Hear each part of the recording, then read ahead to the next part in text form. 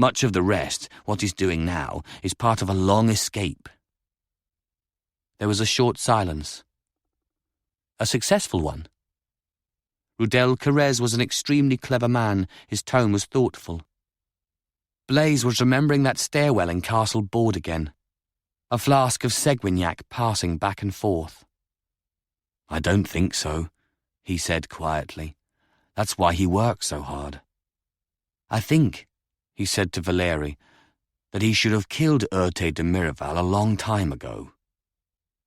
Valérie's face was hidden in the darkness as they rode under a covered archway spanning the street. "So do I," said Bertran's cousin finally. They came out into blue moonlight again, slanting down past the steep roofs of houses. "But we aren't poets, are we? And there was a child." An old, tired anger was in his voice, embers raked over but not dead. "This," said Rudel, "is going to have to be explained to me." "Later," said Blaise, "too tangled for tonight." They rode on. Some of the streets by the market were lit, but there were no great crowds.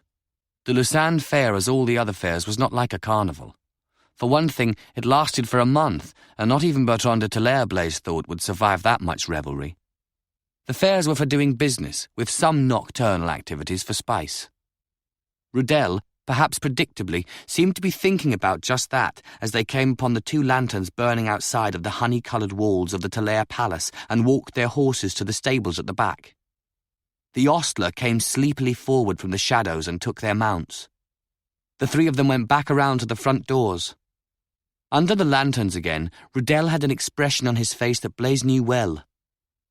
"There is an amusing tavern, I know," he said, "just beyond the Portetson quarter of the market. Are we really going to put the night to bed, or is there some life left in us? I would enjoy buying a drink for the pretender to the crown of Gorhaut." Valérie looked around quickly, but Rudel's voice had been carefully low and the square before the house was empty. Even so, Blaise felt his pulse jump at the mention of what he'd said tonight. It had certainly had results. "It seems we do have some things to talk about after all," Daufridi of Valença had said, looking with hard appraisal at Blaise, and then had listened intently, heavy brows drawn together, as Bertran de Talair outlined a number of propositions, some of them startling, one, at least, quite terrifying. In the street outside the house, Valérie was shaking his head. "I am an old man tonight. Too many twists in the road for my poor head. I want a pillow more than I can say. You 2 go on. Be young a little longer yet." Blaise was torn, in fact, between equally strong desires, one for the quiet of his room and another for some adequate external response to the excitement within himself. In the past, when Rudel had suggested a night abroad, he had seldom demurred. In those first months in Goatsland and then Portetza, after he'd left Gorhaut the first time, the thought came suddenly, new-minted to him. He himself seemed to have been performing his own driven search for an avenue of escape. It seemed, after all, that the winding route through so many taverns and towns, all the tournaments and courts and castles, the night and morning roads, dawn mist above battlefields and a murder in Faena had brought him back on this cool autumn evening in Arbonne to Gorhaut, to the country that was his home, and to the Treaty of Ierson Bridge, which he had twice sworn, the second time on his mother's blood on a night of a storm at Garsonque, that he would never accept. Oaths by younger sons, even those of the most powerful families, rarely meant a great deal in the world. It seemed tonight as if his own vow might just possibly be different. Either that, or the paths of folly were even wider and smoother and more welcoming than they were said to be, and he was squarely set upon one of them now. He was not going to fall asleep, he realized. Valérie, with a crooked smile at the 2 of them, walked up to the palace door and knocked softly. The viewing grill slid back, and then the door was opened by the Coran on watch. "Good night," Bertran's cousin called over his shoulder. "Try to be quiet when you do come back. I promise you I'll be sleeping." Blaise watched him go in, then turned to Rudel. By the lamplight he saw his friend's head tilted to one side, eyebrows arched expectantly in that expression he well remembered. Valérie had said earlier that the young Bertran had been much like this. It wasn't hard to see the similarity. "Lead on," he said.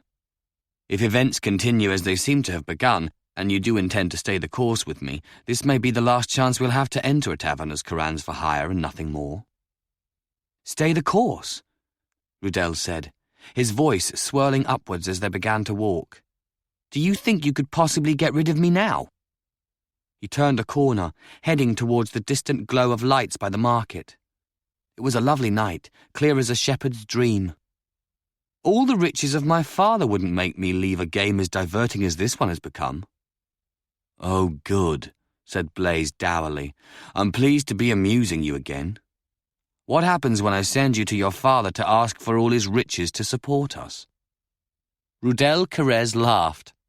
He was still laughing when 6 men ran out from the alley and blocked their path before and behind, bows levelled at the 2 of them. It was quiet in the dark street then, with the only lights a long way ahead or behind. Blaise, looking at the deadly purposeful shapes in front of them, had a brief image of Bertran somewhere in the city with Sorosina de Borde, then another of Valeri, slowly climbing the winding stairs in the Talair city palace, heading peacefully to his rest.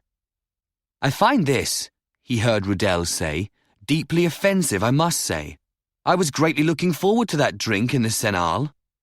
"You do know," he said, raising his voice for the benefit of the silent men surrounding them, "that I am the son of Vitaly Carrez, and you are certainly dead men, dead in the most unpleasant fashion if you molest us further." One thing about Rudel, Blaise thought, using the time his friend was buying them to scan the shadowy street and alleys for possibilities of escape, he was never shy about invoking his father's name. Came with a good relationship, perhaps. Blaise would prefer to die before calling upon Galbert de Garçonc's even more prominent name as a means of succor. A preference that might well be about to find its own grim realization. These weren't outlaws or renegades. With a sinking feeling, Blaise thought he recognized one of the bowmen. They wore no identifiable livery, naturally, but he was almost certain he'd seen the nearest man before, last summer in Tavernel, standing with Urte de Miraval in the entrance to the Lien Seine on Midsummer Eve. "I think I know them," he murmured to Rudel. "I'm afraid this is bad." "I didn't think it was particularly good," Rudel replied tartly. "You cut left, I go right." They had swords, useless against archers. Blaise could think of no better plan. The streets were empty here. They were a long way from the market. They would have to hope uncertain light might make the bowmen miss. "I'm sorry," he said. "You were better off being angry with me."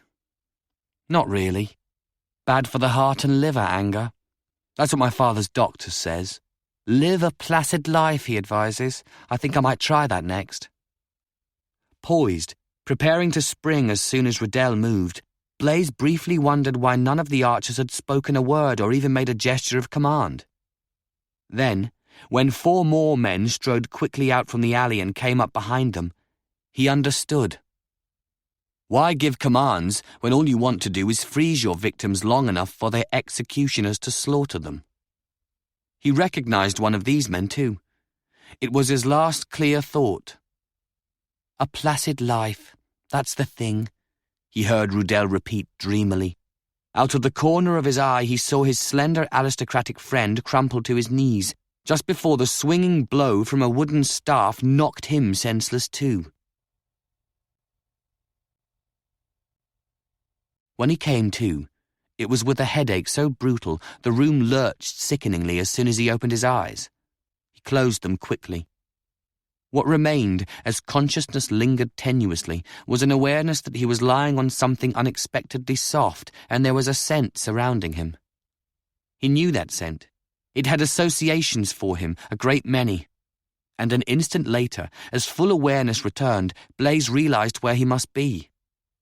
His eyes snapped open with the shock, and he twisted his head around to see.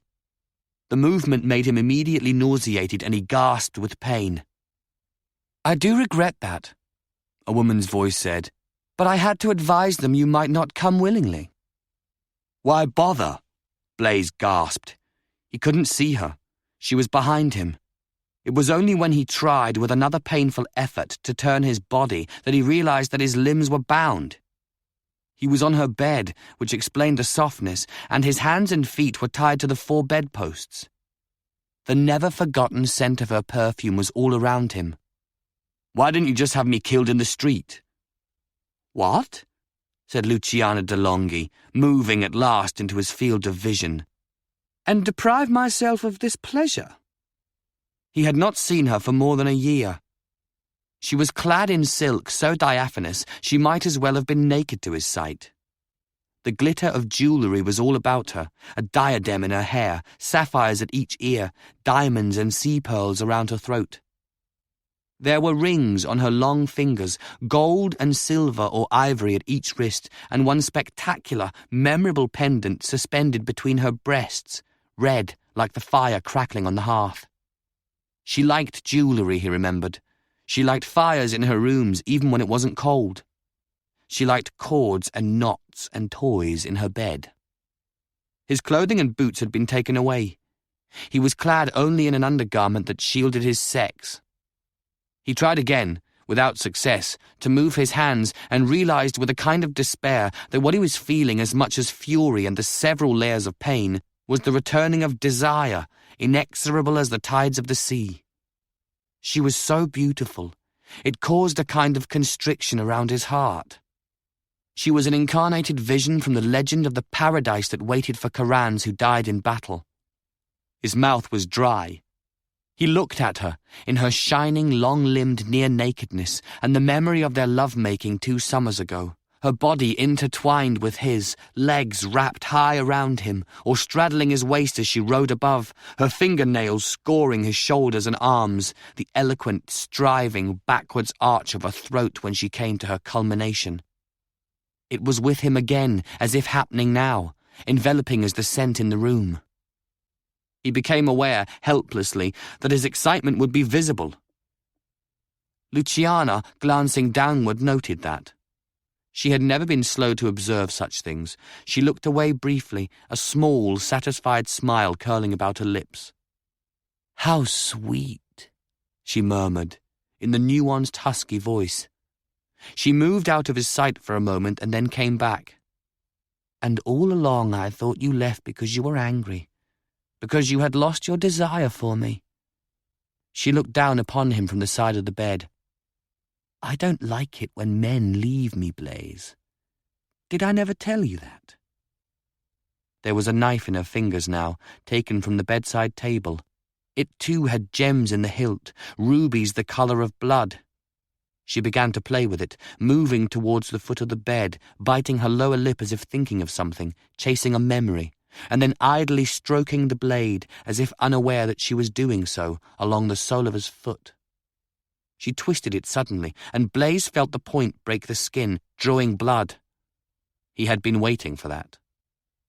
"I left because you wanted me to, Luciana. Do not pretend anything else." It was difficult to be coherent amid both the aftermath of the blow and the increasingly intense reality of desire. Her scent was all around him, pushing clear thought even further away. She continued to move about the bed, the curves and planes of her body lit by the fire's glow. He said, "Had you wanted to hold me, you know you could have done so. I would not have been able to refuse even after Engaro." "Ah," she said, stopping now to look directly at him. Her skin was pale, flawless. It was still a shock sometimes to realize how young she was. "But you would have wanted to refuse, wouldn't you, my dear? You would have stayed only against your better judgment, tangled in my dark toils. Is that not how it would have been, Blaise?" He swallowed with difficulty. She was her father's daughter, the subtlest woman he had ever known. She was also dancing the knife upwards now, along the inside of his thigh. "I need a drink, Luciana," he said. "I know what you need. Answer my question." Blaise turned his head away, and then back, to look her full in the eyes. "As it happens, you are wrong. I was even more innocent than you knew. Rudel tried to warn me. I didn't want to listen. I thought, if you can believe it, that you were only the way you were because your father had forced you to be his tool, an instrument of policy. I thought you could still love truly if you made a free choice, and I thought you might actually give that love to me." He felt the bitterness beginning to come back, step by step, mingled as ever with desire. I was even more a fool than I might have appeared. It occurred to him, incongruously, even as he was speaking, that Ariane de Kerinzu had said something very like this to him in a different bed in summer, about choices and the paths of love. It also occurred to him belatedly that there was something more than a little absurd about this exchange. He had been brought here to die. He wondered where her husband was. Borsia d'Andoria was probably waiting for her outside the city walls. It had been the Corannos of Miraval who had brought him here, though. A strange union this one had turned out to be. When one's enemies take counsel together, the proverb ran in Gorhaut, one wants the wings of a bird to fly or the strength of lions to fight. He had neither at the moment. He was bound and helpless, head ringing like a temple bell on Luciana's bed. "Do what you want," he said tiredly as she remained motionless, saying nothing. Her dark eyes, shadings carefully applied above and below, were wide but unreadable. The pupils were larger than they should have been. She had taken her drugs, he realized. They heightened her pleasures. He wondered if she used them all the time now. He wondered how any mortal woman could possibly be so beautiful. He tried once more to swallow. "I would have thought the honor of your family, if nothing else, would preclude torturing a man who never did or meant you harm." I sound like a lawyer making a plea, he thought sourly. "If you must kill me, for your own reasons or your husband's, then have done with it, Luciana." He closed his eyes again. "You really aren't in a position to make requests, are you, Blaise?" Her tone had sharpened. "Or to comment unpleasantly on either my father's or my husband's courses of action." He felt the knife point in his thigh. He refused to react. He kept his eyes closed. It seemed to be his only option of denial. That and silence. Once, in Mignano, she had known he was displeased about something she had said at a banquet. Her woman had come to lead him to her chambers much later than usual that night. When they arrived, he had seen why. There had been easily 100 candles of different shapes and sizes burning around the bed where Luciana had lain, naked in the flicker and dance of all that light, like an offering in some temple of dead and forgotten gods. She had been bound, wrist and ankle as he was now. She had waited for the woman to leave that night and had said, "You are unhappy. You have no cause to be. Do with me as you will." It had not been, he remembered noting even at the time, an apology. She was not a woman who apologized. Her body had glistened and shimmered with oil as she twisted slowly to left and right in the blaze of the candles, not smiling, her eyes enormous. Blaise had stood above the bed, looking down upon her for a long time. Slowly, he had removed his own clothing as she lay bound beneath him in a dazzle of light, watching. And then he had untied all the knots that bound her before lowering himself to the bed. Luciana had laughed, he remembered. He had thought then it might be from a certain kind of relief. Now, living the moment again, he heard that laughter differently, as genuine amusement at his innocence. A war-trained Gorhaut Coran and decadent Portezza, coupling with the least innocent woman in the world. Young as she was, Luciana seemed never to have been young. The bitterness was in him again. There might always be that bitterness. Bertran de Talair, he thought suddenly, had never managed to move past what had happened to him in love when he was young. She was silent still. Blaise kept his head averted, his eyes closed. He felt the knife blade withdraw and a moment later heard Luciana say, "I thought back then. I remember thinking towards the end of that summer, before Engara was killed, that I had met you too late." An odd note in her voice. But that was not what finally caused Blaise to open his eyes. He had heard another sound from the far end of the room and felt the faintest thread of a draught across his skin. When he looked up, Luciana was turned away from him towards the door, and following her glance, Blaise saw Cusman of Arimonde standing there, white teeth bared in a luxurious smile, a blade in his hand, long as a small sword. Luciana glanced over and down at Blaise for an instant, her eyes wide and black with the drug. Then she turned her back on him entirely and moved towards the fire, leaving only empty space between Blaise and the Aramondan who had come to end his life. It had indeed been Corannos of Miraval who had brought him here. The last piece of the puzzle fell into place. "Staked out like a horse thief," said Kuzman with relish. "Were this Aramonda, I would have him in the desert beside a hive of blood ants, and I would pour honey myself over his private parts and eyes and leave him there." Luciana said nothing. She was gazing into the depths of the fire. "How fortunate for me that this is not Aramonda," said Blaise stonily. He was not going to give this man any more satisfaction than the fact of his death would offer. "Land of cowards and incestuous catamites." The Aramondan's smile never altered. "You are foolish," he said. "You should not be goading me, not with your sex easy to my blade. Your life ends here. My brother's ghost is hungry for your shade in the afterworld, and it is in my hands whether your passage to the god is easy or very hard." "No, it isn't," said Luciana quietly, her back to both of them. "Do what you came to do, but quickly." "What I came to do? I came for an execution," said the Aramondan, the smile deepening. "And perhaps for some pleasure upon his body when he is dead." "You presume too greatly," said Luciana, still not turning from the fire. Her voice was toneless, very low. The Aramondan laughed and moved towards the bed. "A severe penalty, it does seem," said Blaise to Luciana, dragging his eyes away from the man with the blade towards the woman who had taught him all he knew about certain dimensions of joy and pain. "For having met you too late. I do hope this pleases your new husband and perhaps even the next one." She made a small sound. He thought it might be a kind of laugh.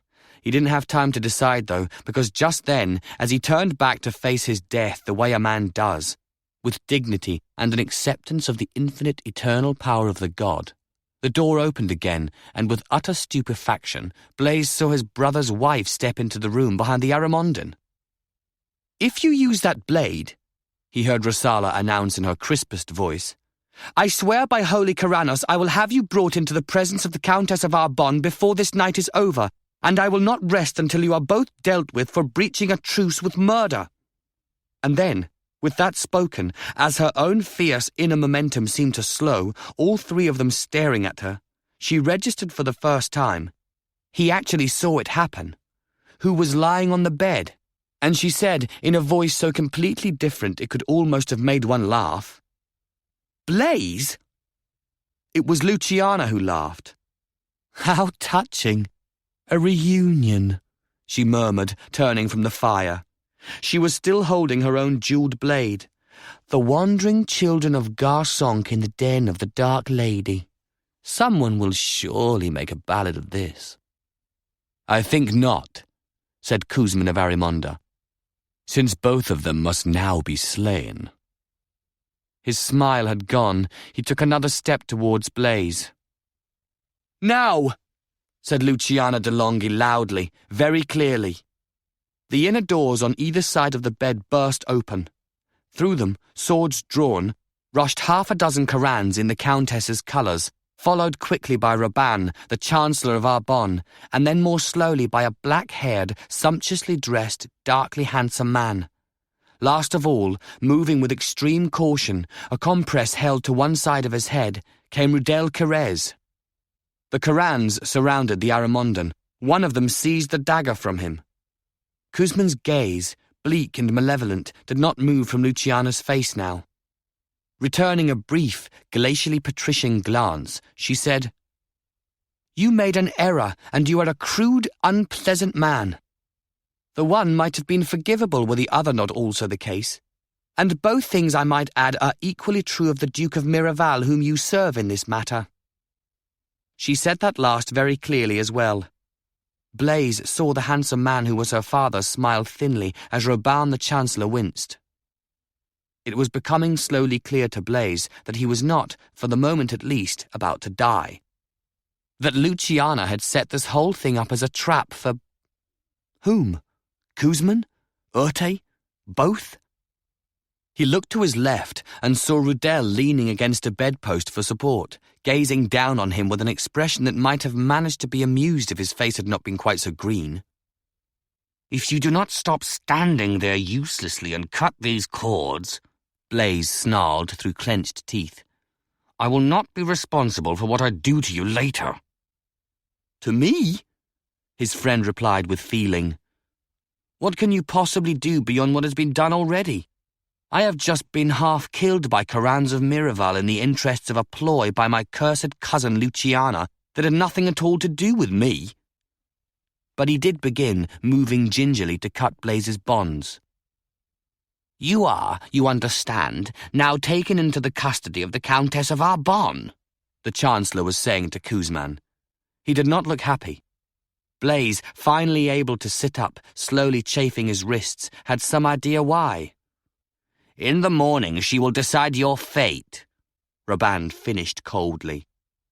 The Aramondan was a brave man. "My fate alone," he said. "You see how the woman had the northerner trussed up for me like a hog for slaughter. You know her husband tried to kill him on the road. Will you let her play this double game and laugh at all of us?"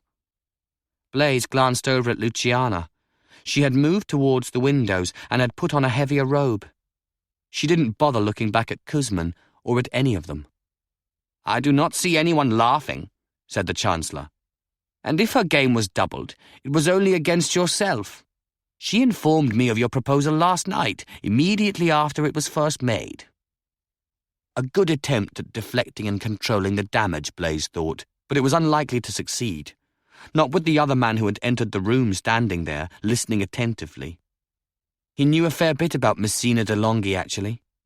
He had lived in his palaces 2 summers ago, sleeping with his daughter.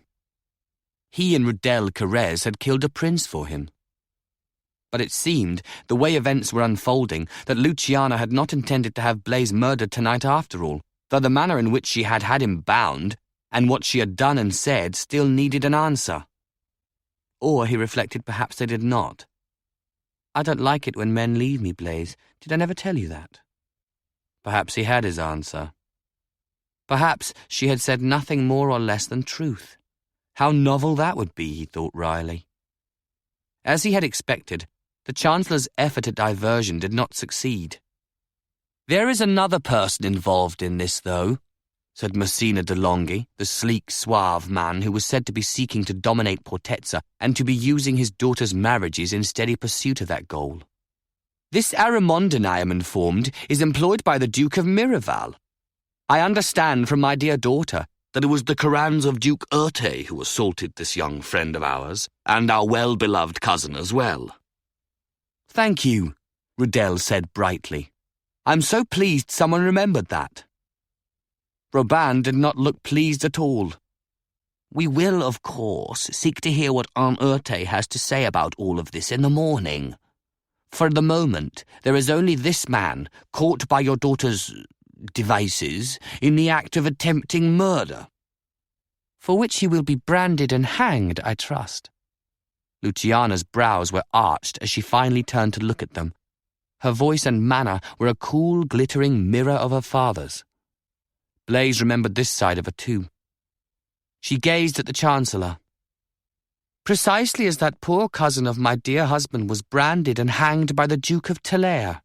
Precisely in the same way, I dare suggest. Or indeed we will have sad cause to question the impartiality of the Countess of Arbonne in her justice towards strangers and towards those who serve her own high lords."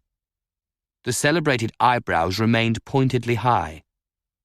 "And," Messina de Longhi now added, in a tone more of sorrow than reproach, "there must indeed be the morning's determination of Duke Urte's own responsibility for this most flagrant breach of the truce of the fair. A lamentable duty for the Countess, I am sure, but if Portezza noblemen are to be executed like common thieves, she surely cannot turn a blind eye to the transgressions of her own people, however lofty their rank."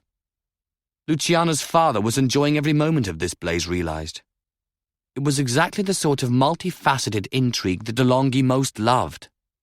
Messina would have little or nothing actually vested in Urte's downfall, or the Countess's embarrassment, but would take pleasure and, Blaise had no doubt, in the end find some gain in being the figure at the heart of both eventualities. If Arbonne had hoped to keep her internal feuds close to her breast, that hope was almost certainly ended now. Blaise wondered cynically if Messina de Longuey would be writing to Galbert de Garsonque soon in Gorhaut, or sending his factor in Courtil on an informal visit to King Ademar's court to suggest some quiet transaction by way of compensation to the de Longuey for the discomfiture of Arbonne. Rudel, proving belatedly useful, if not efficiently so, had finally finished with Blaise's ankle bonds. He'd also found, discarded in a corner of the room, the removed clothing and boots. Moving as well as his pounding head would allow, Blaise dressed himself. He saw that Rosala had taken a seat on a low bench by the door, sitting alone at some distance from everyone else. She was watching his every movement, though, with a curiously strained expression. It occurred to him, with something of a jolt, that he had been unclothed the last time they'd seen each other. So, for that matter, had she. The door to the room was still open beside her. Through it now, arresting that particular line of thought, came Luciana's servant. Blaise remembered Imera well. Her knowing features had accompanied him on a great many silent night walks through one palace or another to her mistress's rooms. Imera stopped in the doorway, took in the scene and allowed herself the briefest smile imaginable as she observed the Aramondan ringed with swords. It seemed to Blaise, looking at her, as if he were actually being made to journey backwards through the course of this night, first in that inn outside the walls with Rudel and King Dofridi, now here in Luciana's room, through the layers of his own past. All that was needed now— "The Countess of Arbonne has come," said Imera. Of course, thought Blaise, tenderly probing the blood-encrusted lump on the back of his skull, preparing to kneel. He was not really surprised. He was even beginning to find the oddest element of humour in all of this. The small, elegant figure of Signe de Barbentane came briskly into the room, dressed in pale blue trimmed with pearls. She was followed, and this was a shock, by the bulky, grim-faced figure of Duke Urte de Miraval. "My lady!" exclaimed Raban, as they all sank down and then rose from their obeisances. "I thought you to be asleep. I did not want to—" "Asleep," said the Countess of Arbonne. "With such beautiful music below and treachery above stairs in our palace? I have only the Duke of Miraval to thank for bringing me here in time to deal with this. You and I, Raban, will have to have a talk in the morning." "But, Countess," began the Chancellor, a little too earnestly, "it is the Duke of Miraval himself who was informed by an Aramondan in his employ of a plot by the wife of the band Borsiard d'Andoria, a second attempt against the life of our dear friend from Gorhaut." Signe's voice and manner were chillingly austere. "Kuzman, I'm sorry to say, has his own grievance against the Northerner," Urte added smoothly.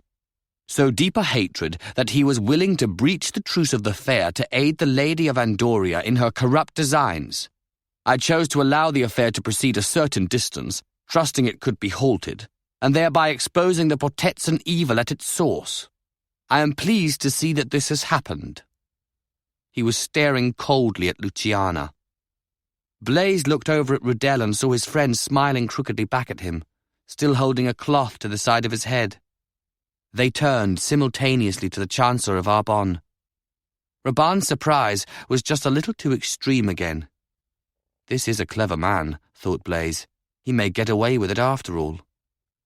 Messina de Longuey, he noted, had paled a little beneath the dark tan, but he too was smiling slightly, showing a master's appreciation for the neatness of what was happening.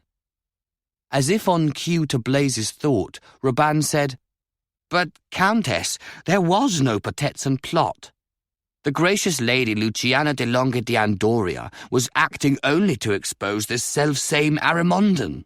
She personally informed me of his designs last night.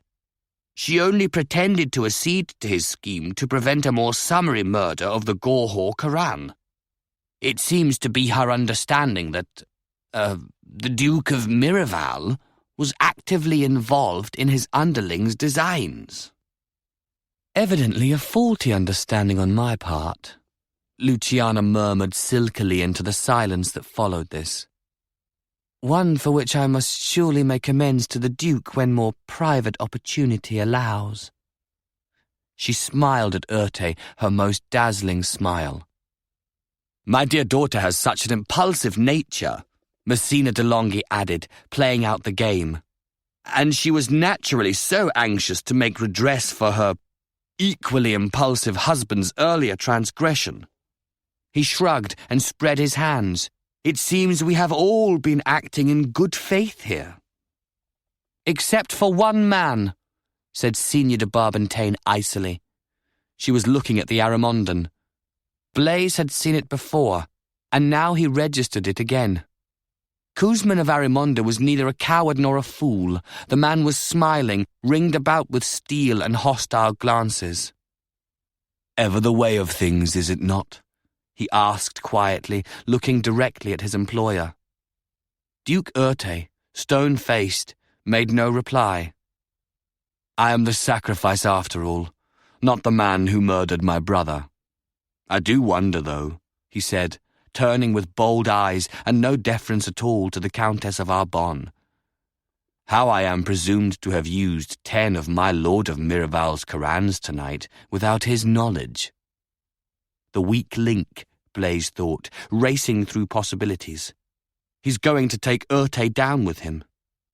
But he'd underestimated the Arbonnese again.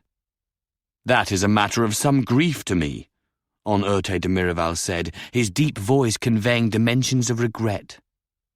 "I chose to test the loyalty and prudence of my Corans, electing not to caution them about Koosman's designs or undermine his plot. I am sorry to say that 10 of them did indeed succumb to his undeniable persuasiveness. They have their own hatred of this Gorhautian Coran, arising from the deaths of 5 of their fellows half a year ago in a most unfortunate incident. They agreed to assist in this terrible deed." "Then these men too must surely be punished," said Messina de Longhi to the Countess, shaking his head at this latest revelation of the world's depredations, the evils that seem to flourish so brazenly in the midst of good and honest men. Koosman of Arimonde was still smiling, Blaise saw, a terrible expression now of complete understanding. "They have been punished," said Urte briefly. "They are dead." And so the Chancellor had indeed won after all, Blaise realized. Given that his sole purpose here would have been to control the reverberations of this, to keep the Countess from having to deal with the bitter feud between Miraval and Talair at this most sensitive juncture in Arbonne's affairs. He had almost certainly managed to do so. He turned to Rudel again and saw wry admiration in his friend's eyes as he looked towards the unassuming Chancellor of Arbonne. Impulsively, Blaise turned back towards the door, to the bench where Rosala was sitting, and read, without real surprise, an identically cynical understanding in her expression. She had always been that quick. It had been too easy to see her only as a woman at the beginning, the selected wife of his older brother, to fail to realize how clever she really was. But there had been moments, even in the few brief intervals when he had been home, when Blaise had been forced to remind himself whose daughter Rosala was, and to remember that any child of Cadar de Savarique would know more than a thing or two about the world's affairs. Thinking so, he took a few steps towards her. Rosala was the last, in a real sense the largest, mystery of this night. It was with a renewed surprise that he saw Signor de Barbantaine turn as well, to smile at Rosala and then take a seat beside her on the bench. The Countess of Arbonne took his sister-in-law's hands between her own. "You thought you were saving a life, didn't you?" she asked. Her voice was low, but Blaise, moving nearer, was concentrating now on the two of them, and he heard. Behind him the Chancellor was ordering the binding of the Aramondan. "I did think that," he heard Rosala say. "I didn't know who it was." "Which makes it a braver act, my dear. How is Cadar?" Blaise blinked, and suddenly stopped where he was. Rosala said, "Sleeping down the hall with his nurse. She looked up at Blaise as she spoke those words, her clear blue eyes on his from across the room. "Then why don't we leave these untidy affairs and go look in on your baby?" Blaise heard the Countess say. "I would like that," his brother's wife murmured, rising. Blaise realized that his heart was pounding. "You haven't seen him since this morning, have you?" Signé stood up as well, smiling. "But I have been thinking of him all day. Shall we go?" Blaise wasn't quite certain how, but he seemed to have crossed the room towards the two of them. The Countess looked at him, her elegant features composed. He was staring at Rosala, though. He bent carefully and saluted her on both cheeks. "My lady, this is a great surprise," he said awkwardly, feeling himself flush. He had never been easy with her. "Am I understanding correctly? Have you had a child? Have you had a child here?" Her head was high. Her handsome, intelligent features betrayed no distress at all, but up close now he could see masks of weariness and strain. She had burst into this room, even so, at the very real risk of her own life, following a man with a blade to save whoever it might have been who was in danger here. She said gravely, "I am sorry you're discovering it in this fashion. I was told you were here, but there seemed to be no easy way to inform you, given that I have left Garsonk without Renaud's knowledge and am not going back." She paused for a moment to let him begin dealing with that. "I did give birth 2 days ago, by grace of Corannos and Rianne. My son is asleep down the hall. His name is Kadar de Savarique." She stopped a second time. Blaise was feeling as if he had been struck again, a second blow to the head, in the same place the staff had hit before. "You may see him if you like," his sister-in-law concluded. "How sweet this is!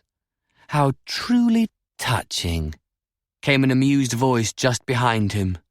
"The lost children of Gorhaut. Surely I was right.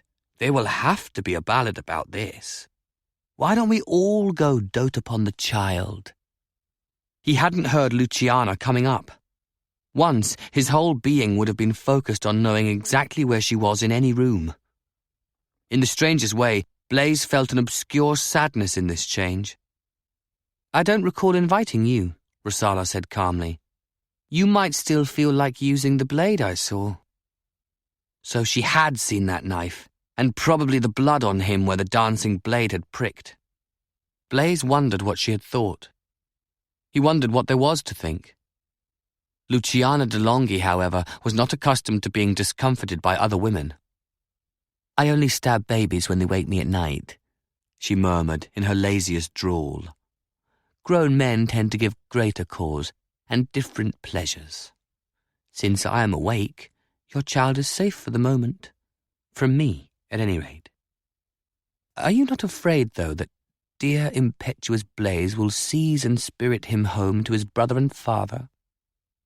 "Not really," said Rosala. She looked at Blaise. "Should I be?" Luciana laughed.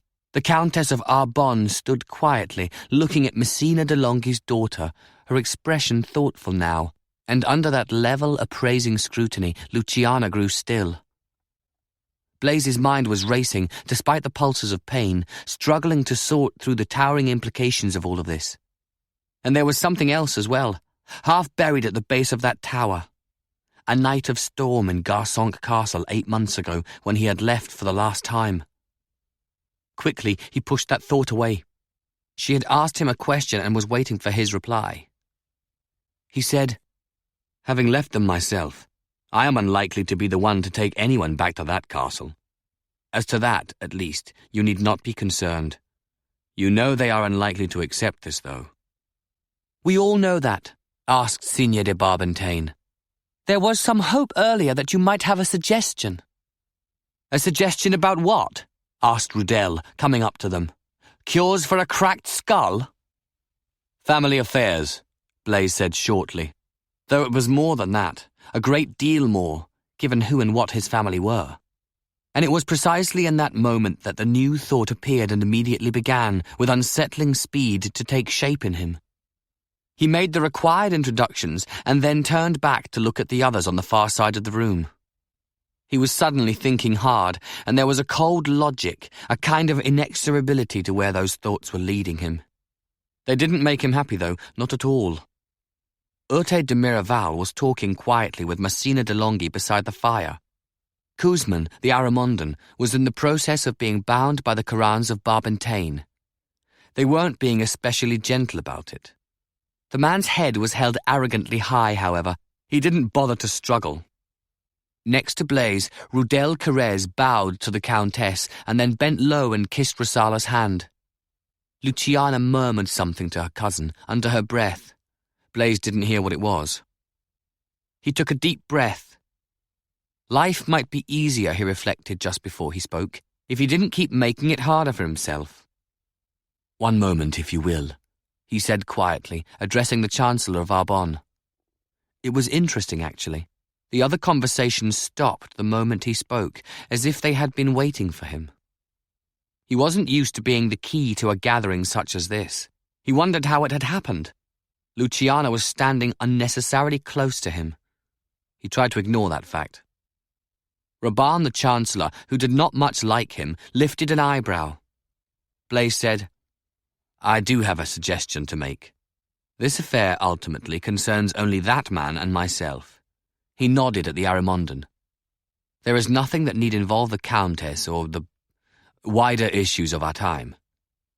I killed his brother when attacked some time ago. He sees that as cause for vengeance.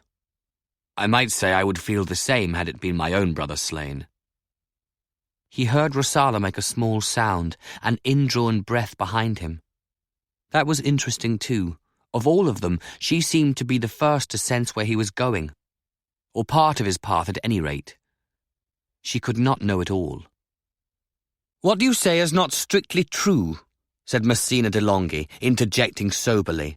"There remains the matter of the violated truce. Whatever might lie between the two of you, which is indeed your own affair, he was bound to hold back until the fair was over."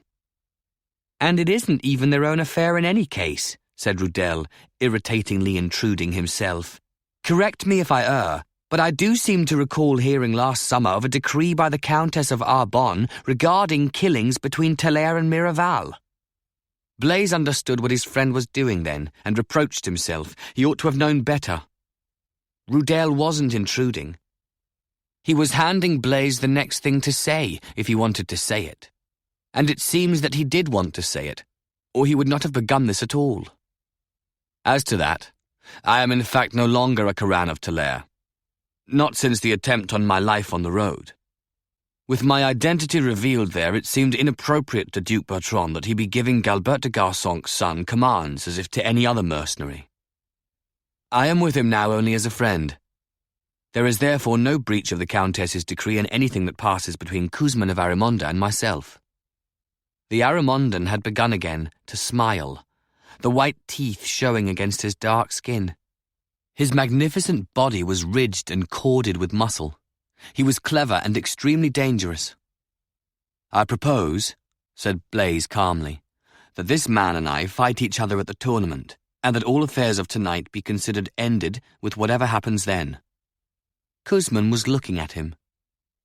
"I might be forced to regard you as a man after all," he said. "To the death?" Blaise shrugged. It had come. Why bother otherwise? Behind him, Rudel Carrez swore violently under his breath, which meant that he had not, after all, seen exactly where this had been going. There was some small pleasure in that. He was rarely so far ahead of Rudel. Behind him, Rosala was silent now. It was the Countess who spoke very softly.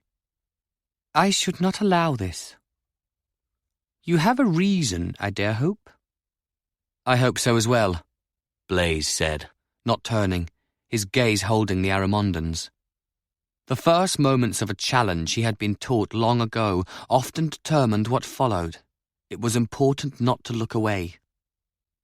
Urte de Miraval smiled broadly. 1,000 in gold on the Aramondan, he said, if anyone chooses to cover. "I will," said Messina de Longhi. "It will add spice to the watching." His daughter laughed. "It appears," said Signor de Barbantaine, "that I am expected to consent to this. I cannot imagine whence that expectation comes. Why should the Aramondan be allowed an even chance at his life?" Blaise turned to the courageous, exquisitely beautiful woman who ruled this country. "There is no reason but my asking it of you," he said gravely. "Arbonne has always been known for the greatness of its rulers and their generosity. There are those in Gorhaut who might prefer to deny that." He paused. Her blue gaze was intently searching his eyes. "I am not one of them, Your Grace. Not any longer." He thought he saw a flickering of understanding and then sorrow chasing it away, but he was certain of neither thing. Impulsively, he knelt before her. He felt her hand upon his head. The slender fingers curled in his hair and then down his cheek and beard. She lifted his chin to look at him. "We are fond of you, Blaise of Gorhaut," she said formally. "We can only hope that this challenge does not bring us a new source of grief. We consent to it because you have asked us to do so." She looked out over Blaise's head. "The Aramondan will remain in custody until this duel occurs, though he is not to be abused in any way. These two men will fight before us until one of them is dead, and this combat will take place on the first morning of the tournament by our decree. We will retire now. These matters are distasteful to us, and there is a child we have not seen all day."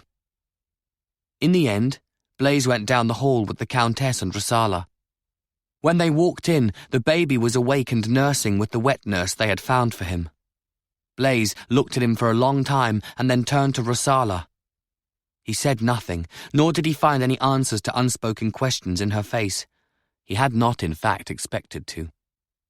On his way back down the corridor alone some time after, he saw Imera waiting for him at a dark place by the stairwell. He had been half expecting this. She gestured with one hand. Looking beyond her, he saw that Luciana's door stood ajar. Torchlight flickered and shifted in the corridor. Once again, desire for her was in Blaise like a wave, like the hard surge of the black starlit sea against a stony shore. And Blaise understood, standing there in the shadows with Luciana's servant, that he was unlikely ever to be wholly free of this. In the next heartbeat, he realized, with a feeling akin to that which sometimes came when the white moon broke free of clouds to shine serenely down upon the earth where men and women lived and died, that he could deal with that desire. He was not a slave to it. He could ride above the wave. He took a slow breath, shook his head gently, and went past Imera down the dark, winding stairs. There were people still awake and lights burning in the great hall of Barbantaine. A lanky, dark-haired man was singing. Blaise paused in the doorway, listening for a moment. The voice was resonant and sad. Quite beautiful, actually. He thought he recognized the man, and one or two of the other musicians. Then he saw a woman he did know for certain. The joggler from Midsummer Eve, Lisseau. Her brown hair looked different tonight. He realized why after a moment. It was bright and clean, not soaked and tangled about her shoulders. Amused at the vivid memory, he waited until her gaze moved away from the singer to scan the room. When she saw him in the doorway, she smiled quickly and lifted a hand. Blaise, after a second, smiled back. He was actually thinking about crossing the room to speak with her, but just then someone was at his elbow. "I thought I'd wait a little while," Rudel said. "I wasn't entirely certain if you would be coming down before morning." Blaise looked over at his friend. "Neither was I," he said quietly. "Until just now. I feel free of something, actually." Rudel's expression was sober. "Free to die?" "We are always free for that. It is the god's gift and his burden." "Don't be so pious. Not all of us are fool enough to invite it, Blaise." Blaise smiled. "Is this Rudel Carrez I'm hearing? The most reckless mercenary of us all? If it will make you feel happier, I will let you tell me on the way home all the reasons why I am a fool." "It will make me feel a great deal happier," Rudel said, and proceeded to take up the invitation in meticulous lucid detail all the way back from the castle to Bertran de Talair's palace in Lausanne. Blaise listened, for the most part. But as they neared Bertran's house again, his mind wandered away, touching and withdrawing, and then reaching hesitantly back to touch again the last, most difficult thing of a difficult night. He had never seen a newborn babe before. The child had a surprisingly full head of reddish hair and the garçonque nose already indisputably. He looked like Reynald. He also looked like Blaise. Rosala, holding him when he had finished nursing with the woman, before he was swaddled again, had revealed nothing at all in words or with her eyes. Nothing, that is, save love, as Blaise watched her watch her son sleep in her arms. They would be coming for him, of course. There was no question at all but that his grandfather and the King of Gorhaut would be coming after that child. Rosala had told Blaise tersely about her last encounter with Galbert. He wondered if his father had provoked that clash deliberately. It wasn't a thought he could share with her. "You haven't even uttered a word in your own defence," Rudel complained sharply as they came up for the second time in a long night to stand beneath the lights burning outside Bertran's palace. "I have none to offer. Every word you speak is true." "Well then?" Blaise was silent for a moment. "Tell me, why did you spend so much of the assassination money on a jewel for Luciana?" Rudel grew still. It was quiet on the cobblestone street, with the stars shining far above. "How do you know that? Did she tell you I—" "No, she would never do that. Rudel, I recognized it. You pointed out that red gem to me once, at that jeweller's in Orleansburg. It wasn't a difficult connection to make. Take my meaning, though, Rudel. We are all foolish in our different ways." It was quite dark where they stood, even with the 2 torches behind them. The sky was clear and a breeze was blowing. Both moons were down. "I love her," his friend said finally. "I have no business calling any other man, living or dead, a fool." Blaise honestly hadn't known, not until he had seen that memorable crimson gem blazing between Luciana's breasts tonight. There was a sadness in him, shaped of many things. He smiled, though, and touched his friend on the arm. "You mentioned an amusing tavern quite some time ago. We appeared to have been interrupted. If you are willing, I wouldn't mind trying again." He waited and saw Rudel slowly return his smile.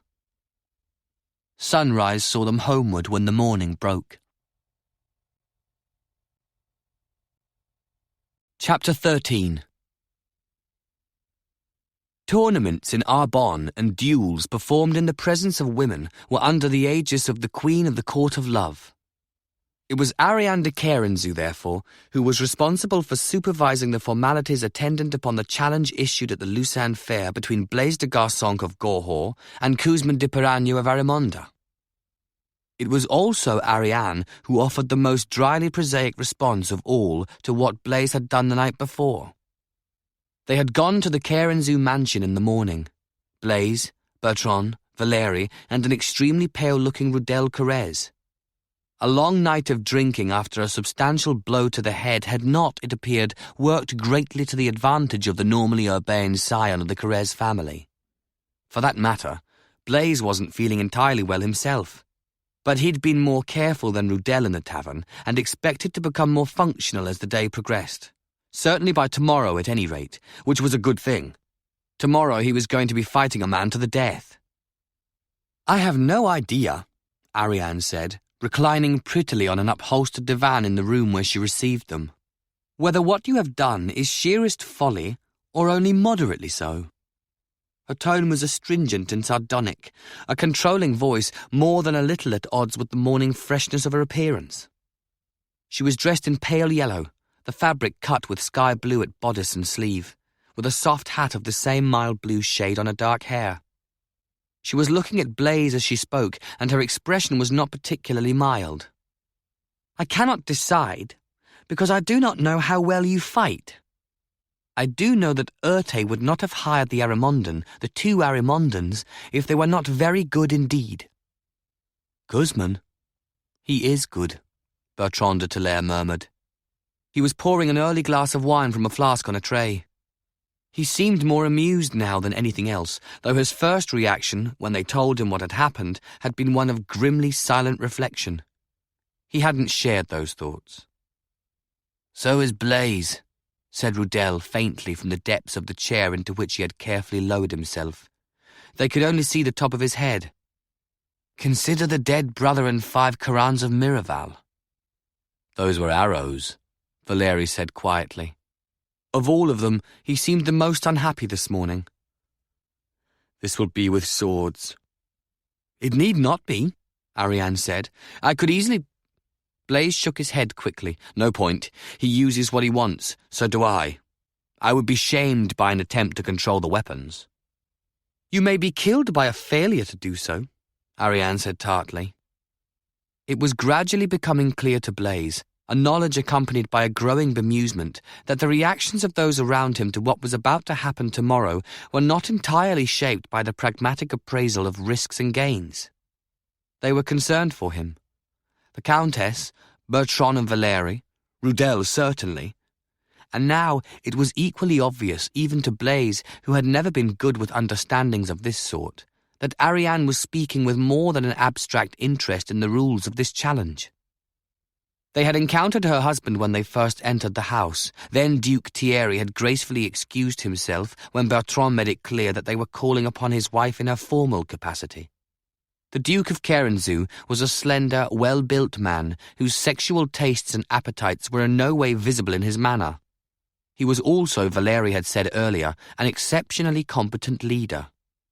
His wife, Blaise was thinking, was even more than that. He felt oddly unsettled now, meeting her lucid gaze, remembering with unexpected clarity on this bright autumn morning the summer night they had spent together, her words and manner as much as the act of love. It came to him that if they had been alone, she might have been saying different things just now. For that matter, he might have been doing the same. This was a woman he trusted, Blaise suddenly realized, and he felt a momentary surprise. They had told her about the meeting with King Daufridi. Bertran had discussed it with the Countess and Robin as well. He had been in the palace early, before they came here this morning. Events were beginning to move with speed. With Rosada de Garçonque and a male child in Barbentane, it was clear, it had to be clear to everyone, Blaise thought, that any number of dangerous things were likely to happen quickly. His head ached dully.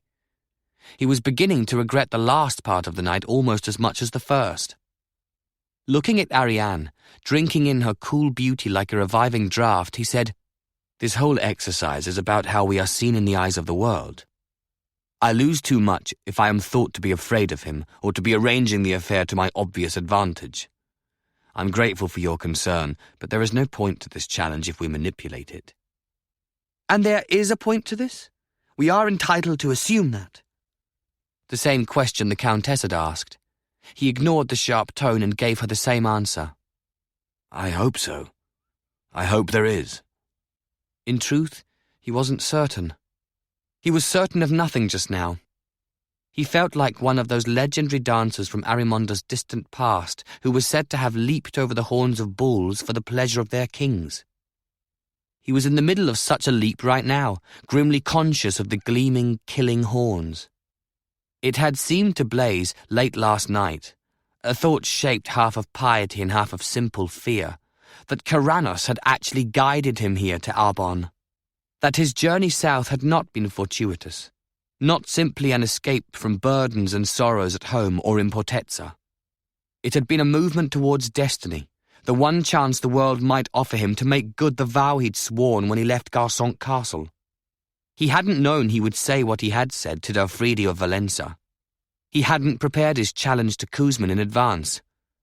He was a dancer with the bulls, moving with their movements, in flight now over the horns of his fate. Drawing a breath to gather and hold his thoughts, he told Ariane then how he wanted certain things to be done on the morrow. Her features grew still and focused as she listened. Bertran came closer, resting a hand on the back of her divan. He added a suggestion when Blaise was done. Valeri said nothing at all. He looked grimly unhappy. Blaise couldn't tell how Rudel looked. His friend was still slumped in his deep chair, only the fair tousled hair visible from behind. He thought Rudel might even have fallen asleep, but discovered, when he was finished, that this was not so. "My father was right," said the heir to the Carrez fortune in a musing tone. "I will very probably go forth to repent this allegiance of mine more than all the other errors of my life. I ought surely to have known better than to leave the banking business and take up with mad men from Gorhaut." There were a number of replies that could be made to that, from the cutting to the witty to the soberly judicious. No one said anything, though. "He will want to cut downwards on the angle and then back across low for your knees," Valeri said. Rudel was tightening the drawstrings on the leather armor to be worn by the two men fighting. "I know," said Blaise. "It's the usual attack with a curved sword." He wasn't really concentrating, though, either on the words of advice or the increasing level of sound he could hear from the pavilions. When he and Kuzman were ready to emerge from their tents, the sounds would rise to a crescendo and then fall for the ceremony of introduction before beginning again on a different note when the killing began. It was the same all over the world. Blaise had seen a number of challenges to the death. He had fought in a foolish one years before when a Valencian Coran had insulted the king of Gorhaut in the presence of one of that king's youngest Corans. Blaise had been lucky to survive, and he knew it. The Valencian had taken his youthful opponent too casually and paid the price. Blaise had worn the dead man's armor for years. "He'll have a knife in his belt and one behind his left calf," Rudel murmured, "and he won't hesitate to throw.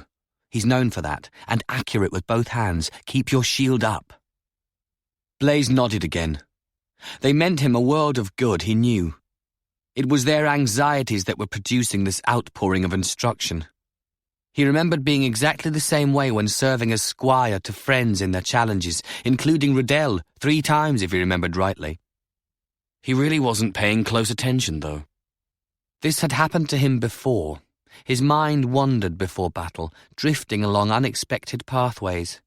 It kept him calm until the moment the fighting began, when the sensation was akin to a muffling curtain pulled swiftly aside, and Blaise would feel all his senses converge like arrows upon the battleground. Just now he was remembering Rudel's last comment in Ariane's chambers that morning. He thought about Vitaly Carrez, who wanted his much-loved son to be a banker, not a Coran, and then about his relationship with his own father. He wasn't sure why his thoughts were turning that way. Perhaps, as he grew older, saw more of the world and its interactions, he was coming to understand the degree to which the Garçonque men had poisoned each other. He suddenly wondered, for the first time, how Renaud would be feeling about Rosala's flight. He realized that he had no idea, absolutely none. He didn't know his brother very well. Valeri tapped him briskly on the shoulder, and Blaise obediently sat down on the stool and straightened his legs in front of him. His friends knelt and began lacing and tying the supple portettes and leather about his thighs and calves. Through a gap in the tent flap behind their bent heads, Blaise could glimpse the dazzling colours of the pavilions in the morning sunlight, and the green grass where he would be fighting soon. They hadn't raised the banner above his tent yet, following his instructions of yesterday. For most of the people in the pavilions, or in the commoners' standing ground on the other side, he was simply a Gorhautian Coran enmeshed in some quarrel with an Arimondan. A quarrel that was about to offer them the most exciting entertainment there was. A handful of people knew more, and there would be rumours, of course. There were usually rumours at a time like this. He felt very calm. He was always calm before fighting now, though it hadn't been that way in the beginning, years ago. He had prayed last night, kneeling on the cold stone floor in the surprisingly handsome chapel of Corannos in Lausanne. He had not asked for victory, a Coran never did. Before the 2 tall candles above the frieze, he had offered the ancient prayers for sunrise and sunset and for the strength of the god's life-giving golden light. The frieze itself had been masterfully done, a rendering of Corannos bestowing fire upon the first men, that the nights might hold less terror than before. Perhaps he shouldn't have been so surprised by the serene grace of the gods' houses here. They worshipped Corannos in Arbonne. He had always known that. There were Corans here, after all, with the same rituals of initiation and invocation that he had passed through in Gorhaut, the same ones used in all 6 countries. It had been difficult, though, when he first arrived, in those early days at Castle Borde in the Highlands, to overcome a lifetime of prejudice and vicious innuendo, much of it coming, of course, from his father. It was odd how often he was thinking about his father of late. Or perhaps not so odd after all, given what he was about to do. They said the mind reached backwards when one's life was in extreme peril. Galbert de Garsonc had stipulated that his younger son follow him into the clergy of Corannos. It was not a matter for discussion. What the High Elder wanted, he was accustomed to receive. Blaise's repeated flights as a boy from the chapel school near Courtille, his silent endurance of the whippings he was given, both at home by Galbert's heavy hand and again when he returned to the elders, and then his obdurate, absolute refusal to speak the vows of consecration when he turned 16, had represented a colossal thwarting of the High Elder's carefully laid plans. They had tried to starve him into submitting to the vows, on his father's orders. Blaise had never forgotten those weeks. He woke sometimes in the night remembering them. Even today, pangs of hunger made him panic irrationally, and he could not lash a man. Would your mother have made a difference? Signé de Barbentane had asked the first night he met her. He didn't know. He would never know. No man, with only the one life to live, could answer such a question. He remembered learning when still a small boy not to cry because there was no one in the world who would come with comfort if he did. The brethren in the chapel school were terrified of his father. None dared offer succor to the unworthy, ingrate son. Not ever. Once, in Garsonc, Renaud had slipped into Blaise's room at night with a salve for his brother's lacerated back. In the morning, when Galbert saw the healing ointment, he had whipped Renaud and then Blaise a second time. Renaud never tried to intervene in his punishments after that. Blaise could have stopped running away. He could have taken the vows they demanded of him. Neither possibility ever occurred to him, not even as options to be considered. When it became clear that Blaise would die of starvation before he broke in this, Galbert calmly proposed to have him publicly executed for his disobedience. It was King Duergar himself, becoming aware of this savage family drama playing itself out, who had forbidden that execution, who had insisted on food and drink being brought for the starving boy, and it was Duergar who accepted the sworn fealty of a gaunt, silent, hollow-eyed 16-year-old 1 month later and named him a Coran of Gorhaut. Duke Heribert de Garsonc, doughty and hoar, had died childless when his 2 nephews were 21 and 19. His stern mastery in war allowing him to outface lifelong rumours about his lack of heirs. Renaud inherited. He withdrew, of necessity, from his position as king's champion and became Duke of Garsonc instead, lord of the richest, most powerful estates in Gorhaut. Blaise should by then have been, by his father's careful designs, firmly placed in the hierarchy of the gods' brotherhood, ready for a smooth ascent all the way to the ultimate station Galbert held as High Elder of Corannos, with kings and princesses subject to his fiat. The Garsonc family should have been poised for generations of power in Gorhaut, the country held as if between the paws of the rampant bear that was on the escutcheon, whomever might nominally have been sitting on the throne. Renaud would have sons to succeed him at Garsonc and to follow Blaise into the clergy. There would be daughters to bind other families with the hoops of marriage vows, and eventually, perhaps not so far in the future, there might be even more than all of this. There might be the throne itself. A Garsonc ruling in Courtille and the borders of Gorhaut itself stretching all the time, though first of all things, of course, reaching across the mountain passes to the south, to Arbonne, where they were godless and heretical, ruled by women and womanish men steeped in their blood-soaked rites. Blaise had known almost all of this from very early in his life. He had been the one Galbert talked to when the boys were young. There had been a brief time when he hadn't understood why that was so, and then a longer period when he'd felt sorry for Renaud. It had all been long ago. "Boots," said Rudel. Blaise lifted first his left leg and then his right. "All right," said Valéry. Blaise stood up, and Rudel reached around his waist and buckled on the long Auliensburg-forged sword in its plain soldier's scabbard. From the table he hefted the light helmet. Blaise took it from him and set it on his head. Valeri was waiting with the round, unornamented shield. Blaise took that too. "Where do you want your knives?" Valeri asked. "One for the belt.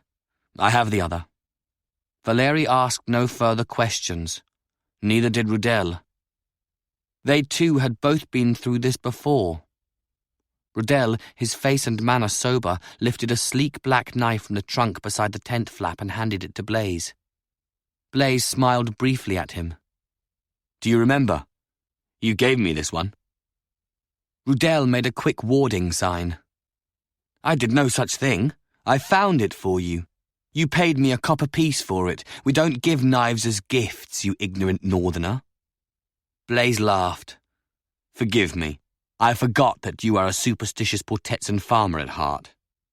However did you get permission to leave your hoe in the vineyards to travel among men of rank?" A frivolous jibe, not worthy of a response and receiving none, for the trumpets sounded then. Valeri and Rudel moved to stand on either side of the tent flaps. The tradition was for the squires to say nothing at this time. Farewells of any sort were thought to be invitations to fate. Blaise knew this. He looked at each of them and smiled. He was still calm, but there was a slight telltale acceleration to his pulse beat now, as silence settled like a bird to a branch outside.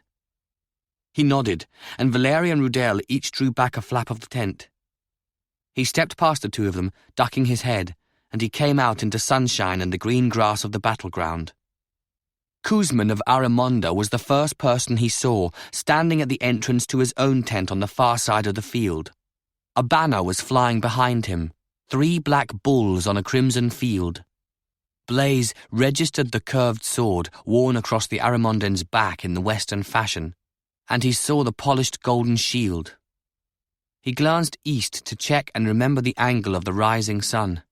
That shield could blind him if the Aramondan used it to catch and throw back the light. Blaise was aware, but only as background, of excited, rapacious murmurs coming from all around them. A death challenge was the keenest sport there was. The trumpets sounded again, briefly, and Blaise turned towards the central pavilion as the herald of Arbonne stepped forward. He was aware that his heart was beating even more rapidly now, but not from anticipation of the battle. Not yet. There was something still to come, before the fighting. The herald's rich voice rolled out, sonorously naming the most illustrious of those assembled there. Blaise saw King Daufridi of Valenza sitting next to the Countess, his bearded features unreadable, betraying nothing more than idle, polite interest. "To my left," cried the herald at last, his trained voice carrying effortlessly over the grass and the densely packed pavilions, "stands Kuzman de Piranio of Aramonda, prepared to lay his life before Corannos and Rian in this matter of his family's honour."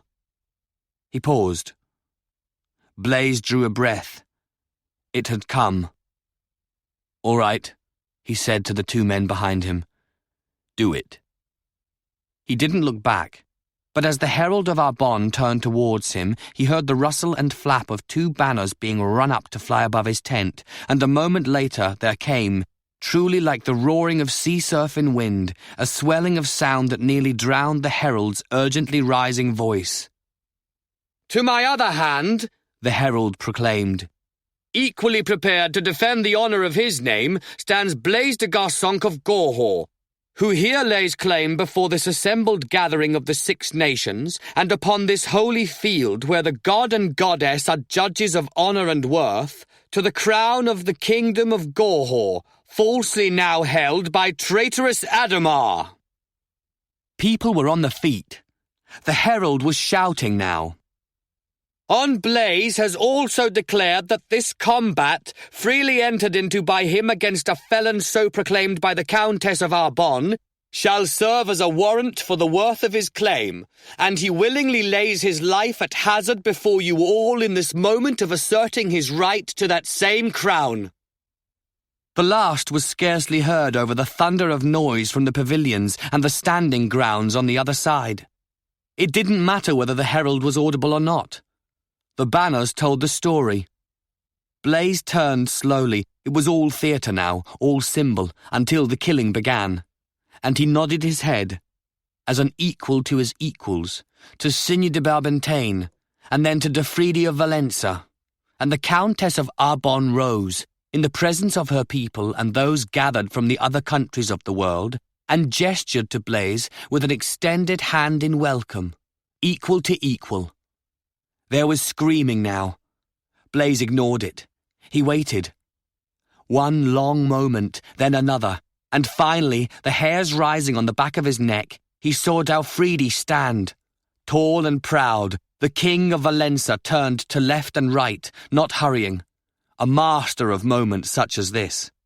And then very slowly, facing Blaise, he laid his right hand on his left shoulder in the Coran salute. He had done it. There had been no way of knowing if he would. It was not quite the full gesture of welcome that Signe had offered. Dalfridi had far too complex a game of his own to play for that to be possible. But he had given more than they'd had any right to expect. An acknowledgement that Blaise was worthy of a king's standing up to recognize him. Blaise closed his eyes with relief and then opened them quickly again. He must not be seen to have doubted, though of course he had. There had been no promises from Dalfridi at all, and certainly none regarding an event so unexpectedly swift to develop as this one had been. Leaving that inn outside the walls 2 nights ago, he had offered only the unreassuring remark that he would think on what Bertran had said. He had done so, evidently. He was with them at least this far. Blaise was under no illusions, though. If the king of Valença ever decided that they were a greater danger than Ademar and Galbert, he would be swift in his denunciation. But for the moment, in the midst of this tumultuous maelstrom of sound, he had risen to his feet to welcome Blaise to the stage of world affairs. It was something. It was, in fact, a great deal. Keeping his expression as serene and unrevealing as he could, Blaise turned away from the pavilions to face his own tent, and so looked up for the first time at what flew above it now. The rampant bear of Garçonque, crimson on its deep blue ground, carried its own full measure of significance for those who had not even known who he was until this moment. And above it, in pride and glory and most brazen declaration, flew the banner of the kings of Gorhaut. Standing at the centre of a growing tidal wave of noise, Blaise looked up at that golden sun on its white ground, with the crown of kings above it and the sword of the god below, and it seemed to him oddly as if he had never really seen it before.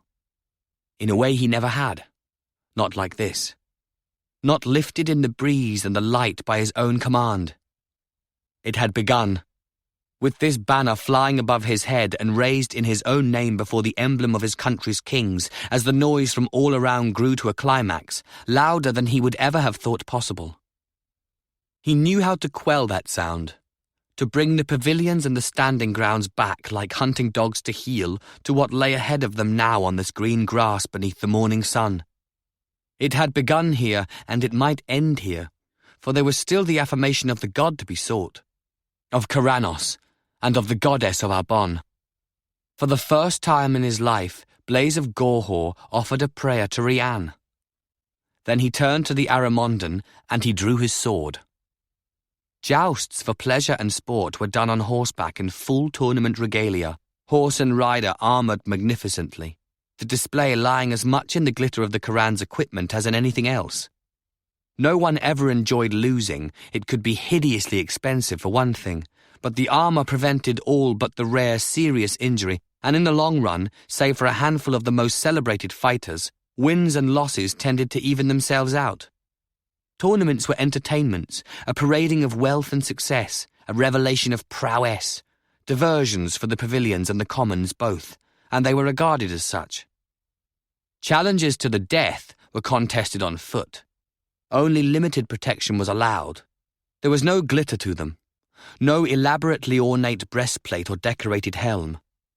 Death fights were primitive encounters, even holy ones, reaching back to far distant times before the ancients had come, most purely testing a man's courage and will and the power of his goddesses or gods.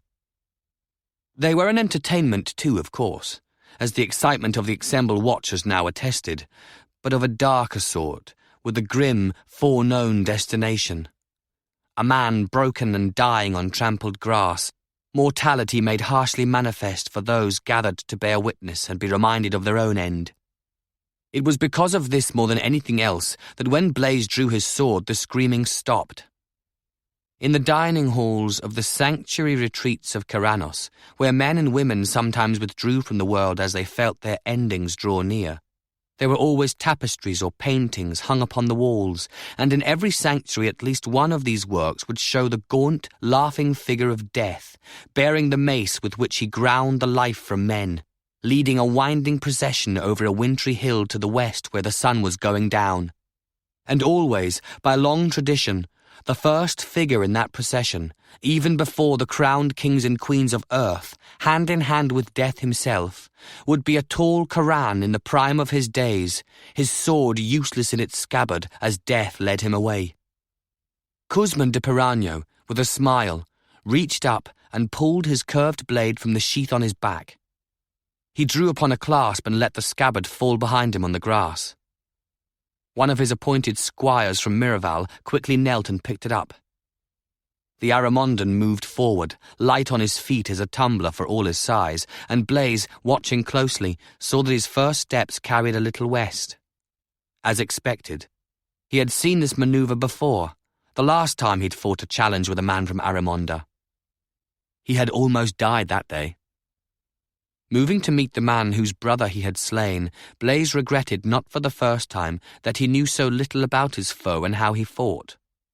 For all Valeri's words about the propensities of those using curved swords, tendencies Blaise knew well, they had little actual knowledge of Cusman beyond what was obvious. He was a big man, cat-quick, and brave, with a longing for revenge and nothing at all to lose today. I could, Blaise thought, be dead before the sun rises much higher. It had always been possible. There was no honour to be sought or found in a meaningless challenge, no elevation in the eyes of the gathered world beneath the banner of Gorhaut's kings, which was, of course, the point of all this. Moving forward, Blaise found what he was looking for. His small, round shield rested on his left forearm, leaving his fingers free. He transferred his sword to that hand and stooped quickly. In the same motion, as Cusman came straight towards him, he seized and hurled a clump of earth squarely at the Aramondan's gleaming shield. Cusman stopped, surprised, and Blaise had time to rattle another dulling handful of mud against the shield before straightening and reclaiming his sword in his fighting hand. Cusman was no longer smiling. It was Blaise who grinned now, with deliberate mockery. "Too pretty a toy," he said. It was quiet now, he did not have to raise his voice. "I'll have it cleaned when you are dead. How many men have you killed by blinding them first like a coward?" "I wonder," said Cusman after a short silence, his beautiful voice thickened by passion, "if you have any idea how much pleasure your death will bring me." "I probably do. Blood ants on the plain, you told me already. By contrast, though," Blaise replied, "your life or death mean almost nothing to me at all. Welcome to the dance. Do you want to talk all morning, or are you actually able to use that blade you carry?" He was. He was more than able and sorely provoked. The first stroke, exactly as Valeri had predicted, was a downward angled slash on his backhand. Blaise parried smoothly, guiding it short of his body, but was then only barely quick enough, even with the anticipation, to block the vicious return sweep of the curved blade along the level of his knees. The impact, a grinding collision of weapons, was almost enough to numb his wrist. The man was strong, enormously so, and his reactions were even quicker than Blaise had guessed they would be. Even as he thought this, Blaise was twisting desperately and dropping, guided only by reflexes of his own, an utterly instinctive movement shaped by years of combat in tournament and war, the primitive drive for survival letting him react to the curved sword abruptly planted, quivering in the earth, to Cusman's gloved hand reaching for the back of his calf, and the knife blade flung in a blurred motion for his throat. It went by, almost. Blaise felt a searing pain at the side of his head. He brought his sword hand quickly up to his ear, and it came away soaked with blood. He heard a sound from the pavilions then, deep and low, like wind on a moor. Kuzman, his sword recaptured before it had even stopped vibrating in the ground, was smiling again, the white teeth gleaming. "Now that," he said, "is pretty. Why don't you throw some mud on it like a peasant? You do seem to enjoy scrabbling in the earth." The pain was bad and would probably get worse, but Blaise didn't think his ear was gone, not entirely at any rate. He seemed to still be hearing sounds from that side. He thought of Bertran suddenly, with his own missing earlobe. He thought of how much depended on his walking alive from this field. And with that his anger was upon him fully, the familiar, frightening demon that came to him in battle. "Spare your breath," he said thickly, and surged up from the ground to engage the other man. There were no words then, no space for words, and indeed no breath. Only the quick chittering clatter of blades glancing and sliding from each other, or the harder, heavier clang as sword met blocking shield, the controlled grunting of two men as they circled each other, probing with cold metal and cold eyes for an avenue along which they could kill. Kuzman of Aramonda was indeed good, and driven by the fierce pride of his country and his family, and he had a sworn vengeance to claim. He fought with the fluid, deadly passion of a dancer, and Blaise was wounded twice more, in the forearm and across the back of his calf, in the first 3 engagements. But Kuzman's thigh was gashed, and the leather armour over his ribs was not quite equal to the scything blow it took on a forehand slash from an Auliensburg sword, wielded by a man with a passion and rage of his own. Blaise didn't stop to gauge how badly he had wounded the man. He drove forward, attacking on both sides, parried each time with impacts that sent shocks up his elbow and shoulder. He registered the welling of blood at Kuzman's left side, ignoring as best he could the stiffening protest from his own leg as he pushed off it. He could easily have been crippled by that low blow, he knew. He hadn't been. He was still on his feet, and before him was a man who stood in the path of... what? Of a great many things. His own dream of Gorhaut not least of all, of what his home should be, in the eyes of the world, in the sight of Corannos, in his own soul. He had said this 2 nights ago, words very like this, to King Daufridi of Valença. He'd been asked if he loved his country. He did. He loved it with a heart that ached like an old man's fingers in rain, hurting for the Gorhaut of his own vision, a land worthy of the god who had chosen it, and of the honour of men. Not a place of scheming wiles, of a degraded, sensuously corrupt king, of people dispossessed of their lands by a cowardly treaty, or of ugly designs under the false, perverted aegis of Corannos for nothing less than annihilation here south of the mountains. It was one thing to have ambitions for one's homeland, dreams of scope and expansion. It was another to use the sky-blue cloak of the god to hide a smoke-shrouded inferno of men and women, a nation of them, thrown to burn on heretics' pyres. Blaise had seen such fires as a boy. He would never forget the first time. His father had clutched his shoulder and had not let him turn away. He knew exactly what Galbert wanted, what Ademar of Gorhaut would be guided to do when he came south. He knew how strong, how wealthy the army of Gorhaut would be by the time the snows melted in the spring. He had seen those pyres. He would not watch another burn. He had sworn it to himself those long years ago, watching an old woman die screaming, flames in her white hair. And to stop them, to stop his father and the king, he had first to defeat this Aramondan who stood now in his way with a curved sword already reddened by Blaise's own blood. The most celebrated troubadours and the better-known jogglers did not watch the tournaments from the commons standing ground. By courtesy of Ariane de Queranzou, as a sign of their high favour in Arbonne, they were given a pavilion, not far down the lists from her own. An invitation to sit among those in the pavilion was one of the prime measures of success each year among the musicians. And this autumn marked the first time Lussault had found herself included in the elect. She owed it to Alain, she knew, to his own growing reputation, and to the little man's brash assertiveness that memorable night in Tavernel when she had sung his song to the Queen of the Court of Love and the Dukes of Talair and Miraval, and to the red-bearded Gorhaut Coran who was now battling for his life on the grass before them. It seemed he wasn't just a Coran, though. Not since those two bright banners had been run up above his tent, and the herald's voice had fought to be heard over a roar of sound. She had known since midsummer who Blaise de Garçonc was, and had kept faith by telling no one. Now he had revealed his identity to the world, and had done something rather more than that. The man she had upbraided so caustically in the Lien Seine a season ago, and had then followed to the Carrez gardens later that same night, was laying claim to the crown of Gorhaut. It was with a sense of deep unreality that Lisseau remembered inviting him to come back with her that night in Tavernel. "Unlucky to spend tonight alone in this city," she had told him. Unluckier still to have a degree of presumption as rash as her own. Her mother would likely be forced to take to her bed if she found out about any of this. Even now, months after, Lisseau could not stop herself from flushing at the memory.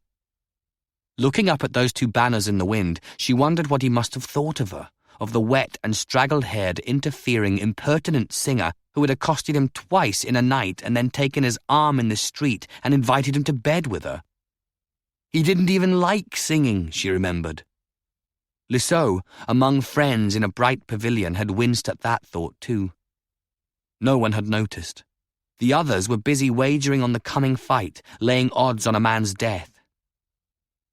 The thoughts of herself and memories of summer had gone flying far away, for the two men on the grass had drawn their blades, the straight sword and the curved one, and had advanced upon each other. Blaise had bent to throw grass and mud at the other man's shield, something she hadn't understood until Aurelian, without being asked, had quickly stooped to speak an explanation in her ear. She had not turned to him. She had been unable to take her eyes from the two men on the grass, though a part of her was recoiling in horror even as she watched. They spoke to each other, but none of them could hear the words. She saw the Aramondan react as if scalded by something said, and then spring to attack. She saw him parried, once and then twice, as her breath caught in her throat. Death was here. This was not for show. The reality of that came home to her, and just then she saw the curved sword planted unexpectedly in the earth. And it had been in the next moment, precisely then, she would afterwards remember. The Aramondan's flung dagger slicing through Blaise's ear as he twisted away, then the swift, bright flowering of blood that Lisseau of Vizay realized, with a cold dawning of despair, that her heart was gone from her. It had left without her knowing, like a bird in winter, flying north to a hopelessly wrong destination where no haven or warmth or welcome could even be imagined. "Oh, mother," she whispered then, softly, to a woman far away among olive groves above a coastal town. No one paid any attention to her. Two men were trying to kill each other in front of them, and one of them had claimed a crown. This was a matter for song, whatever happened. It was matter for tavern and castle talk for years to come. Lisseau, her hands gripping each other tightly in her lap, spoke a prayer then to sweet Rianne, and watched, even as she felt the flight of her heart from her breast across the bright green grass. Some things about fighting Blaise had had to teach himself, or learn from his brother at those rare intervals when he was at home and Renald would consent to give him a secret lesson. Blaise was headed for the Brethren. What use would skill with a blade be for him? Other elements he had learned from the men who guided him in swordsmanship quite a few years later than most young men in Gorhaut. In the year after the king had already made him a Coran, more as a rebuke to his high elder than through any recognition of Blaise's merits. But the greater part of his education had come in the field, in war and in the tournament melees, the nearest thing to warfare that peacetime offered. He was lucky he had survived in those first months and years. He knew that now. He'd been far too callow and untutored to have had any right to expect to walk away from battlefields at Touvars, or Graziani, or Brissel, or those early tourneys at Orleansburg or Landeston in Valença. By the time of Ierson Bridge, though, he had known the craft of killing and surviving extremely well, and it was there on that winter field that he had come nearest of all to dying, which was, of course, the darkest of many ironies at the heart of a soldier's life. In any case, what Blaise proceeded now to do was as obvious to him as the direction of sunrise or the proper flight of birds in winter. The Aramondan was badly hurt on his left side. The task then was to make him use his shield again and again, to lift it high against forehand blows aimed towards shoulder or head. It didn't matter if the blows landed. Against a good man they wouldn't be expected to. But with each one warded by a shield thrust upward in defence, Kuzman's wound would be forced open more and his arm and side would grow weaker. It was straightforward, routine. Any competent soldier would know this to be so. Blaise became aware after a time that this was exactly what was happening. It began to be visible in the Aramondan's face, though his expression of arrogant concentration never really changed. There was more blood now, welling from the wound in his side. Meticulously, with the precision all field surgeons claimed and most lacked, Blaise set about exploiting the injury he had inflicted. His focus was calmly precise, unhurried, patient, so much so that he nearly died. He ought to have been killed, for he was badly fooled. What Kuzman did was feint a throw with another knife. For the second time he stepped backwards and stabbed his sword into the flattened grass, reaching towards his leg with his free hand. Blaise, alert for the throw, was already dodging, twisting downwards again, when Kuzman, on one knee, hurled his heavy shield instead like an athlete's disc with his left hand, cracking Blaise so savagely across the shins it sent him sprawling, crying out with the pain. The Aramondan seized his sword again and was up with frightening speed, lunging forward with a downward slash intended to decapitate. Blaise rolled desperately backwards and flopped to one side, gasping at the pain in both legs. The descending sword bit earth a blade's width from his head, but Kuzman was reaching in earnest now for his second knife, at quarters too close for swords as he fell forward upon Blaise. He never reached that blade. Years ago, during one of the endless campaigns against Valença, King Duergar of Gorhaut, who had continued to take an interest in Galbert de Garçonc's curiously rebellious younger son, had called for Blaise to ride out alone with him one morning in the king's circuit of his army's encampment. On that springtime ride, as a purely passing remark, he had offered a suggestion as to where a useful blade might be secreted upon one's person, before pointing out how cherry trees in blossom were a good place for archers to hide.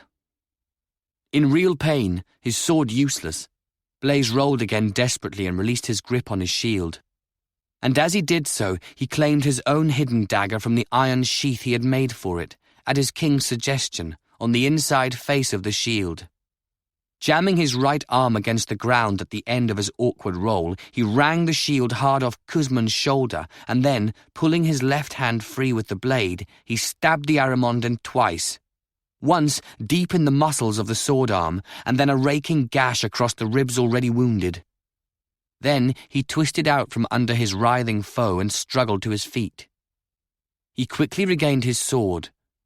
Kuzman, twisting in pain, his sword arm useless now, his left side streaming with fresh blood, lay on the smeared grass beneath him. There was a sound of people shouting in the distance, oddly remote. Blaise was aware that he was swaying unsteadily on his feet. His ear felt as if it were shredded, on fire. His legs, from the first sword wound and then the last shield blow, could barely support him. But he was upright, and he had his sword again, and the other man was down. He set the point, as steadily as he could, at Kuzman's throat. The Aramondan's black eyes gazed up at him implacably, without fear, even as death arrived for him. "Do it," he said, "that my spirit may rejoin my brothers." Blaise said, breathing in hard, short gasps, "I am free of your blood before the god. It was fairly done. I have your dispensation." Kuzman managed a bitter smile. "It matters to you?" He dragged a breath. "You have it. It was fairly done." Another harsh breath. "It was more than fair after the woman's rooms. You are free of my death. Do it." The shouts and screaming had stopped. It was eerily silent now all around the ground where they stood. One man called out something from the common side. In the stillness, his voice rose and fell away, leaving silence again. There was, Blaise realized, one more thing he could do this morning, and it seemed remarkably that he wanted to do it in any case.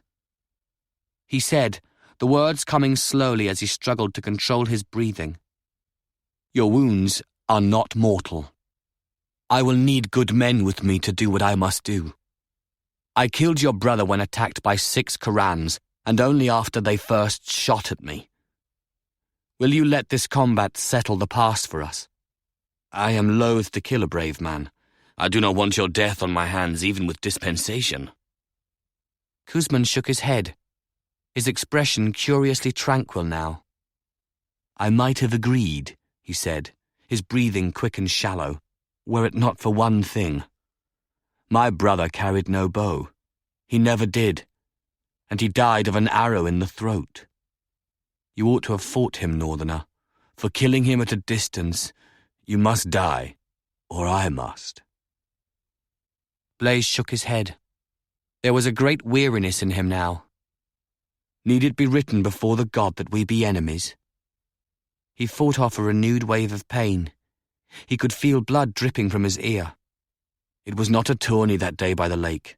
I was fighting 6 men for my life. I am not going to kill you, Arimondan. If I ask, they will let you go from here. Do what you will with your life, but know that I will be pleased to have you in my company." "Do not do this," said Kuzman of Arimonda. Blaise ignored him. He turned and began to walk, cautiously, because he could not move any other way just yet, towards the pavilion where the Countess sat with Ariane and Bertran and the King of Valença. It seemed a long way off, and it was very nearly the hardest thing he had ever done, not to try to move faster, not to look back and see. He took 5 or 6 steps only. He had thought it might be thus. The man was an Arimondan after all. There had been a slim chance, no more. "I told you to kill me!" Kuzman de Piranho cried. Blaise heard footsteps crossing the grass. He flung a prayer outwards to whoever might hear him from this field in Arbonne, the god or the goddess who was more than his maiden daughter here. And with his silent invocation he heard the impact of arrows. Behind him, the Arimondan grunted queerly and spoke a name, and there came the sound of a body falling on the grass. For a long moment, Blaise stood motionless, dealing with an unexpected regret. When he did turn, it was towards his tent to see Valery of Talair and Rudel Carez approaching, the 2 best archers he knew, both grim-faced, both with bows to hand and the arrows gone. He went slowly back to stand above the body of the Arimondan. Kuzman lay face down in the grass, still gripping his splendid sword, but Blaise, gazing upon him, saw something he could not understand. There were 4 arrows, not 2, in the dead man's body. He looked limp, almost comical, stuck full of arrows like a sorcerer's pin-doll. An ugly ending for a proud man. Blaise looked up, his brow furrowing, and saw a 3rd man with a bow step forward, as if he had been waiting to be noticed. The man began hesitantly to come across the grass towards them from the far end of the pavilions. A moment later, Blaise blinked in astonished recognition. It had been a long shot, that one, but he remembered Hernan of Borde, the best Coran there, as being exceptionally good with his bow. Hernan came up to him and bowed, his expression awkward and anxious. "I must ask your forgiveness," he said. "I saw him rise up with the sword. I did not know the others had instructions from you." "They didn't," said Blaise mildly. "I didn't know I was going to do that." He extended a hand and touched the big Coran on the shoulder. "Well met again, Hernan, and hardly a time to be asking forgiveness. You might have saved my life just there." Hernan took a relieved breath but did not smile. He seemed uneasy here on the grass with so many people watching them. "I heard what the herald said," he murmured. "We never even knew who you were, you understand?" He looked Blaise in the eye. "But I made my own judgment last spring. I claim no very great skills or dignity, but if you can use a man you can trust in your company, I would be honoured, my lord." Blaise felt a truly unexpected feeling of warmth beginning to steal through him, pushing away the pain. He liked this man and respected him. "The honour will be as much my own," he said gravely. "I made my own judgments too in the Highlands. But you are a sworn Coran of the Lord of Bord Castle. I doubt Malin will be eager to lose one such as you." For the first time, Hernan allowed the trace of a smile to cross his face. "Look again," he said. "It was on Malin himself who told me to ready my bow, there at the end when the Aramondan fell and you stood talking to him. I truly do not think you will object if I join you now." Blaise did look over then, where Hernan was indicating, to a bright yellow pavilion far down the lists, and he saw that Malin de Bord was on his feet. Even at this distance he could see that the young baron was smiling. Memories of the springtime came flooding back as Blaise lifted a hand in salute. And then Malin de Bord, as if born to such gestures, to performing them before the eyes of the gathered world, saluted Blaise in return with a lifted hand, and then he bowed to him the way one bows to kings. Beside him, with exquisite grace, Sorricina de Bord, in a skirt green as the grass, sank low to the ground and remained thus for a moment before she rose. There was a murmur from the pavilions of the commons both. Blaise swallowed, struggling without great success to adjust his own thinking to this sort of thing. It was difficult to resist the urge to return the salute in kind, but a man claiming a crown did not bow to minor barons. The rules of the game were changing. As of this morning they had changed for the rest of his life, however long or short that might be. There was something frightening in that thought. Behind him there came a dry cough. He looked over his shoulder at Rudel and Valeri. "That ear will need looking to. And there is a fourth arrow here," Valeri said prosaically. Rudel's expression was odd, as if astonishment were vying with hilarity for mastery in him. "And the man who fired it is making his appearance even as we speak, like the unmasked Coran at the end of a puppet play. This is the end of the play, Blaise. You'd best think quickly. Look to the other tent." Blaise looked. From behind the Aramondan's tent, very much indeed as from behind a stage curtain, resplendent in green and gold, with a longbow in one hand, came Urte de Miraval. He was seen now by the pavilions and the commons both, and so the noise, not surprisingly, began to grow again. In the midst of it, Urte began walking towards them with a measured, unhurried tread, as if he were doing no more than stroll the grounds of Miraval. He came up to Blaise and stopped, his carriage straight as a spear for all his years. There was a stillness where they stood, though the sounds continued to grow all around them. "Do not," Urte said, "expect another salute. The last time I looked into the matter, Ademar was king of Gorhaut. I'm afraid I do not bow to the presumption of pretenders." "Why do you save their lives, then?" It was Rudel who asked as Blaise kept silent, thinking as swiftly as he could. The Duke didn't bother to look at Rudel. His eyes held Blaise's as he smiled thinly. "The Aramondan was a disappointment. He cost me 10 Corans 2 nights ago, and 1,000 in gold to Messina de Longhi this morning. And I didn't really want to be the sworn liege lord of a Coran who killed this man from behind in a challenge. Bad for my own image, you understand." "I think I do, actually," Blaise said. A cold anger was rising in him. "You were at risk if he survived, weren't you? Since you betrayed him in Luciana's rooms, he might have continued to talk about how you were really part of that attempt on my life 2 nights ago. Very bad for your image, I agree. You didn't save me, my lord. You killed an inconvenient man." The Duke was undisturbed. "A fair reason to kill a man, I would say. You might want to take care to avoid becoming inconvenient yourself, as well as presumptuous." Rudel gave a bark of shocked laughter. "Are you mad? Are you threatening him?" Again, Urte did not even look at him. Blaise said then, very deliberately, "Does it matter greatly what I do? I'd heard simple error was enough to cause you to kill, actually. Musicians who sang the wrong tune, loyal Corans who made the mistake of obeying your instructions at the wrong time." He paused and fixed his gaze on Urte. He knew he shouldn't say this, but there was a rage working through him now and he didn't care anymore. And then there was a child who had the regrettably bad judgment to be sired by the wrong man, and a young wife who, "I believe that is enough," said Urte de Miraval. His smile was gone. "Do you? What if I do not believe so, my lord? What if I choose to suggest otherwise? To become truly inconvenient, as you put it? To denounce you myself for plotting to have me slain, and for other things however long ago?" Blaise felt his hands beginning to tremble. "If you wish, I will be pleased to fight you now.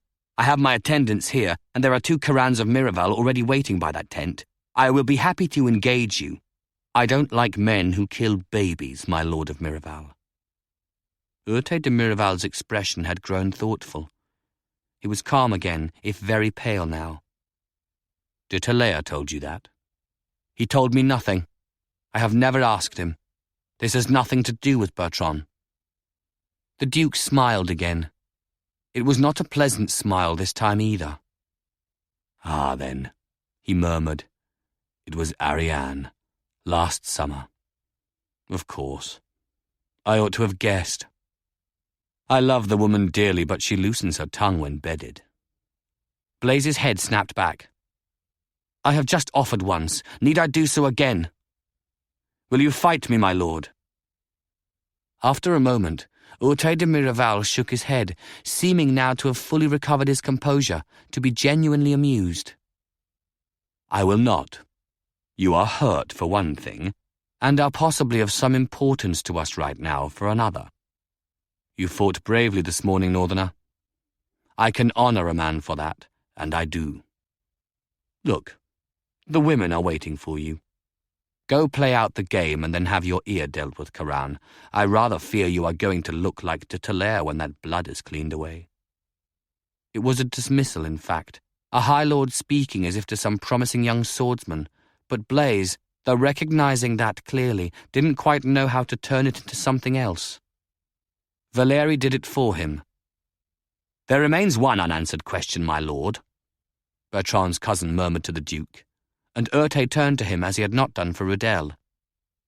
"Is it shame that keeps your back so straight just now? Shame because you have been off with an Ademondan on a dark trail of murder while the rest of us, including Bertran, are trying to save Arbonne from a ruin we know to be coming? How far into the present will you carry the past, my lord, whether or not you killed the child?" For an instant, Urte was rendered speechless, and in that moment, feeling an easing of his own fury and a rush of satisfaction like a cool breeze, Blaise nodded politely to him and then turned his back, in the sight of all those watching. He heard his friends following as he began to walk towards the pavilion of the Countess of Arbonne and the Queen of the Court of Love, leaving the Duke of Miraval standing alone on the grass with his bow, beside the body of his dead Coran, the sunlight falling clearly upon the 2 of them. Robin, the Chancellor, standing discreetly but readily available towards the back of the Countess's golden and white pavilion, saw the son of Galbert de Garçonc turn his back upon Urte de Miraval and begin to walk towards them. He winced. He hadn't heard a word of what had been spoken, of course, but the cool effrontery of the gesture carried its own message. The messages were coming fast and furious this morning, all tending towards the same end. He still didn't like what was happening. It was too flamboyant, far too provocative for Robin. But he had to concede that the Gorhautian was carrying it off with real grace. Given what had just happened, he couldn't honestly claim to doubt the man any more. He might fail in this, they might all fail, but Blaise de Garçonc had abandoned any chance to betray them when he'd had the banner of the kings of Gorhaut raised above his tent this morning. Robin made an unobtrusive gesture, and one of his own people came hurrying over from the cleared space behind the pavilion. He sent the man running for the Countess's physician and the priestess of healing as well. In the middle of the field he saw Urte make a belatedly imperious gesture, summoning the 2 Miraval Corans to remove the body of the Aremondan. Robin had spent most of his life at court. He knew perfectly well why Urte had fired that long, splendid arrow shot from behind the tent. The Duke, he was certain, had fully expected to find Blaise of Gorhaut already dead when he arrived at the DeLonghi woman's rooms with the Countess 2 nights ago, It wasn't any particular hatred of the young Coran that would have driven him. De Miraval very possibly hadn't even known who Blaise really was. It would have been simply another blow, one more stupid, trivial, destructive blow in the endless war of Miraval and Talair. Bertran valued the Gorhautian and kept him close. Therefore, and needing no other reason, Urte de Miraval would be pleased to see him slain. After which the Aramondan would have been abandoned to his fate, exactly as he had been in any event, and the unsettling, possibly dangerous lady from Portezza left to the Countess. And to Arbonne, of course. The hard things were always left to Arbonne. He watched as Blaise de Garçonc approached, walking with obvious difficulty. Some distance behind him, the two green-garbed Miraval Corans were running across the grass in response to their lord's summons. Arbonne was a thoughtful man, and it had long struck him as strange, and did so again now, that none of the blows between the warring dukes were ever directed at each other. It was as if, in some unspoken, unacknowledged fashion, they needed each other to keep alive the clear, bitter memories of that long-ago year, to give each other, however inexplicable it might appear, a reason to continue living. It was ridiculous to Arbonne, hopelessly irrational, dark as a pagan ritual, but at the same time something the Countess had once said still rang true for him. It was virtually impossible ever to think of either man without immediately calling the other to mind. They were bound and grappled together, Arbonne thought, as in a net, by the death of Aelis de Miraval. Arbonne looked over and saw Bertran, relaxed and at ease in a chair under the Countess's golden canopy. He was smiling broadly as he watched Urte stalk before his Corans as they bore the Aramondan's body from the field. It never stopped. It would not ever stop while the two of them lived, and who knew what people and nations they would draw down into the dark net with them, suspended forever in that time more than 20 years ago when a black-haired woman had died in Miraval. The man who had just claimed the throne of Gorhaut was standing before the Countess now. He looked, Arbonne thought, somewhat changed from before, even making allowance for the fact that he'd been bound and nearly naked on a woman's bed the last time the Chancellor had seen him. The Gorhautian, for all the evident pain of his wounds, the gashed ear was dripping blood, carried himself with composure as he faced the two reigning ladies of Arbonne and the King of Valencia. He wasn't as young as Arbonne had first thought him to be either. The look in his face just now included unexpectedly a hint of sadness. It was not the expression of a youthful man. Behind him stood Bertran's cousin and Vitali Carez's son, and a third Coran in the livery of Castle Board. They already looked like an entourage, the Chancellor thought. Or was it only the manner of the Gorhautian himself that made that seem the case? Could the mere assertion of a claim effect so much of a change? It could, Arbonne decided, if the claim was as large as this one was. Men were often no more or less than what others saw in them, and no one in the world would ever look at this tall northern Coran the same way ever again. That might, he thought suddenly, explain the sadness. The Countess rose, gesturing for those beside her to remain seated. Arbonne couldn't see her face, but he knew she would not be smiling. Not now, with so much cast into hazard this morning. She said, her light, clear voice carrying, "You have acquitted yourself on this field with honour, Blaise de Garçonc, and have received the favour of Rian and Corannos. We call upon all those here to bear witness that the matter of blood between yourself and Cusman de Piranio is ended and resolved forever." She glanced deliberately over to where the banner of the Gorhaut kings was snapping in the breeze above his tent. "As for other matters that have emerged this morning, we will have much to say to each other in the days to come, and we doubt not that the King of Valencia will wish to offer his wise counsel in these affairs. Such matters will be dealt with soon. For the moment, we offer you the care of our healers in Barbentane."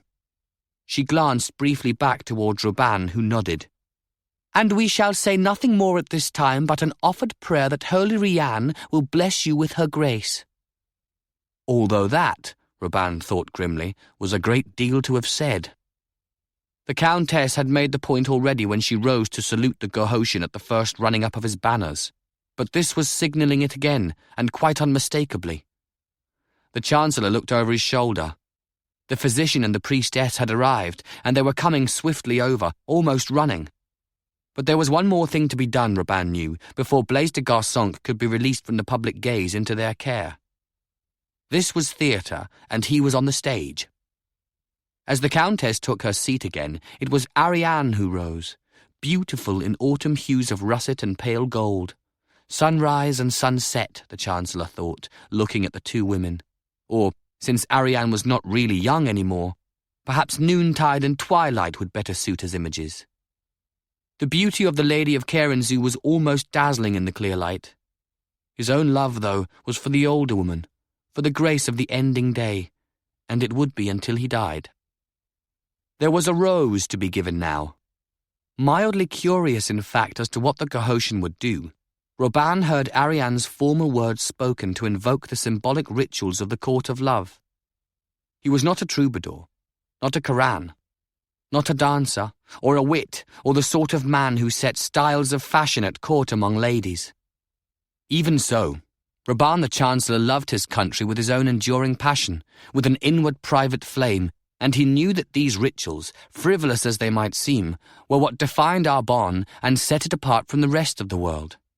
And he too, prosaic and dry and sober as he might be in the castle corridors of day, had had his own dreams of winning this rose and offering it, of course, to the Countess before cheering multitudes.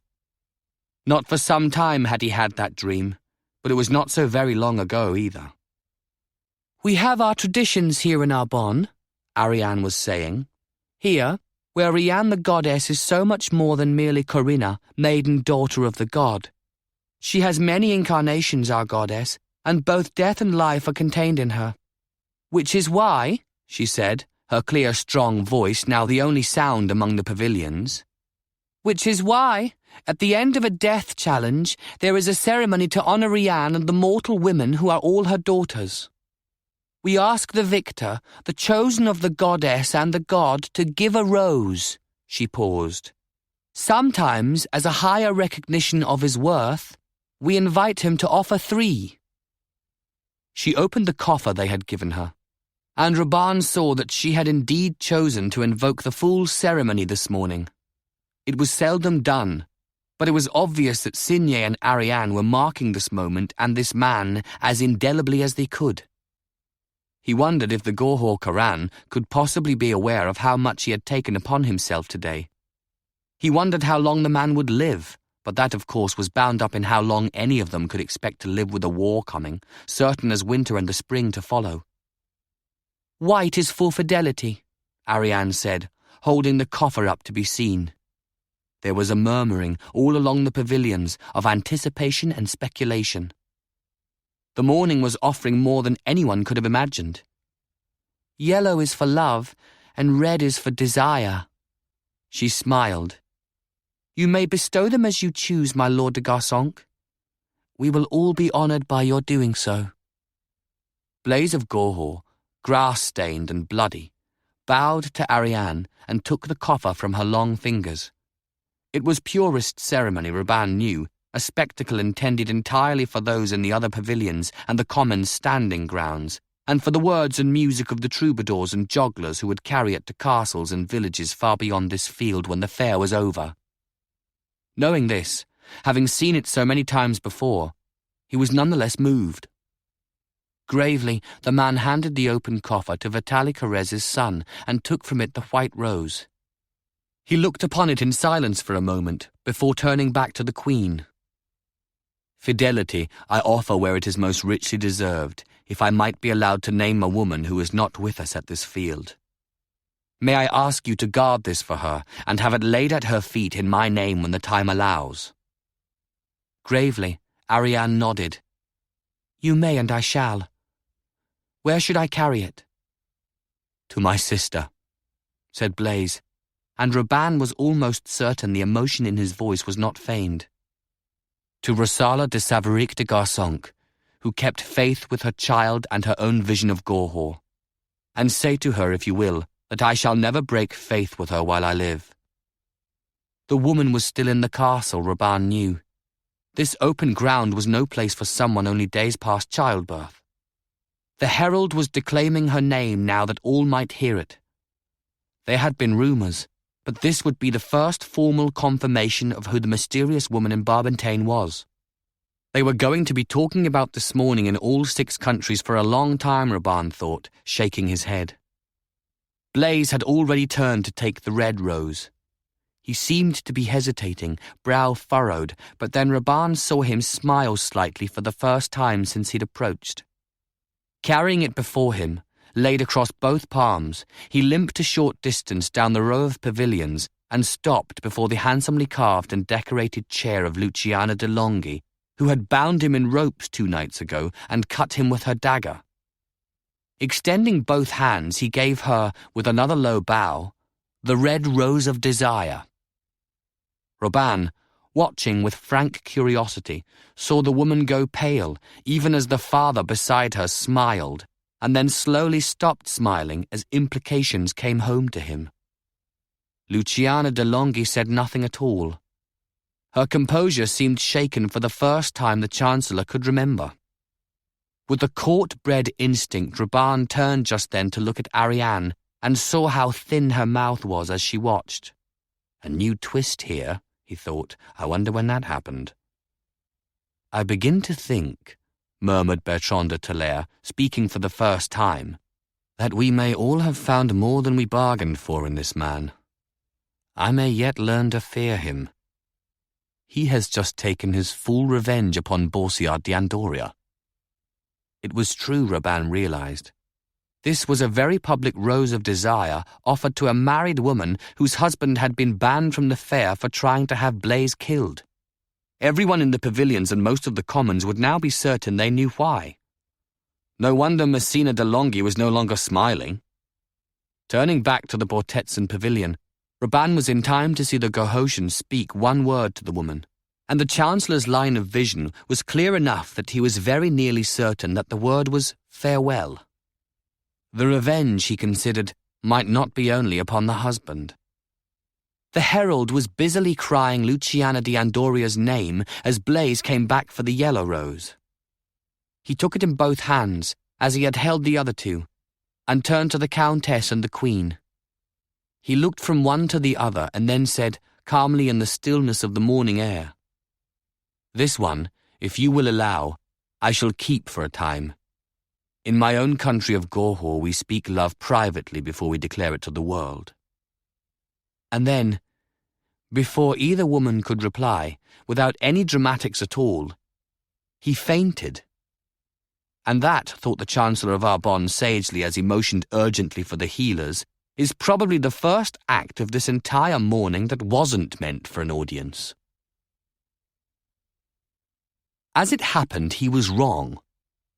"You might consider fainting if this goes on too long and you want to get out of here," Rudel had murmured, not moving his lips, as Blaise had taken the first rose. Gallant Victor pushed to his very limits, they're like that.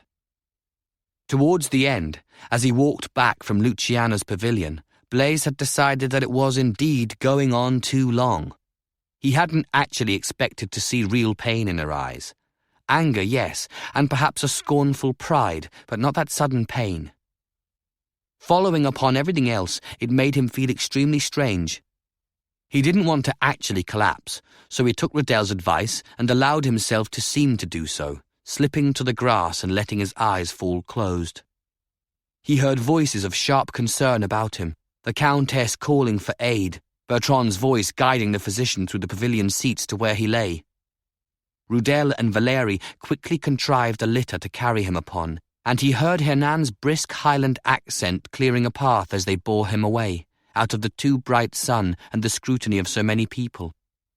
Part of the way back towards the castle, Blaise did in fact lose consciousness, but not before the thought came to him, quite unexpectedly, along the momentarily undefended pathways of his mind, that Rosala's child, Kadar, was almost certainly his own son. Most of the troubadours were loudly, even wildly expressive in their enthusiasm for what had just happened. Even when Blaise de Garçonc fell to the ground in a faint, it did not check their exuberant spirit. Remy, it seemed, had elected to forget about his sword's point encounter with the man at midsummer. He would probably end up regarding it as an early bond of blood between the two of them. Jourdain and Alan were already speaking of a hurried collaboration this afternoon, to have at least one song ready for the evening's banquet in Barbentane. "You don't look well. What is it?" Aurelian, of course, the one who always noticed, even in the midst of pandemonium. Lisseau managed a shaky smile for him. "I don't much like this kind of thing I've just discovered." "Neither do I, and I learned that some time ago. It is over now. We can go." He hesitated, looking down at her thoughtfully. "He will be all right, you know. I saw the physician and a priestess coming over." "I did too. I'm sure he's all right." She was aware that there was an expression of knowledge on his part in what he had just said, and an admission in her brief reply. She didn't care. He had given out the white rose to his brother's wife and the red to Luciana de Longhi, who was as beautiful as Aurelian had said she was. He had kept the yellow one. Beside her, Aurelian was silent for a moment. She saw some children running about on the grass now, play-acting battles. People were beginning to leave their pavilion and all the others joining the milling, feverish crowd. The inns were about to become extremely busy in Lausanne. "And you, my dear?" Aurelian asked finally. "Will you be all right?" "I don't know," she answered truthfully. Chapter 14. The blue moon is full tonight, Renaud realizes belatedly, lending its strange luminosity to the trees and rocks of the mountain pass. The creatures of the other world are rumoured to be able to move between their own land and this one on nights when Escorian is full. The mountains, in the shepherd's tales, are the haunts of many of them. Ethereal creatures the size of flowers, hairy, great-footed monsters who can seize and devour an unwary horse and rider and leave nothing but bones for the morning sun to find. Or the spirits who steal babies from their cradles by the fire and take them away under barrow and hill forever. Renaud tries, again, to decide exactly why he is so unhappy to be here. He likes hunting, and night certainly holds no terrors for him, especially not in the company of 50 of the king's best men. In a sense, this is simply a larger, more wide-ranging hunt. In another sense, a more honest one, it is no such thing at all. He looks over to his left and stares for a long moment at the grim profile of the only man who seems even less pleased than he to be here. Fulk de Savaric had the misfortune to be paying one of his rare visits to Courtille when the message came of his sister's flight, and the king decided that same evening to ride. Ademar had made it clear that the Dukes of Garçonque and Savaric were not merely being given the opportunity to join his company, they were expected to do so. Loyalty, the message was explicit, was very much at issue on this ride. For 2 days and a night, with the second night upon them now, they have been in the saddle, changing horses 3 times, eating at speed and usually at a gallop. Renaud has never seen King Ademar like this, so intense, so focused in his rage. This, he decides, is probably what is disturbing him most. That the king is visibly so much more incensed than he himself by Rosala's flight with the child. It is almost as if she fled from Ademar and not Renaud. In some ways that might even be true. Not that he harbours illusions about the strength of his relationship with his wife, but Renaud does wonder, almost wistfully, if she would have risked so much, including the life of the unborn child, just to leave Garçonque and his own company if his father and the king had not also been part of the picture. Large parts, both of them, with Galbert threatening to take the babe and Ademar threatening... what? A seduction of the wife of the most powerful duke in the country? A ravishing of her if she proved unwilling? It seems, on the evidence, that she has indeed proven unwilling, has chosen the astonishing, surely terrifying option of flight alone to another country rather than trust her husband to guard and shelter her from his father and their king.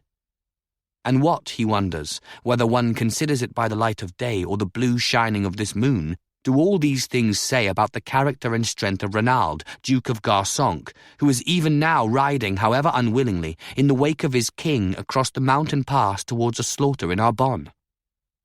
In the end, it is precisely as easy as any experienced soldier might have predicted it would be.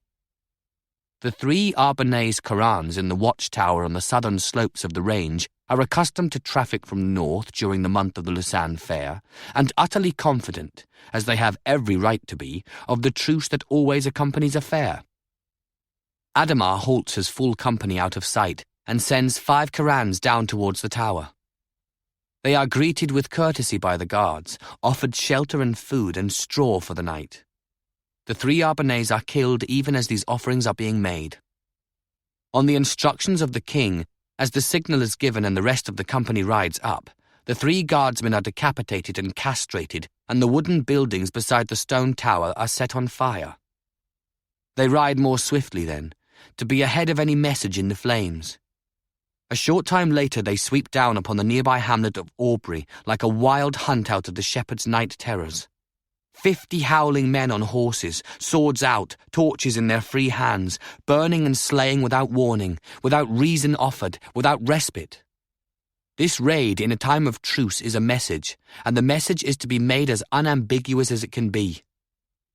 Renaud, aware that he is being watched by the king and by the elder who is here as his father's representative, makes a point, slightly sickened, of seeking out those few villagers who have some sort of weapon in their hands as they stumble from the huts amid the screaming of animals and small children.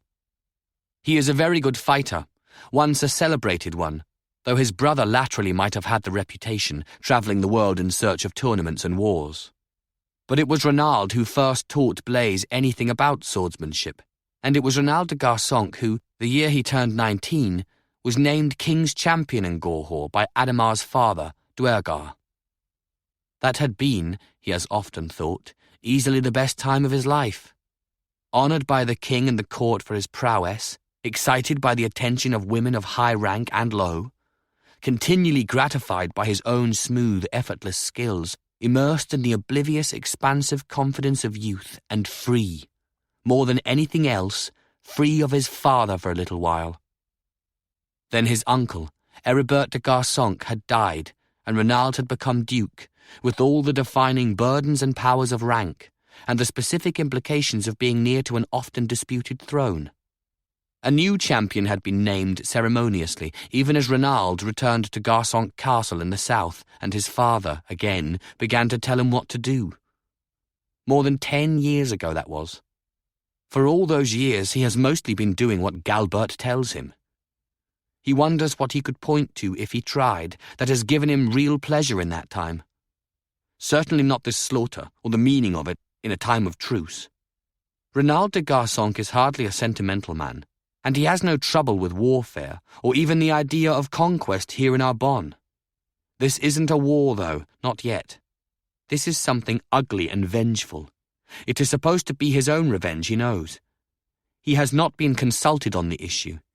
He has only ridden, as required by his king, to deliver a message in blood and fire. There is a small temple to the goddess Rianne not far from the village, the northernmost temple in Arbonne, the nearest to Gorhaut. That is why they are here. The 30 or 40 inhabitants of Aubrey, awakened in the middle of the night, are killed down to the last child. Like the guardsmen in the burning tower, the men, mostly shepherds and farmers, are decapitated and their genitals are hacked off. Ademar of Gorhaut knows exactly how to say what he thinks of the men in woman-ruled Arbonne. Then they ride on to the temple. Under the light of Escaran at its full and the just-risen crescent of Verdun, the 8 priestesses of Rianne in that small sanctuary are taken from their beds and are burned alive. The soldiers are made free of them first by order of the king. Ademar moves his big horse restlessly back and forth, watching first one cluster of Corans with a woman and then another. There is a great deal of screaming and a growing roar from the swiftly gathered bonfire of dry autumn wood. At one point, his pale yellow hair reddened in the firelight, Ademar looks over at Renaud and laughs. "Do you not want a woman, my lord of Garsonc? A gift from your king? Solace for your great loss?" He shouts it so others can hear. Renaud, his sword still in his hand, though unnecessarily now, says, "Not before you, my liege. I will follow in this, as in all things."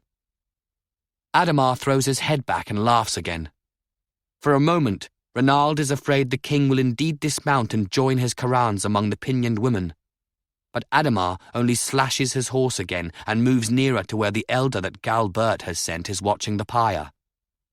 Renaud watches the king go, a bleakness in his heart. He knows what he should do. He knows he will not do it. In the mingling of firelight and the moons, his eyes briefly meet those of Fulk de Savaric. Both men look away without speaking. He has seen burnings before, has ordered a number of them himself on the Garçonc lands, following his father's regime of having one such spectacle every year or so to keep the serfs and villagers properly subdued. He has watched impassively, time after time, setting an example. He has never seen 8 women burned at once, though. The numbers shouldn't matter, but when it finally begins, it appears that they do make a difference. Through the screaming and the terrified noises of the farm animals all around, Renaud hears his father's designated elder intone the ritual of denunciation and the formal curse of Corannos, and then, his voice rising in genuine triumph, invoking the god's gift of fire to eradicate heresy. A scourging of the god, Galbert called this raid in the throne room of Courtil, when the king came out from a meeting with his high elder and announced that he would be riding for Arbonne that same night. The screaming continues among the flames until the smoke stops it, which is what always happens. The women slowly begin to turn black, and the smell of burning flesh is strong. Ademar decides to leave, having done what he came to do, his fury slaked for the moment. The king of Gorhaut leads his Corannos back towards the mountain pass. As they go past the still smouldering outbuildings beside the lone watchtower, one Coranno begins to sing, and soon almost all of them are doing so. A song of Gorhaut victorious in battle, the chosen warriors of Corannos in his most beloved land. 3 guardsmen in a tower, a hamlet of shepherds and farmers, 8 priestesses raped and set on fire, a scourging of the god. It is a beginning.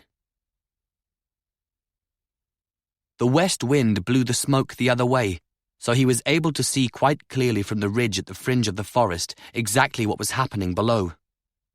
He watched the massacre in the village without expression, and felt a disturbing but unmistakable stirring in his loins when he saw men he knew dragging the women out from the temple, some naked, some in night robes that were quickly ripped away.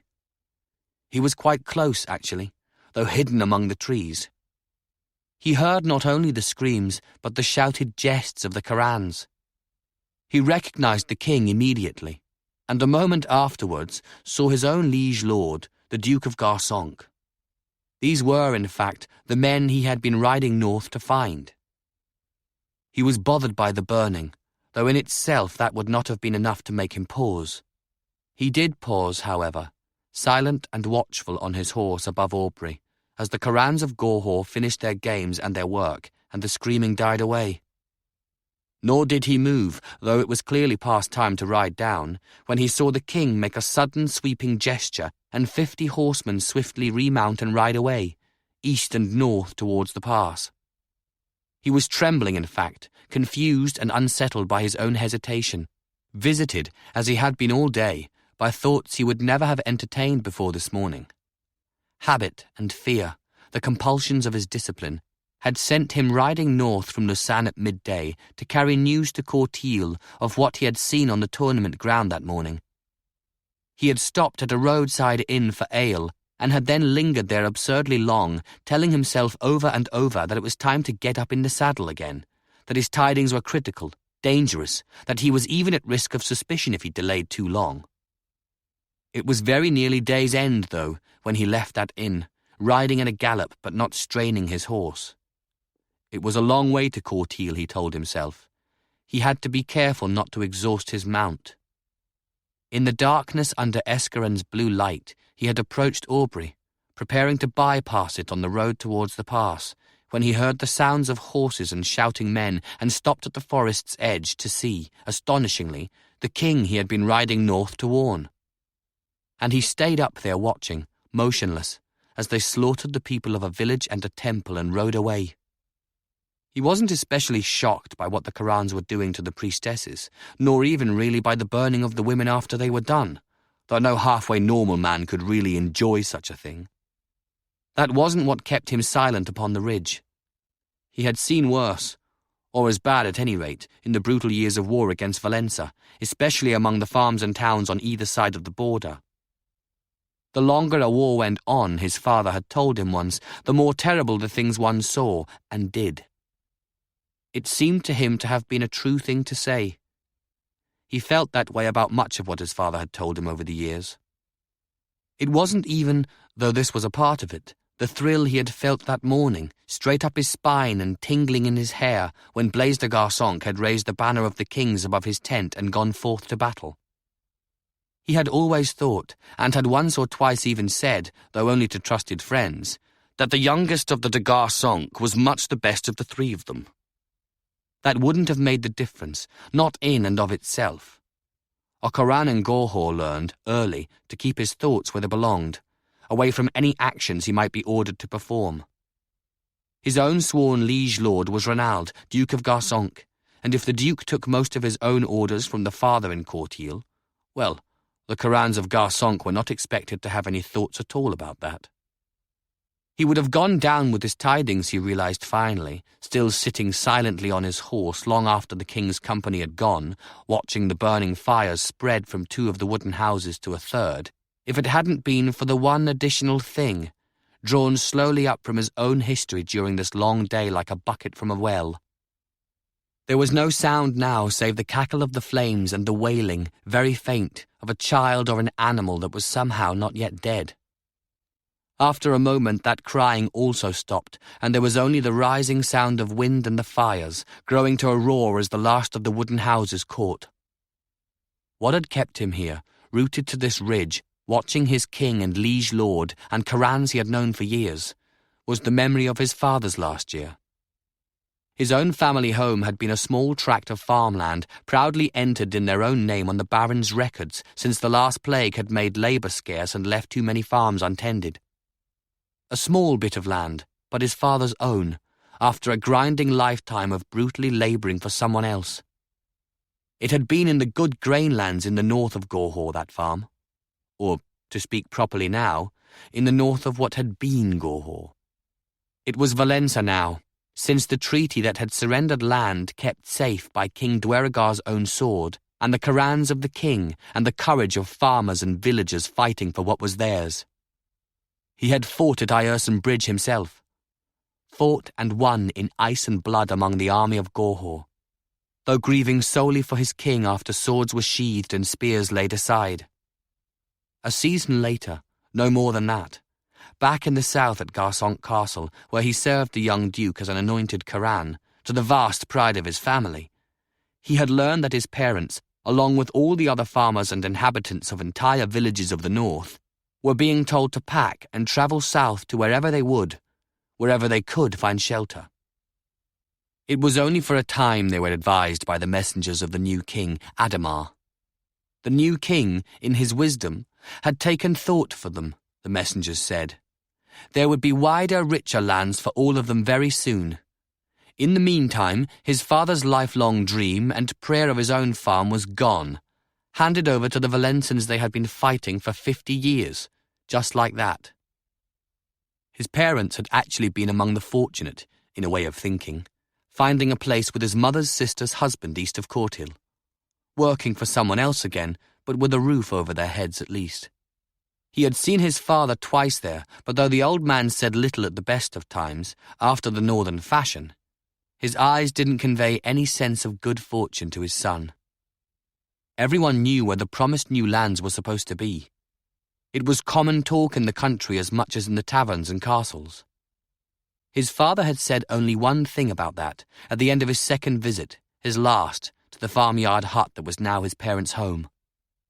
They had been walking out together, he and his father, at twilight, looking out over the grey moorland in a drizzle of rain. "What," his father had said, turning aside to spit into the mud, "do I know about olive trees?" His son had not replied.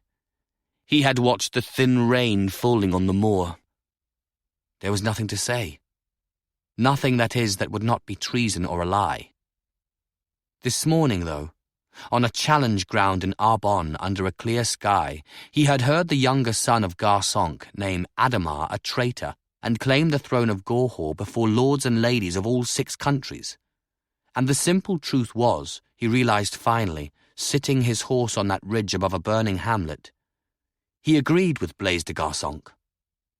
His father would have felt the same way, he knew with certainty, though he would never have put such a thought into words.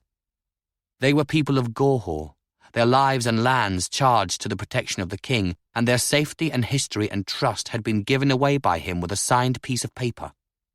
It was said that Galbert the High Elder had been behind the whole thing, that he wanted to destroy Arbonne because of the goddess they had down here. He didn't know much about that or very much care, but he had seen his father destroyed by living on another man's farm far from the northern lands he had known all his life. His father had died at the end of that same summer, taking to his bed one morning, the scribe's letter had said, and passing to the god 4 days after without any last word spoken. He had not appeared to be in great pain, the scribe wrote. His mother had made her mark at the end, after the part wishing him all best fortune. He still carried it, that letter. He looked down a last time on the burning of Aubrey. He drew a long breath, finally clear in his mind, though not any the less afraid for that. When he began to ride again, it was south, the way he had come, carrying a different message, grim, with fire and death, and with more of each to come, certain as mortal man was born to die. He had actually made his choice, he realized, on the evening of that last walk with his father in the rain. He had had no way to put that decision into action. Now he did. He put spurs to his horse, leaving the fires of Aubrey behind him. His eyes were on the empty road before him, seeing how bright and strange it had become in the mingling of the moons. Blaise hadn't been happy about it, but the priestess and the physician, agreeing with each other, had insisted that he drink an herbal concoction that led him to sleep for most of the day. When he awoke, in a room in Barbentane, the western sky outside his window was soft with the hues of sunset, dark rose and purple, with the blue-black of twilight soon to come. He couldn't see the river from his bed, but through the open window he could hear it rushing past. In the middle distance, lights were beginning to come on in the houses of Lausanne. He watched for a while, feeling curiously at peace though conscious of pain in his legs and aware of bandages about his left ear. He brought one hand up and felt them. Tentatively, he turned his head back the other way and so realized for the first time that he was not alone. It could have been worse, Ariane said quietly. She was sitting in a chair halfway to the door. You lost part of the earlobe, but they say it will be no more than that. Much the same as Bertran, actually. How long have you been here? Not long. They said you would sleep until sundown. I asked if I could speak with you alone when you woke. She had changed to sober clothing from the bright regalia of the morning. Her gown was a dark blue in colour, with her customary crimson only in the trim of the sleeves. She looked very beautiful to him. She smiled. Bertran has been going about the castle all day, claiming that the two of you are now clearly revealed as long-separated brothers. The current version is that you were stolen by brigands from your cradle in Talair castle and sold for 3 goats in a village in Gorhaut. 3 goats? I'm outraged, Blaise said with a sigh. 5 at least. Tell him I refuse to be undervalued even in a story. Ariane's smile faded. You are unlikely to be undervalued, Blaise, here or anywhere else. Not after this morning. Your problems are almost certainly going to be of the opposite kind. He nodded slowly. It seemed that he could do that much without pain. With an effort, he pushed himself up until he was sitting. There was a flask on a table by the bed. What is this? He asked. More of what you had before. They said you might want it. He shook his head. Is there anything else? There was wine in a decanter by the far wall. There was food as well. cold meats and cheeses and fresh-baked bread from the castle kitchen. He discovered, ravenous. Ariane watered the wine and brought him a tray. Blaise ate swiftly for a few moments, then looked up again. She was smiling, scrutinizing him carefully from her chair. "They said the herbs might make you hungry when you woke." He grunted. "What else did they say, since they seem to know me so well?" "That I wasn't to agitate or excite you." Her expression was demure. Blaise felt oddly happy suddenly. A feeling of well-being suffused him, looking at the woman, feeling the calm and silence of the twilight. When he did leave this room, the burdens of the world were waiting to be taken up. For the moment, though, however brief the moment might be, all of that seemed agreeably remote. He was aware of her scent again, subtle as ever, but very much her own. He said, "You aren't very good at not doing that, you know." Surprisingly, she flushed. Blaise grinned. He shifted position and moved the lacquered tray to the chest beside his bed. She remained seated where she was. "Has anything happened that I need to know about?" he asked. He really did feel remarkably well, more than well, actually. He wondered if the two physicians had predicted this too. "Anything that requires me, or you, for the next little while?" Ariane, her dark eyes wide, shook her head. "Is there a lock on that door?" The hint of a smile returned to her face. "Of course there is. And there are also 4 guards of the Countess outside who would hear any key turning. Everyone knows I am here, Blaise." She was right, of course. Deflated, he leaned back against the pillows. Ariane rose then, tall and slender, her black hair down as it always was. "On the other hand," she murmured, walking to the door, "the Corannos of Barbentane are legendary for their discretion." She turned the key in the lock with a click. "And since the whole castle knows I'm here, we couldn't possibly be doing anything but discussing what happens next, could we?" She walked slowly back towards him and stood by the edge of the bed. Blaise looked up at her, drinking in, as a draught of cool, reviving wine, the dark-eyed, flawless beauty of her. "I had been wondering about that," he said after a moment. Her hand was playing idly with the coverlet, pulling it back a little from his chest and then tugging it up again. He was naked beneath. "What happens next, I mean?" Ariane laughed then, and drew the coverlet fully back from him. "We'll have to discuss it," she said, and sitting on the bed, lowered her mouth to his. The kiss was brief, delicate, elusive. He remembered this about her. Then her lips moved down, found the hollow of his throat, and then down again, across his chest, and down again. "Ariane," he said.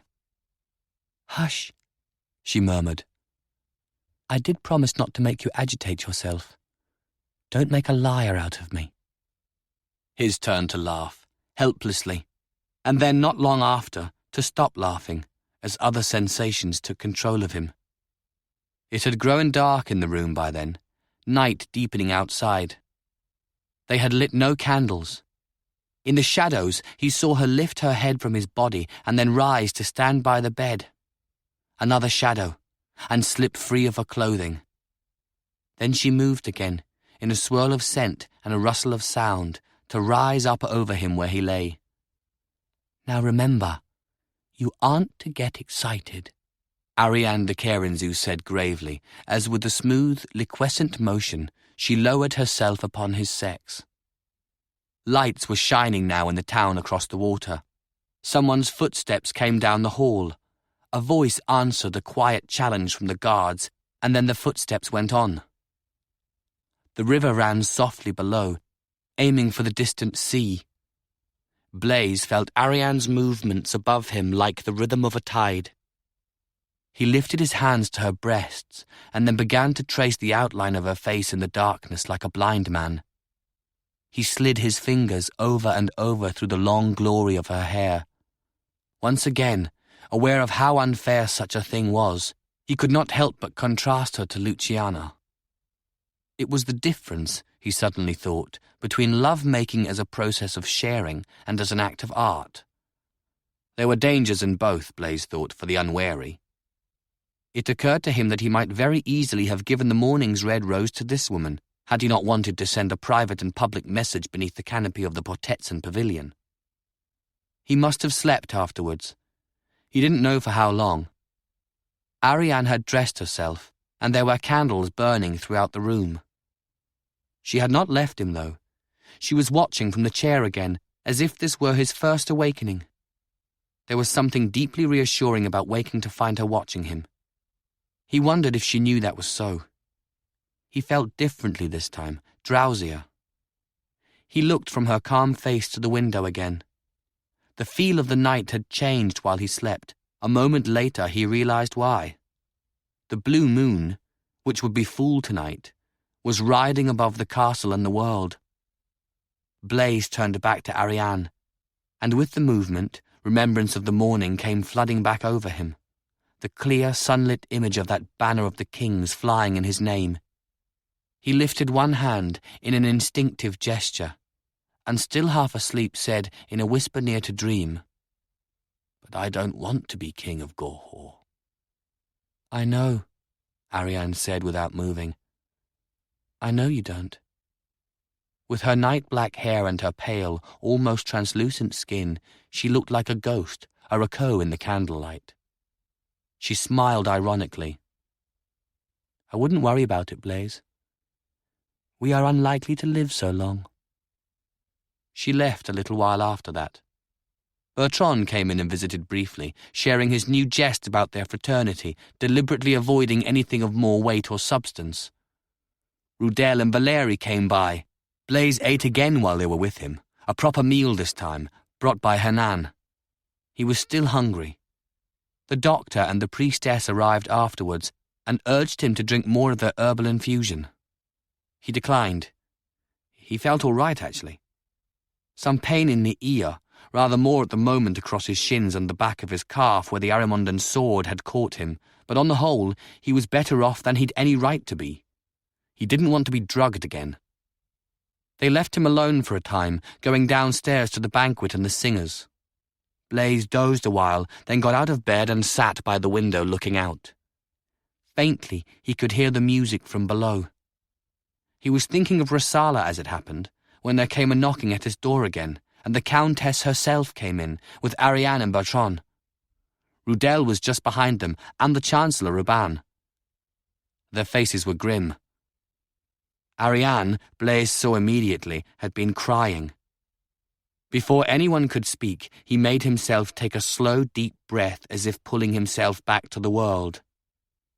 "There is a man who has come," said Bertran, as the Countess, very pale, kept silent. Her face was a mask, a carving in marble. There was a look in her eyes, though, a depth of anger he had never seen before. "A man from Gorhaut. He has given us some extremely bad news and asked leave to be brought to you." Valérie and Hernan ushered the man in. Blaise knew him, if only slightly, a Coran of Garçonque, one of the better ones, he remembered Renald saying once. The man, without a word spoken, sank to his knees before Blaise. His hands were uplifted and pressed together in position for the oath. Slowly, aware that this too was a beginning of something irrevocable, Blaise rose from the window seat and cupped his own hands around those of the Coran. He heard the ancient oath of Corannos spoken to him then in that high room in Barbentane Castle, as if he had never heard the words before. Exactly as with the banner, he thought. It was different when it was meant for you. For a moment, he looked over at Ariane. She was weeping again. He turned back to the Coran, concentrating on the words. "I swear to you in the name of the high god Corannos, of fire and light, and on the blood of my father and his father, that I will keep faith with you. I offer my service to the gates of death. I acknowledge you in the eyes of men and the most holy God as my liege lord." The man paused. Blaise, just then, remembered his name. Thorn. He was from the Northlands. The accent had given that away in any case. Thorn looked up and met his eyes for the first time. "And I acknowledge you also," he said, his voice surprisingly strong now as he spoke words that went beyond the ancient oath. "As my true king. I will not lie easy at night, nor unclasp my sword belt until you are upon the throne in Courtil in the stead of the traitor now sitting there. In the name of Corannos, all this I swear." Blaise cleared his throat. There was a feeling of dread in him. Ariane's tears, the silence of those around him. He said, "I accept your homage. I take you as my man, Thorn of Gorhaut. I offer you shelter and succor and my own sworn oath of fidelity before the god as your liege. I bid you rise." He shifted his hands and helped the Koran stand. "And now," he said, "you had better tell me what has happened."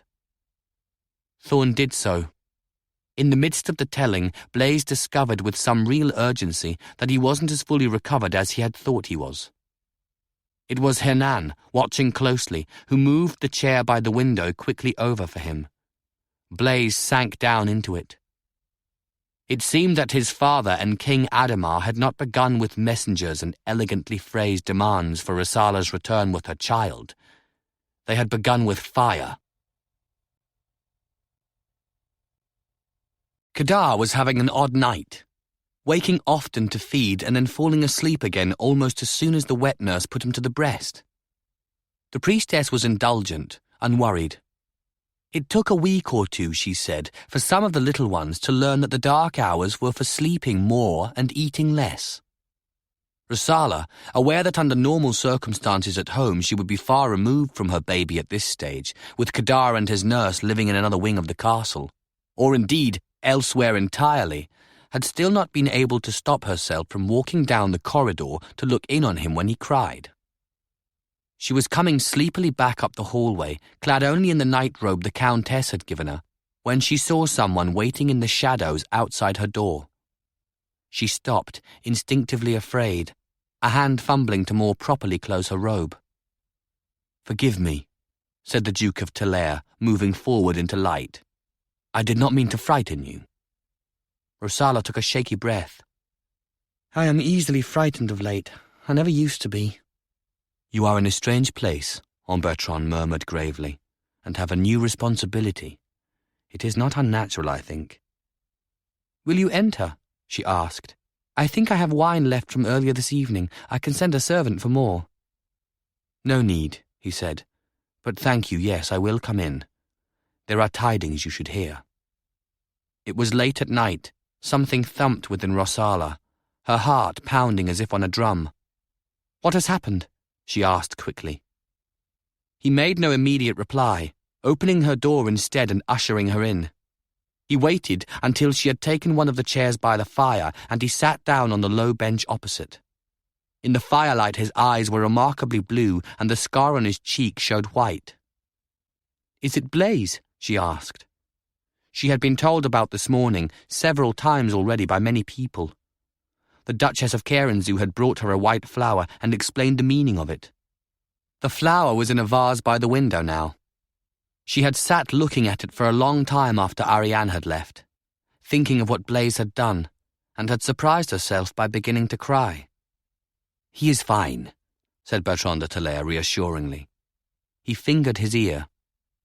"I'm afraid he is going to rather resemble me, in one regard at least, when the bandages come off. But other than that, he is not seriously harmed." He hesitated. "I don't know how much it means to you at this point, but I can say that he honored his name and his country's this morning." "So I have been told. It does mean something to me, obviously, given what he declared before the challenge began. They will not wait long before coming after him." The Duke of Talair shifted a little in his seat then and left a small silence. "I see," Rosala said, clasping her hands tightly in her lap. "They have come already." "They have, but not for him. They will not learn about him for some days yet. They destroyed a village named Urte tonight, killing everyone. And then they burned the priestesses of the temple there." Rosala closed her eyes. Her hands began to tremble. "That was for me, then," she said. Her own voice unsettled her. It was dry and thin as a stream in a season of drought. It seemed to be coming from someone else, a long way off. "It was because of me." "I'm afraid so." "How many people?" "We aren't certain yet. Perhaps 50. "Who was there?" "From Gorhaut, I mean." Her eyes were still closed. She brought her arms up to wrap them around herself. She felt cold suddenly. His voice was gentle, but he was not shielding her from any of this.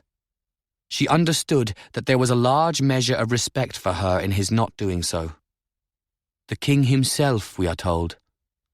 He hesitated. "Your husband and your brother as well." Rosala opened her eyes. "They would have had no choice. I don't think either of them would willingly have done this." Bertran de Talair shrugged. "I would not know. They were there." He looked closely at her a moment and then rose to tend to the fire. It had burned low, but there was fresh wood and kindling beside it, and he knelt, busying himself with them. She watched him, the neat, precise movements. He had not turned out to be what she'd expected from his verses, or from the tales told of his dealings with women in many countries. "How do we know of this?" she asked at length. He said without turning, "A Coran from Garçonque who was here for the tournament. He watched Blaise this morning and was riding north to tell the king what had happened." "Why did he change his mind?" Bertran looked briefly over his shoulder and shook his head. "That I do not know. I'll have to ask Blaise later." He turned back to the fire, shifting the wood. First one side caught, and then a moment later the other did. With a grunt of satisfaction he rose. He swore fealty to Blaise tonight, as his liege lord and true king. He named Ademar as a traitor. "Ayerson Bridge, then," said Rosala quietly. "That is why he did it. He was probably a man from the north. There will be many who feel that way about the treaty." "How many?" asked the Duke of Talair. She realized that he meant the question seriously, that he was treating her as someone whose views on this would matter. "That is hard to judge," she said. The fire had caught now, warming her. "Not enough, I don't think. Most of the men of rank who might matter are afraid of the king, and the common folk are even more afraid of the brethren of Corannos, who are ruled by my father-in-law." He was silent. Looking into the fire, Rosala saw a future there shaped of flame. 50 people had died tonight for her. She closed her eyes again, but the imprint of the fire was still against her eyelids. The shock was beginning to pass. "Oh, my son," she said. "Oh, Kadar." And then, "I will have to take him back. I cannot let them do this to people here. It is because he is a boy, you see.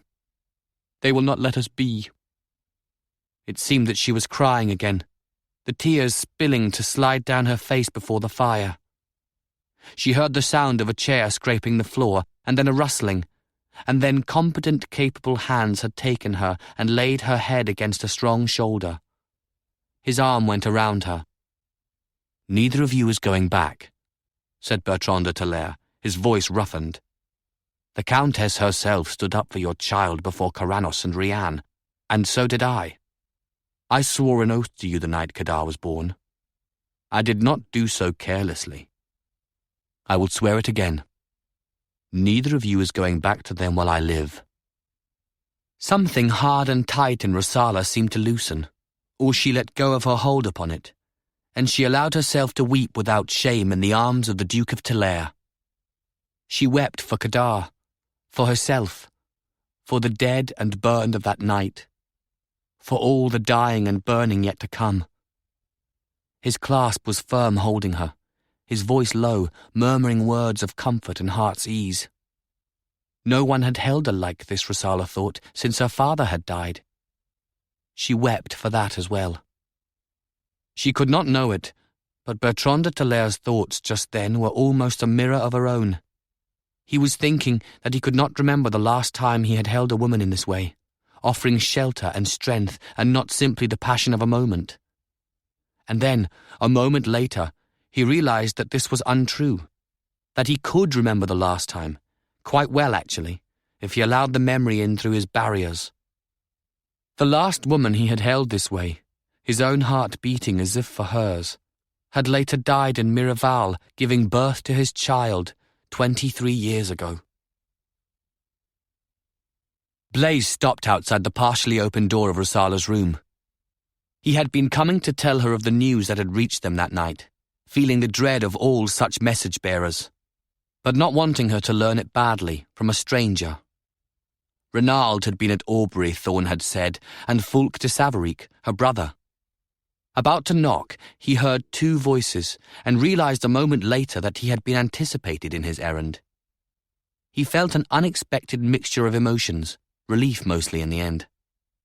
Uncertain whether to enter or leave, he heard Rosala abruptly speak in a stricken voice of taking the child back to Gorhaut. Grieving for her, understanding exactly what she meant, and humbled again by what it seemed she was, he heard Bertran de Talair unexpectedly gruff, repeating an oath he'd evidently sworn to her before. Blaise heard Rosala begin to weep then, and through the angle of the door, in the light of the fire's glow, he saw the Duke move to the arm of her chair to hold her while she cried. He felt an intruder, a cause of the distress the other man was trying to assuage. He ought to have been comforting her himself, he thought. He owed her that much. He owed her at least that much. Blaise looked back up the corridor and saw Hernan waiting discreetly at the farther end. Feeling his wounds again and weary still, but with a suddenly urgent need to at least finish what he had begun with the White Rose this morning, he knocked on the door and said, quietly, so as not to startle them too greatly, "For what it is worth, I have an oath of my own from this morning to repeat." They both looked up. Bertran calmly, Rosala wiping quickly at her eyes. She shifted a little then, and the Duke rose, allowing her to stand and then walk forward. A little too late, Blaise realized what she was about to do. Quickly, trying to forestall her, he moved into the room so that in the end they ended up on their knees, both of them, facing each other before the fire. He wouldn't have blamed Bertran for laughing, but the Duke was silent and watchful. The lost children of Gorhaut, Luciana had said 2 nights ago. Truth to that, Blaise thought. Through her tears, he saw Rosala offer the glimmer of a smile. "Will you not accept my homage, my lord?" He shook his head. "You will have to become accustomed to this," she murmured. "Kings can't go about kneeling to women." "I'm not a king yet," he said. "And to some women I think they can. I understand the Duke of Talair has vowed that he will not let them take you while he lives." He looked at Bertran, whose expression remained devoid of irony. "Hear me, then. In the name of the most holy God, I swear I will keep faith with you, Rosala. My claim to the throne is as nothing if we surrender you and Kadar." He heard the roughness in his own voice at the end. It was the first time he had actually spoken the child's name. It sounded strange to him as an infant's name. Kadar was a name of power for Blaise, for an entire generation in Gorhaut, given their vivid images of Rosala's father. It was a name of pride, of hope, if the child lived long enough. Rosala shook her head. "We should not matter so much, he and I," she murmured. "There is too much at stake here." Behind her, Bertran said quietly, "Sometimes people end up mattering more than one might expect. My lady, the two of you are what is at stake. They will use you to begin the war. They already have." "Then send us back," she whispered. She was looking at Blaise, not at Bertran. "It would make no difference," the Duke answered quietly. "Not now. They would kill you and keep him, and still find the reason to come down on us. They have all the dispossessed of their northlands hungry to be assuaged. This isn't like the old romances. Eliena carried off to Royance and an army going after her. This is pure politics now, the hard game of nations. My lady Rosala, Arbonne is the last clause, if you will, of the Treaty of Ierson Bridge. Blaise, closely watching her, saw the handsome, intelligent features accept the truth of Bertran's words. She knew as much about these things as Ariane or Luciana, or indeed he and Bertran. She always had. There were tears still on her cheeks, revealed by the firelight. Awkwardly, regretting how difficult such gestures seemed to be for him, he brought up a hand and brushed them away. He wished he were more graceful, more at ease with himself. He said, "You owe no homage to me, Rosala." She looked again as if she would protest, but in the end said only, "I may thank you for the flower." Blaise found that he could smile. "I would expect you to." Bertran laughed quietly. Rosala, a second later, returned the smile tremulously, but then she lowered her face into her hands. "How can we speak thus?" she cried. "They burned women tonight, because of me. They never even knew who I was, and they were taken from their beds and raped by Ademar's Corannos and— Say nothing! I know they were. And then they were burned alive. With all that the two of you know, will you tell me how I am to live with that? I can hear them screaming now." Blaise opened his mouth and closed it. He looked past her at Bertran, whose eyes were shadowed and dark with the fire behind him. The Duke said nothing either. With all that the two of you know. He knew nothing in the face of this. There were no words he could think of to say. So he spoke her name. What was it about the speaking of a name? Slowly, he brought up his arms again and gently took her head between his hands, and leaning forward, he kissed her on the brow. He wished there were more he could do, but there didn't seem to be. Women had been burned tonight, on a pyre of his father's long dreaming. Men had been slain and mutilated. He too could hear the screaming. "In the morning," he said roughly. "We will all be stronger in the morning." Lame words. An empty truth. It was this night that needed dealing with. He looked over at the Duke again for a moment, and then rose and left the room. Bertran would be better at this, he thought, than he himself would be. There was less history here for the Duke. He knew women so much better. There was an ache inside Blaise, though, walking from her chamber. "Oh, Reynald," he thought. Said it aloud, actually, softly in the empty corridor. She might even have made a man of you, this one, if she had been allowed. His brother had been at Aubrey tonight. Blaise was nearly certain that Reynald wouldn't have wanted to be, but that didn't matter, did it? He had been there. Heavy with burdens of past and future both, Blaise suddenly stopped and stood very still. A child had cried out in a room behind him. He listened, but there was no other sound. A cry in a dream that must have been. Kadar's. Did newborn infants dream? Blaise didn't know. He only knew that he could not turn back, could not now, if ever, ask Rosala the question in his heart. It doesn't matter, he told himself.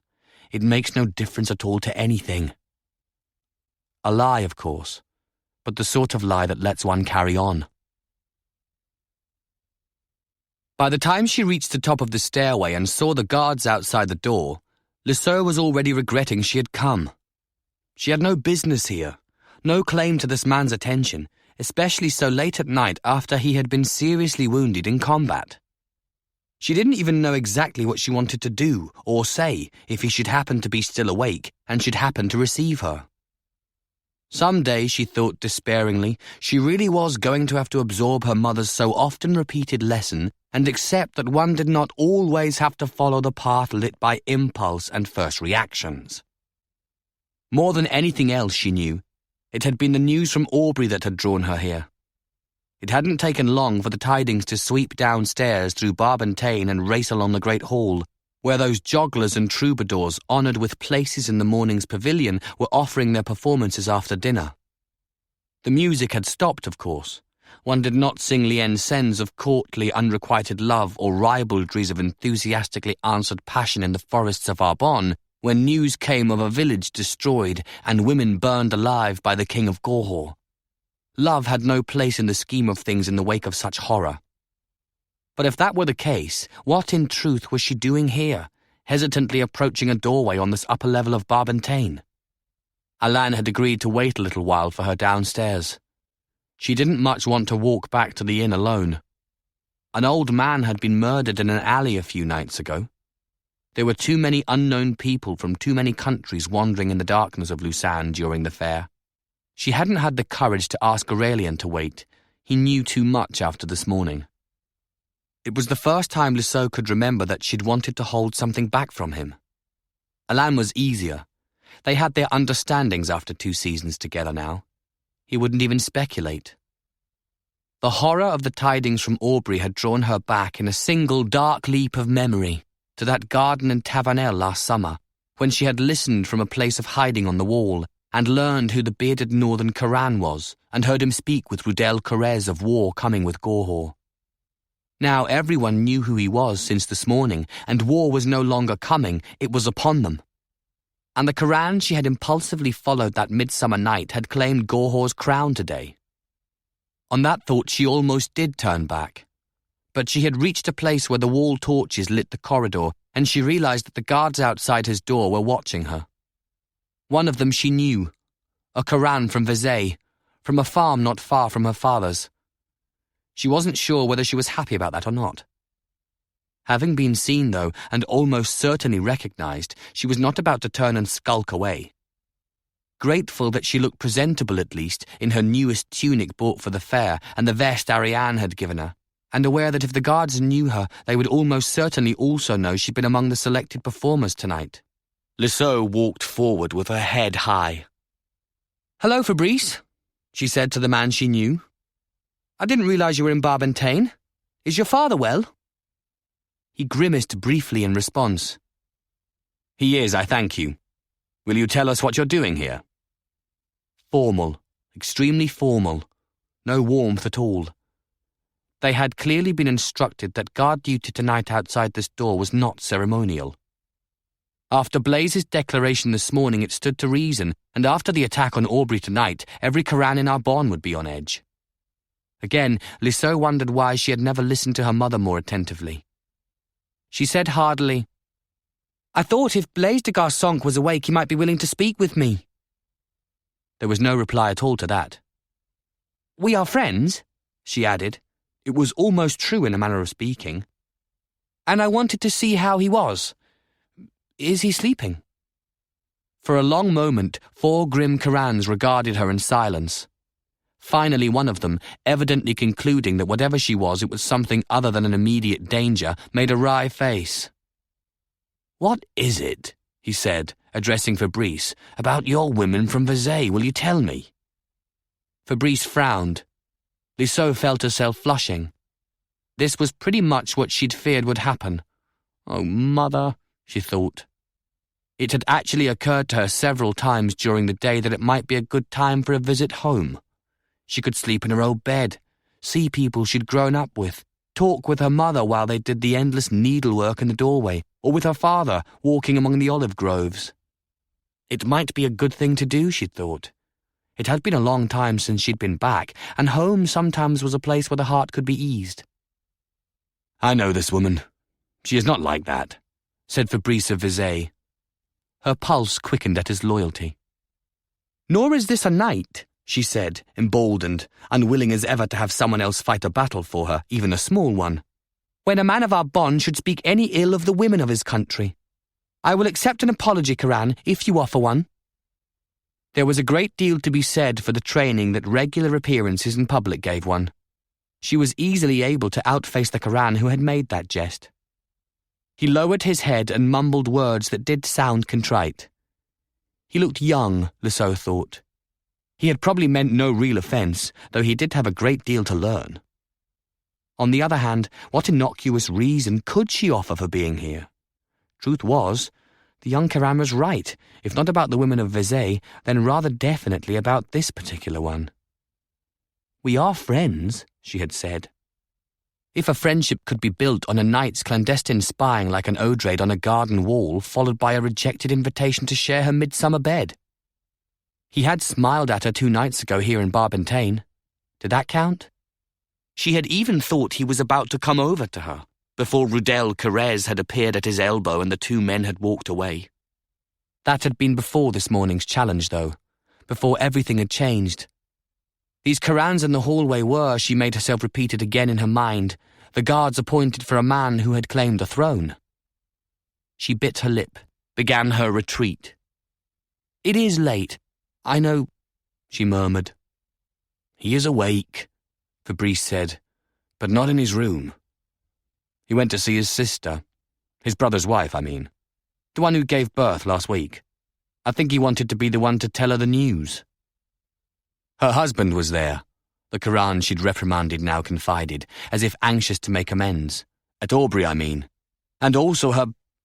He stopped with a grunt as one of the others sank an elbow in his ribs.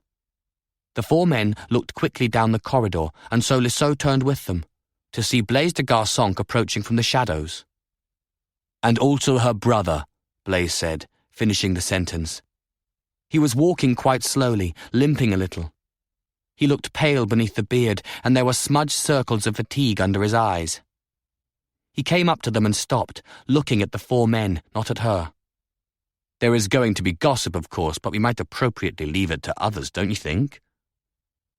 It was mildly said, but the young Coran went crimson to the roots of his hair. Lissot actually felt sorry for him. Then she forgot about the man entirely as she met Blaise's scrutiny. "Hello, Lissot," he said. She hadn't been positive he would remember her name. He seemed unsurprised to find her in the hallway outside his room.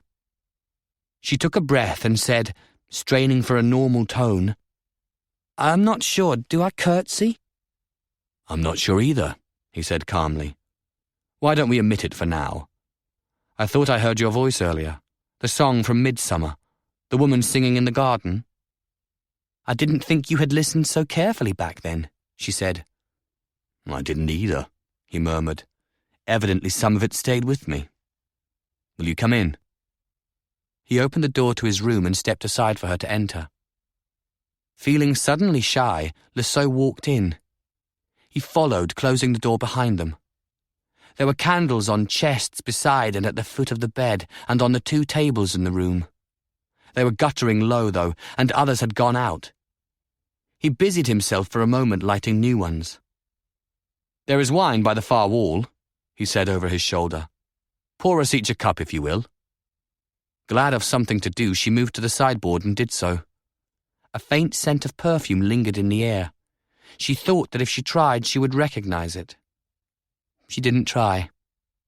She carried the cups back and stood uncertainly in the middle of the room. The bed, she noticed, was rumpled, the covers in disarray. He seemed to notice this at about the same time, moving over to smooth them as best he could. "Forgive me," he said. "This room is in no condition to receive a lady." He was being astonishingly kind, she thought. Kindness wasn't what she needed, though. She said, "Even the sort of lady who spies on you at night?" He grinned, though his fatigue was still evident. He came over and took his wine, motioning her to one of the chairs by the window. He sank into the other, with a half-suppressed sigh of relief. "You are in pain," Lissot said quickly. "I have no right to keep you awake." "You won't be able to for very long," he said, somewhat ruefully. "Much as I'd like to talk, they gave me some herbal thing earlier, and I'm still sleepy with it. They wanted me to have more, but I said no." "You probably should have taken it," she said. He grinned mockingly. She remembered that quickness from Midsummer. It had been one of the things she hadn't expected from a Coran of Gorhaut. "I wouldn't have taken you for so obedient a woman." "Do you always do what you're told?" he asked. She smiled then herself for the first time. "Always," she said. "I can't remember the last time I didn't obey instructions." He laughed and sipped his wine. "I saw you in the troubadour's pavilion this morning," he said, surprising her again. "Ariane told me only those of the first rank are invited there. Is this new for you? Should I be offering congratulations?" Ariane. That was the perfume. Of course, she told herself. They would have had a council here when the tidings came. But what she was remembering was 5 Corans in crimson escorting him away on Midsummer Eve. He had asked a question. Lisseau shook her head, pushing such thoughts away. She said, "Congratulations. Wouldn't that be absurd? After you didn't let me salute you?" His eyes were bright in the light of the candle on the table and the beard showed quite red. "Go ahead if you really want to. Curtsy and kneel. Kiss my foot 3 times. You'll help me get used to it." There was a bitterness she hadn't expected in his voice. He paused a moment. "I'm not a king yet, you know. I probably never will be. I'm only someone who's made a large and foolish claim because I hate what's happened to my country. From what I understand of the men of Gorhaut, that's worthy of honor in itself," she murmured. His expression changed. "I'm not sure that isn't as much an attack as a compliment. Can you blame me tonight?" There was silence. Without speaking, he shook his head. She took a quick sip of her wine and averted her eyes. This wasn't at all how she had wanted this conversation to go. She didn't really know what she had wanted, but it wasn't this. Thinking quickly, reaching for a new direction, she said, "You did miss something unique in the hall tonight. A canzone about your morning's triumph, written at dazzling speed, rhymed in triplets, with a refrain that was simply your name sung 4 times on a descending scale." "What?" She kept her tone blandly innocuous. "We should be fair about that last bit, though.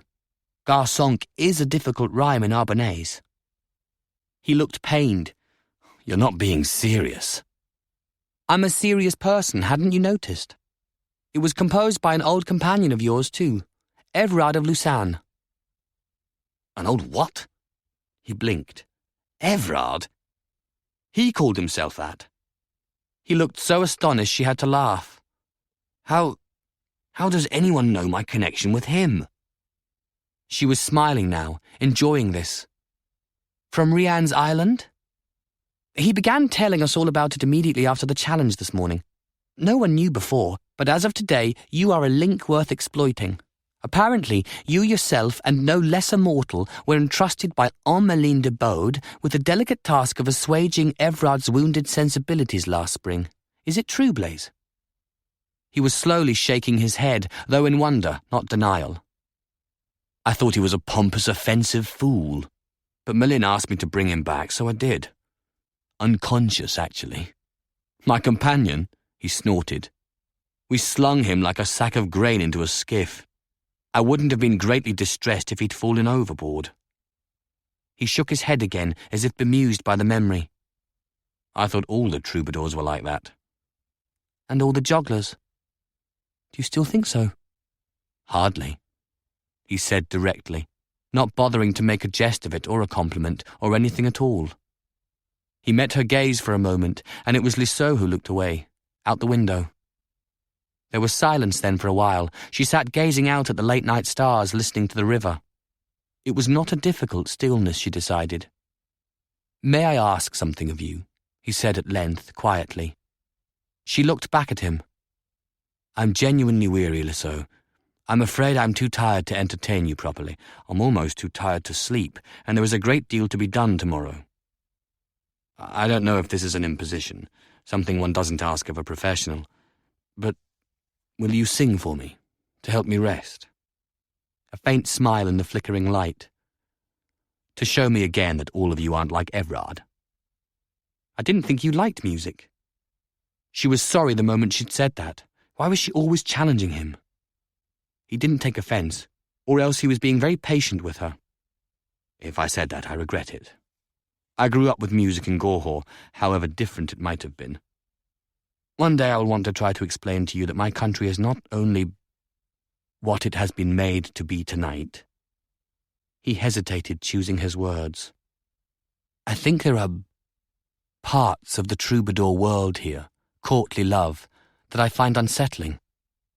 Perhaps I needed time to understand it better. I thought once it made your men weak, your women presumptuous." He paused again. "There is no weakness I have found in the men of Arbonne." "And the women?" He had been waiting for that, she realized. "The women are intolerably presumptuous." She knew that tone, though, by now, and he was grinning at her again, tired as he was.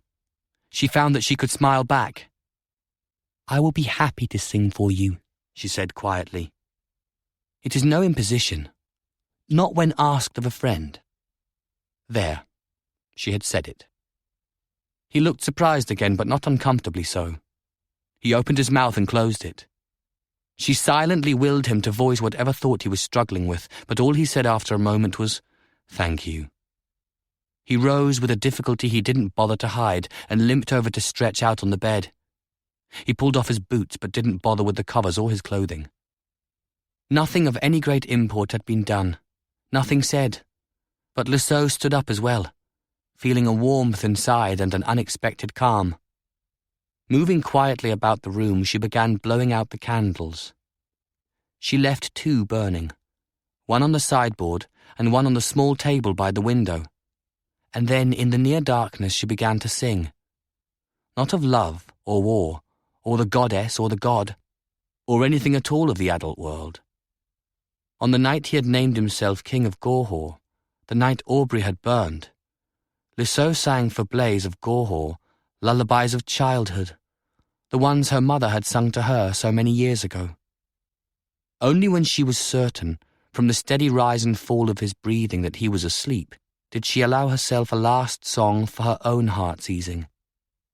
It was another very old melody, this one, so ancient no one was certain who had written it, or even what dim, half-remembered legend or tale it recounted. It had always seemed to Lisseau to be almost unbearably sad. She had never thought she would feel it applying to her own life. But in Blaise de Garçonc's room that night, while he slept, she sang it softly for herself, and when she came to the verses at the end, she realized that she was very nearly offering them as a prayer. Thy table set with rarest wine, choice meat, sweet ripened fruit, and candlelight when we dine in Fionvar. On we to the high stars will shine, and the holy moon lend her light. If not here, you will be mine in Fionvar.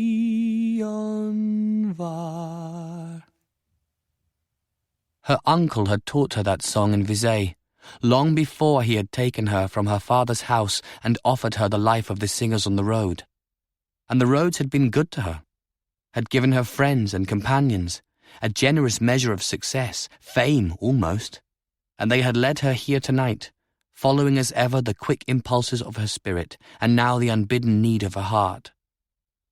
Strangely at peace now, Lisseau realized that she had come looking for an answer in this room, and she had found it after all. This was not a man whose life she had a right to share. He was a friend. She knew that now, knew that he would make some place for her in the pattern of his days, however long or short they were to be.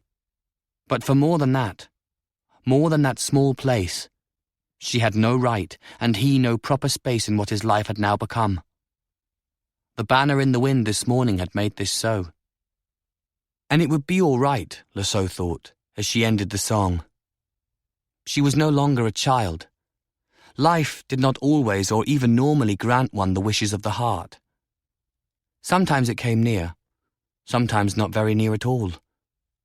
She would accept with gratitude what seemed to have been allowed her tonight, with a hope, a prayer to Rianne that there might be more such moments graciously allowed before the goddess called either or both of them back to her.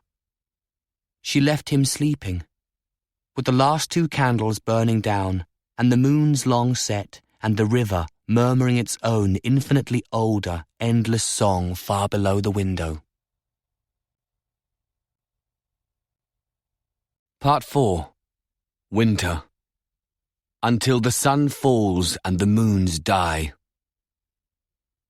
Chapter 15. On the night appointed there was fog at Garçonc Castle.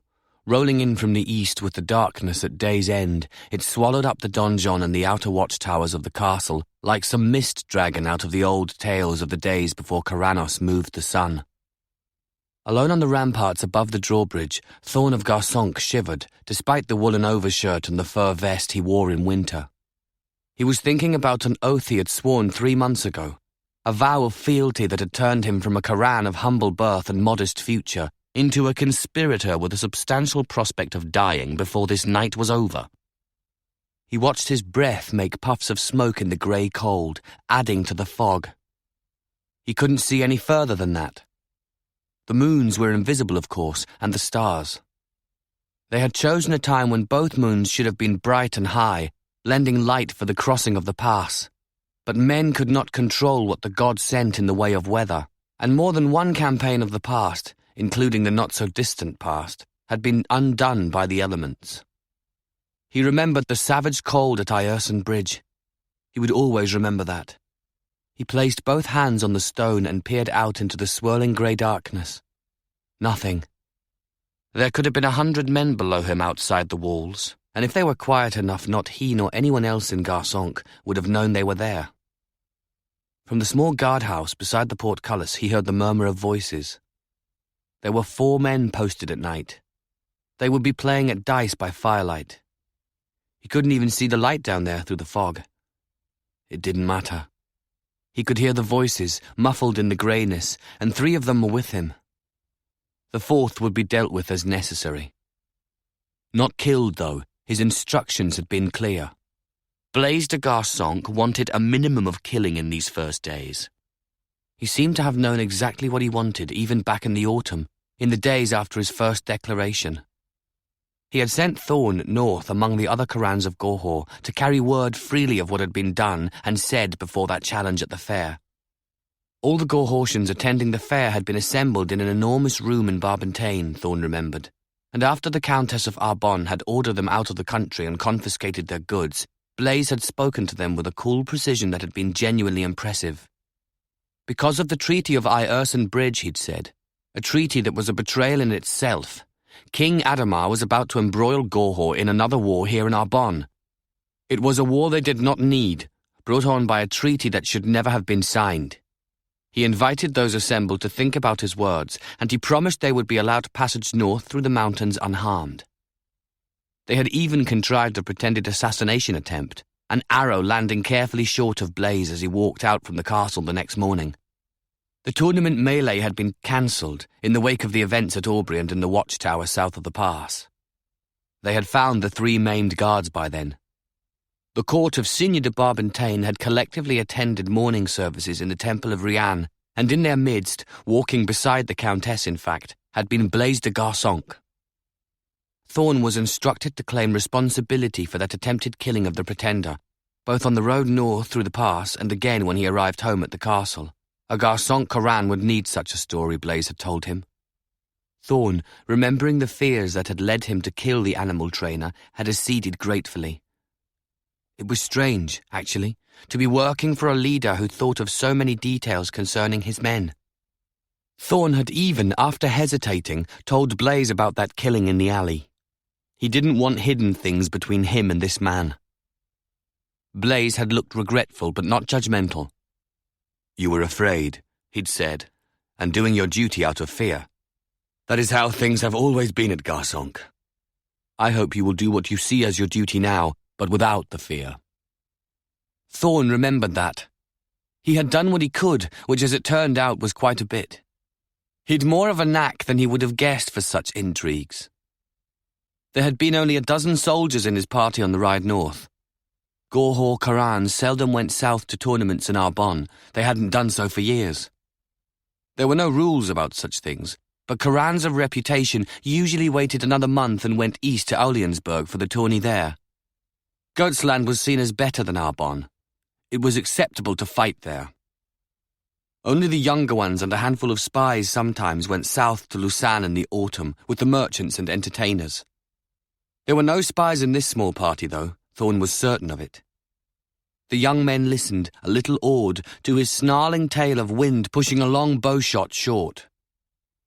They were probably wishing they had tried the same thing, he had mused, that first night in the roadside inn among the falling leaves of autumn. Probably even dreaming of having done so, and having succeeded, and riding back to King Ademar in triumph unimaginable. Young men had such dreams.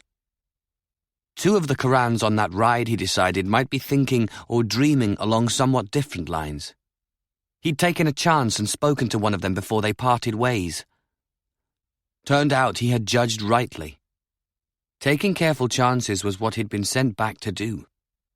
Before their roads divided, his to Garçonc, the other Corannos towards the palace in Courtille, Thorn had won his first recruit to the cause of Blaise de Garçonc's rebellion. The accent had been what decided him. You could almost always trust a Northland man to be unhappy with King Ademar. On the ramparts of Garçonc he leaned forward, suddenly tense, peering blindly into the fog. It was thick, as the mist was said to be above the river to the land of the dead.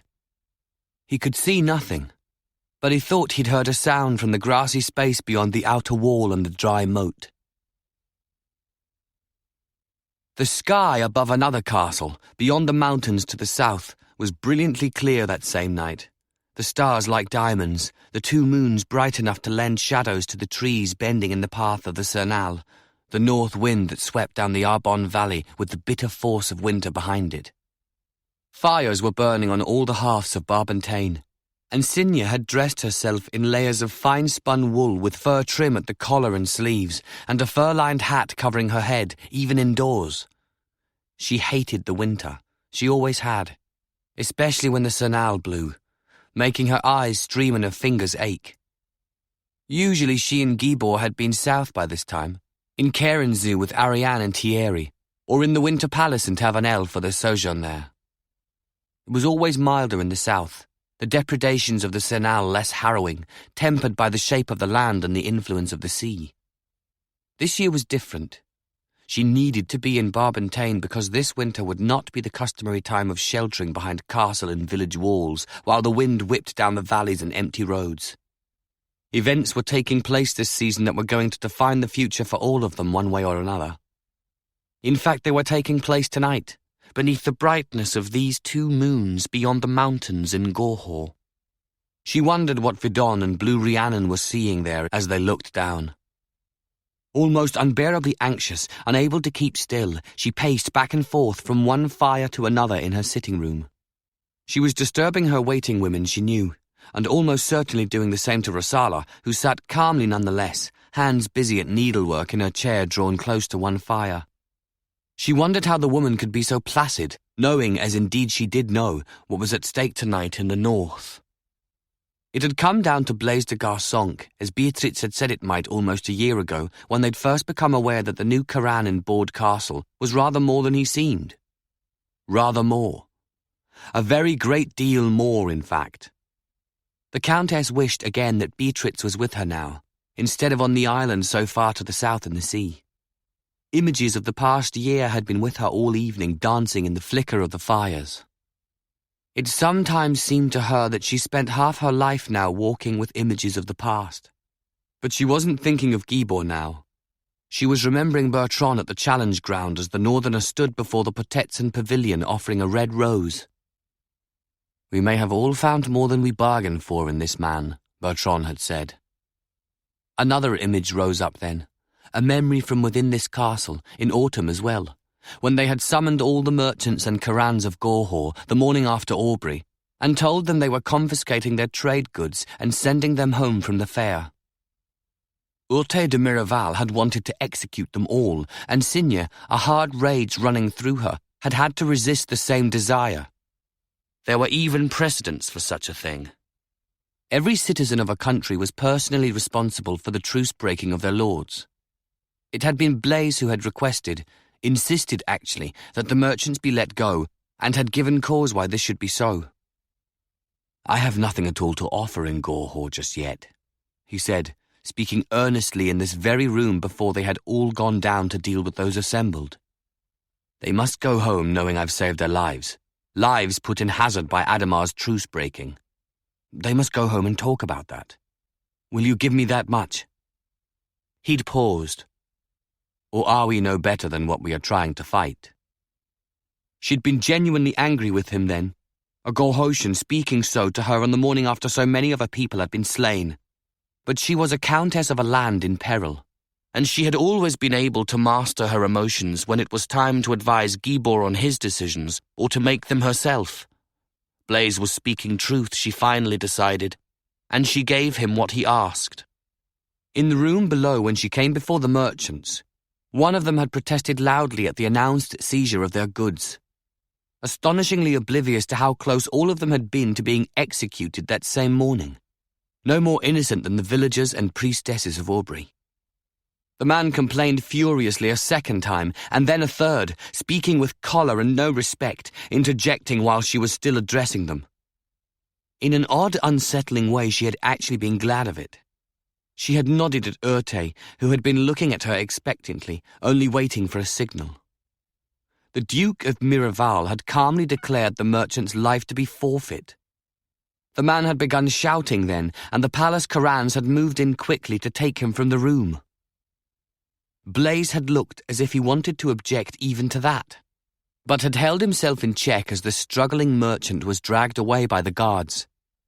There was another message that had to be sent here, and Signé knew it. She had been governing a nation for some time after all, with Gibor, and now alone. Images of power mattered. In Gorhaut they could not be allowed to think they were so weak and soft here in woman-ruled Arbonne. They already had that impression, Signé knew. They could not be allowed to indulge in it. She had looked at Blaise, her expression forbidding, and had waited for him to nod his head. "I cannot save a fool," he'd said to the merchants and Corannos of Gorhaut. The right thing to say. It would be remembered by the others. He was learning quickly. Later that morning they executed the man, though cleanly, without branding or breaking him. He was a symbol, not a truce-breaker himself. Here in Arbonne they were not the same as those they were now to fight. She would defend that assertion to the last of her days. That had all been back in the autumn, with the grape harvest in and the leaves turning. Now, in the cold, clear glitter of a winter's night, she listened to the sernal rattle the windows like a spirit of the dead and sipped at her mulled, spiced wine, holding the goblet in both hands, its warmth comforting her as much as the scent and taste of the wine. The two girls were sitting on their benches near the door, their hands cupped around hollow silver balls with burning coals inside them. Bertran had brought that idea back, years ago she remembered, from a journey into the wild places east of Goatsland. He had done a great deal of such dangerous travelling in the years after Aelis died. "He is blaming himself," Gibor had said patiently. "There is nothing we can do about it." Looking more closely at the two girls, Signé saw that Perrette, the younger one, was shivering. Impatiently she shook her head. "In Rianne's name, come nearer the fire, both of you," she said, sounding more irritated than she meant to. "You'll be no use to me at all if you catch a chill and die." This was wrong, of course. She shouldn't be taking out anxieties on those around her. But what was there for her to do otherwise? She was an old woman in a cold castle in winter. She could only sit or stand by a fireside now, and wait to see if the goddess and the god would allow them to throw successfully at dice with so many lives and two nations' destinies. Nervously, the girls hastened to obey her. Rosala glanced up from her work and smiled. "How are you so calm?" Signé demanded abruptly. "How can you sit there so easily?" The smile faded. Mutely, Rosala held up her work, and the Countess saw for the first time the raddled, spoiled stitching and the visibly trembling hands that were lifting it for her to see. The fog made things horrendously difficult. Thorne still couldn't see a thing down below, though he kept straining his eyes into the thick grey gloom. There was to have been a single torch lit briefly at the edge of the woods and then doused. He couldn't have seen a torch from these ramparts tonight if it was directly below where he stood. Even sounds were muffled, but not so much that, just there, he could not make out. Finally, the jingle of a horse's harness, and then the same sound a second time, not far away.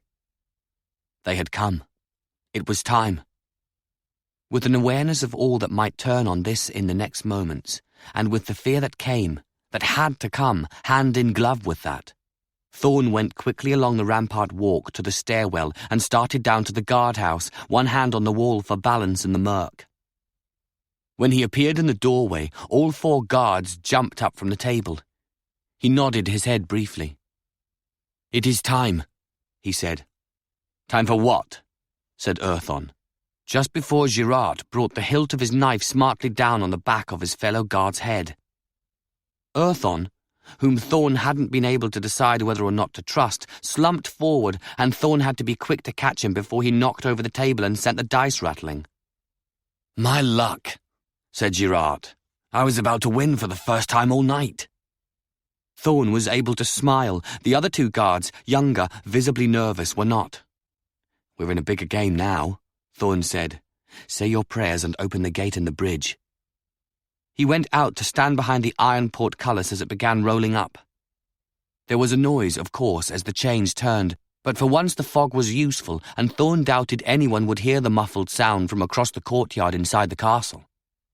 When the bars were high enough, he stepped forward, ducking to pass under the lowest spikes, and waited again, staring out into the cold mist of the night. No torches yet, nothing at all to be seen, only the sound of horses again, faintly, through the low drifting fog. Then another noise behind him as the portcullis slotted with a clang into its niche at the top of the gate, and the guards began quickly winding down the drawbridge over the dry moat. When the bridge was down, Garsonk Castle lay open to those waiting in the fog, and the first part of what Thorn had come home to do was accomplished. The easy part. He stepped out onto the wooden bridge and felt more than he heard the simultaneous tread of someone approaching from the other end. He still could not see. The mist redoubled his anxiety, inducing primitive, irrational feelings of dread. He couldn't even make out the planks of the bridge beneath his boots. He stopped walking. "Light your torch," he said, his tone as calm as he could make it. The sound of his voice went out feebly into the enveloping darkness and was swallowed up. There was silence as the approaching footsteps also came to a halt. Thorn felt as if he were wrapped in a grey shroud, ready for burial. He shuddered at the thought. "Light your torch," he said again to the silent figures on the bridge with him. Finally, he heard the scraping sound of a flint being struck, and a moment later the resinous scent of a torch catching came to him. In the fog, the light spun out only a little way, a small circle, a tenuous island of illumination on the bridge. Bright enough to reveal Galbert de Garsonk, the High Elder of Gorhaut, huge and unmistakable, standing directly in front of him with 2 Corannos on either hand. "I am most happy to oblige you," said the High Elder in his unforgettable voice. "To illuminate the first of the traitors we will now be pleased to burn. I will light your own pyre with the torch you requested." Thorn felt as if the world had dropped away beneath his feet, as if the final darkness at the end of time had come. His breath was snatched away in horror. He couldn't move. He was actually afraid he was going to fall down. "Do not even think about fleeing," Galbert added, the deep tones conveying infinite contempt. "There are 4 archers behind me with their bows trained on you, and this light is more than good enough for them."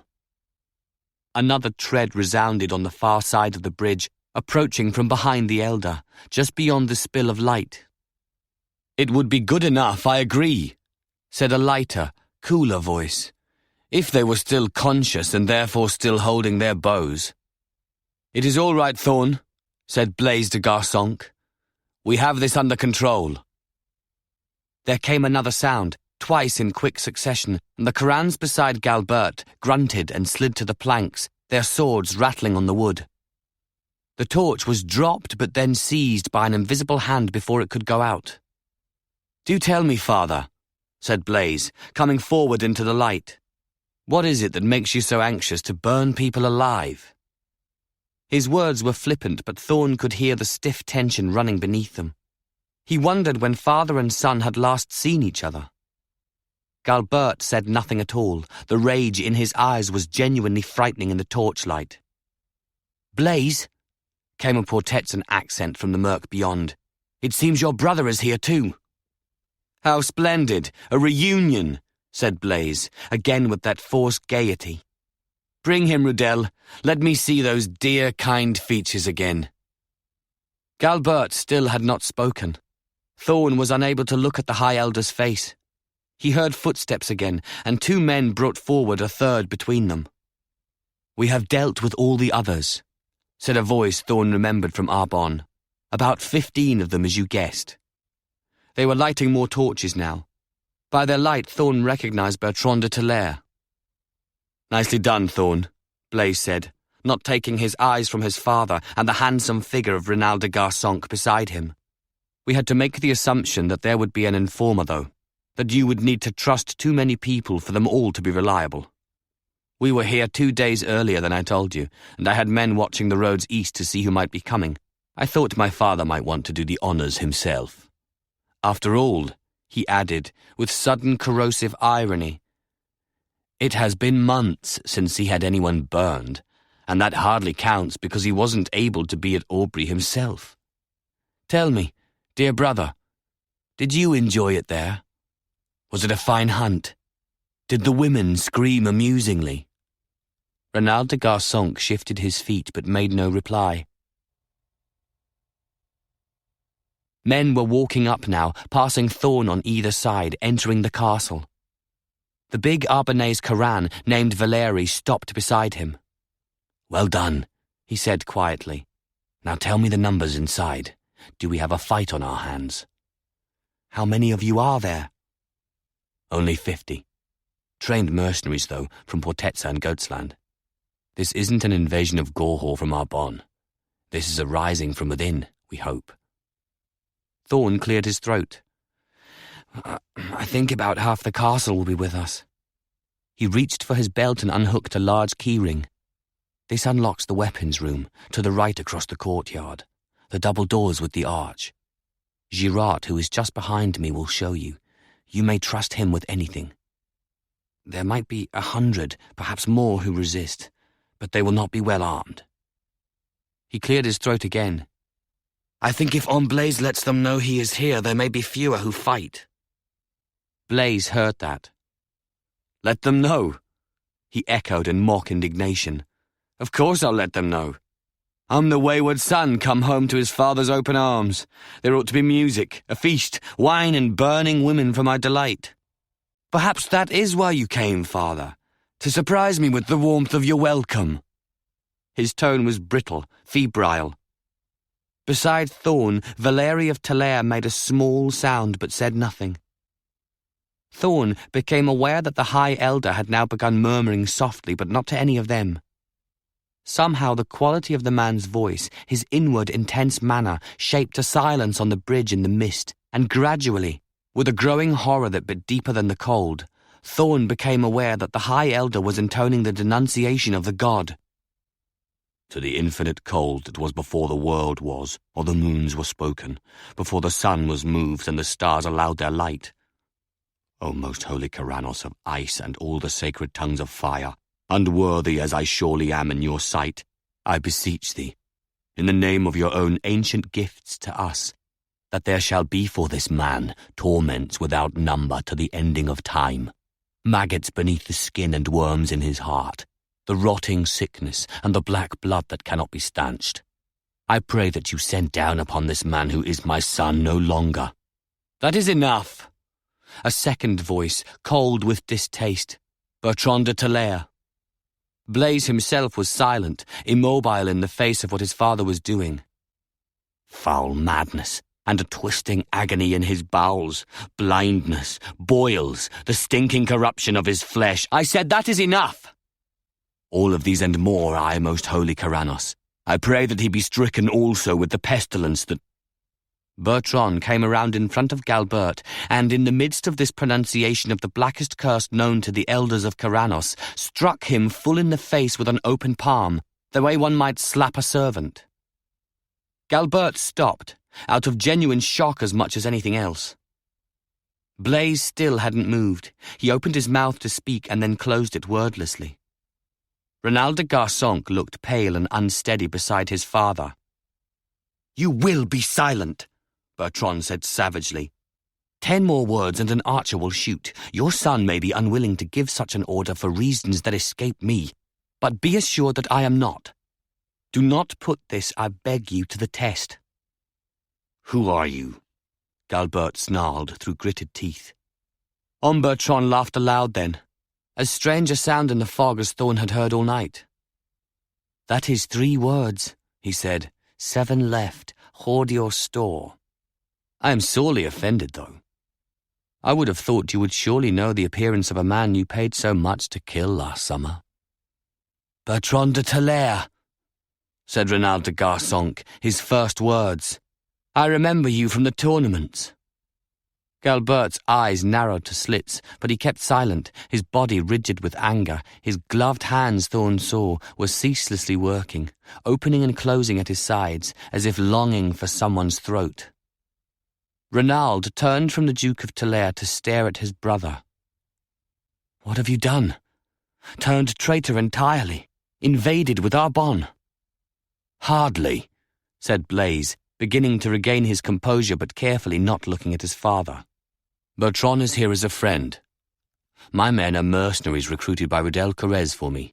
You'll very likely know a number of them, mostly from Goatsland.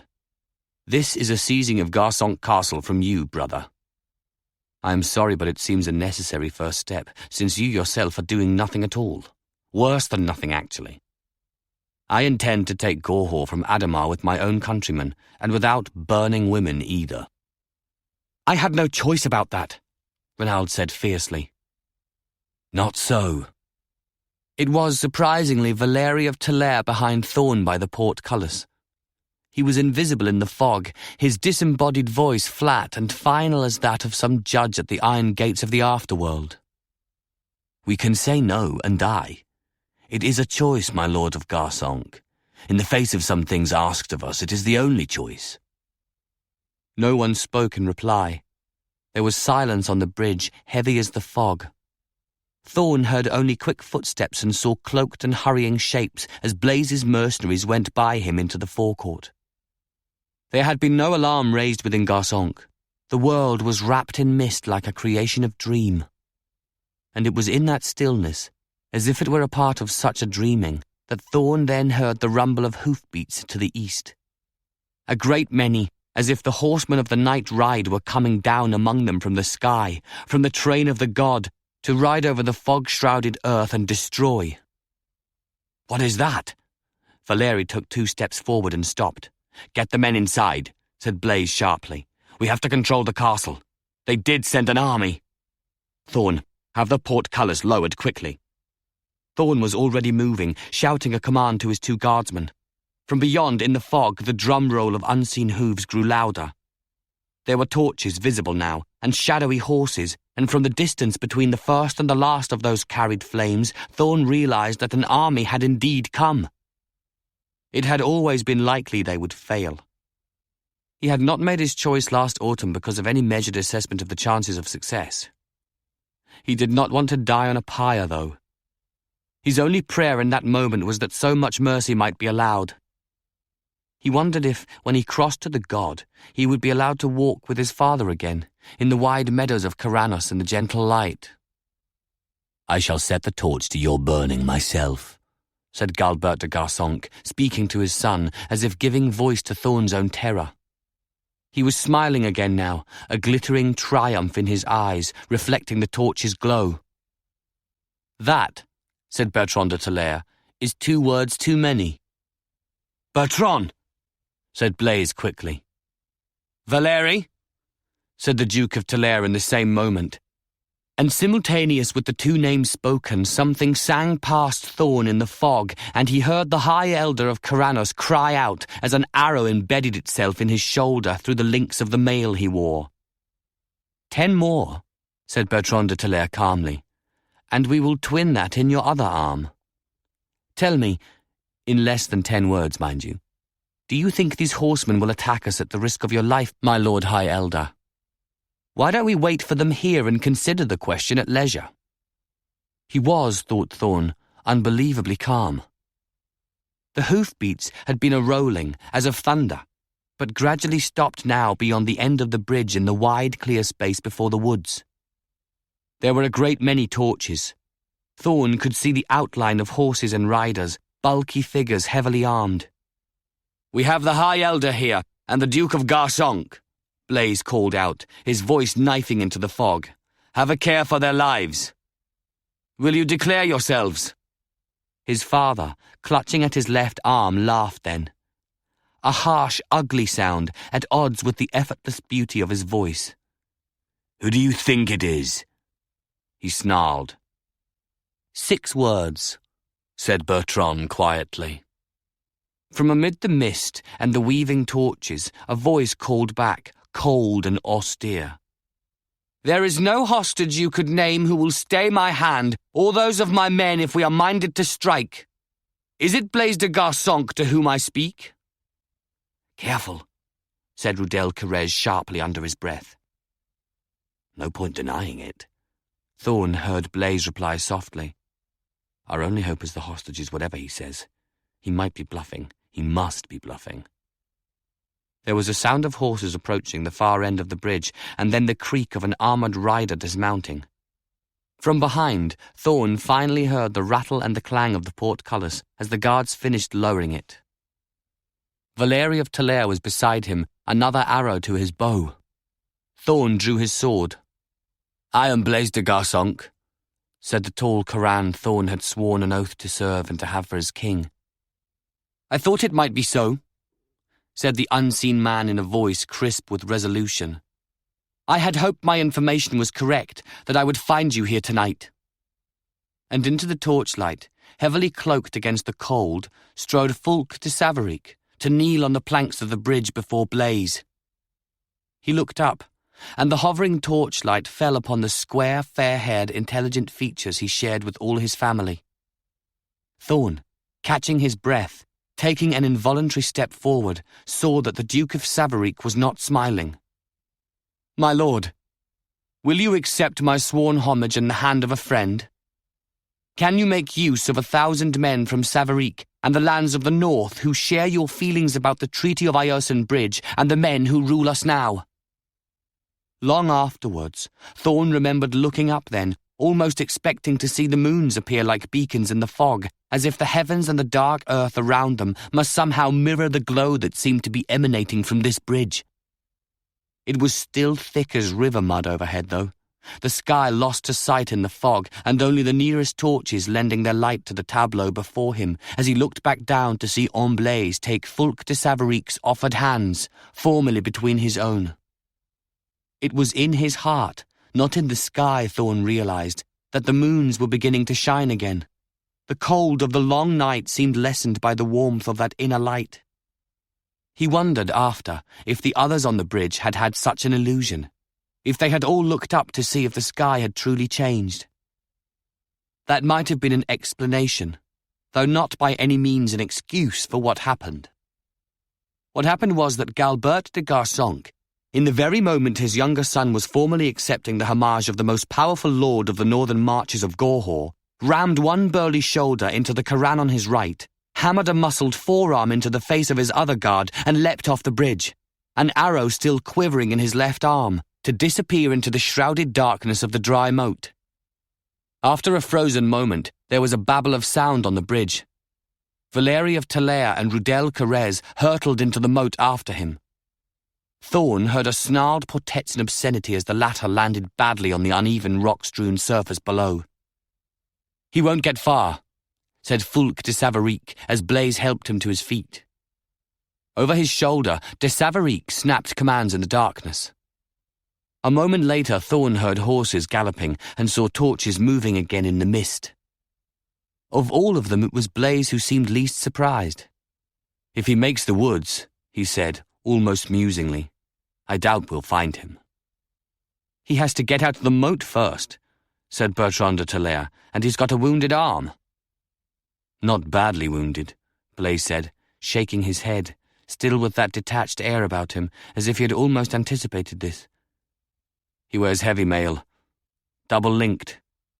I doubt the arrow went deep." "Ring the moat, though," he said to Fulk de Savaric, There's at least a chance your men might see him climbing out."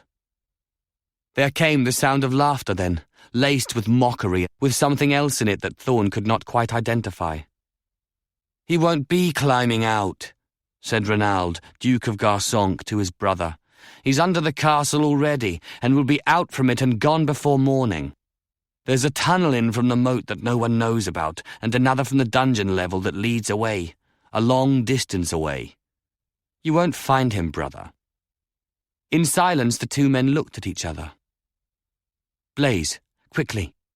Do you know where it leads? We can get to the exit before him." It was Bertran, speaking with urgency for the first time. Galbert de Garsonk, Thorn abruptly remembered, had offered 250,000 in gold last summer for the death of de Talair. Blaise was shaking his head, though, looking at his brother. "This was done after I left." His mouth twisted slightly. "Reynald wouldn't have mentioned it otherwise." "We could make you tell us where the tunnels are," said Bertran to Reynald de Garsonk very quietly. There was something frightening in his voice now. Thorn wondered how he could ever have arrived at the notion that the Arbonne's men were soft. The Duke of Garsonk was still a handsome man, tall and well-built, the image of what a lord should be. He looked down upon the slight, unprepossessing figure of the Duke of Talair and said contemptuously, "Really, my lord, what will you do, set me on fire?" Blaise said something then that Thorn could not hear. His brother did hear it, though, and turned quickly back to him, his arrogance fading. "Go ahead," Blaise said more loudly. "I mean it. If you want to go with him, you will not be stopped or followed." Reynald's expression had become confused, hesitant. He looked like a man who wanted a drink, thought Thorn. A cruel thought, he knew, but it was there. He had lived in this castle long enough. He knew the Duke. "If you want to, though, you can stay," Blaise added. "I will trust you among us if you give me your oath. I have never known you to lie, Reynald. I will not assume you would do so now. If you can see anything clearly tonight, you must surely realize that this is the chance of your life. Probably the last chance, brother. Do you want to free yourself from him or not? He is gone, down that tunnel, away from both of us, back to Ademar. You don't have to follow him, Reynald, and I will not make you stay. You have the first free choice you've had in a long time. If I kneel and swear fealty to a younger brother who ought to have been a cleric of Corannos, is that my choice? Is it so evil a course? Does it matter what he was supposed to become all those years ago?"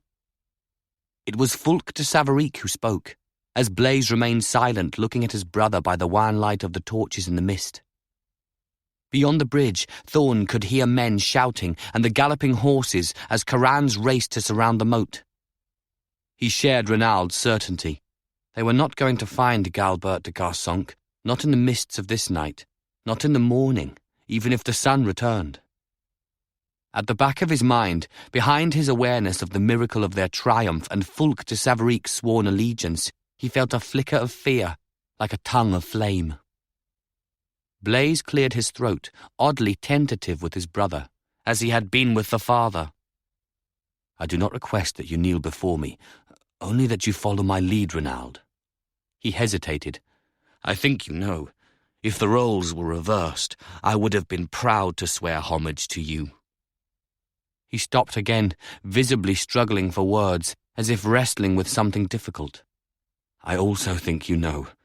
There was a time I would have followed you to the end of the earth had you asked me to." "But why?" said Duke Reynald de Garsonk, after a silence. "Would I ever have wanted to go to such a place, or to have you there with me?" Blaise said nothing at all to that. He lowered his head. "You are a greater fool than I even guessed," said Bertran de Talair, but softly now, almost with regret. "Bring my lord Reynald his horse," he called out to the invisible Corans beyond the end of the bridge. "The most puissant Duke of Garsonk is leaving our poor company for the pleasure of his fathers and the high grace of Ademar's court." Blaise was still silent. Thorn, behind him, could not see his face. In a way, he was glad of that. Even after years in this castle, he found that what lay between the 3 men of Garsonk, like a thicket of spear shafts in the earth, iron heads angled to kill, was too much for him sometimes. Tonight suddenly had become one of those times, as if the destiny of nations was bound up in the darkness of this castle, a darkness that went far deeper than the mist and fog of a winter's night. They heard a horse being led up onto the bridge. "Someone help the Duke to mount," Bertran said, with the same grim courtesy. "No need," said Renaud shortly, and he mounted in one smooth motion. He curvetted his horse and looked down upon his brother. "Are you expecting me to thank you now?" he asked. Again, there was that note in his voice, the one Thorn could not quite identify. Blaise looked up. He shook his head. "I thought you might ask about your son, though." A cruel question, though perhaps not cruelly meant. Thorn wasn't sure. He didn't understand the younger son either. He saw Renaud's jaw tighten.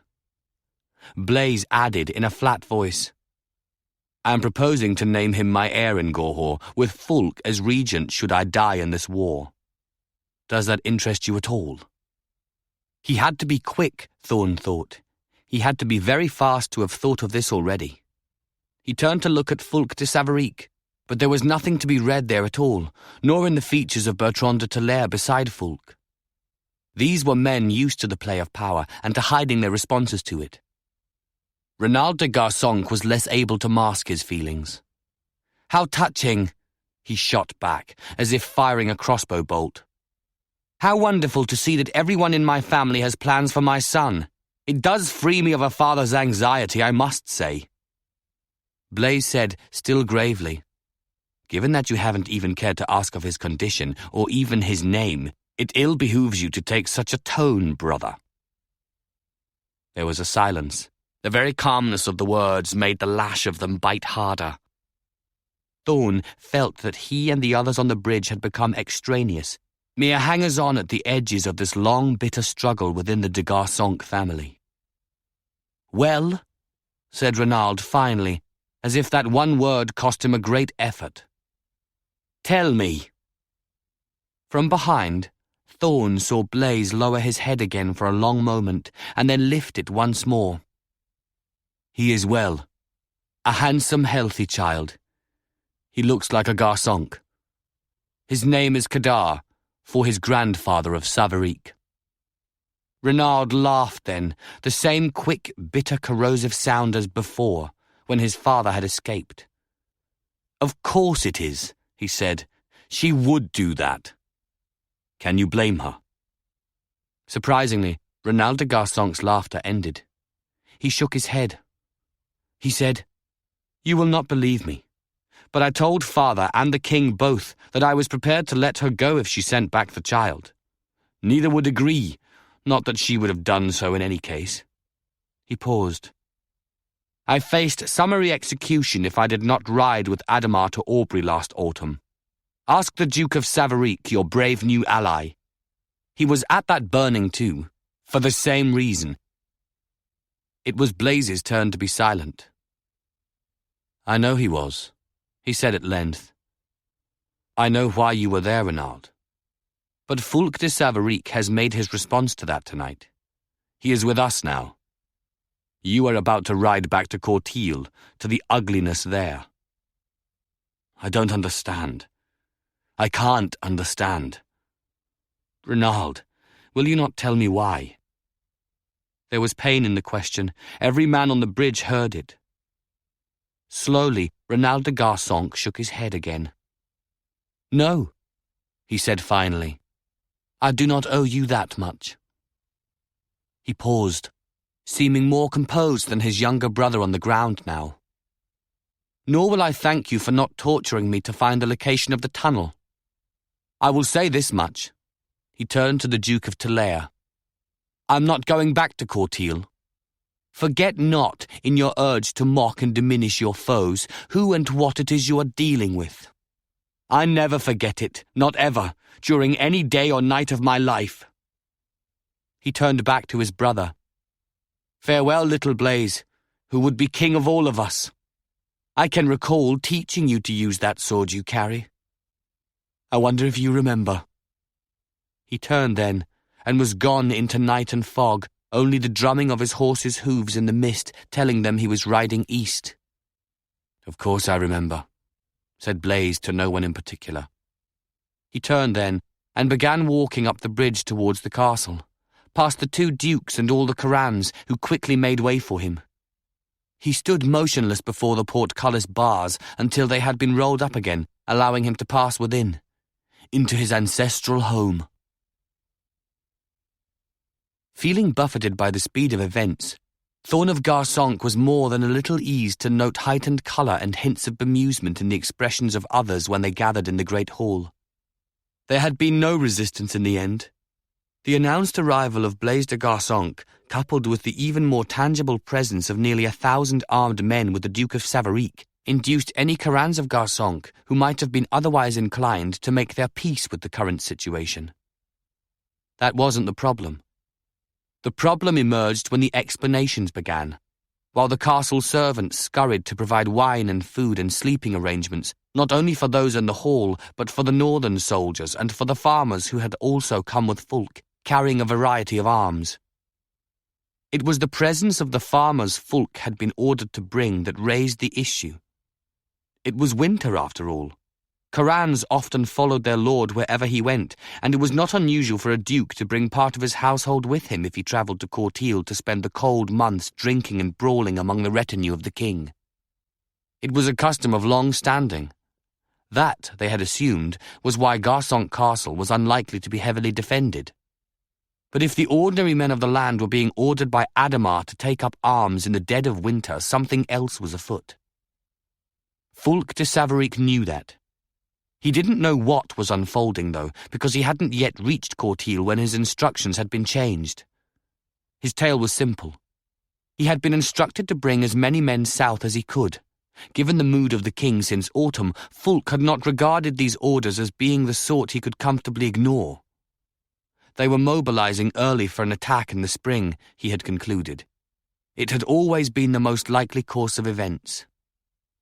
Halfway to Courtile, he had been met by a messenger from the High Elder, changing his orders, instructing him to turn west to Garsonk Castle and meet Galbert there. There was a threat from the south, the messenger reported, treachery abroad in the wintry heartland of Gorhaut. Fulk knew, as most of Gorhaut had known by then, that Blaise de Garsonk had claimed the throne last autumn. Duke Fulk was his own man if he lacked his father's flamboyance or the confidence of the monarch that Cadar de Savarique had had. He'd turned his 1,000 men as ordered, riding along a valley path laced with snow, but he had stopped them by a frozen riverbed 2 days later, a half-day's ride still from Garsonk Castle, and there, under grey skies, he had made a speech. He was not a man for speeches. Nor were the men of the north greatly inclined to listen to orations, especially in the cold. What he said was as terse and clear as he could make it, and the words marked a changing of his life. He would have denied that Aubrey had led him to that moment, but he wouldn't have said it had nothing to do with it either. He had never liked the Treaty of Ierson Bridge, he told his assembled men, shouting the words into the rising wind. He had never liked the authority the High Elder of Corannos had over an increasingly self-indulgent king. He felt contempt and real anger for the way in which a quarter of the people of Gorhaut had been dispossessed of their land and ordered to find shelter somewhere, anywhere, while the king and his High Elder plotted a conquest in the south. Fulk de Savarique did not think they could hold any lands they took south of the passes. They wouldn't be allowed to, he said, by the other great countries of their world. The balance would be too greatly shifted. They would only trade a border war with Valença for an enormous combat against all the other nations, and the Arbonnese, he said, would die before they lay quiet under a Gorhaut yoke of occupation. They would be forced out of Arbonne, he told his men, leaving ruin and ashes and legions of the dead behind them. That, said Fulk, probably didn't even matter to the High Elder, whose war this was. The real point of what was happening now had little to do with land for the dispossessed of the north. Galbert wanted only to destroy Arbonne and its goddess, and the Treaty of Ierson Bridge had been the first devious step towards that. Fulk de Savarique didn't much care either way about Arbonne's goddess. She had never bothered him, he said, by that frozen river. What did bother him, what enraged him, he said, were the uprooted people of the Northlands. Their king had sold them to Valenza for silver and gold to raise an army for burning women in Arbonne. There were others, he told his silent company, who felt the same way as he. Blaise de Garsonque, the younger son of the High Elder, was probably known to many of them. He wasn't even a Northlander, but he had left Gorhaut entirely rather than live with the terms of the Treaty of Bridge. He was very likely coming home now, perhaps even tonight, leading a rising against these very wrongs Fulk was speaking of. The Duke proposed to join him for the honour of the Northland and in memory of his father and King Duergar, who had truly loved and served Gorhaut. He invited those of his army who thought the same thing and who trusted his judgment to come with him. Those who felt otherwise were free to leave, with his honest gratitude for their service in the past. That was all he said. Wind blew down the valley, sliding snow into mounds on the banks of the frozen river, shaking it down from the branches of bare trees. 18 men left, from a company of almost 1,000. The men of the Northland had their own hard creed, always, and the lords of Savarique had seldom played them false, whatever the kings in Courtil might have done. Duke Cadar de Savarique had died defending their lands and his own at Bridge. His son had shepherded the interests of the North with a cautious diligence in the upheavals that followed King Ademar's ascension and the treaty he had signed. If the time for caution had now ended, the time for loyalty had not, and loyalty to the North was the first law of the North. Not a man prone to the sweep of powerful emotions, Fulk de Savarique had nonetheless been moved by what had followed his words on that wintry afternoon. He was speaking treason after all. There was no shouting when he ended, no cries of approval or swift cheers raised in his name. That was not their way. There was only the grim, stern silence that had always defined the North, as 6 horsemen and 12 men on foot detached themselves from the company to proceed east from that icy stream towards Courtil and King Ademar, who was still, when all else was said and done, the anointed of the god.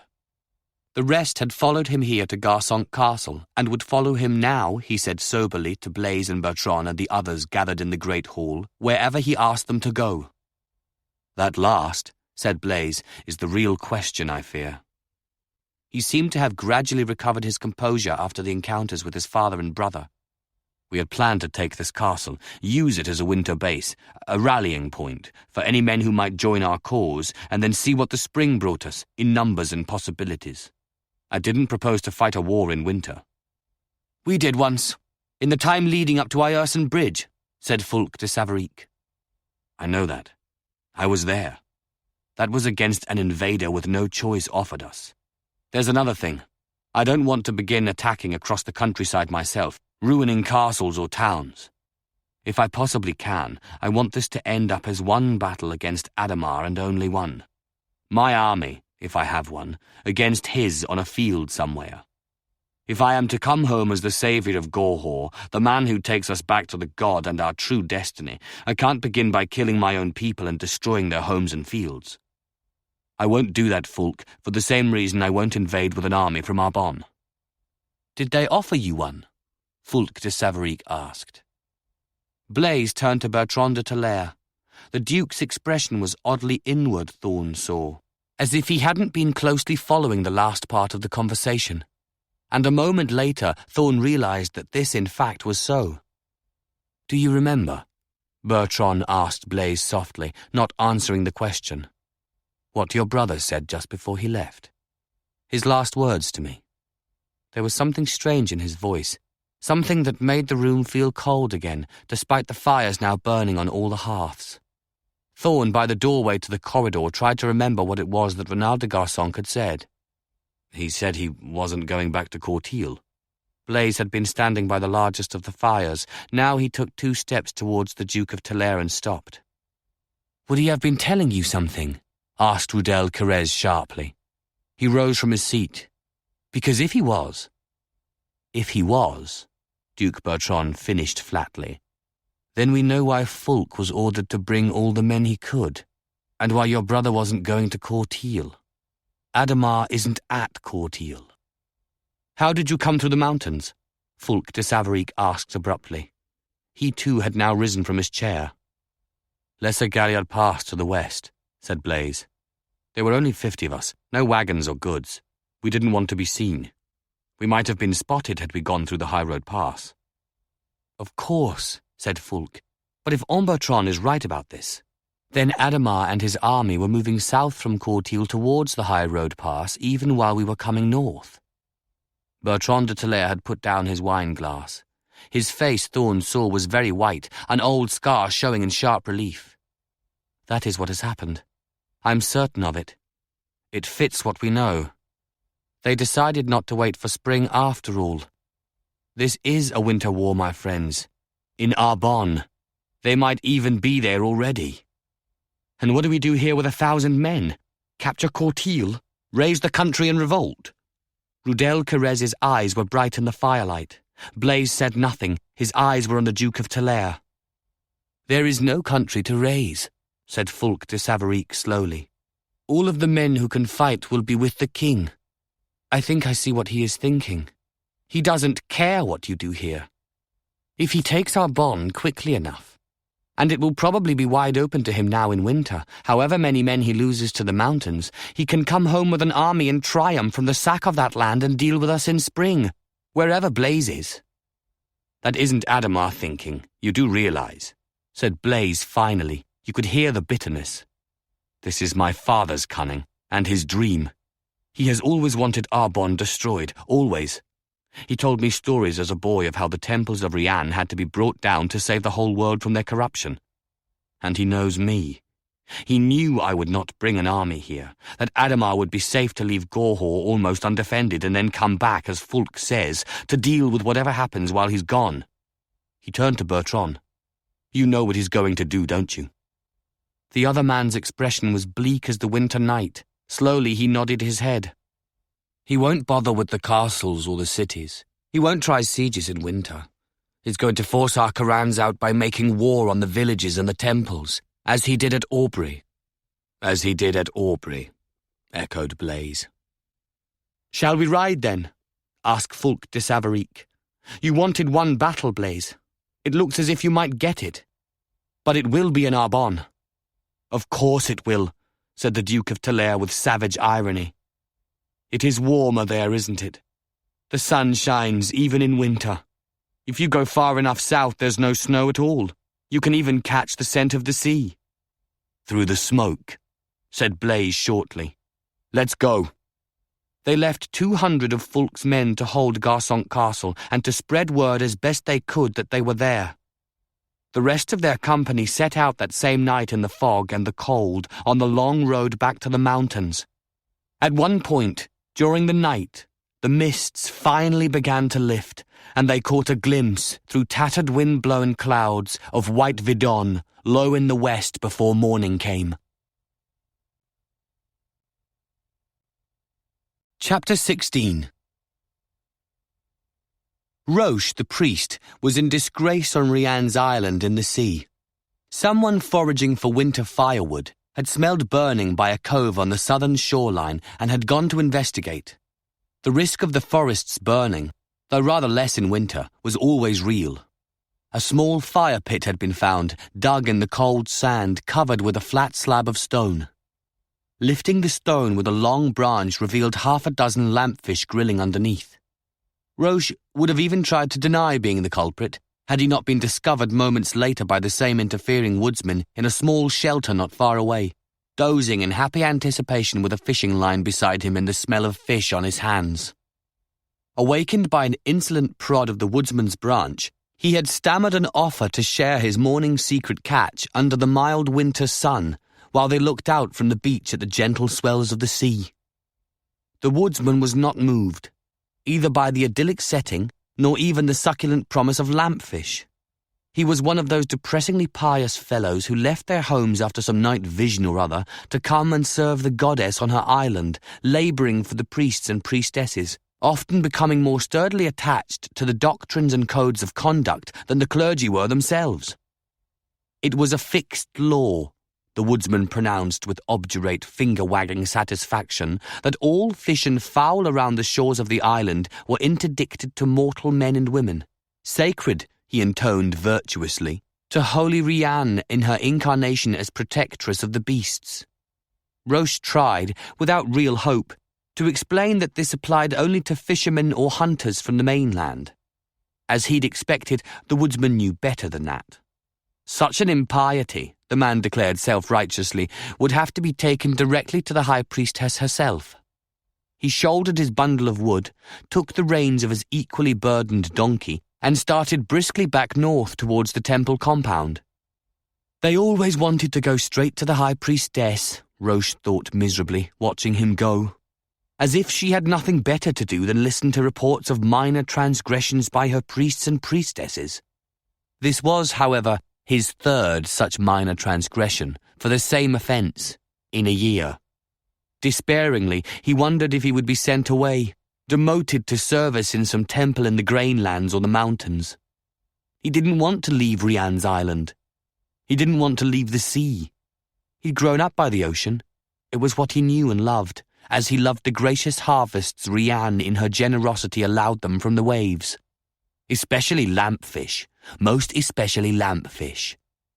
Morosely depressed, cursing his own weakness and the fact that he'd been stupid enough to fall asleep so near the fire pit, he considered catching up to the woodsman, trying to forestall him, or concocting some tale that would serve his cause before they both got back to the compound. There was, he decided glumly, no point. Roche felt so miserable he almost lost his appetite. The fish were ready. He could tell from the wafting aroma. With a heavy sigh, Roche went back to the fire pit and looked sadly down on his 6 treasures, sizzling invitingly beneath their carefully assembled and sprinkled herbs. As he did so, he was somewhat surprised, given the extreme gravity of his plight, to discover that his hunger seemed to be returning after all. He wandered back to the compound somewhat later, though in plenty of time for his tour of duty in the temple. He was a good priest, Roche told himself. He just liked fish. As he'd anticipated, he was ordered to attend upon the high priestess forthwith. He saw the woodsman with his donkey by the bakehouse door. The man looked smugly virtuous as Roche walked past. Wiping his mouth and rubbing at the stains on his robe, Roche ignored him as best he could. On the far side of the temple dome, where the high priestess and the inner circle had their chambers and meeting rooms, Roche was admitted by a stone-faced woman from Provence. He had never liked people from Provence. Or anywhere inland, he suddenly thought. It took folk raised by the sea to understand the rhythms of life on the water. He wondered if he could say that to the high priestess. She was from Barbentaine, though. He didn't think it would be a prudent notion to present her with this particular proposition. He waited in gloomy silence, alone in the antechamber, dabbing futilely at intervals at the telltale streaks on his robe. He sniffed his hands suddenly and grimaced. He ought to have a wash, he realized. He was carrying the evidence of his sin right into Rianne's temple. And this was the 3rd time in a year. He was going to be sent north, Roche decided with real despair. He deserved to be sent to the mountains, far from his beloved ocean waters and their seductive bounty. He had no self-control at all, he reproached himself, no proper respect for the traditions of holy Rianne, which he had vowed to uphold for life, no true sense of his own solemn responsibility to set an example for... The door opened. Another grim-faced servant nodded coldly to him. The lay folk always loved it when a priest or priestess was in trouble. Roche wiped his hands on his robe one last time and walked in, with what dignity he could command while smelling of lampfish and charcoal, to be told his fate by the high priestess of Rianne in Arbonne. He came out of the room shortly afterwards, seriously unsettled. The high priestess had barely even bothered to take note of his transgression. She had reprimanded him briefly, never even turning to him or taking her blind gaze from the fire on the hearth. She had pardoned him almost absently, with a ritually phrased injunction to pray in a temple for the strength to resist his weaknesses. That had been all. For the 3rd offence in a year. He'd been dismissed. Not even her white owl had seemed to care enough to look over at him. Roche couldn't understand it. His had been a fairly serious malfeasance. A terrible example for the lay workers. How could the high priestess take an indifferent view of such a thing, he wondered? How could the customs of the goddess be properly preserved if the great ones of the temple paid so little attention to them? He felt almost indignant at his casual reprieve. Why, he deserved a temporary exile at the very least. Though he would have felt miserable at such a punishment, he had certainly deserved it. But what was this?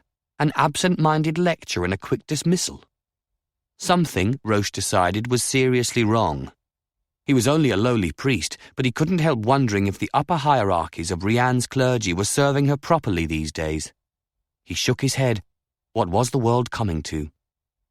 On the way out, though, he couldn't forbear grinning broadly at the dour-faced woman at the door, and as he walked back past the bakehouse through the crisp afternoon sunshine, he offered the woodsman a positively cheerful wave. Not perhaps the most judicious thing to do, but some temptations, Roche had learned, he was ill-equipped to resist. When he finished his tour of duty in the sanctuary that evening, he washed himself carefully, hands and face and body, in the growing chill of evening after the sun had gone down, and he donned clean raiment before going back to pray in the temple for 2 full watches of the evening.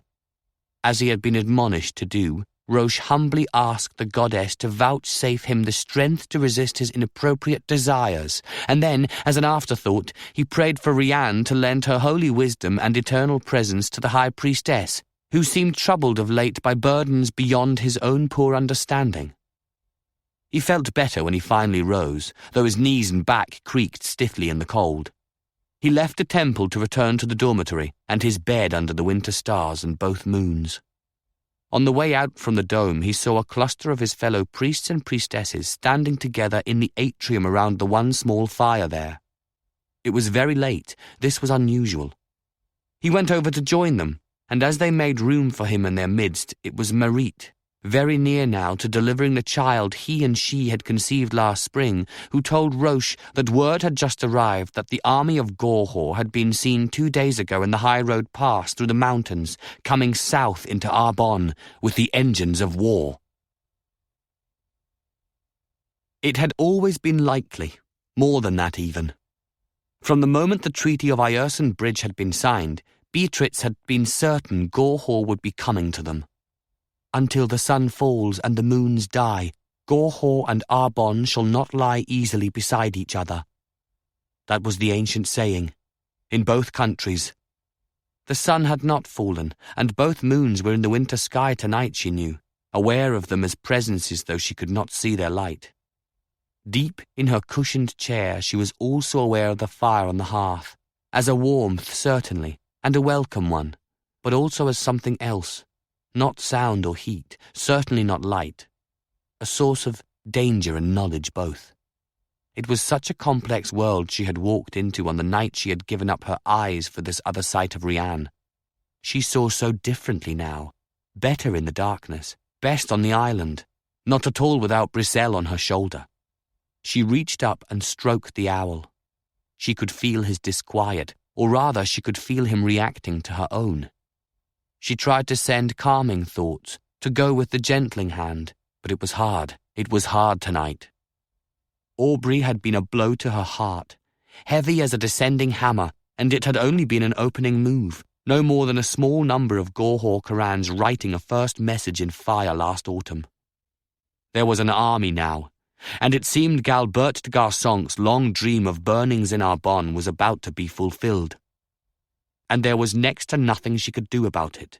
She had already done what she could, keeping her lines of knowledge flung far, leaving the island more than she ought to have done, neglecting the localized but vital needs of her priests and priestesses, to meet with her mother and Robin, and the most important of the nobility, Bertran, Thierry, and Ariane, Urte. It had been Beatrix, feeling the rare pulse of the goddess within her, who had counselled that a careful approach be made to Blaise de Garçonc, who was known to have left Gorhaut in anger. She remembered the first reactions to that. He was the son of the High Elder, their purest enemy, an ignorant, unpleasant mercenary soldier, Robin the Chancellor had named him derisively. He is more than that, Beatrix had told them, trusting her intuition and the silence of her owl. Bertran was the one who had agreed with her, though almost in spirit of amusement, And also because, as they only afterwards understood, her proposal coincided neatly with the seduction he was then pursuing. It was that way with Bertran, sometimes. You took him for what he was, which was not inconsiderable, and tried to keep private the inward lament for how much more he might have been.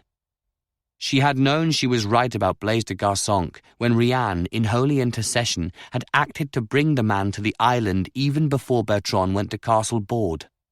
Beatrix had done what she could here, too, trying to frighten him out of the grim complacency that was obvious and reach past his barriers to touch the shielded thing she sensed within. Brissel had let her know that he too felt something there, and long ago she had learned to listen when the owl told her such things. She remembered Brissel flying from her shoulder on Midsummer Night in Tavernelle when Blaise had first spoken of the crown of Gorhaut. She had not expected that, either the man's words or the white owl's sudden flight to him. She was truly blind when Brissel was not with her, but her mother had reached up to take her hand and had told her quietly where the bird had gone, and Beatrix had felt the presence of Rianne in that moment. If only it were a presence she could invoke more often. If only she had a tenth of the magic and the mental powers the superstitious attributed to her. But magic in Arbonne was a tenuous, very nearly non-existent thing, whatever it might be in those uncharted countries storm-blown mariners had told her lay beyond the deserts to the south. Magic here was wholly confined to small things, the coinage of hearth and heart, control of conception, foreknowledge of a child's sex, and at last not always with certainty. Knowledge of sorrows, some access to easing them, a skill with the gifts of the earth, herbs, flowers, fruits, trees. A certain awareness Beatrix herself had, though only here on the island or the isle in Lake Diurne, and only since her blinding, of inward life, in matters of love and hate. Some powers of healing, though these as much a matter of herbal and other lore handed down as anything else. That was the sum of their magic. That was their dangerous power. It had been useful to have others think there was more. A fear of the clergy of Rianne and their night gatherings could be a kind of defence. Until that fear became so deep and cold a terror that it became the very reason for their peril. Galbert de Garçonc seemed to have crossed over that line one day or night in his own past. His fear of the women of Arbonne, his hatred of Rianne and all the goddess meant, was the reason there was an army in the mountains in the midst of winter, whipped into a killing frenzy by the High Elder of Corannos. They would be out of the mountains by now, Beatrix corrected herself, her heart aching, a slow, cold dread moving through her like a poison in the blood. She didn't know what to do. That was the worst of it. She could pray, gather everyone on the island under the temple dome to offer hymns and incantations all day and night, seeking some access to the goddess, invoking her intercession. Rianne could not be compelled, though. That was the oldest, deepest law. She was capricious and inviolate, and death was a part of her dominion. It was, in fact, one of her incarnations. She was mother, she was bride, but she was also gatherer of the dead. It might even be that Rianne herself had ordained this scourge as a punishment, a cleansing of the evils of their time. Beatrix didn't know what their great acts of evil might be. She was only a servant of the goddess, not privy to divine awareness. She would have thought, she would have said, that there was no darkness or evil in Arbonne deserving of what had happened to the Corannos in that watchtower below the high pass last autumn, or to the priestesses of the Temple of Aubry that same night. She would have said as much to holy Rianne herself. As if it would matter. The owl ruffled his feathers, bringing her mind back. She'd been considering options, responses. She remembered how her father used to do that, crisply running through possibilities aloud before decisively choosing his path. It was still difficult for her sometimes to accept that he was dead, that the burdens were her mother's now and her own, with such aid as could be invoked from the bitterly divided nobility of Arbonne. There was no heir. That had always been a problem, and Guibord IV of Barbentane had been unable to name one in his last years for fear of tearing the country apart. He had even tried to make Beatrix leave the sanctuary of the goddess in the year after Aelis died with her child in Miraval. Guibord had anticipated this trouble in the time that followed the death of his youngest child. He had always anticipated a great deal. It was a fault of his, to try to make too many things fall right at the same time. It had been that way with Aelis's marriage to Urte de Miraval in the first place, a powerful duke, one of the mightiest in the country, a choice that could not be impeached, and a man anxious to father children, a son or even a daughter to rule Arbonne when Gibor died. But Aelis had died first, and so too almost certainly had her son. But no one could be absolutely sure, though everyone knew what she had told her husband on her deathbed about the fathering of the child. In doing so, she had given dreadful, calamitous life to the feud that had shaped Arbonne ever since. Urte could not even be approached or spoken to on this issue. Beatrix had tried once, at the end of the year after Aelis died, and had received the most stinging rebuke of her life. They would have had to put the Duke of Miraval to torture to even try to make him speak. And he wouldn't have. They all knew that. He wouldn't have said what had happened to the child even then. Not even Gibor the Count had been able to quell or control what Aelis had begun between Talair and Miraval on that night so long ago. So searching for alternatives, he had tried to make Beatrix leave the clergy, come back to Barbentane, prepare herself to marry, to have a child of her own. It was then that she'd had herself blinded, in that small temple in the Goatsland Mountains, taking the step no priestess had taken for years upon years, aligning herself irrevocably with Rian. She had become high priestess 2 years later and had come to the island. Her father had never truly forgiven her. That had always hurt, for she had loved him. Not as her mother did, with an undying passion of the soul, and not even as her sister Aelis had, with something complex and yearning at its core.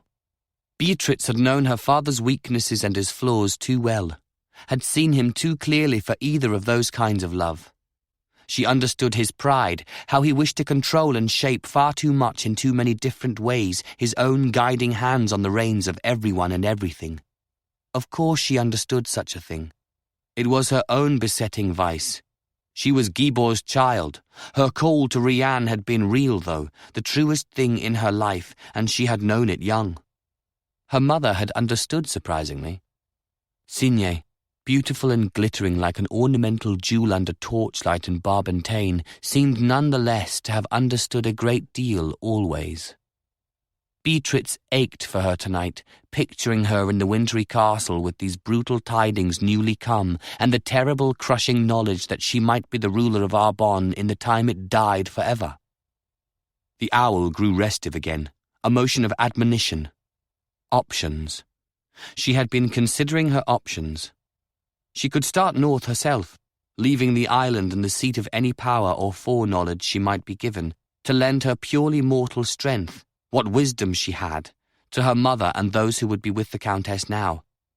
They didn't need her, she realized with annoying helplessness. She had counsels to offer in times of peace or preparation of smaller and larger intrigues, the tidings her own network of informants might gather. But what did she know about waging war? It was, she told herself with bitterness, time for the men now. The irony was coruscating.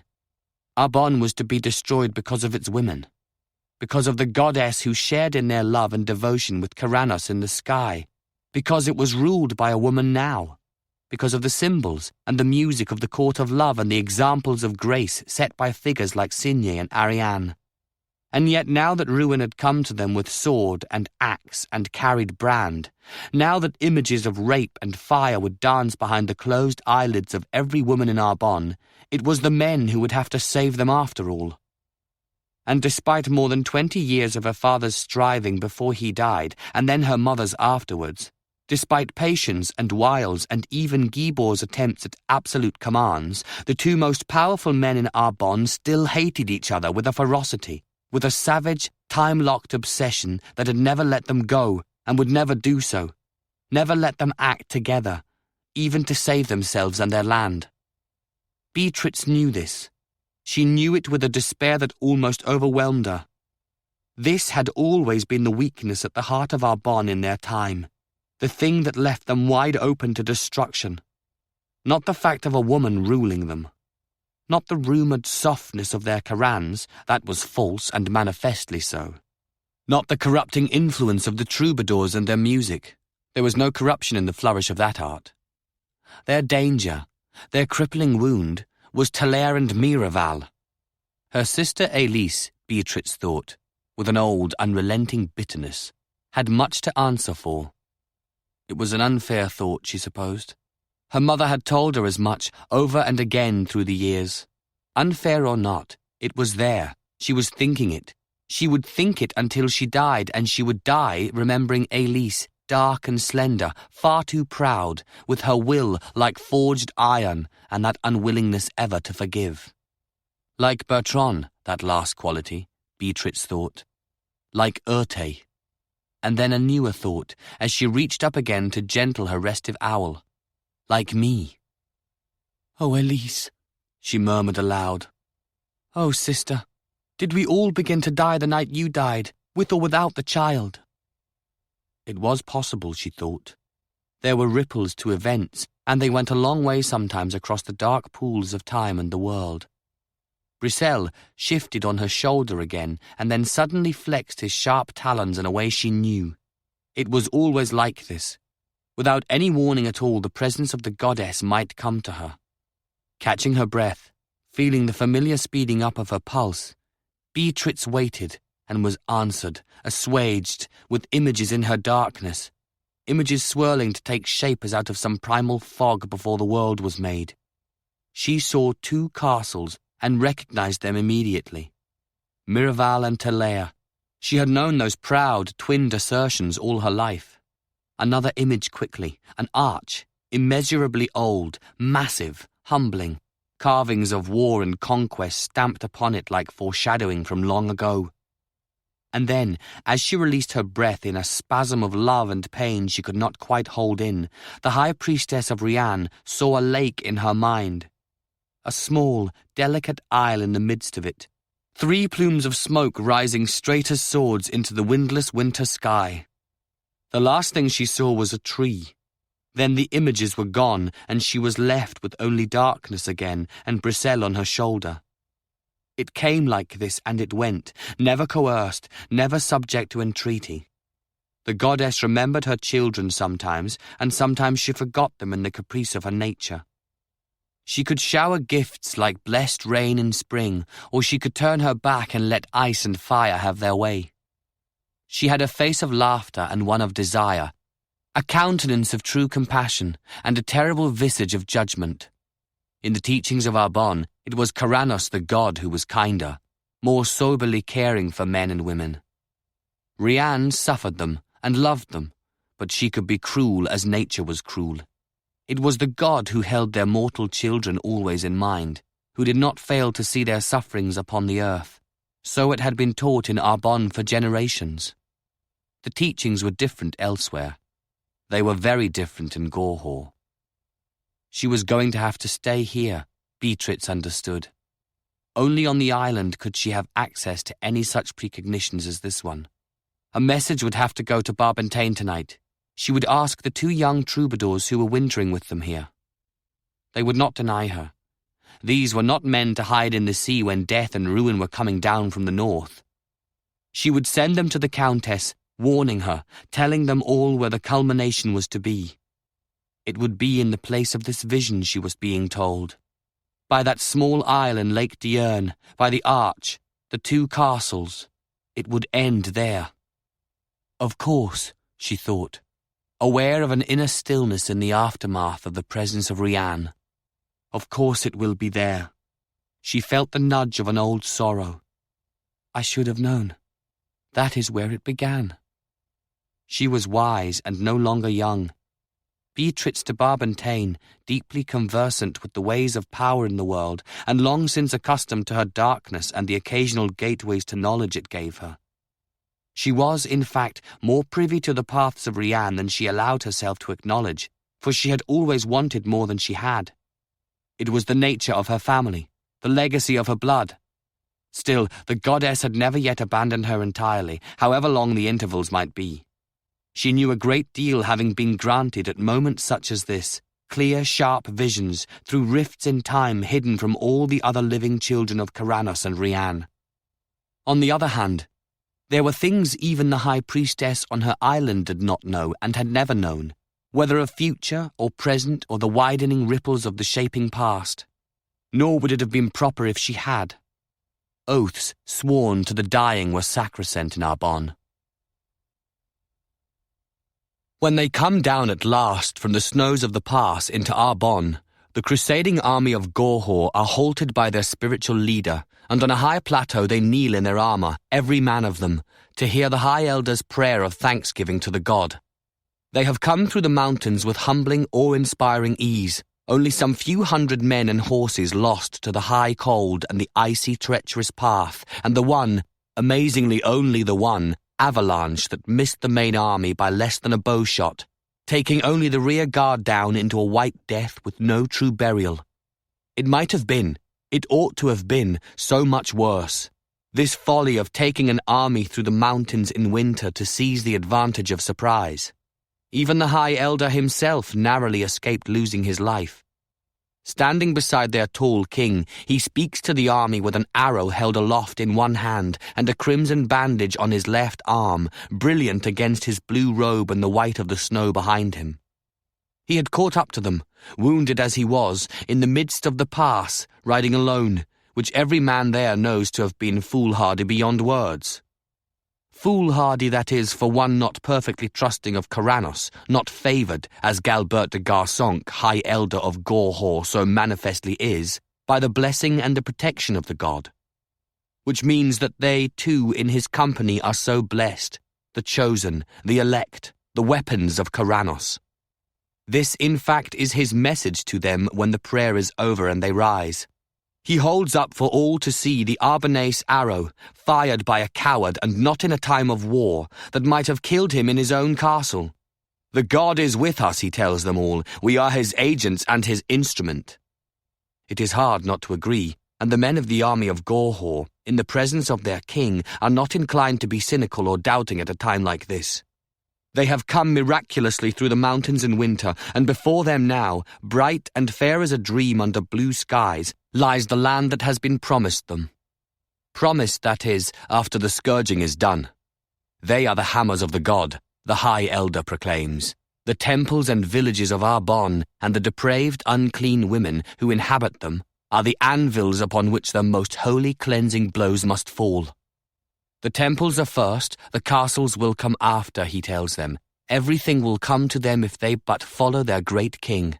The men of Arbonne are cowards, they are woman-mastered, cuckolded as a matter of course by their own musicians and barnyard servants.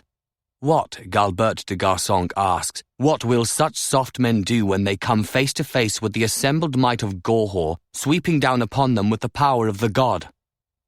They will die, he tells them, answering his own question as a sound shaped of hunger and excitement rises among the army. They will die like the craven unbelievers they are, and when all is done, when holy Corannos is worshipped properly again in this land, then shall the men of Gorhaut have shown themselves worthy of the great favour the god has always bestowed upon them. Then shall the whole world know their worth. Then shall this sunlight, these high green valleys, vineyards and castles and grain fields, the rich cities and harbours and the great sea beyond, all shall be truly given over to Gorhaut by the high, pure grace of Corannos. Shall this not be the way of it, he cries to them, the magnificent instrument of his voice carrying the question down on the breeze to all those gathered below. They give him his answer, fervent, exalted, with one voice of their own. The king rides down from that high place then, the high elder beside him with the arrow still held aloft. They take their places together, handsome men, stern and majestic, at the forefront of an army. Near to them, but at a proper distance behind, rise the Lord Boursiard d'Andoria at the head of a company of his own men. The Portetson's presence among them, the army has been told, is a mark of how not only the god, but all the countries of the world are with them in this purging of dark unholiness. King Ademar of Gorhaut lifts a hand, and the trumpets of Gorhaut are heard in the clean, cool air under a sky where birds are wheeling and darting in the sunlight. Before them, the slopes fall away southward, green with winter grass. In the middle distance, the river most of them have never seen sparkles blue, then white where there are rapids, then blue again, rushing towards the distant sea. The ports on that sea will be theirs soon. They have been promised this. The god is with them. They start south, the invading warriors of Gorhaut, in a vast glitter of spears and armour. Later that same day the vanguard rides past and above the ruined, empty village of Aubrey and comes to the next hamlet beyond. And there, with sword and mace and brand, amid the screaming of the corrupt women and their heretic unsouled children and the desperate cries of craven men, farmers, labourers, artisans, cowards all of them, the harrowing of Arbonne is begun. The god is with his army. After the grey cold of the mountains and the miracle of their passage, they can feel it in the shining grace of his holy sun above them. Everything they ride past is bright, is welcoming, gleams wondrously in the light. They are the hammers of Corannos, the scourges of heresy.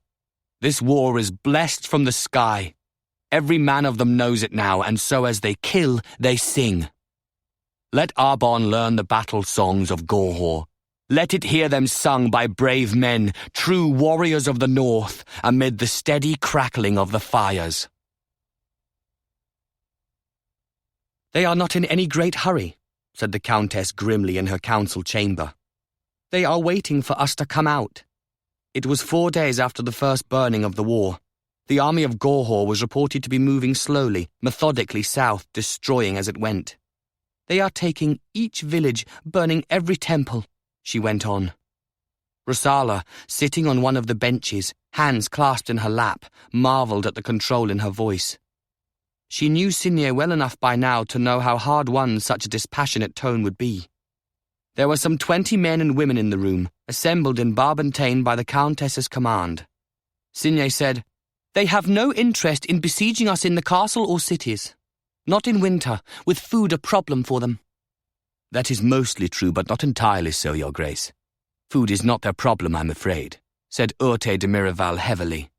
He was leaning against the mantel of the larger fireplace, bulky and formidable, dressed in a dark green fur-lined robe. "I have recent information about that. They have used their monies from Valença, the enormous price they received for the northern lands they ceded, to ensure a flow of supplies to follow them here from Goatsland. With our villagers taking refuge in the cities and castles, we will be at risk of hunger before them. We might want to consider an attack against their supply line." "That will not be necessary," said Bertran de Talair briefly, dismissively from the opposite wall. Rosala turned to look at him.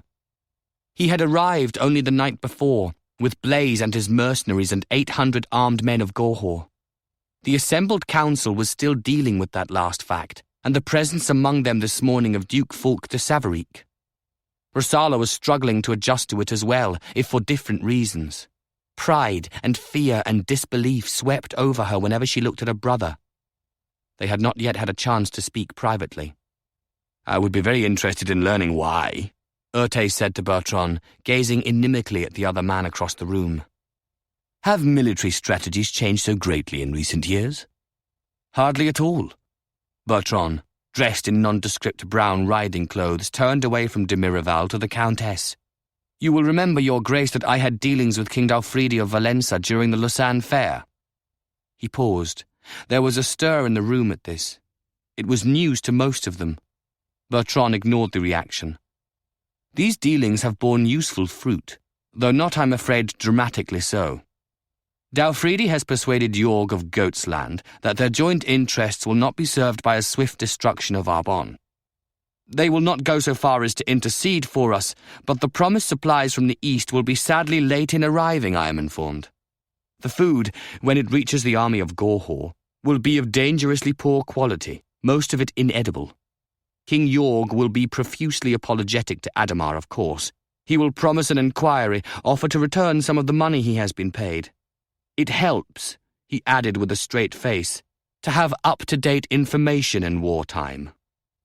"It helps," said the Countess of Arbonne icily, "if the commanders serving us share their information with each other and ourselves." Bertran looked unabashed, despite the rare admonitory use of royal language by the Countess. "I only returned last night," he said mildly. "I found confirmation from Valença waiting for me. I might have expected to receive approval from my Countess and those assembled here for what I've done, rather than condemnation." "You presumptuous peacock," rasped Urte de Miraval. Comparing the garb of the two men, Rosala found the word almost amusing. There was really no room for levity just then. "An army more than twice as large as any we can raise is burning its way through Arbonne," Urte snapped, glaring at Bertran. "And you seek praise like a vain child, preening yourself on small triumphs of diplomacy." "Small, perhaps, my lord. I began by saying as much myself, you will recall. But do favour us with an account of what you have achieved in the same interval." Bertran's hard blue eyes met those of Urte, and this time neither man looked away. Rosala felt hatred in the room like a wintry congealing presence. "It would be most pleasant," Bertran went on, in a voice that was not pleasant at all, "to be able to report richer results of my efforts with Valenza, but we can hardly blame Dalfridi or the Goatslanders for being careful here, can we? We might perhaps make some comments instead about Lords of Arbonne whose principal activity this past year seems to have been to sanction, if not instigate, the attempted murder of a friend and ally." Rosala, vividly remembering that night in Luciana de Longhi's rooms, saw Blaise step forward then. "That's enough, I think," he said quietly to Bertran. "We'll get nowhere useful retracing old paths." His tone was interesting. He had changed in the short time since going north and coming back. His father and Renald had both been at Garsonk, she had been told by Rudel Carrez just before the meeting began. The one had escaped and the other had been set free. It was not hard to wonder about what had happened there. "Enough? Is it really?" Bertrand de Talair said, turning away from Urte again. "I'm dreadfully sorry. So please forgive my lamentable penchant for excess." His voice was etched in acid, but he didn't argue, Rosala noticed, or pursue the matter. Blaise looked at him a moment longer but said nothing more. "We forgive almost everything just now because we have little choice." It was the Countess again, reclaiming control of the room. They turned back to her. Her hands clasped about one of the small metal warming balls her woman favoured. Signe waited a moment, deliberately, and then added, "And also because we have desperate and perilous need of you, my lord of Talair, with all your penchants. After taking most careful thought on this, we are resolved to appoint you herewith to lead our armies in this war. Into your hands we now entrust the sovereignty of Arbonne and the destiny of our children." Rosala closed her eyes for a moment. Kadar was with his nurse upstairs. It occurred to her to wonder if Fulk would ask to see him. She didn't think so. She looked up. Signe had paused again, looking with her famous eyes into the equally celebrated blue ones of the Duke of Talair. When she spoke again, her tone was very different. "Bertran, it may be unfair to say, 'Fail me not.' For I know what Ademar of Gorhaut has brought against us, but I am going to say it nonetheless. For if you do fail, we are lost, and from the burning that must follow there will be no rising from ashes." "No! You cannot do this!" In the stark silence that followed the Countess's words, the voice of Urte de Miraval sounded harsh and raw. There was passion in it and a real pain. Rosala saw him step awkwardly forward from the fireside and drop heavily to his knees before the Countess. "I am prostrate before you, my lady," he said fiercely. "I will not ask but beg. Do not do this thing. Do not put me in this position, I beg of you, your grace. I will not serve under him. I cannot. You know I cannot. For love of Arbonne, for the memory of your husband, for any honour at all in which you may yet hold my name, choose another leader. It need not be myself. It cannot be myself, or you do the same thing to de Talair. But choose another leader, Countess, lest you break me into pieces." Under the short, cropped grey hair, his still handsome, fleshy face was vivid with stricken intensity. Signe de Barbentaine's features by contrast were like a mask, beautiful and implacable, as she looked down at the Duke on his knees before her. "Have you ever thought," she said with frigid clarity, "how like children the both of you are?" She drew a breath then, and Rosala winced in premonitory anticipation of what was coming. Nor was she wrong. "My daughter Aelis," said the Countess of Arbonne deliberately, was willful and proud and a child herself when she died. It was 23 years ago in the name of our most holy goddess. Can neither of you realize that? Rosala saw Urte flinch at the spoken name. Bertran turned his head away. Signé ignored both reactions, went on, her voice blunt as a hammer.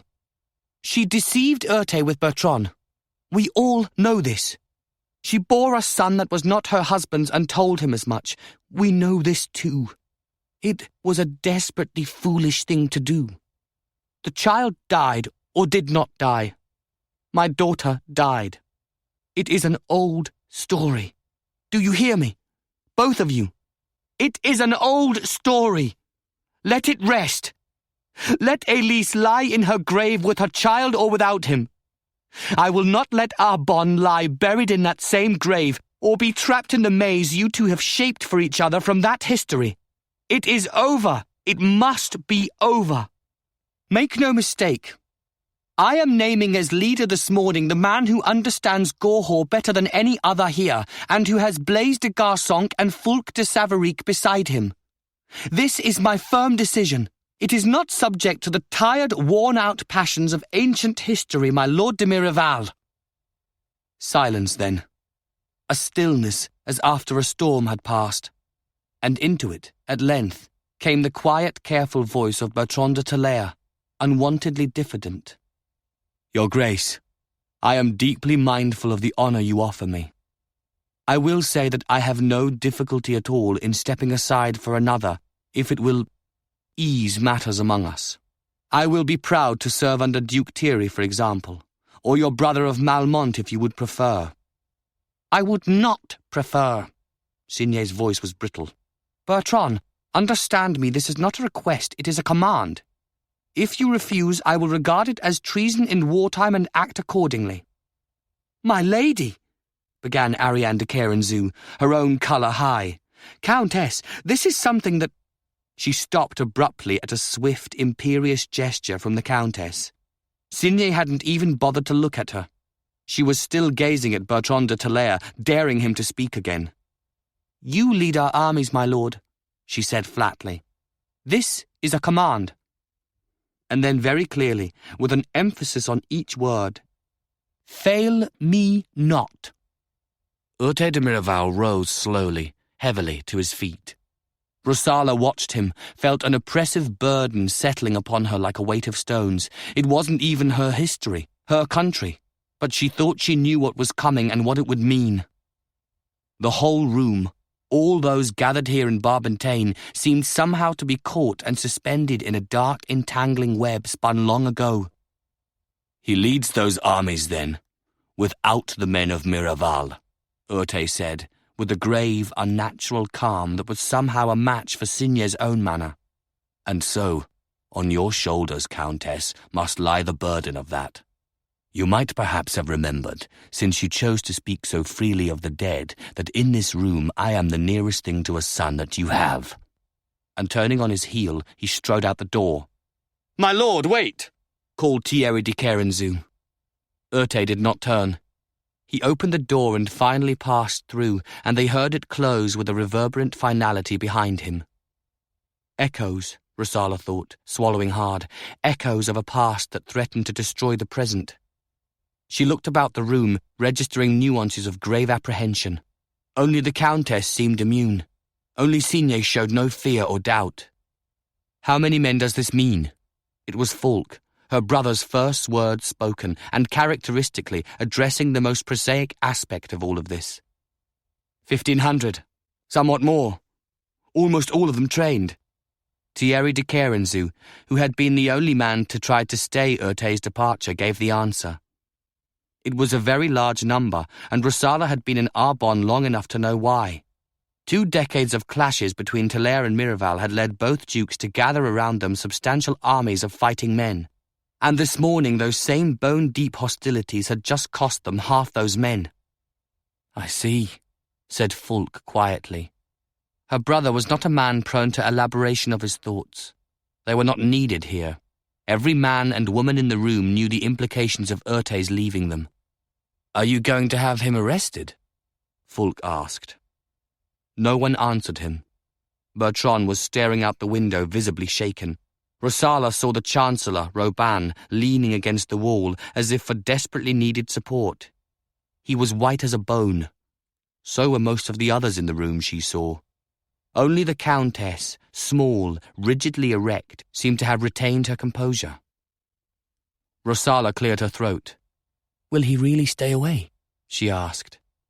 It seemed incredible to her, and yet somehow, in some terrifying way, predestined at the same time. For some reason, she found herself turning to Ariane de Carenzu as she spoke. Ariane's face was also pale. In a thin voice, far removed from her customary crisp authority, she said, "I'm afraid he will, if he doesn't do even more than that." "That is unfair," her husband said quickly, gesturing sharply. Thierry de Carenzu shook his head. "He is not a traitor." "No." It was Blaise again, still with that slight unsettling new control in his tone. "What would you call a man who does what he just did, regardless of what course he takes afterwards?" It was a fair question, if a harsh one.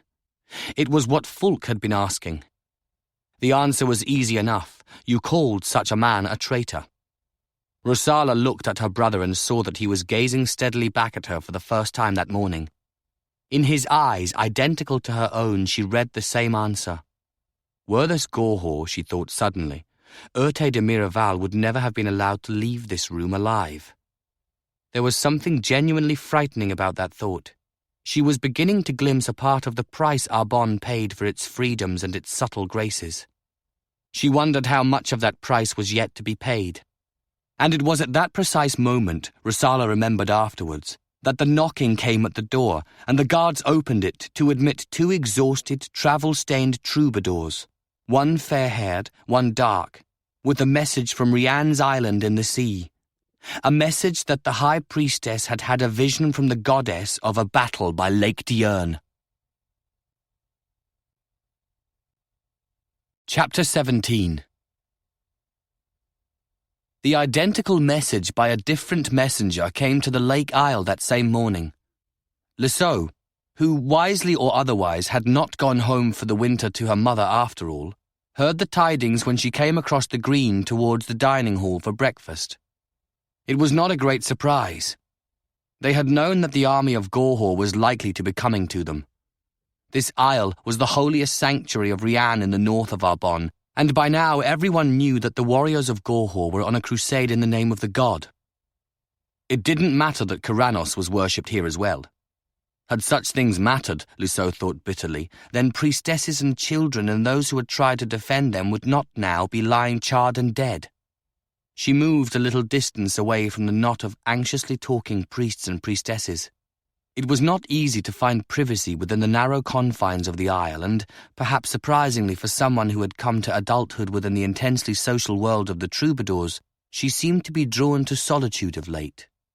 More precisely, since the night she'd sung Blaise de Garçon to sleep with lullabies of childhood, and then left his room to walk back with Alain to their inn. There was no fierce turmoil in her anymore, however, no sharp pain. That seemed to be behind her now that winter had come. A stone makes a splash when it strikes the water, Lisseau had thought, standing by this same shore on the day she'd arrived near the end of autumn. But no sound at all as it sinks down to the lake's deep bed.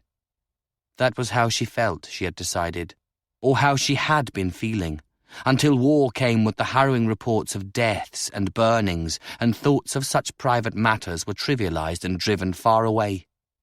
She looked out across the choppy waters of Lake Diurne, past the honey-coloured stones of Talair on the northern shore, and up beyond the grass of the valley to the winter vineyards and the forest rising in the distance. Somewhere out there an army was coming, axes and swords and brands, severed heads dancing on pikes above them. The survivors fleeing south before the fury of Gorhaut had brought tales of such horrors with them. Lisseau plunged her hands into the folds of the vest she'd been given by Ariane de Carenzu. It was a cold morning, diamond bright, the stiff wind pushing the 3 plumes of smoke almost due south. The air was fresh and clean, and she could see a long way. To the west, when she turned, The massive stones of the Arch of the Ancients showed clearly at the end of the row of marching elms. Lesseau hated that arch. She had from the moment she'd first seen it years ago. There was too much oppressive power stamped upon it, the sculptor's undeniable art wholly given over to the brutally explicit message. The arch reminded her now, every day, of what was coming. She would have been safer at home, she knew. Vizay couldn't be reached by an invading army for a long time yet, and if it came to that, a well-known joggler could take ship from the coast and find a ready welcome in Portezza or Aramonda. That last thought hadn't even lingered long enough to be seriously considered. Even when it had become clear that the flattering invitation she and Alan had accepted, to winter on Rian's Isle, had brought them squarely into the path of death, Lesseau knew she would not leave. There was a reason she could have offered if anyone had asked, but no one did ask. It had been Ramia's song, though, in Lausanne at the autumn fair that, more than any other single thing, had shaped her feelings now. If there was a role, any role at all for her to play in this appalling time, it would not lie in hiding away south by the sea or fleeing across the water. The imagined presence of that stone inside her, sinking silently down as through dark, still lake waters, might have had something to do with it too. She would have admitted that. She was usually honest with herself, and the worst part of that pain seemed to be gone now. It had been months since the Lausanne fair. She didn't even know where Blaise was. She called him by his name in her mind now. Surely that much could be allowed. Alan had stayed on the isle as well. She had thought he would. Her affection for the little troubadour had grown with each passing day. He had even begun practicing with a sword, rowing across to join the Corannos of Talair every afternoon. He was not very good. Lesseau had gone to watch him one day, and foreboding had lain within her like a different kind of weight. That grim sense of premonition was with her again now as she gazed out across the white caps at the stones of the arch beyond the western shore, trying to deal with the tidings that had come with the messenger from the high priestess. "Will they build their own arch, do you think, if they destroy us all?" She hadn't heard Rinette approaching. Not entirely happy, for she still hadn't worked out her feelings about the coolly arrogant young priestess, she turned and regarded the other woman. As always, it was the owl that gave her pause. Only the high priestess at each temple, or those named and being trained as their successors, carried the birds. Rinette, no older than Lesseau herself, was very young to be marked as heir to the high priestess of Rian's Isle. Once she'd ascended to that rank, she would be second only to Beatrix de Barbentane herself among the hierarchy of the goddess in Arbonne. Lesseau had even heard talk among the priests and priestesses of the isle that Rinette intended to follow Beatrix down the paths of blindness when that day came. Lesseau of Vizay, child of this world, finding her pleasures and griefs among men and women, had found herself unsettled by the very thought. If Rinette had been older, a dour, pious zealot, it might have been easier to deal with. But the brown-haired priestess was beautiful and dryly clever, and she seemed to know and enjoy the troubadour's repertoire of songs almost as well as Lesseau and Alan did themselves. Once she had even corrected Alan on a line reading during his recitation of one of the old speak pieces of Count Folquet. Lesseau, genuinely shocked by the interjection, had quickly searched her own recollection and realized that the priestess was right. Not that this made her any happier to have heard an audience member interrupt a troubadour. What, she remembered thinking, was the world coming to? A remarkably inconsequential issue that seemed, since the winter invasion and now this morning's news. She was made aware, looking at the tall, slender woman beside her, that Rinette's fate if Gorhaut conquered was even more brutally clear than her own, and the priestess, by her sworn oath to the goddess, lacked even the options of flight south or overseas. Given the darkness of the time, it suddenly seemed profoundly ungracious to be carrying a grievance against the woman for correcting the misreading of a verse. The world had greatly changed since Ademar of Gorhaut had led an army through the mountains into the green hills and valleys of Arbonne. "A second arch," she said quietly, addressing the question. "I wonder, do they build anything, these northerners?" "Of course they do. They are not inhuman. They are not really so different from us, Renette replied calmly. You know that. They are badly taught, that is all. There seems a great deal of difference to me, Lusseau said sharply, if they burn women alive and cut the heads and sexual parts of dead men. Badly taught, Renette repeated. Think of how much of the mystery and the power of life they have lost by denying Rianne. You'll forgive me, but I can't spare a great deal of time just now for pitying them that. I'm surprised you can. Renette gave a small, graceful shrug, looking out at the western shore and the arch beyond. We are trained to think that way. The times are evil, she said. Mortal men and women are what they have always been. 500 years from now, we will all be dust and forgotten, and our fates. But Rianne and Corannos will still steer the course of the world. It was rather too much for Lusseau, this holy posturing. I wonder, she said harshly, good intentions forgotten, if you will take such a long view when we see the army of Gorhaut coming across the lake with torches in their hands, and regretted the words the moment they were spoken. Renette turned to her, and Lusseau saw then in the clear light of morning that the other woman's eyes were not nearly so tranquil as her voice and words might have suggested. She recognized belatedly that what she had been hearing was an attempt to master fear. I do not welcome the prospect of being burned alive, if that is what you mean, Renette of the Isle said. If that isn't what you mean, perhaps you'll tell me what you are trying to say. And after that, of course, there was nothing for Lusseau to do but apologize as best she could, and then carry on through the day and the next two, wrapped in her vest against the wind and the coldness of her own deep fears. Alain rowed across the whitecaps of the lake to Talair each day, carrying a borrowed sword. He came back the second afternoon with a vivid red contusion on his forehead. He made a small joke about deceiving people with a show of clumsiness, but Lusseau had seen that his hands were trembling. On the fourth day the armies came. It was, in fact, a near thing. High on the ramparts of Talair at midday after the brutal forced march from Barbentane and Lausanne, Blaise looked down at their exhausted men in the open space below, and then north in the clear light for the first sign of those they were to fight. He was uneasily aware that besides the eerie precognition of the High Priestess, the only thing that had given them even a chance to reach Lake Diurne with an army in time had been the disciplined, prudent caution of Thierry de Quéranzou. The stupefying surprise of a winter invasion through the mountains would have caught Arbonne hopelessly unprepared.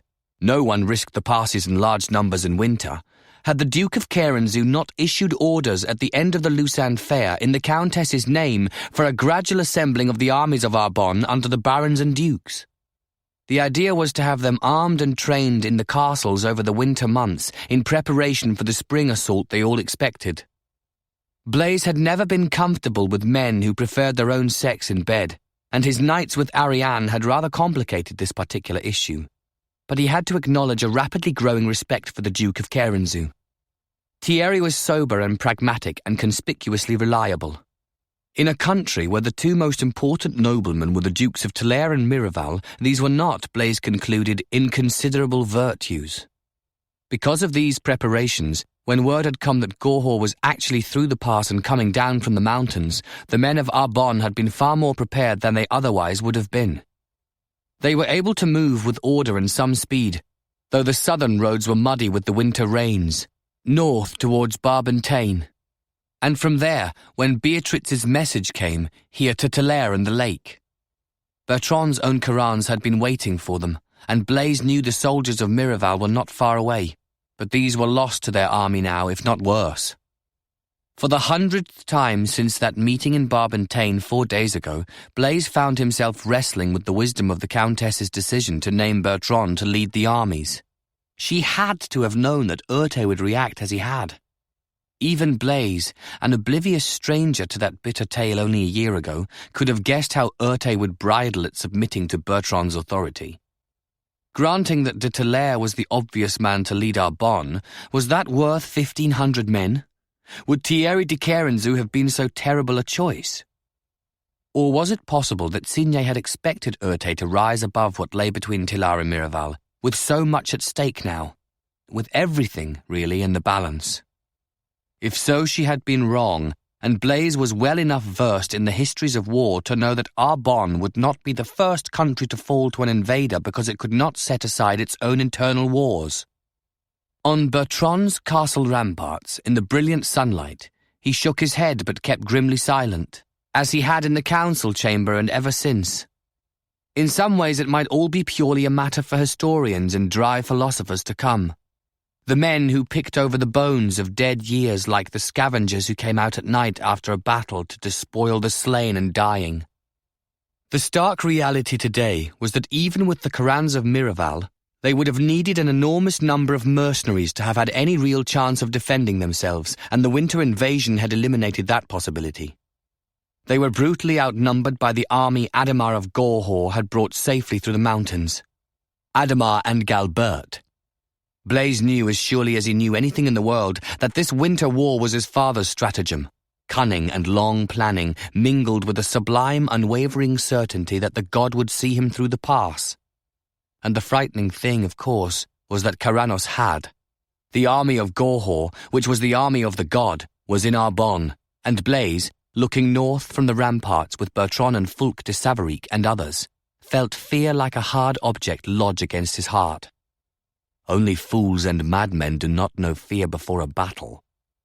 His first captain had told him that, and Blaise had offered the same reassurance over the years to young men under his command.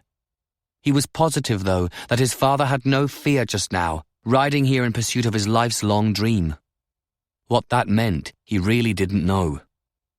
"We'll array ourselves at the southeast end of the valley," he heard Bertran explaining to the three men who had just joined them, barons from the south. One of them was Melinda Board. He and Blaise had had time for no more than a quick greeting and an exchange of glances. There might never be time for more. "The castle and the lake," Bertran went on, "will be behind us so they can't flank around. There is a slight slope downward. If you look closely you can see it, in the valley to the west, that will help. It'll give the archers a little more distance if nothing else." Bertran, Blaise thought, knew this land like a melody from his childhood. He surprised himself with the image. Perhaps he thought he should start being less surprised. He was among the army of Arbonne after all. "What about Rian's Isle?" one of the new barons asked. "Can they reach it from the western shore of the lake if we're leaving them access to that side?" "No boats. We've brought them all to our wharf, or across to the isle itself. I don't think they'll be thinking about that in any case until they're done with us." Bertran's voice was calm. Blaise was impressed, though not especially surprised. He'd had some time now to take the measure of this man.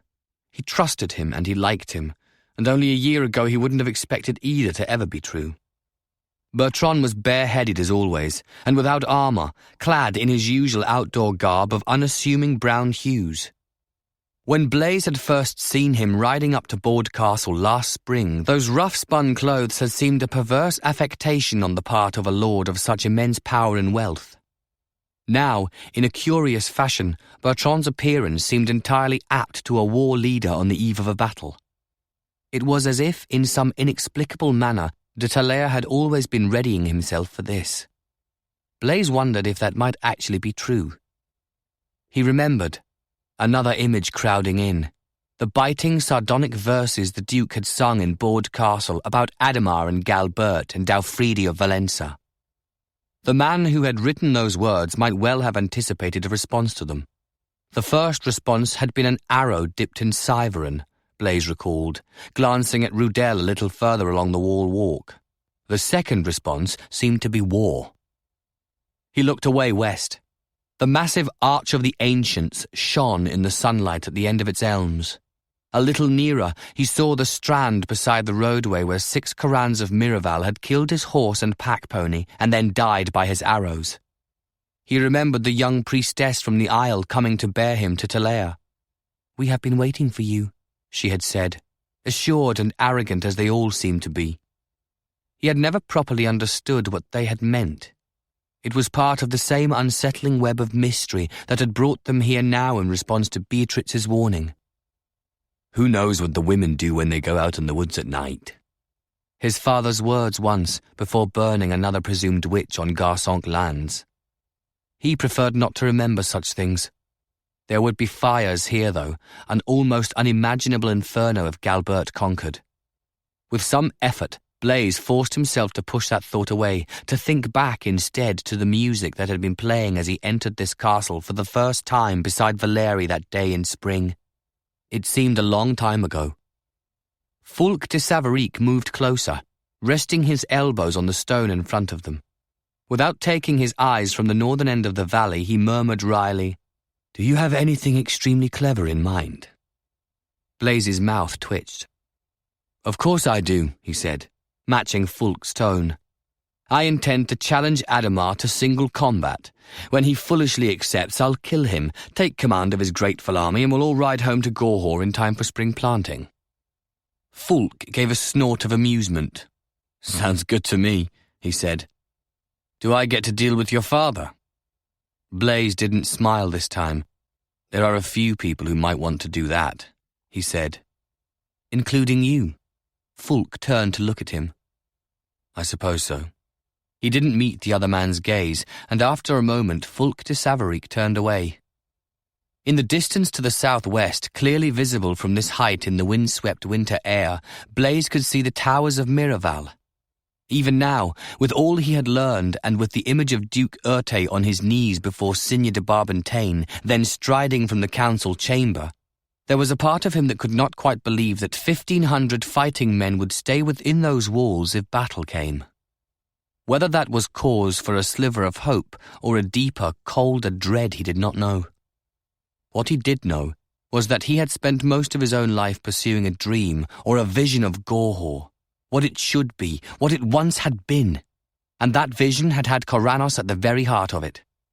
And now, having rashly claimed a crown for himself, he was about to go to battle amongst the men of woman-ruled Arbonne in a goddess's name against his own country and king, and father, if it came to that, and against an army marching beneath the banner of the god he had vowed to serve with honour all his days. How, Blaise thought, did one trace back the line of a life to see where the fork appeared that led to these ramparts? He couldn't answer that. Perhaps a poet could, or a priestess, but he was a soldier, and yes, a would-be king, and the time? "There they are," said Rudel quietly, his archer's eyes catching the first far glint of sunlight finding metal among the trees. And the time for such thoughts was gone now. Like a leaf on the wind, a wave on the stony shore, like all the mornings of the vanished past. The army of Gorhaut had come to Lake Diurne. Blaise saw them then, moving down the road that wound out of the woods, and their banners were the banners of his home. Their voices, they could just hear them now, were lifted in a song he knew, and he could recognize, even from so far because of the clear light that was Arbonne's, the king he had named a traitor, and the father whose long dream this army was. He saw Renaud ride around the curve of the road, and without real surprise, recognized the pennon of Andoria as Boursiard appeared at the head of his company of men. That is a man I would be happy to kill, he thought. And then, as if mocking such a thought, there came into sight waving, jiggling pikes carried by foot soldiers, and riding on the top of some of those pikes, spitted like meat for broiling, were the severed heads of men. Bertran de Talair made a sudden harsh gesture and a sound of denial that might have been a name, and a moment later Blaise registered a memorable mane of blonde hair and realized that he, too, recognized the foremost of those severed heads. A sickness passed over him, forcing him to grip hard on the stones of the wall for support. A moment later, it grew even worse. In the midst of the singing, gesticulating army of Gorhaut, a rolling platform came into view, and on it they saw a man, bound naked to a pole set in the centre of the platform. His genitals were gone. There was a blackened clotting of blood at his groin. Dead birds, owls, Blaise saw, were slung in mockery from ropes around his bowed, averted neck. He thought this man too was dead, until the head was somehow lifted, in agonized response to what inner message Blaise never knew. And even from the ramparts they could see the holes where his eyes had been gouged out. Of course, Blaise thought with loathing, fighting sickness. It was part of the mockery, the blindness and the birds of Rian.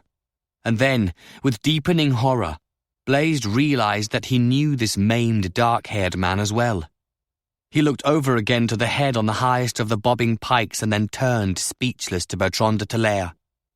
He saw that the Duke had lowered his head so as not to have to see. The landscape and the men on the ramparts grew oddly unfocused, and Blaise became aware that he was near to weeping.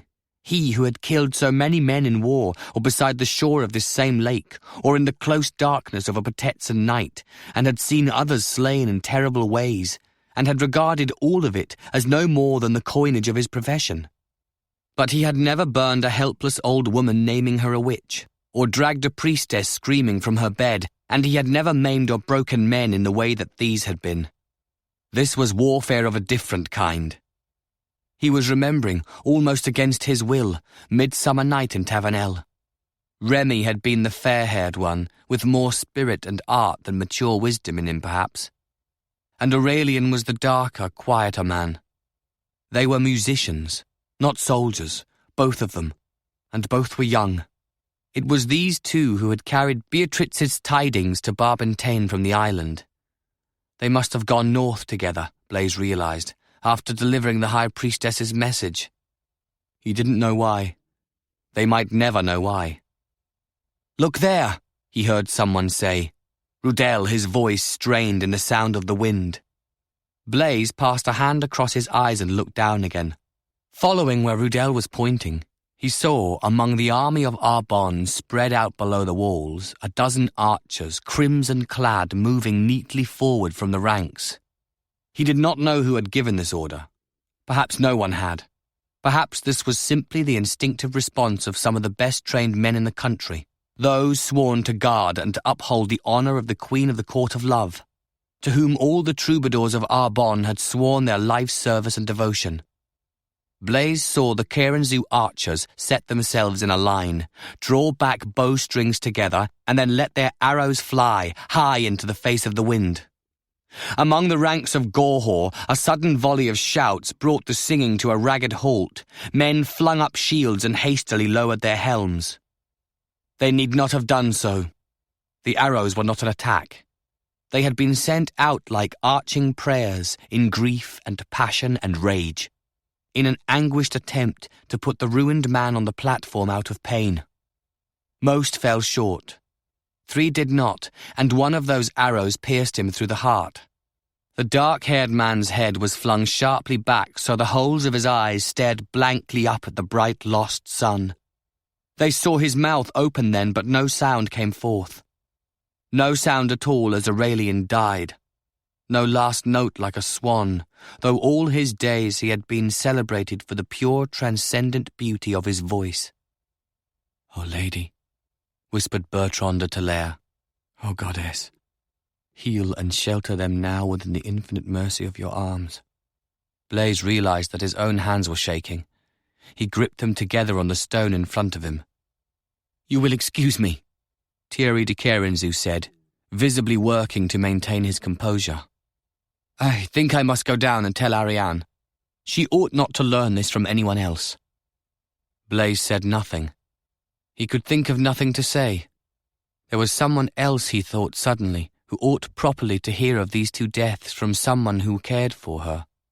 But he didn't know where Lesseau was, and he didn't think it was his place, given who had done this thing. He watched his father remove his war helm in the valley below, and then his tall, handsome, anointed king did the same.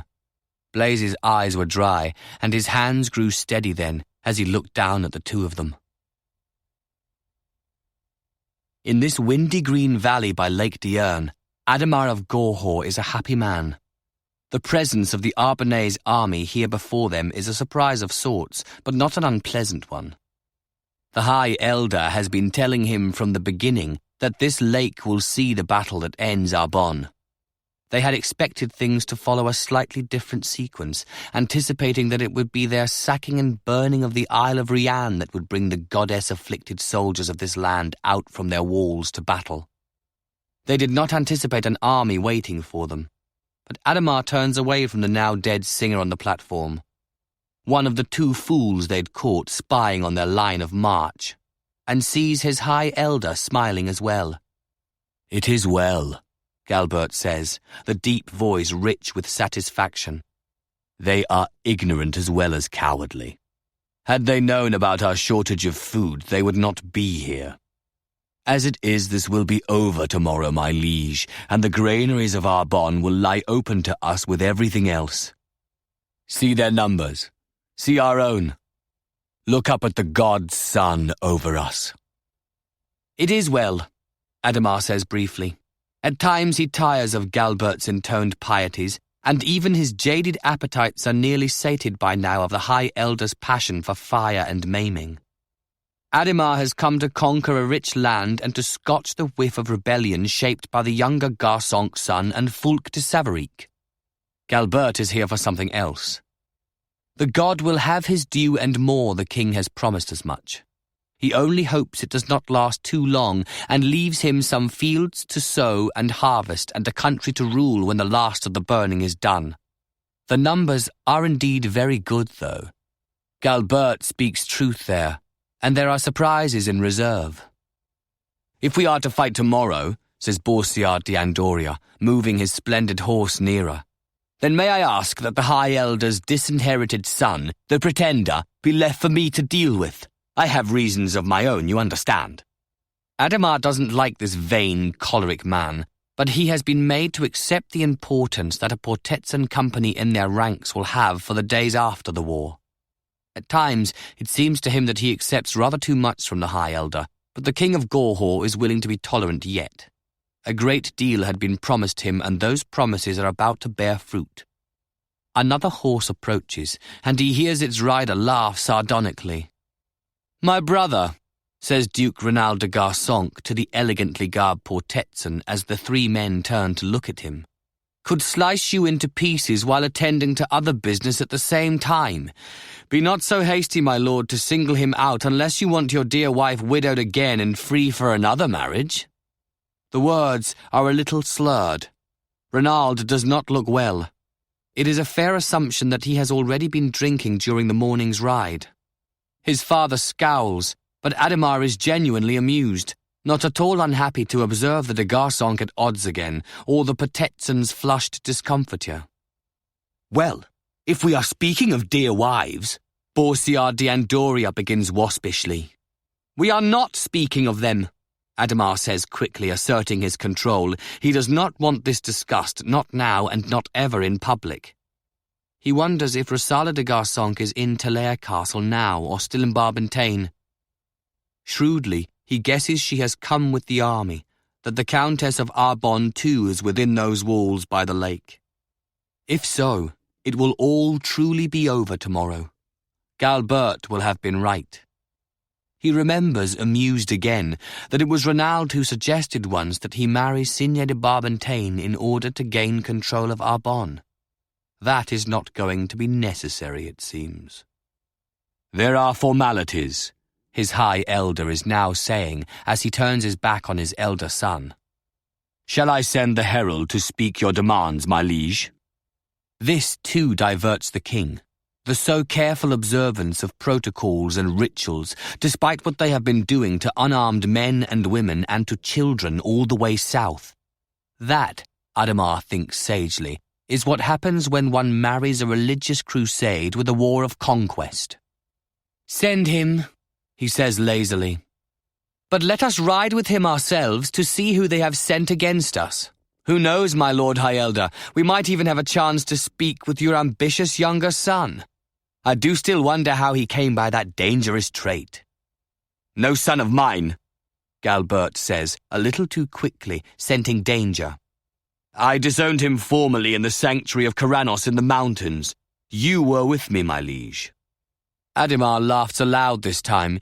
He enjoys the ease with which he can set his counsellors on edge, even Galbert, who bears close watching. The king discovers just then, somewhat to his surprise, that he feels the need for a woman. Perhaps it is not so surprising after all. He has been watching his soldiers take their pleasure of the priestess since they came down from the pass. He has held himself aloof, with some self-congratulation, to preserve the dignity of the crown on this holy crusade. He looks briefly over his shoulder at Renal de Garsonc and then back up at the ramparts of Talair. He is, in fact, quite certain that she is within those walls. Tomorrow, he thinks and smiles. He is not actually a man accustomed to waiting to slake his needs, but sometimes there is, in fact, a certain heightening of satisfaction if one delays a little time. Not too long, mind you, but a little. He regards this as a truth about the world he has discovered for himself. He looks back at the husband, and then away again.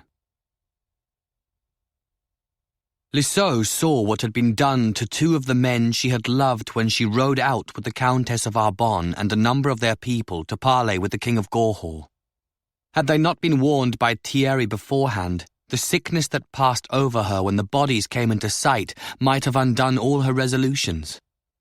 It was the hardest thing she ever had to do in her life, to ride past what was left of Remy and Aurélien and not give way to the clawing grief that rose up within her. She kept her eyes fixed on the straight-backed figure of the Countess in front of her and gripped her horse's reins in hands that would not stop shaking. She kept wanting to scream. She could not let herself scream. She had been with Ariane and the Countess and Rosala de Garsonc in the music gallery of Talair when the Duke of Querensou had come down from the tower to tell them that Gorhaut had come, and that something terrible had been done to men they all knew. She would have expected to burst into desperate tears, to faint, to feel her mind slamming shut like a door. Perhaps it was the shock, or an inward refusal to believe, but she had done none of these things, nor had any of the other women there. Ariane, to whom her husband had formerly told the news about Remy and Aurélien, had risen stiffly from where she sat and walked away, to stand with her back to the room staring into the fire. After an interval of time, though, she had turned and come back. She had been very pale, but her flawless features were carefully composed. She had sat beside the Countess and reached for one of Signé's hands, holding it between both of her own. Of all the people in that room, Alain of Rousset had been the only one who wept openly, and Lisseau had gone over to him. The little troubadour had been wearing his sword. He was still awkward with it, but he was here to join the soldiers in Talair, had rowed across the water to fight with them. It seemed that Remy and Aurélien had been thinking in the same way, spying on the army of Gorhaut as it moved south. Lisseau would have thought that the two of them might even have been good at that, but she didn't know much about warfare. Neither had they. She had found herself meeting the clear blue gaze of the woman named Rosala.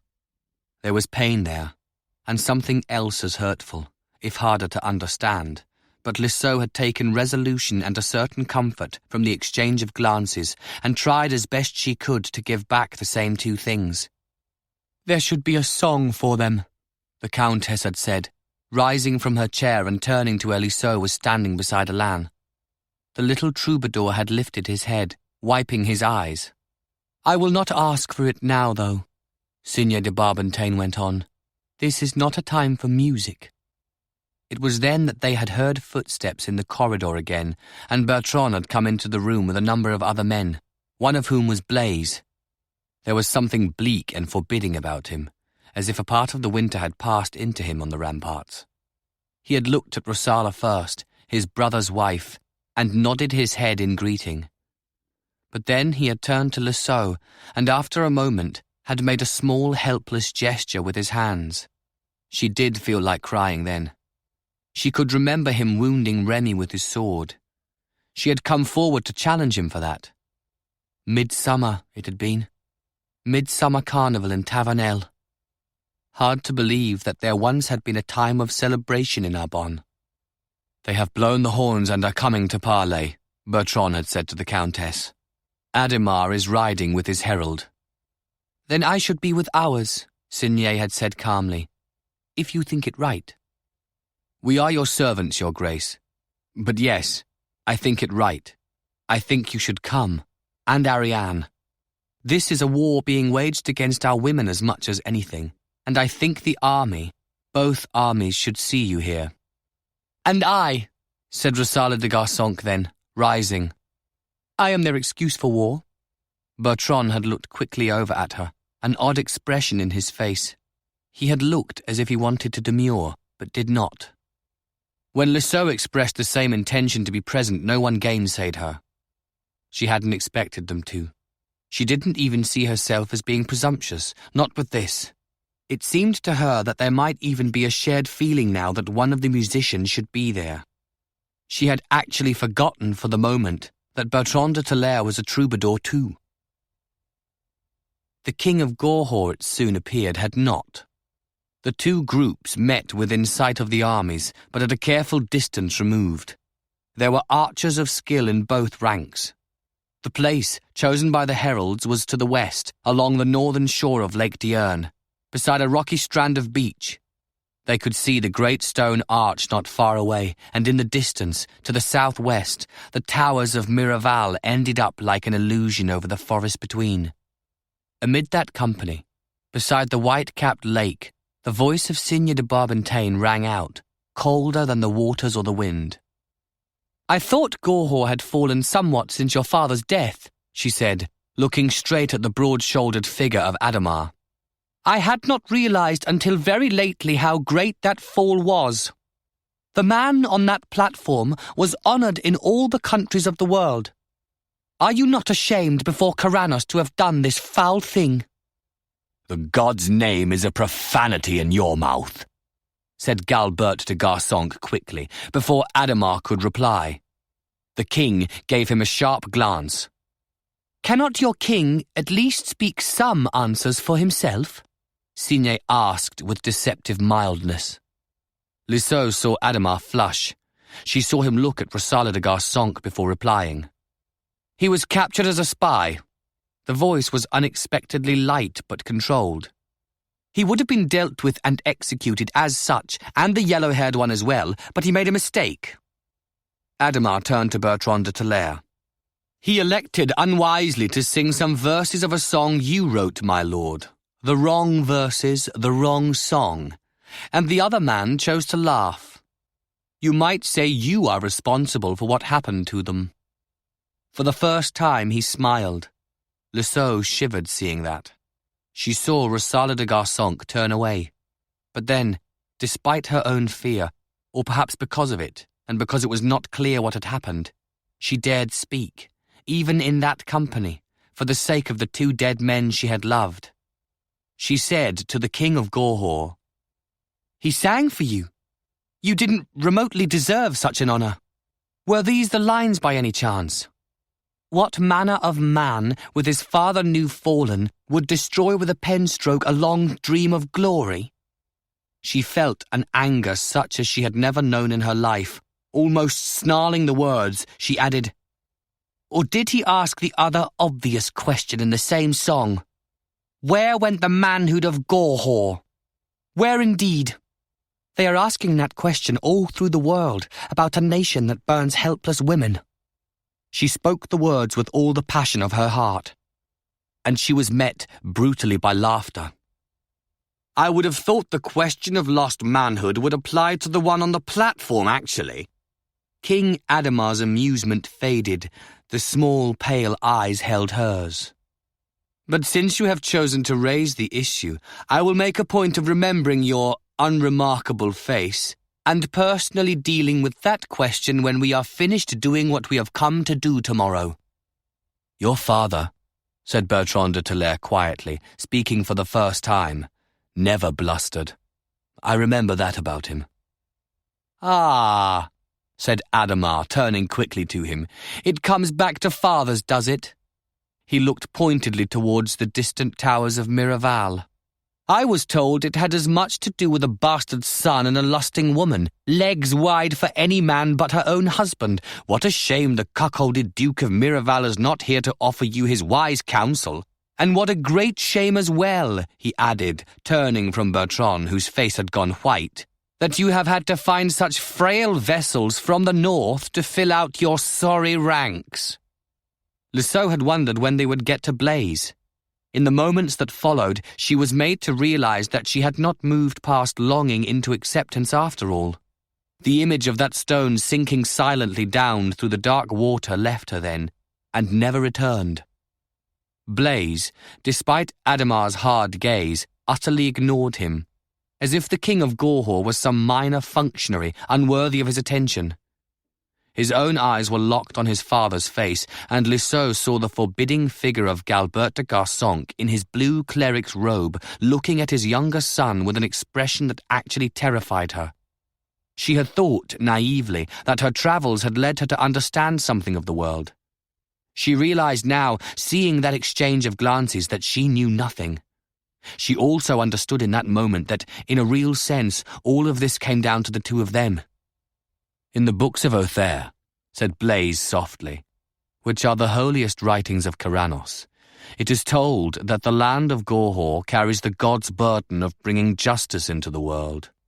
It teaches that Corannos has bestowed upon us the holy task of guarding the helpless and the persecuted in all lands we pass through, in return for his great favor and the promise of his eternal shelter when we die." He was silent, and in the silence was an indictment. "You dare speak to me of the teachings of the god?" Galbert said, his rich voice rising, genuinely incredulous. Behind him, Lisseau saw a man who, from his appearance, had to be the other son. He was sitting astride a handsome horse among the small number of men who had come with the High Elder and the king. His expression was strained, oddly suspended between bitter amusement and pain. Impulsively, she glanced over at Rosala. She was gazing steadily at her husband, her face unreadable. There were, Lisseau thought, layers and layers of grief here. Blaise seemed to ignore his father's interjection. He went on as if no one had spoken. "You are, in the light of these teachings, as much a betrayer of Corannos as this falsely anointed king is a traitor to his people. Because you are my father, and the god teaches us to respect our parents in their dotage, you will not be executed, but you will be stripped of your office when we return to Gorhaut." "You are mad," said King Ademar flatly, dismissively. Only then did Blaise turn to him. "I am enraged," he said, a ferocity in his voice for the first time, a first blaze of heat. "I am revolted. I loathe how you have allowed yourself and your country to be used. What king permits a counsellor's vile obsession to lead him so far down paths of unholiness and betrayal?" "A false king," said Fulk de Savaric, his sudden voice clear as a bell. "One unworthy of his crown." "Or his life," said Bertran de Talair quietly. "Or of any remembrance at all in the world after the death of Rian is even now making ready for him," added the Countess of Arbonne. And of all those there it was her voice that was grimmest of all, as if she were truly speaking for some power beyond the world. For the first time, the king of Gorhaut, turning from one of them to the other, looked shaken, and so smoothly, predictably, his adviser moved to fill the silence that followed.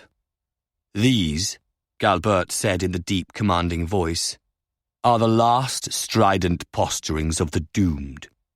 Shall we quail before this mumbling? Rather, you should all be on your knees even now begging the mercy of a gentle death." "You would like that, wouldn't you?" said Ariane de Kerenzou, moving her horse forward a little. She was smiling, but not with her eyes. "You would like to see the women of Arbonne kneeling before you. I see. I do see it now, actually. No wonder your son's wife fled from you. What does Corannos say about such desires, Galbert de Garsonc?"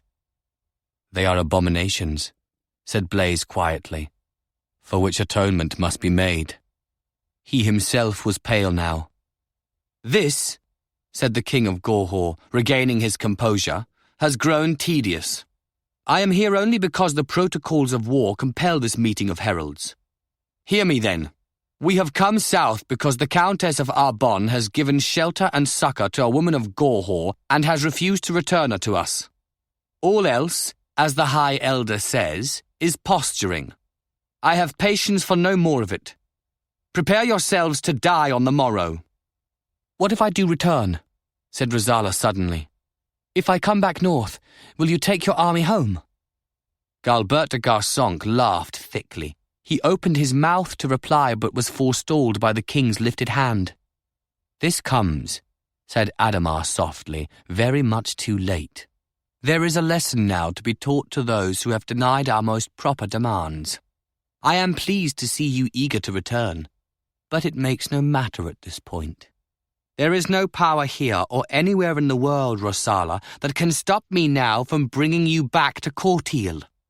"With the child," said Galbert quickly. He was ignored. "To Courtil, my lord?" Rosala asked, lifting her voice. "Are you so open about this now? Do you not mean back to Garsonk and my lord husband?"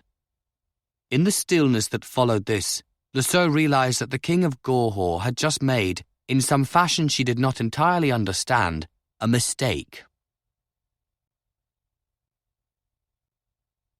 A long way south, on the island of Rian in the sea, where the wind was not blowing on this day and the waters lay calm and blue under the pale winter sun, Beatrix de Barbentane, high priestess of Rian, rose suddenly from before a fire into which she had been gazing sightlessly for most of the day. "Something has just happened," she said aloud, though there was no one in her room with her save the white owl on her shoulder. "Something that might matter. Oh, sweet Rian, remember us. Have mercy upon your children." She was silent then, waiting, reaching out in her darkness for the elusive, uncoercible vision of the goddess that might let her know at least a part of what was now happening so far away in the place of the wind. And in that precise moment, by the lake, among that gathering of enemies, a voice was heard for the first time. "I'm afraid," said Renaud, Duke of Garsonk, moving his horse into the open space between the two companies, "that this is rather too openly said for my taste and for the honor of my family." He was staring at the king of Gorhaut. He had not used a title. No one responded, no one else moved. It seemed to Lesseau afterwards that the duke's words had virtually frozen them all with astonishment. Renaud de Garsonk, the only moving figure in a still world, turned to his wife. He looked remarkably at ease now, as if this action or decision, this movement, had somehow granted him release from something. He said, "Forgive me, my lady, but I must ask this, and I will accept the truth of what you say. Has the king of Gorhaut been your lover?" Lesseau realized she was holding her breath. Out of the side of her vision, she saw that Blaise had gone bone white. Sitting her horse easily, Rosala de Garsonk seemed almost as composed as her husband, though. She said, as clearly as before, "He has not, my lord, though he has sought to be that for some time now. He was only delaying while I was with child. Your father, I'm sorry to say, has been urging the thought upon him for purposes of his own. I will swear to you, though, upon the life of my child, that I have not lain with Ademar, and that I will die before I willingly do so." "This is why you left?" A different note in Renaud's voice, almost too exposed. It made Lesseau wish, suddenly, that she was not here. None of us has a right to be listening to this, she thought. But Rosala said, her handsome, strong head held high, "It is indeed why I left, my lord. I feared you could not, or would not, guard us against your father and your king, for the one had claimed the child I was carrying, as you know, and the other wanted me." Renaud was nodding slowly, as if the words were striking echoes within himself. "Renaud, in the gods' name, do not shame me," Galbert de Garsonk began, the beautiful voice becoming harsh, "by allowing this depraved, contemptible woman to give voice to such—" "You be silent," said the Duke of Garsonk bluntly. "I will consider how to deal with you after." The tone was so curt it was shocking. "After what?" asked Ademar of Gorhaut. His own head was lifted, his carriage in the saddle magnificent. There was a glitter to his gaze. He knows, Lesseau thought. He knows the answer to that. "After I have publicly dealt with you for the dishonor you have willed upon my house. No king of Gorhaut has ever been free to wreak what havoc he will among the high lords of our land. I'm not about to let you be the first. The wife of the Duke of Garsonk is not a trinket to be played for, however blind the Duke might be." He paused for a moment then. This is a formal challenge, Ademar. Will you fight me yourself or name a champion to shelter behind? Are you mad? Galbert de Garçonc cried out. That, said Reynald gravely, is the second time that question has been asked of one of your sons. In fact, I think it is true of neither of us. He turned to Rosala. Other accusations may fairly be made against me. I will hope to have a chance to address them after. She met his glance but said nothing, stern and proud, Liso thought, as some yellow-haired goddess of the north. But that, she realized immediately after, was idle fantasy. They didn't allow goddesses in the north. Reynald turned back to Ademar. They all turned back to Ademar. The king of Gorhaut, past the first surprise of this, was smiling. Only with his lips, though, his eyes were hard as stone. "We are in a foreign country and at war," he said. "You are a commander of my army. You are now proposing that we fight each other because your wife, whose flight from your home is the cause of our being here, alleges that I expressed a desire for her. Is this what I understand from you, my lord of Garçonc?" It sounded absurd, mad indeed when put that way. But Reynald de Garçonc did not quail. He too was smiling now, a smaller man than the king, but as easy in the saddle. "You might not remember it," he said, "but I was in that room in Courtille with my father last autumn when you came in and demanded that Rosala be brought back. Back to you, you said." They saw the king's expression change. His eyes flicked away from Reynald's and then returned. The duke went on. "I should have made this challenge then, Ademar.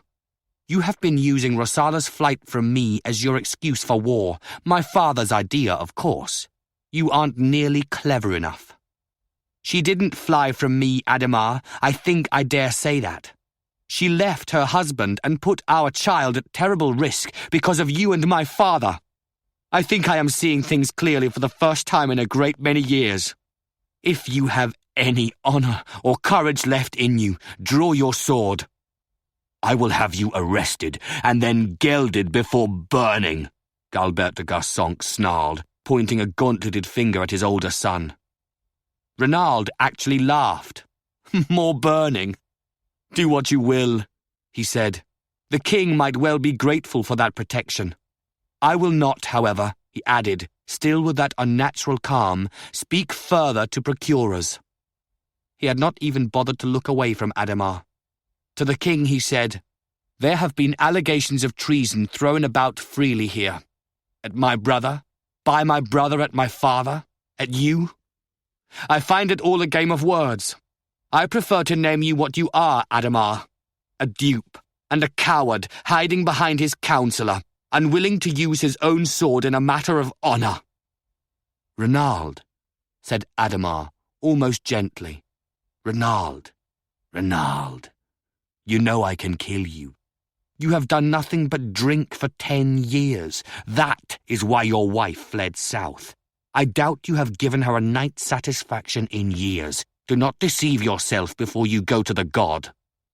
This means, I take it, that you will fight." "He will do no such thing," Galbert snapped. "Yes, I will fight," said Ademar in the same moment.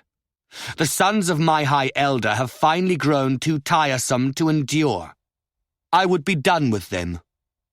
And the king of Gorhaut drew his sword. There came a sound from among the armies north of them, for the light was brilliantly clear and all the men there could see that blade drawn. Then the sound changed, grew high-pitched with surprise, as Reynald de Garçonc drew his own blade in reply and moved his horse apart from the others by the lake. Ademar followed him. As he lowered the visor of his helmet, they saw that the king was smiling. To the west, not far away, the stones of the Arch of the Ancients gleamed, honey-coloured in the light. "Well?" Liso heard Bertran murmur under his breath. 10 years ago," said Fulk de Savarique softly. "It might have been a match. Not now, I'm sorry to say." Blaise said nothing, though he had to have heard that. He was watching his brother with something hurtful in his eyes. Rosala was watching too, but there was nothing to be read in her expression at all. Reynald, Liso noted, had not bothered to lower his helm. "It will make no difference, you know that," said Galbert de Garsonc heavily, speaking to the Arbonne party. "Even if Ademar dies, we will destroy you tomorrow. And he will not die. Renaud has been drinking all day. He would never have done this otherwise. Look at his face. He is about to meet the judgment of the god, sodden and disgraced." "Redeemed, I should have said." Blaise's voice was hollow. He did not take his eyes from the two men circling each other now on the roadway by the strand. And what they saw then, as the long bright swords touched for the first time, delicately, and then again with a sharp, wrist-grinding clash, was indeed redemption of a kind. There is a grace here, thought Lisseau suddenly, resisting the thought. She had never seen Renaud de Garsonc before, and so she had never seen him fight. He had been king's champion of Gorhaut once, for Ademar's father, someone had told her. That had been a long time ago. For a moment it seemed not to have been, as he pivoted his warhorse using knees and hips and rang a hard, quick downward blow against Ademar's side. The curved armour caught the blade and deflected it, but the king of Gorhaut swayed in his saddle, and there came a rumble again from the armies. Lisseau looked over at Blaise. She couldn't help herself. But then she turned away from what she saw in his face, back to the two men fighting in the road. Blaise didn't even see Renaud's first blow land. He had actually closed his eyes when the combat began. He heard the clang of sword on armour, though, and looked up in time to see Ademar rock in his saddle before righting himself to deliver a slashing backhand of his own.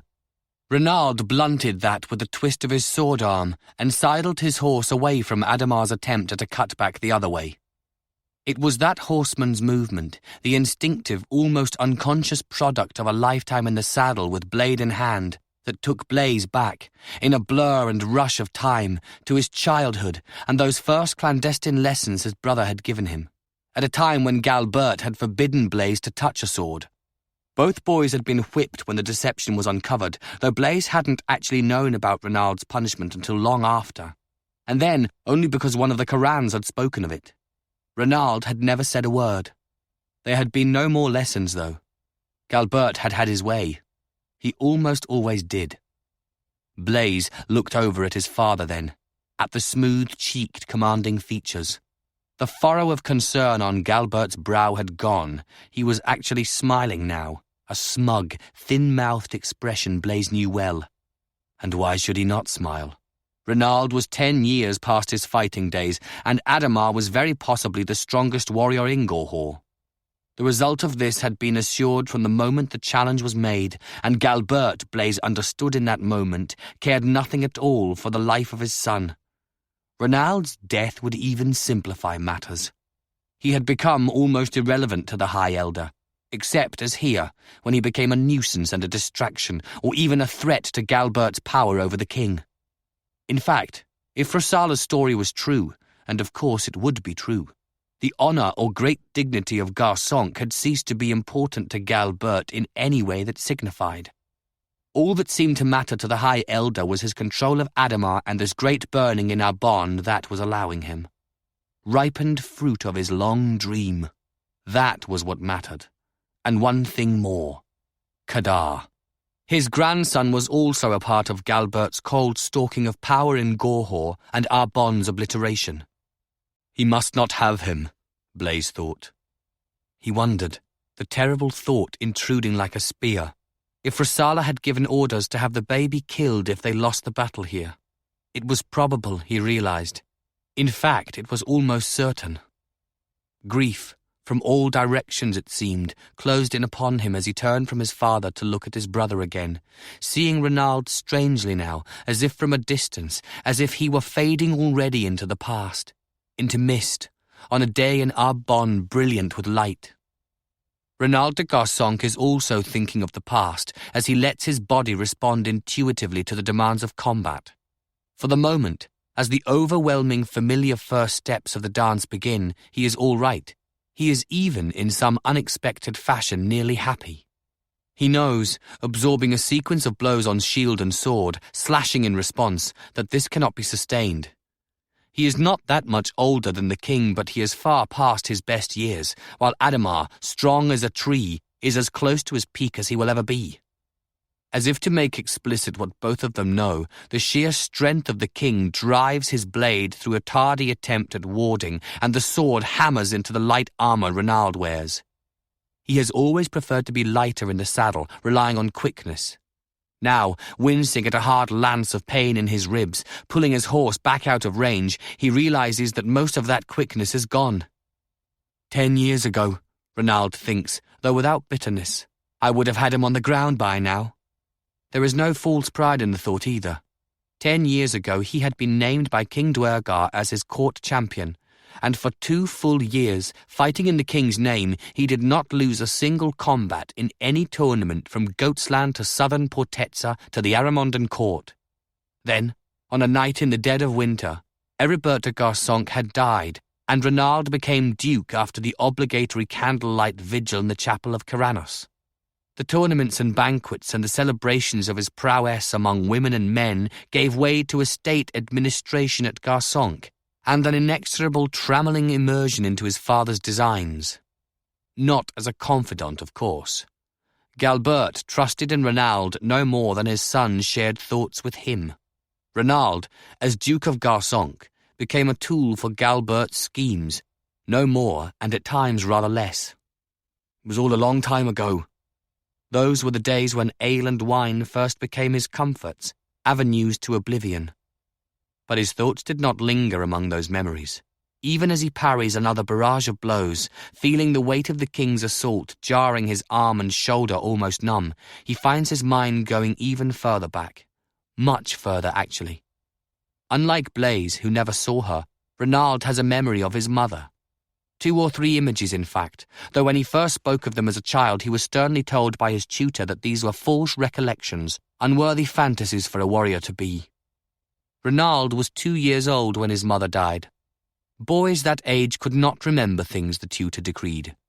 When Renaud tried not long after to ask his father about the recurring image he had of a red-haired woman singing to him by candlelight, Galbert flatly forbade him, on pain of a whipping, to mention it again. Renaud was 6 years old. It was the last time he'd attempted to confide something of importance to his father, or, he realizes abruptly now, to anyone else. The memory of the red-haired woman had stayed with him all these years, though he has never again spoken of it. It occurs to him for the first time that he might have mentioned it to Rosala. It might have been something to share with her. He guides his horse with a quick pressure of his left knee and, ducking with a grunt under a wide side-sweeping blow, delivers a backhand slash of his own, ringing it hard off Ademar's armor.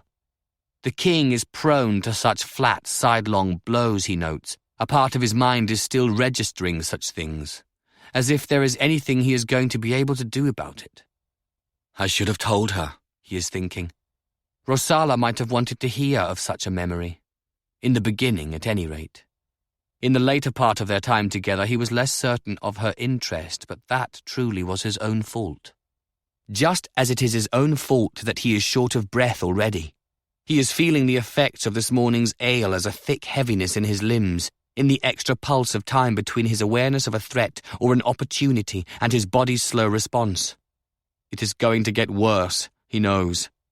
Ademar is not even breathing hard. But Renaud is grimly aware that his own shield and armor are dented already by the king's blows. He is afraid he may have broken ribs on his left side. It has become difficult to do much more than parry. Ademar seems to be aware of this. Through his lowered black visor, the king of Gorhaut speaks, contemptuously giving Renaud a respite. Softly, so that none of the others will hear, he says, I could almost pity you were you not such a fool. She will be mine tomorrow. I want you to think of that. I hope you are thinking of it in the moment I kill you. Tomorrow night, when her hair is down and she wraps her mouth around my sex in the way that I shall teach her, do you think she will mourn the poor, sad, drunken man she once had to lie beside? Renaud would reply, but he lacks the breath to spare for taunting, and there is nothing actually he can think of to say. His ribs are extraordinarily painful now. Each breath seems to slide a knife into his side. He suspects the king is wrong, though, He believes Rosala told no less than truth when she said she would die before lying with Ademar. This thought makes him abruptly aware of something. If the king kills him, he is almost certainly killing Rosala as well. And a second new thought, like a lash of the cold wind, even more surely killing the child, the son he has never seen. I am everything he says of me, Renald de Garsonc thinks, and now there is bitterness. I have wasted my life. He remembers, and with this memory as well there is sorrow now. His brother Blaise on the fog-bound drawbridge of Garsonc only a little time ago. You don't have to follow him, Renald. You have the first free choice you've had in a long time. He answered harshly, he remembers, almost choking in confused fury. Corannos knew there had been so much anger in him that night. Wrongly directed, though. He seems to have turned in wrong directions all his life. There was a time when I would have followed you to the end of the earth, Blaise also said that night. I never knew that, Renald thinks, his eyes warily on the king of Gorhaut. Blaise is here too, watching him, has claimed a crown, defied their father, even named Corannos to witness his doing so. He is walking a path of honor, one that might make a man proud, even a brother. Ademar lifts his sword and points it forward like an executioner. He is playing to the armies now, Renald knows. He can hear them to the north, a constant murmur of sound broken by sharp, sudden cries.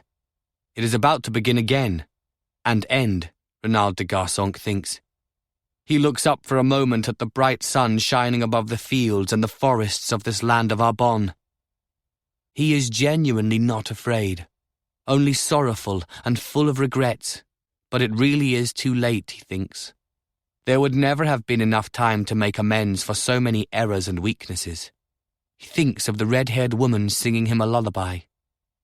He wonders if she is waiting for him, if the god might allow a grace like that to such a man as he has been. He thinks of his brother again, and then lastly of his wife and the child he has let slip away. Kadar, a strong name, one of honor in the world. Far better than the memory of his own name will be, he thinks. And it is this at the end that hurts most of all, and spurs him to a last gesture, an attempt at redress. Ignoring the pain in his side, Renald thrusts his own sword above his head, theatrical and arresting. Ademar hesitates. Renald sucks precious air and cries out then, as loudly as he can through the open visor of his helm, hoping the armies can hear. Before our most holy God, I name you a false king, Ademar, and I set my sword against you in the name of Gorhaut. He hears a new sound rising to the north, and knows his words have carried.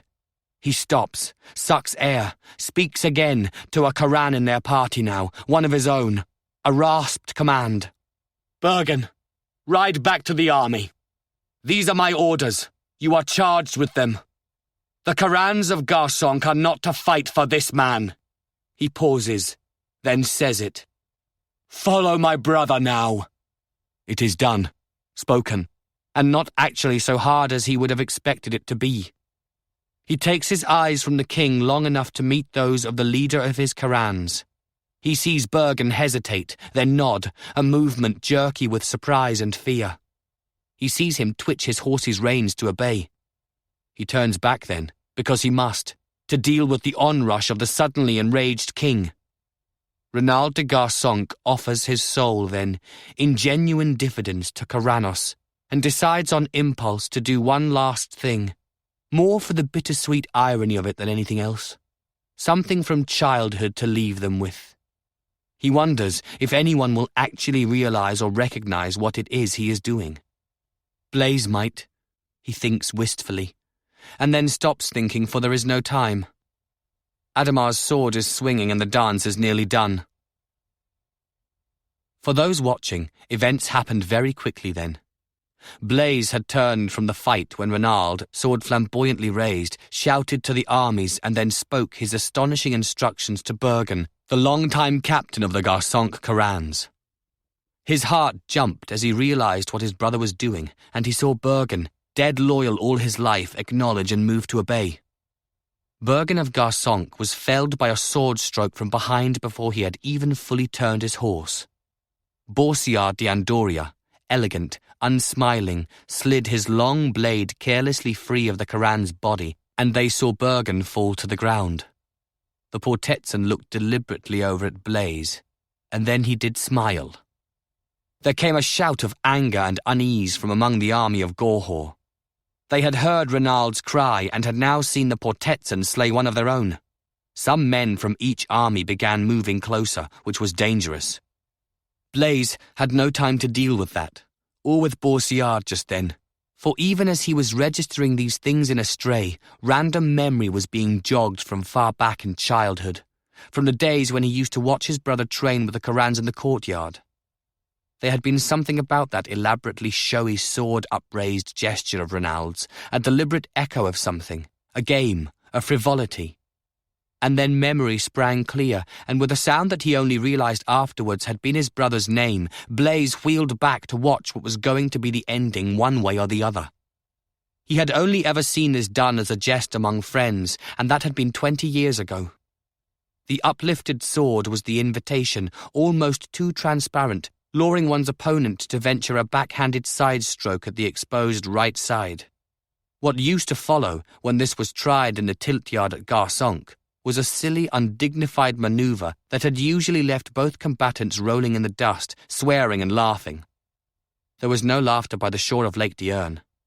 Blaise watched the King of Gorhaut succumb completely to the ruse, driven by his fury at Renald's orders to his men. Ademar launched a wild stroke of such force it would have half-severed Renald's torso through the links of his armour had it landed. It didn't land. Renald de Garsonk flattened himself on his horse's neck and let fall his sword as Ademar's blade whistled over his head, biting nothing but air. The king's motion carried him lurching sideways in his saddle and partly turned his horse. By the time he began, cursing, to straighten, Renald, lightly armoured as always, had hurled himself from his horse towards the back of the king's saddle. Very much like a boy, Blaise was thinking. Like the boy for whom all of this had been discovery and exhilaration, with pain and sorrow and aging quite inconceivable concepts. Renald actually made it, landed almost neatly behind Ademar, swinging a leg across the horse's rump. He was already grappling at his waist for the knife that would kill the king when the crossbow dart caught him above the collarbone and buried itself in his throat. The half-drawn dagger fell from splayed fingers, and a moment later Renald de Garsonk slid slowly to the ground to lie beside it in the winter grass. Blood was pulsing from his neck, bright red in the sunlight. Above him, controlling his horse with an effort, Ademar of Gorhaut looked down upon him, and then at the man who had fired that small hidden crossbow. "You interfered in a challenge," said the King of Gorhaut. His voice was thin, disbelieving. He was visibly shaken. "Would you prefer to be dead right now?" asked Galbert de Garsonk, High Elder of Gorhaut. He didn't even look at the body of his son. Ademar made no reply. There was no growing tumult now to the north of them. "Watch him," Blaise said to no one in particular, and then slid from his horse. Ignoring Ademar completely, he knelt beside his brother. He heard footsteps behind him but did not turn. Renald's eyes were closed. He was still alive but only just. With all the care in the world, Blaise shifted him a little so he could lay his brother's head in his lap. Blood from the wound had already soaked the ground. Now it began to seep into his clothing. From above and behind, he heard his father say to the King of Gorhaut, "I have not come this close to be balked by a drunkard's folly or your own carelessness." Renald opened his eyes then, and Blaise saw that his brother was aware of him. A faint, genuine smile crossed Renald's face. "It would have worked," he whispered. "I only tried it as a jest." "Spare your strength," Blaise murmured. Renald shook his head slightly. "No point," he managed to say. "I can feel poison. There is Syverin on the dart." Of course there was. This time it was Blaise who closed his eyes, feeling grief and a terrible ancient rage threatening to overwhelm him. He fought desperately for control, and when he opened his eyes again saw that Reynald's gaze had moved away now, to someone beyond Blaise. "I have no right to ask for anything," he heard his brother whisper. Blaise looked over his shoulder then and saw Rissala standing there, tall and grave. "I know you do not," she agreed quietly, adhering even at the last to her own inner laws. "But I have the right to grant what I wish." She hesitated, and Blaise thought she would kneel, but she did not. She said very calmly, "It was bravely done at the end, Reynald." There was a silence. Far off, Blaise heard noises that sounded like men fighting. He ought to turn, he knew. This mattered so much. But he could not. Reynald said, "Guard him if you can. Kadar, I mean." And then, so softly it was difficult to hear, "It is a fine name." It was in that moment that Blaise thought he felt his heart beginning to break, hearing the unspoken thing, the lost lifetime of sorrow beneath those words. And Rissala seemed to hear it too, for she did kneel then, neatly, in the blood-soaked grass beside her husband. She did not reach out to touch him, but Blaise heard her say, in that same grave, calm voice, "Kadar Reynald de Garçonc now. You have earned as much, if it pleases you, my lord." Through a blurring of tears, Blaise saw his older brother smile then for the last time, and heard him say, no more than a breath now, "It pleases me, my lady." He seemed to be gripping both of Reynald's hands. He couldn't actually remember taking them, and he was almost certain he felt a pressure then, the strong fingers squeezing his for a moment before they went slack. Blaise looked down at his dead brother, feeling the cold wind passing over the two of them. He slipped one hand free after a time and closed Reynald's eyes. He had seen a great many dead men. Sometimes their faces seemed to become calm and peaceful when life passed out of them and they began their second journey to the god. Reynald looked as he always had, though. Perhaps, when it was someone you knew well, the comforting illusions of grace were harder to find. He hadn't actually said farewell, he realized. He hadn't said anything. "Spare your strength" had been his only words. Fatuous, really, to a man with a dart in his neck and Syvern running cold through him. Perhaps the touching, their hands holding each other. Perhaps that would have been enough. It would have to be. There was never going to be more.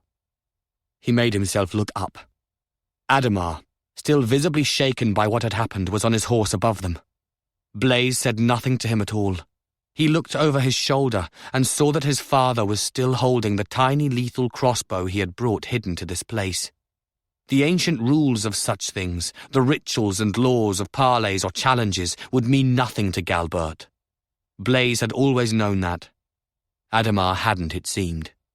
The king of Gorhaut would be wondering how he was going to hold up his head among the nations now, even before his own people, after being so shamefully rescued in the midst of a formal challenge. It would probably make sense to taunt him, to unsettle him further, but Blaise had no heart for that at all. In fact, at another time, another place in the world, he might even have been able to feel sorry for Ademar, who would only now perhaps be discovering the degree to which even he was simply another instrument of Galbert de Garçonc's designs. He seemed to be looking down at his brother again, as if trying to memorize Reynald's features, so like and yet unlike his own. "You had best get up," he heard Rissala say, as if from a distance. She herself had risen again. He looked up at her. She had never appeared to him to so much resemble one of the spear maidens of Corannos, straight-backed and proud, a figure from a chapel frieze, her face seeming as if sculpted in stone. Her level gaze met his. "He died as a man with mourning," said Rissala de Savaric de Garçonc. "But it seems that this battle has begun." It seemed it had. He slipped his hands under Reynald's head and lifted it so he could slide himself free. Then he laid his brother down again on the grass. Rising, he looked at Ademar and said formally over the growing clamour to the north, "As his brother, I lay claim to this body. Do you challenge me for it?" Ademar shook his head. "Believe me, I do not want it." Blaise nodded. Very well. He felt very calm now, almost eerily so. A kind of numbness was setting in. I will look for you at sunset if we are both alive. Ademar's eyes flicked over to where Renaud lay, but then came back to meet Blaise's. He had never been a coward, whatever else might be said of him. I shall not be hard to find, he said, and wheeled his horse north towards the battlefield. Only then did Blaise turn to his father. Galbert, watching the others leave, seemed to have been waiting for him. The large, smooth features were a little flushed perhaps, but otherwise unruffled. Blaise said, choosing his words with care, I will not be the man that kills you, for I would not want a father-slaying marked against my soul. But there is a journey to the god that awaits you, whether it comes today or soon or late, and Corannos will know how to judge you for this deed. He paused. And so will Rian, for a parley and a challenge breached, for a son's murder here. Galbert gave a bark of laughter and opened his mouth to reply. Begone from this place, said Bertran de Talair before the High Elder could speak. I have never slain a man in the presence of heralds in my life, but I could do so now. What? Said Galbert mockingly. And face the same judgment as me? And saying so, he turned his horse and began riding away. The nearest companies of the armies were now engaging each other, banners whipped by the wind, in that valley north of Talair. Blaise looked over his dead brother on the ground, and then back to his father riding north, a huge bulky man, yet easy and even graceful in the saddle. There was something deeply unreal about the two images for him, as if his mind was somehow refusing to accept this conjunction. But there were men battling now, and he reached out towards that single hard truth, the urgency of it, as a pathway out of the numbness that seemed to be trying to claim him. He heard a grating sound behind him and turned to see two boats being pulled up on the stony strand. The women began boarding them. In one of the boats he recognized, without surprise, the tall, slender young priestess he had met beside this lake when he first came here. There had been dead men on the ground then too, he remembered. She looked at him, but only briefly and without expression. Then she reached out a hand to the Countess and helped her into the boat. The other women were quickly on board, and the boats were pushed back out into the choppy water. Sails were run up that the north wind might take them away. As he watched, hesitating beside that stony strand, Blaise saw Ariane turn back to look for him, her dark hair blown out behind her by the wind. Their glances held for a beat of time before she turned away. A moment later, in the other boat, Blaise saw that Lissoa Vizet, who had also lost men she loved this day, had turned to look back as well. She began awkwardly to lift one hand, but then let it fall to her side. He could see that she was crying. Rosala did not turn around at all, and so he did not see her face at the end. He only saw her from behind, sitting straight-backed beside the small, delicate figure of the Countess of Arbonne as the two boats swept back across Lake Diurne towards the Isle, leaving behind the grassy space by the stones of the northern shore where her husband's body lay. Blaise drew a slow breath, and then another. He turned away from the women in the boats. Bertran de Talair came up to him. "Are you all right?" the Duke asked quietly. Blaise saw Fulk de Savarique behind Bertran, the same question in his eyes. There was a third boat being pulled up even now on the strand, grating on the stones. They had come for Renaud, he realized. He would have to let them deal with him and trust the clergy of Rian to do his brother honor. He had no choice in this, no time. Time was what had been taken away. His task was elsewhere now, among the living and those he meant to kill. "It does not matter how I am," he said to the Duke of Talair, a little frightened by the sound of his own voice. "It really doesn't matter. Let's go."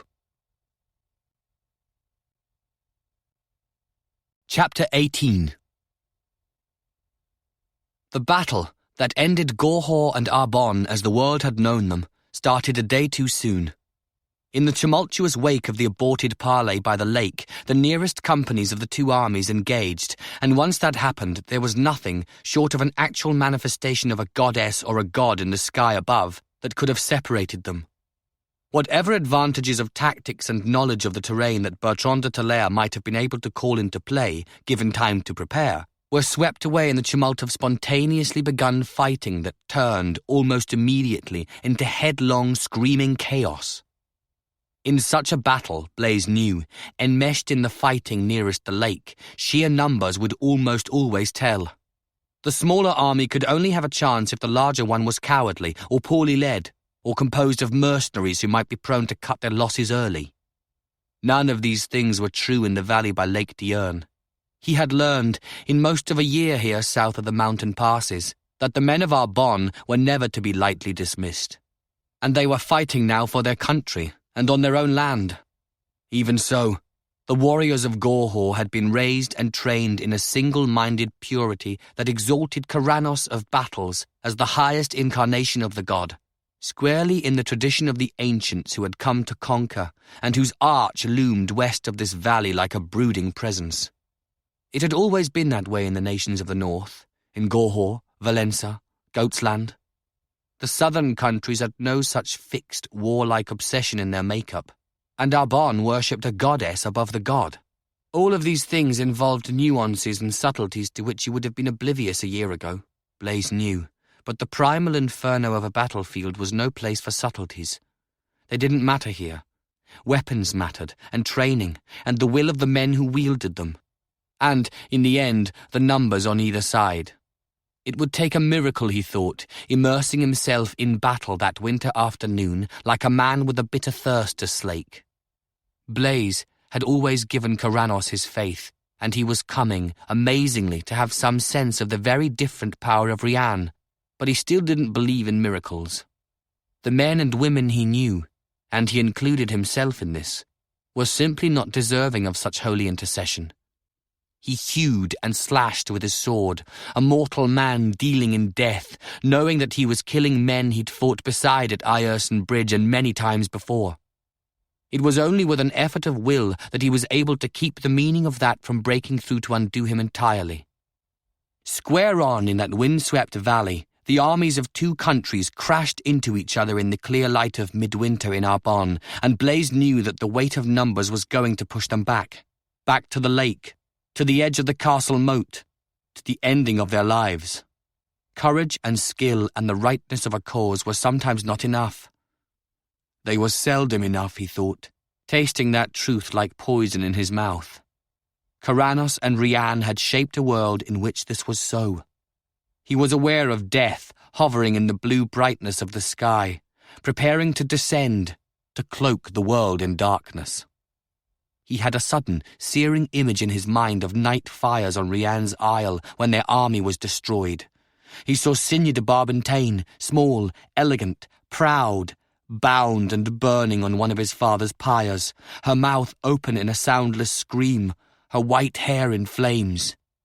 A rage rose up in him then, a fury of denial, and the numbness that had fallen upon him like a blanket of fog when Renal died was finally pushed away. Blaise looked around, as if seeing the field clearly for the first time, and in doing so he pushed past his inward griefs and accepted the role that lay waiting for him, the burden that had been his from the moment he'd claimed a crown. He was commanding the left flank. With him were Rudel and Fulk and the barons and corans of southern Arbonne, including Malin de Borde. Bertran and Valéry held the centre, mostly with the men of Talair, and Thierry de Carenzu with the corans of the east was on the right. As best he could tell, eyes narrowed in the sunlight, they were still holding ground on all fronts. He could see Ademar in the forefront of the Gorhaut army, not far from Bertran in fact, though there were hundreds of men between them.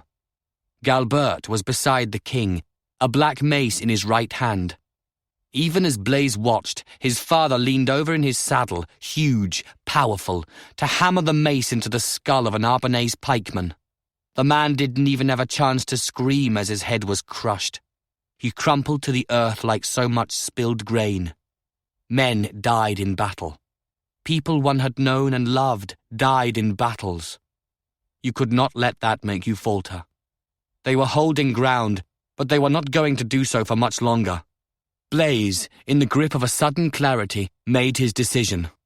And that same swift clear-headedness made him understand that this too was one of the things that came with the role on the world's stage that he'd claimed for himself.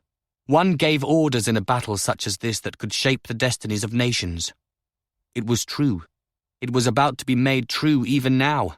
And Blaise realized that he would have to accept that weight because his only other alternative was to withdraw into the shadows and die, betraying all those who believed in him.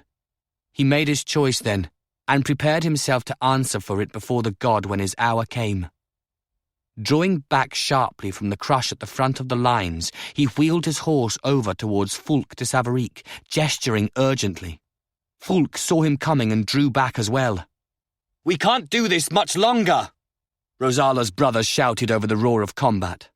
A man beside them fell, dropping his sword, clutching with both hands at an arrow in his throat. "I know. Listen to me.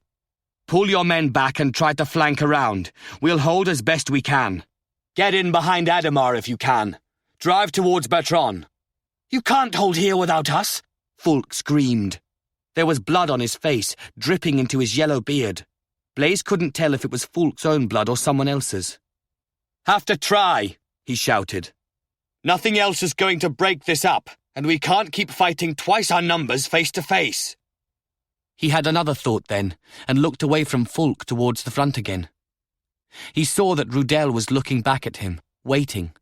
They had fought beside each other often enough. It wasn't really a great surprise. He saw his friend arch his eyebrows in silent inquiry, and Blaise nodded his head. "Do it!" he cried, and knew that Rudel understood. His friend turned to a mercenary beside him and spoke a one-word command. A moment later, there came a fierce, ragged shout from Fulk's men of Savaric, as over their heads, gripped by that Coran beside Rudel, the banner of the kings of Gorhaut rose up to fly beside the standard of Arbonne. 2 of us under the same banner, Blaise thought. Will it matter? A moment later, he realized with a quickening of his heart that it might. "Look!" Fulk shouted, pointing. Blaise had already seen. "To me!" he roared, pulling at his horse's reins, driving towards the standard Rudel had raised. "In the name of Gorhaut, to me, men of Garsonk!" And as he screamed it at the top of his voice, he saw that there were indeed Corans of his family estate, from the company behind his father and Ademar, pulling back from the fight in the centre and making their way, swords uplifted in salute, towards him. Renaald's last shouted words had been heard, Blaise realized, and these men would have watched one of their own, Bergen of Garsonk, felled by Oportetson as he prepared to ride back to them.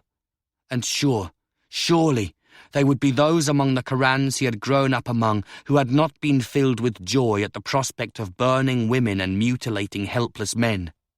He saw his father turn, alerted by a change in the sounds behind him. Galbert visibly checked at what he saw. Then his own magnificent stentorian voice rang out over the battlefield like the voice of doom, of a god. "Stop those men," he trumpeted. "There are traitors among us." Confusion reigned. Some Corans turned obediently in the Gorhaut ranks and began slashing at others who moments before had been fighting beside them. In front of Blaise, the warriors of Gorhaut turned towards the centre to see what was happening, and in the respite, shaped by that brief hesitation, the men of Arbonne pushed forward beside Rudel's hard-bitten mercenaries, fighting now beneath the incongruous banner of the kings of Gorhaut. Blaise saw Melinda Bode drive forward, first man into the gap. "Go quickly now," he cried over his shoulder to Fulk. "We have a chance." With no more words spoken, Fulk de Savaric barked orders to his captains, and moments later, more swiftly than Blaise could have hoped, the men of Savaric had peeled back and begun swinging south towards the lake in a desperate attempt at flanking around. It was going to have to be swift, Blaise realized grimly, as nearly half the men in their sector melted away. Rudel looked back at him, grasped what was happening, and improbably grinned. "Is this some sort of vengeance upon me?" he cried, leaning over in his saddle towards Blaise. "For youthful sins I have long forgotten." What else could possibly be guiding me now? Blaise shouted back, moving his horse up beside his friend.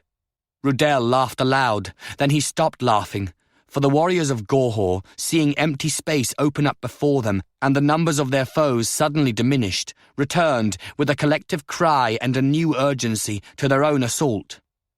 After that, there was little chance to do so much as look up, let alone assert leadership on any grand scale.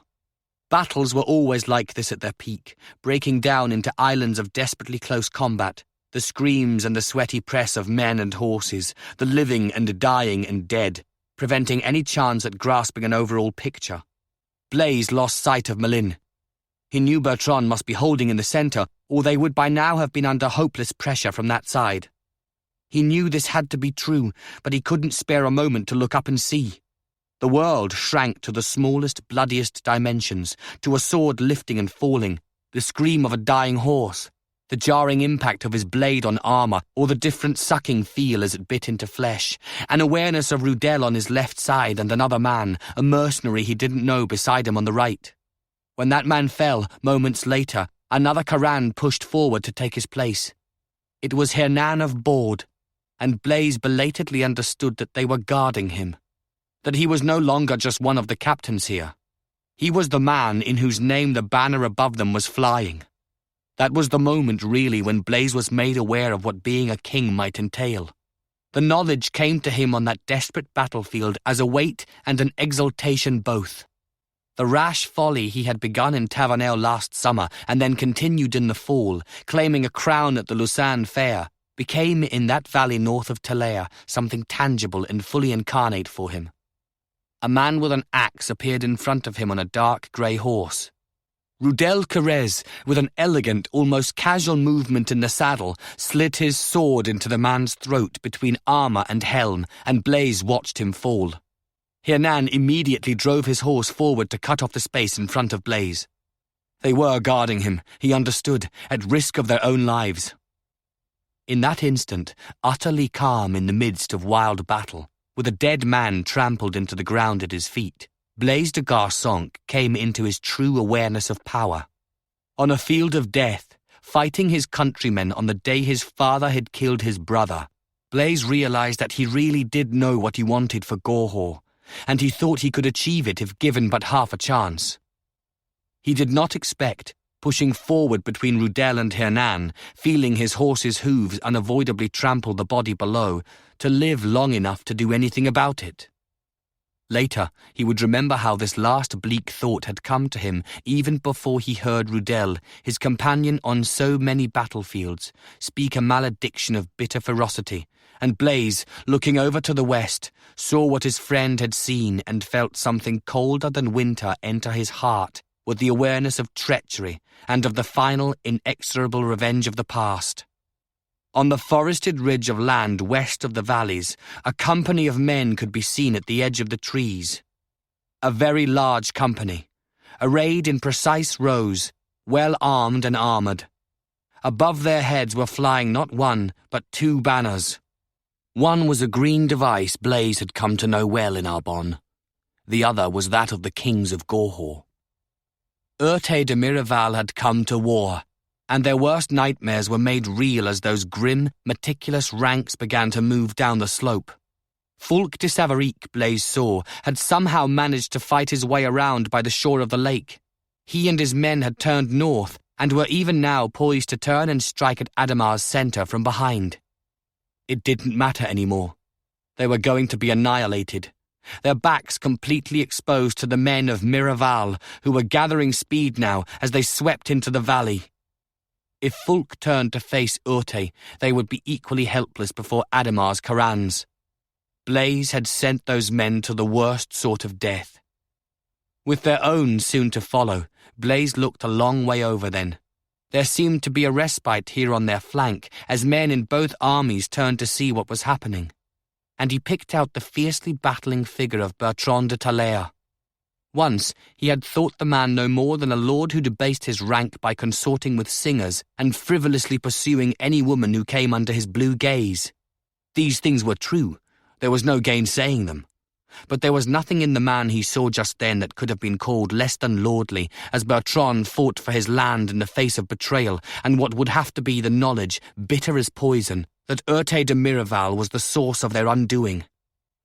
With a horrified fascination, the way one watches a coiled snake before it strikes, Blaise saw the Corannos of Miraval, 1,500 of them, sweep down from their ridge behind the majestic figure of the Duke.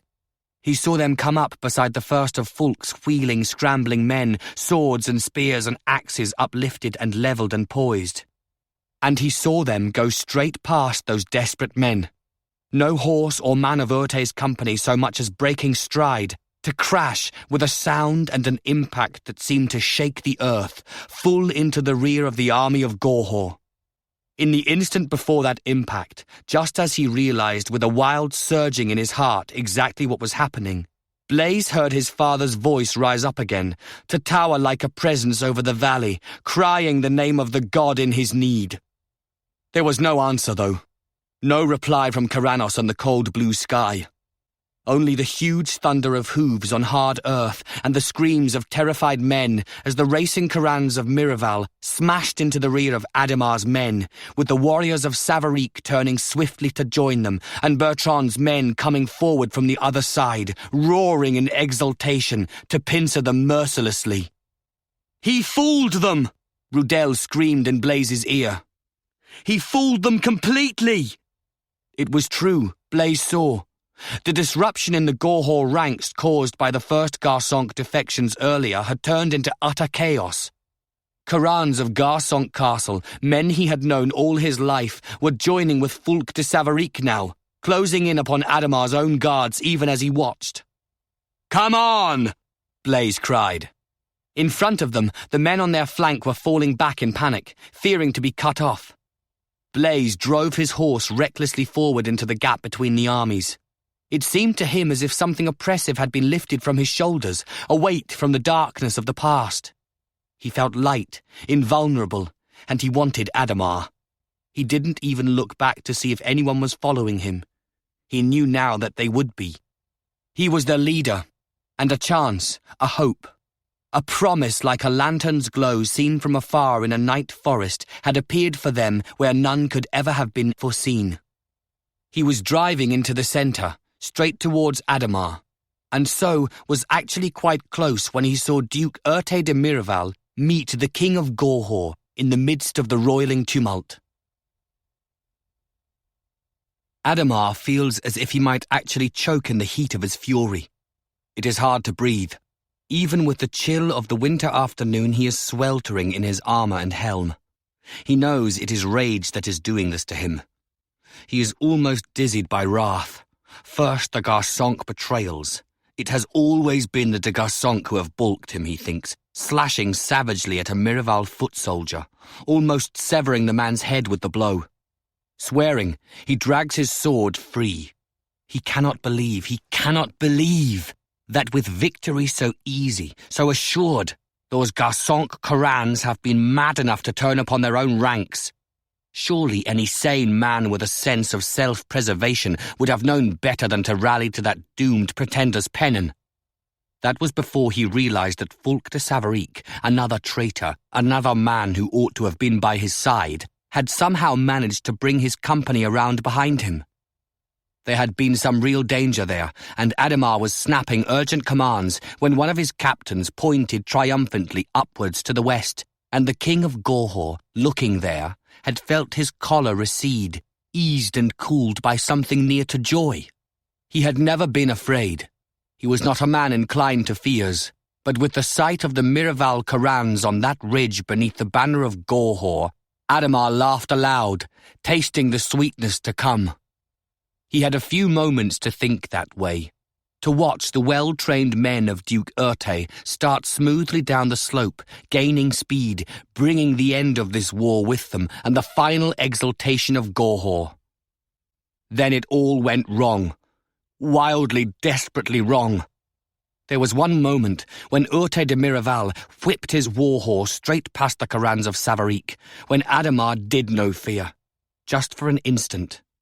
Then he felt the impact of those thundering Miraval horsemen as they smashed into the rear of his ranks, driving men back before them like so many helpless children. Now, buffeted in the midst of a nightmare chaos, rage is foaming like a river in flood through the king of Gorhaut. Ademar hears his high elder trumpet his call to the god, and he curses in his heart the very name of Galbert de Garsonc, who has brought him to this, who persuaded him that the Duke of Miraval, whose overtures to them in the past few days were direct and explicit, was a necessary man to enlist in their cause, to act as first regent of Arbonne after their conquest. It was a trap. It is clear now that everything Urte did was a trap, and they are in the jaws of it. Between the Corannos of Talair and Miraval, with Fulk de Savaric and the renegades of Garsonc coming hard against them. Ademar lashes his horse westward, screaming in fury, and as men fall back before him, he comes swiftly up to the man he needs to kill now. Right now, immediately, before this battle turns hopelessly against them. He is aware, vaguely, that his own Corannos have also fallen back, that a ring of men has formed around the two of them, as if even in the midst of war there is a sense that this combat must take place. And so Ademar of Gorhaut begins his second single challenge of this day. Wordlessly, for he is beyond words now, and none could be heard in any case, he swings his sword in a huge, sweeping arc toward the helmeted head of the Duke of Miraval. He misses, as Urte, unexpectedly quick for a man of his size and past 60 years of age, ducks beneath the blade. A second later, Ademar rocks wildly in the saddle as he absorbs a colossal blow on his own helm. He feels the world go momentarily black. His helmet has been knocked askew. He cannot see. There is a sticky, warm running of blood down the side of his face. Roaring like a man beset by furies, Ademar hurls away his shield and rips his helm off with both hands, feeling a tearing and then a fierce pain at his left ear. He throws the helmet at de Miraval's face, and then the King of Gorhaut follows that up with the hardest blow with a sword he has ever delivered in all his days. The descending blade catches the armour of the Duke just where it shields neck and shoulder, and it drives straight down through the mesh, biting deeply into flesh. Ademar sees, through the blurring and darkening of his own vision, how the Duke of Miraval lurches heavily over to one side in his saddle. And knowing the cursed, deceiving old man is falling, is as good as dead already, he rips free his blade nonetheless to blot him out of life. The King of Gorhaut never does see the arrow that kills him. The arrow that comes down out of the empty heavens above to take him in the eye, exactly as his own father was killed 2 years ago among the ice and the piled bodies by Ierson Bridge. The King of Gorhaut, dead instantly, never does see that the shaft of that arrow is a deep crimson hue, like blood. Nor does he ever realize, as others do soon after, coming up to where the dead king lies on the ground beside the mortally wounded figure of Urte de Miraval, that the feathers with which the arrow has been fletched are a thing without known precedent, the feathers of an owl, crimson-hued as well.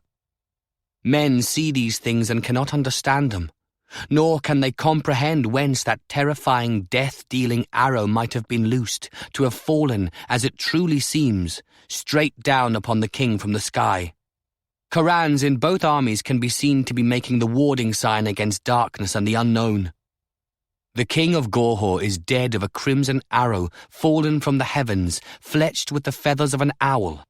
Even the warriors of Gorhaut know what bird is sacred to Rianne. The tale of an immortal goddess's vengeance for her servants defiled and slain begins to sweep immediately across the valley. It will not stop there. The story has a long way to travel. Such tales of the deaths of kings always do.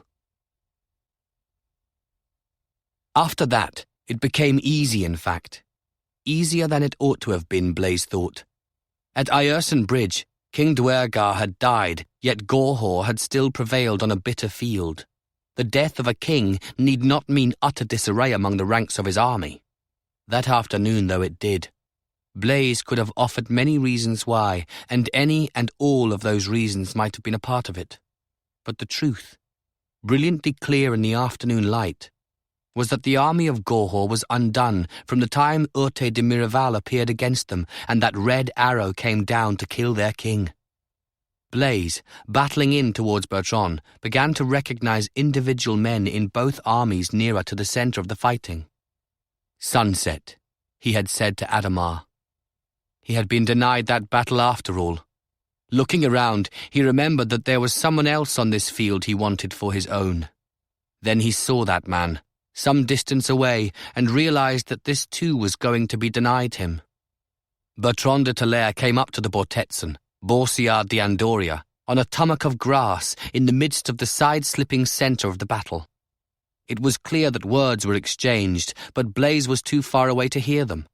Then he watched Bertran, who had set out on the road of a fighter more than 20 years ago after Aelis de Miraval had died in her husband's castle, dispatch the Lord of Andoria with a precision that almost made a mockery of the notion of single combat. 2 blows on the forehand, a feint, and then slipping past the parry, a straight-ahead thrust that took Boursiard in the throat. It was more an execution than a duel, and when it was over, Blaise's first thought was that Luciana had just been widowed again. His second thought, as he saw the Andorians begin predictably to throw down their weapons and hastily submit themselves as prisoners to the nearest of Bertran's men, was that he had something to do now that was going to be harder than any combat had been. He looked quickly around for Rudel and realized that his friend was no longer by his side. He had no time to wonder about that.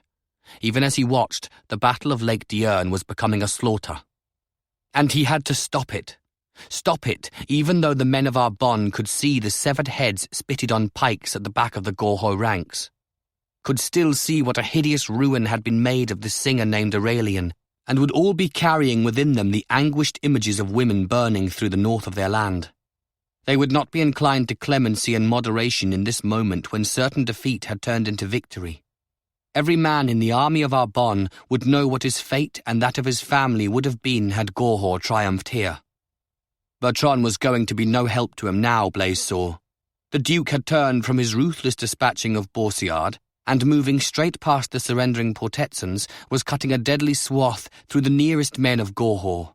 Valeri beside him was doing exactly the same thing. Urging his horse after them, Blaise lifted his voice over the screams of the dying and the fierce wild shouts of the Corannos of Arbonne. "Enough!" he cried. "Bertran, it is enough!" Valeri slowed and turned. The Duke did not hear him, or if he did, paid no heed at all. Over to his left, behind the Gorhaut centre, Blaise saw Fulk de Savaric lift his head to his cry, raise a hand in response, and then turn to relay urgent orders to his men. The Corannos of Miraval were still attacking, driving in to meet Bertran, with panic-stricken soldiers of Gorhaut spinning and wheeling between them, implacable foes on all sides now, and men from their own ranks gone over to their enemies. Blaise came up to the nearest of the Garçons Corannos, the ones who had rallied to him when Rudel first raised the banner. "No more killing," he ordered the nearest of them. "Make them throw down their weapons. They won't be killed if they do." He was almost certain that was true, but not entirely so. There was a mood in the army of Arbonne that was near to being out of control. He moved on, churning in the wake of the Duke of Talair. He understood very well what had happened to Bertran, how battle fury could overmaster the most clear-sighted of men, and he also knew that Bertran de Talair had more reason than a man should ever need to be killing men of Gorhaut just now. In the end, it was Thierry de Querenzu, over on the right flank, nearest the severed heads and the maimed dead troubadour, who had the horn sounded to put a halt to the slaughter of men. It was Thierry who did it. Blaise would always remember that. He himself was of Gorhaut. He could not have halted the army of Arbonne that day. Even Bertran pulled up his horse when he heard the high, clear, sweet notes of those horns rising above the valley. It was music of a sort, among the dying and the dead. Blaise, forcing his way forward, was finally able to catch up with him. "Bertran, stop. You must stop. These are only soldiers now, farmers and villagers. Ademar is dead. It is over." The Duke of Talair turned then to look at him, and Blaise was sobered and chilled by what he saw in the other man's eyes. "But I did not kill him," Bertran said slowly, as if in a trance. There was something terrible in the words. Drawing a deep breath, Blaise said carefully, "Nor did I, with as much cause perhaps. It must not be allowed to matter, Bertran, for either of us. We have won. And look, the men of Garçonc are forcing the others to surrender." It was true. The soldiers of Gorhaut, the crusading army of the god, could be seen throwing down their weapons even as they spoke. Blaise saw Thierry riding towards them. He shouted as he approached, "We must not kill unarmed men, Bertran." "Will you tell me why? I seem to have forgotten." Bertran's eyes were still wild, lost. "No, you haven't," said Valeri from behind his cousin. They turned to him. His own features were calm again, though Blaise could see that control was costing Valeri a great deal. "You haven't forgotten at all. You just want to forget. So do I. Oh, Bertran, so do I. But if we do that, we become what we have just defeated." Blaise had said the same thing once, in the serenity of a council chamber. This was a battlefield, and there was a kind of madness in the blue eyes of the man Valeri was addressing. Bertran stared coldly for a long moment at his cousin. Then Blaise saw him shake his head several times, as if trying to slip free of something. He understood. He understood better than Bertran could have known how hard it was to move past battle rage to anything else at all. But when Bertran turned back to him and to Thierry beside him, Blaise saw that his expression was one he knew. "Very well," said the Duke of Talair. "We will accept their surrender. There is a last thing that is still to be done, though. It might grieve you, Blaise, I don't know." He paused only briefly. "Where is the High Elder of Gorhaut?" Amazingly, Blaise had managed to push his father from his mind, or perhaps given all that had now broken into fragments in the world, it wasn't so amazing after all. He turned towards the knot of men west of them, and standing in their midst, unhorsed but towering above even the tallest man there, he saw his father. Galbert had removed his helm, or had had it taken from him. He stood, bareheaded in the light of late afternoon. There was blood on his face and on his blue robe. A space had been cleared around him, and looking, Blaise realized belatedly where Rudel had gone. His friend was standing with Galbert inside that space, sword drawn, calmly levelling it at the man who a little more than half a year ago had offered him 250,000 in gold to kill Bertran de Talair. This was, Blaise understood finally, one more score being settled, as the sun moved west in the winter sky. He wondered why his father had not killed himself rather than be given over in this fashion to his enemies. It was only a brief thought, though, that one. Galbert was not a man to take such a way out, and it was, in any event, an action forbidden by the god. It seemed to have grown quiet in the valley. Some clouds appeared in the northwest.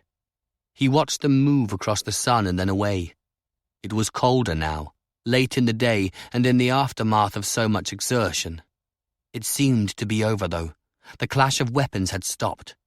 Men were moaning, crying out in pain from many parts of the field.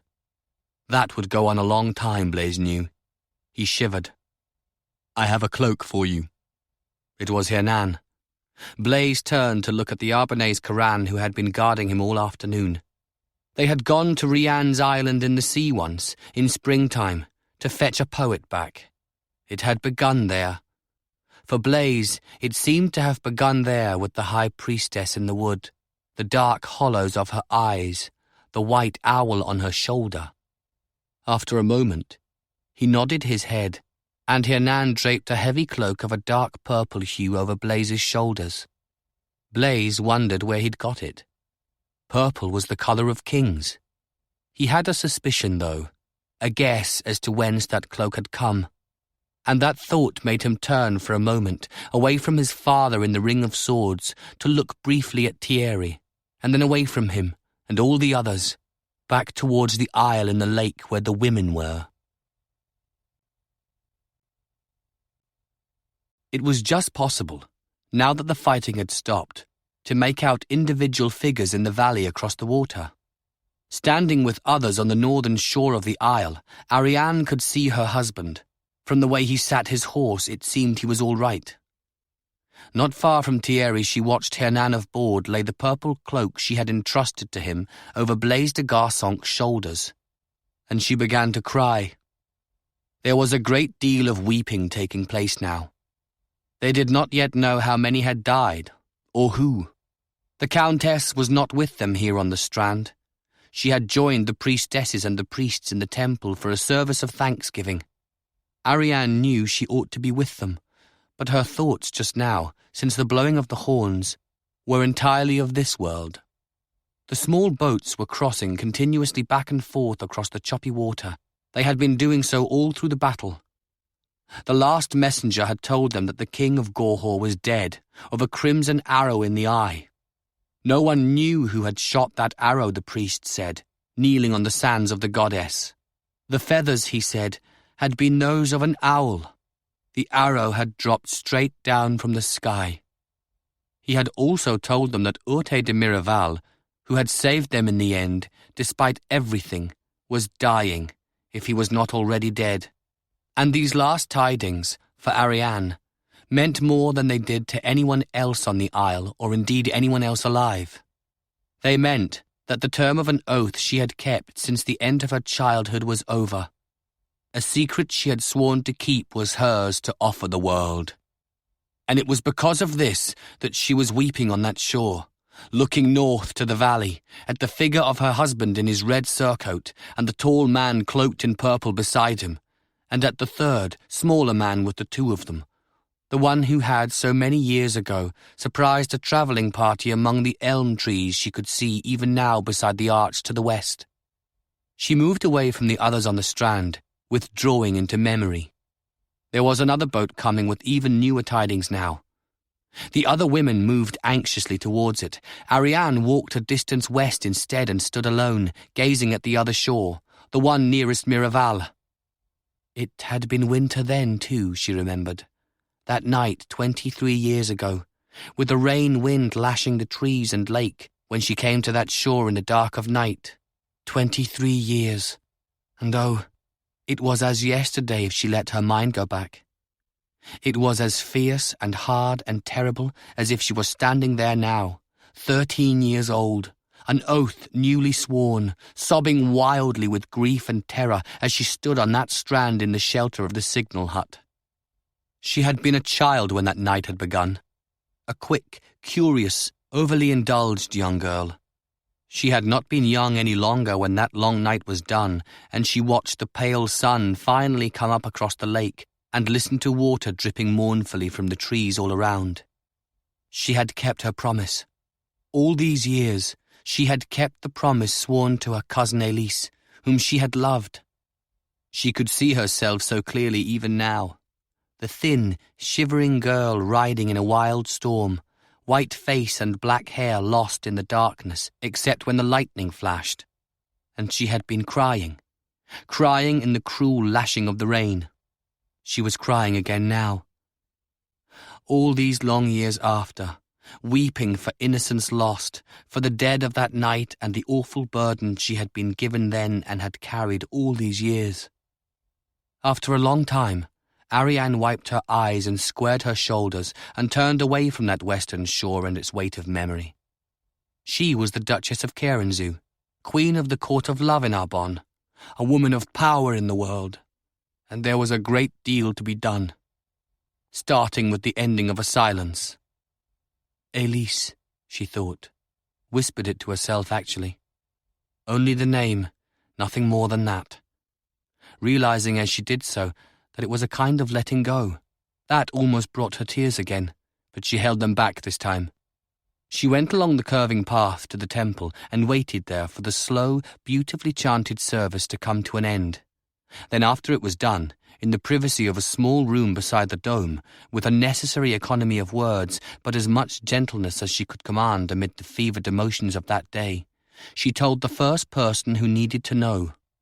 Afterwards, going back to the strand alone, she had herself rowed across the water into the wind, wrapping herself in her crimson cloak against the chill at the end of day. And once ashore she went looking for the second person who had to be told before the whole world knew. He had left the valley by then, they told her, and so, with time only for a brief embrace of her husband and a whispered word, she took horse to go after him. On the way, as she realized where it was he had gone, where she was following, she began to cry again, unable to help herself, the tears cold on her cheeks as the sun sank lower in the west, red as a fire. Blaise had gone with Bertran and Thierry to where Urte de Miraval lay dying on the ground, a folded cloak under his head and another one, heavy and lined with fur, covering his body. Urte was very pale, and Blaise saw at a glance that the cloths they had used tried to staunch his bleeding were soaked through. He had seen this before. It would not be long. Urte was still conscious, though, and there was a hard glint of triumph in his eyes. Thierry hesitated beside him, and then stepped carefully back and away so that Bertran de Talair could stand alone next to Urte. The silence that followed was taut as a drawn bowstring. Another hesitation. Nothing was being done easily here, Blaise knew.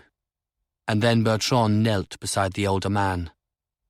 "We have won," he said calmly. "Your decision to join us after all was what turned the battle." Urte de Miraval laughed then, a terrible sound, and the movement started another flowing of blood. In obvious pain, he shook his head. "After all, you don't understand, do you? There was no decision to make. We staged that scene in Barbentane when I walked out." Blaise felt his mouth fall open. He closed it with a snap. He heard Thierry de Carenzu make a small sound. "We?" said Bertran. "The Countess and I. I advised her the night before to name you leader of the army. We agreed that I would storm from the room and contact Ademar the next day." "Oh, sweet Rianne, I don't believe it." It was Thierry, the words like a prayer. "Why not?" said the dying man prosaically. "We were going to be outnumbered. We had to devise some trap for them. It seems that it took 2 of the older generation to do it. The younger ones didn't have any ideas at all, did you?" He did not smile. There was another silence. "None at all," said Bertran at length. "I am astonished the Countess didn't tell me." "I asked her not to," Urte said. "I told her you might alter your strategy, knowing what was coming. Make a move that might have alerted them that something was amiss. That was the reason I gave her." It wasn't really the reason, was it? Urte de Miraval did smile then.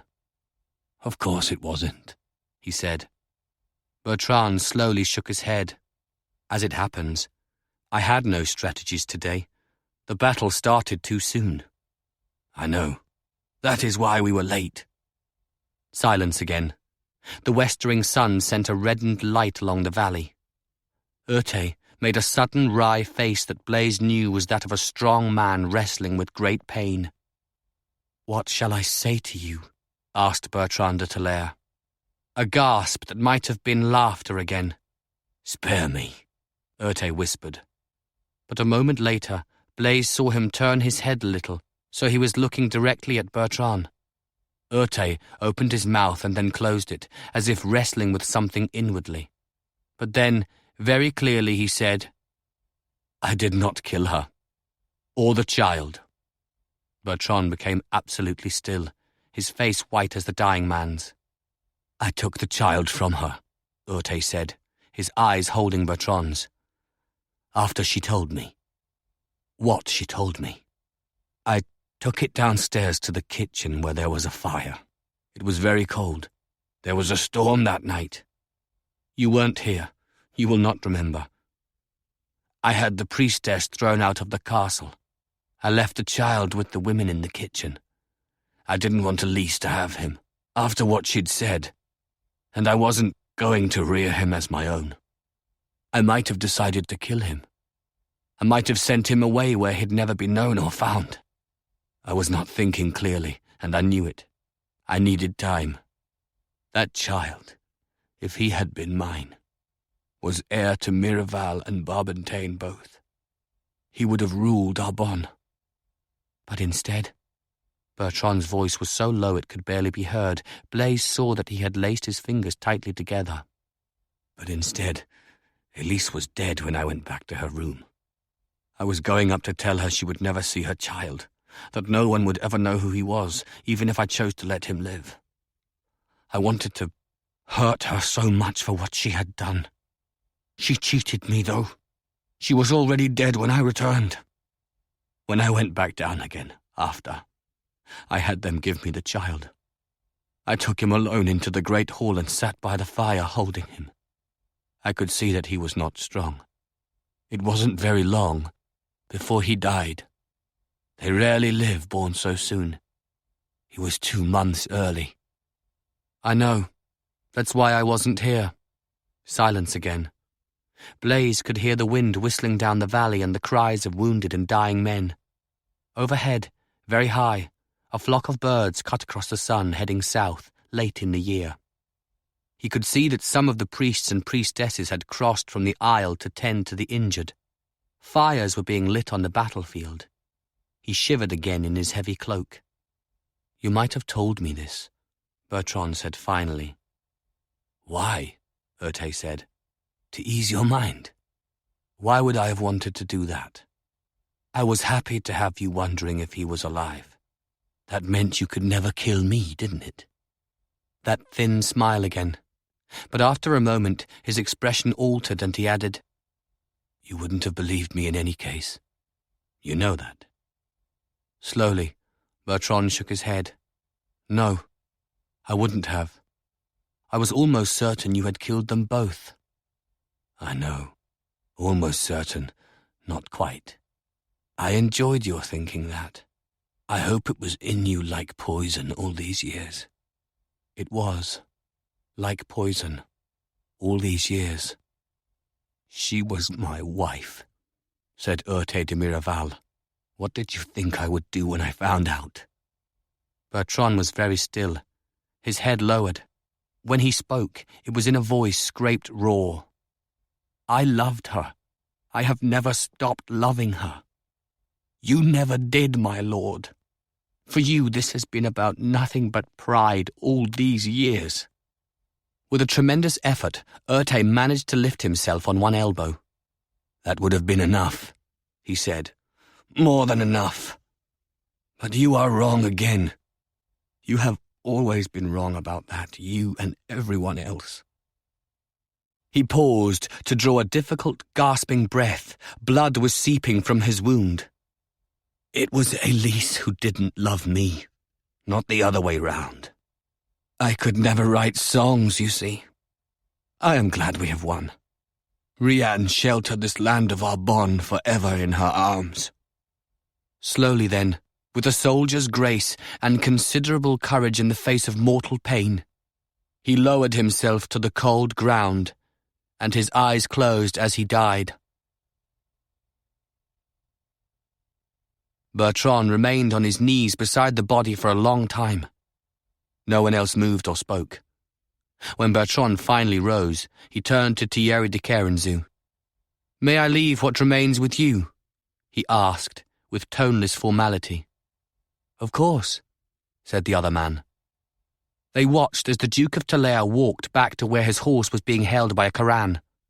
Bertran mounted up without assistance and rode slowly from the valley, west, towards the avenue of trees that led to the arch. Valeri made an awkward movement, as if minded to follow, but then checked himself. Blaise, looking over at him, saw a huge, vivid grief stamped on the Coran's normally calm features. He walked over to stand close by Valeri, not touching him, but wanting to be near. Then, a moment later, he realized that Thierry was looking at him with unexpected compassion, and he realized what was left to come. Blaise closed his eyes, and it was Valeri who reached out and touched his shoulder briefly. Blaise looked at Thierry de Carenzu. "Have I the right to ask that it be done cleanly?" he said quietly. "It will be," said Ariane's husband, "for you and for ourselves, because of what we are, what we refuse to become." Blaise nodded his head. Thierry turned and Blaise followed him across the darkening field to where his father was standing, ringed by men with swords. "I am holding this man," said Rudel Carrez, speaking clearly and with unwonted gravity as they approached, "for the judgment of Arbonne." "Final judgment," said Thierry, "belongs to Rian and Corannos, not to us. But punishment is indeed our duty now. Not for acts of war. Ransom and release could be granted if it were only those. For what has been done to the priestesses, though. This man must surely die." No one spoke. Only the cries of the wounded and the sound of the wind marred the stillness. There were fires all over the valley now, more for warmth than anything else. The light was still clear though the day was waning. "Will you deny that the burning of women was by your command?" Thierry asked of the man in the ring. "Hardly," said Galbert de Garçonque. No more than that. The High Elder stood, blood on his smooth, handsome face and on his blue robes, surrounded by mortal foes at the end of his life, and it seemed to his younger son as if he had, even now, nothing but contempt for any man here. "Out of respect for your son, we will grant you a death by arrows," Thierry said stolidly. Not far away, on his wheeled platform, Aurélien the singer had been unbound. Someone had covered his body with a cloak.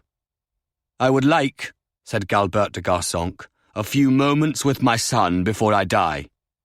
Blaise felt his mouth go dry. There was a silence. "This is a last request," added the High Elder of Gorhaut. Thierry turned to Blaise, so did Rudel, concern in the eyes of both, a desire to shelter him from this. Blaise shook his head, he cleared his throat. "I believe it is a fair request, one that we can honor." He looked carefully at Thierry. "If that is acceptable to you." Thierry nodded slowly. Rudel still looked as if he would protest, and Blaise heard Valéry behind him murmur something fierce under his breath. But the Duke of Carenzu, with a wave of his arm, motioned the circle of guards to draw back. When they had done so, Blaise walked forward. The ring of men parted to let him through. "It seems," said his father calmly as he came up, "that I misjudged Urte de Miraval. He might have been discussing the wrong track a hunt had taken or some mistaken crop rotation on the Garçonque lands. He was hardly likely to join you after women were burned." Galbert shrugged. "Was that it, do you think? Did he change his mind, or was it planned?" "Planned," said Blaise, "by him and the Countess. No one else knew." "Clever, then," said his father. He sighed. "Oh, well. At least I have lived long enough to know my son will rule in Gorhaut." Blaise laughed bitterly. "With so much aid and nurture from you." "Well, of course," said Galbert. "I have been working towards this for years." Blaise stopped laughing. "That," he said harshly, "is a lie." Something hard and awkward seemed suddenly to have lodged itself in his chest. He swallowed with difficulty. "Is it?" said Galbert placidly. "You are supposed to be the clever one. Think, Blaise." He couldn't remember the last time his father had called him by name. "What is there to think about?" he snapped. "You showed your devotion to your family with Rosala, and now here with Renald. You killed your son." "I gave him life and I took it away," said Galbert, still mildly, "though I was sorry to have to do it. He was worthless as a man until the end, but he was about to undo my one chance to cleanse this land." "Of course, that is what you have been working towards all these years." "Among other things. I would hardly have been worth much myself if I had only one purpose in life. I wanted Arbonne scourged if it could be done. I wanted a son of mine on the throne of Gorhaut if it could be done. I never expected to have both, but I did see reason to hope for one or the other." "You are lying," Blaise said again, hearing the note of desperation in his voice and fighting to control it. "Why are you doing this? We know what you wanted. You intended me to follow you into the service of the god." "But naturally. You were the younger son. Where else should I place you? Renald was to become king. Galbert shook his head, as if Blaise were being unexpectedly obtuse. Then you balked me, not for the first time or the last, and a little later it became clear that Renaud was what he was. You made him that. Again, Galbert shrugged. If he could not deal with me, he could not have dealt with kingship. You seem to have found a way to do both, after I managed to drive you away with the Treaty of Ierson Bridge. Blaise felt himself losing colour. You are now going to tell me that I had a number of reasons for that treaty. Yes, I am. I did. Think, Blaise. Money for this war and a dagger at Ademar's back among the dispossessed of the north. And I finally made you leave Gorhaut, to go where you could become a focus for those who might oppose Ademar. And me, he added as an afterthought. Incidentally, Galbert went on, still in that same flat, calm manner, you are going to need a great deal of money to retake the northern marches, especially after our losses today. Fortunately, Luciana di Andoria is a widow again. I was planning to have Boursiard killed here if no one in your army managed to do it. I saw her as a possible bride for Renaud if events fell out that way. You'll have to marry her now, which I know will make you almost as happy as it makes her father. With his daughter a queen, he might even forego bringing her home to his own bed at intervals. Galbert smiled. Blaise felt slightly faint. Watch him, though. Watch Messina de Longhi closely. Between the Corrèze and the de Longhi banks, however, you should be able to deal with Valença withholding the rest of the payments they owe by the terms of the treaty. Blaise felt his head beginning to ache, as if he were absorbing blows. You are lying, aren't you? Tell me why. What does it gain you now, at this point, to try to make me believe you planned all of this? I didn't plan it all, Blaise, don't be a fool. I am a mortal servant of Corannos, not a god. After you left home for Goatsland and Bortezza, I thought Fulk de Savaric and some of the other northern barons would send men after you with an offer of kingship. I didn't expect you to step forward yourself the way you did. I didn't know you had so much rashness in you. I did consider that you might end up in Arbonne at some point, if only because you knew I would be coming here, but I didn't know how much influence they would have on you. That, I will admit, has been a surprise. Ademar, said Blaise, still struggling.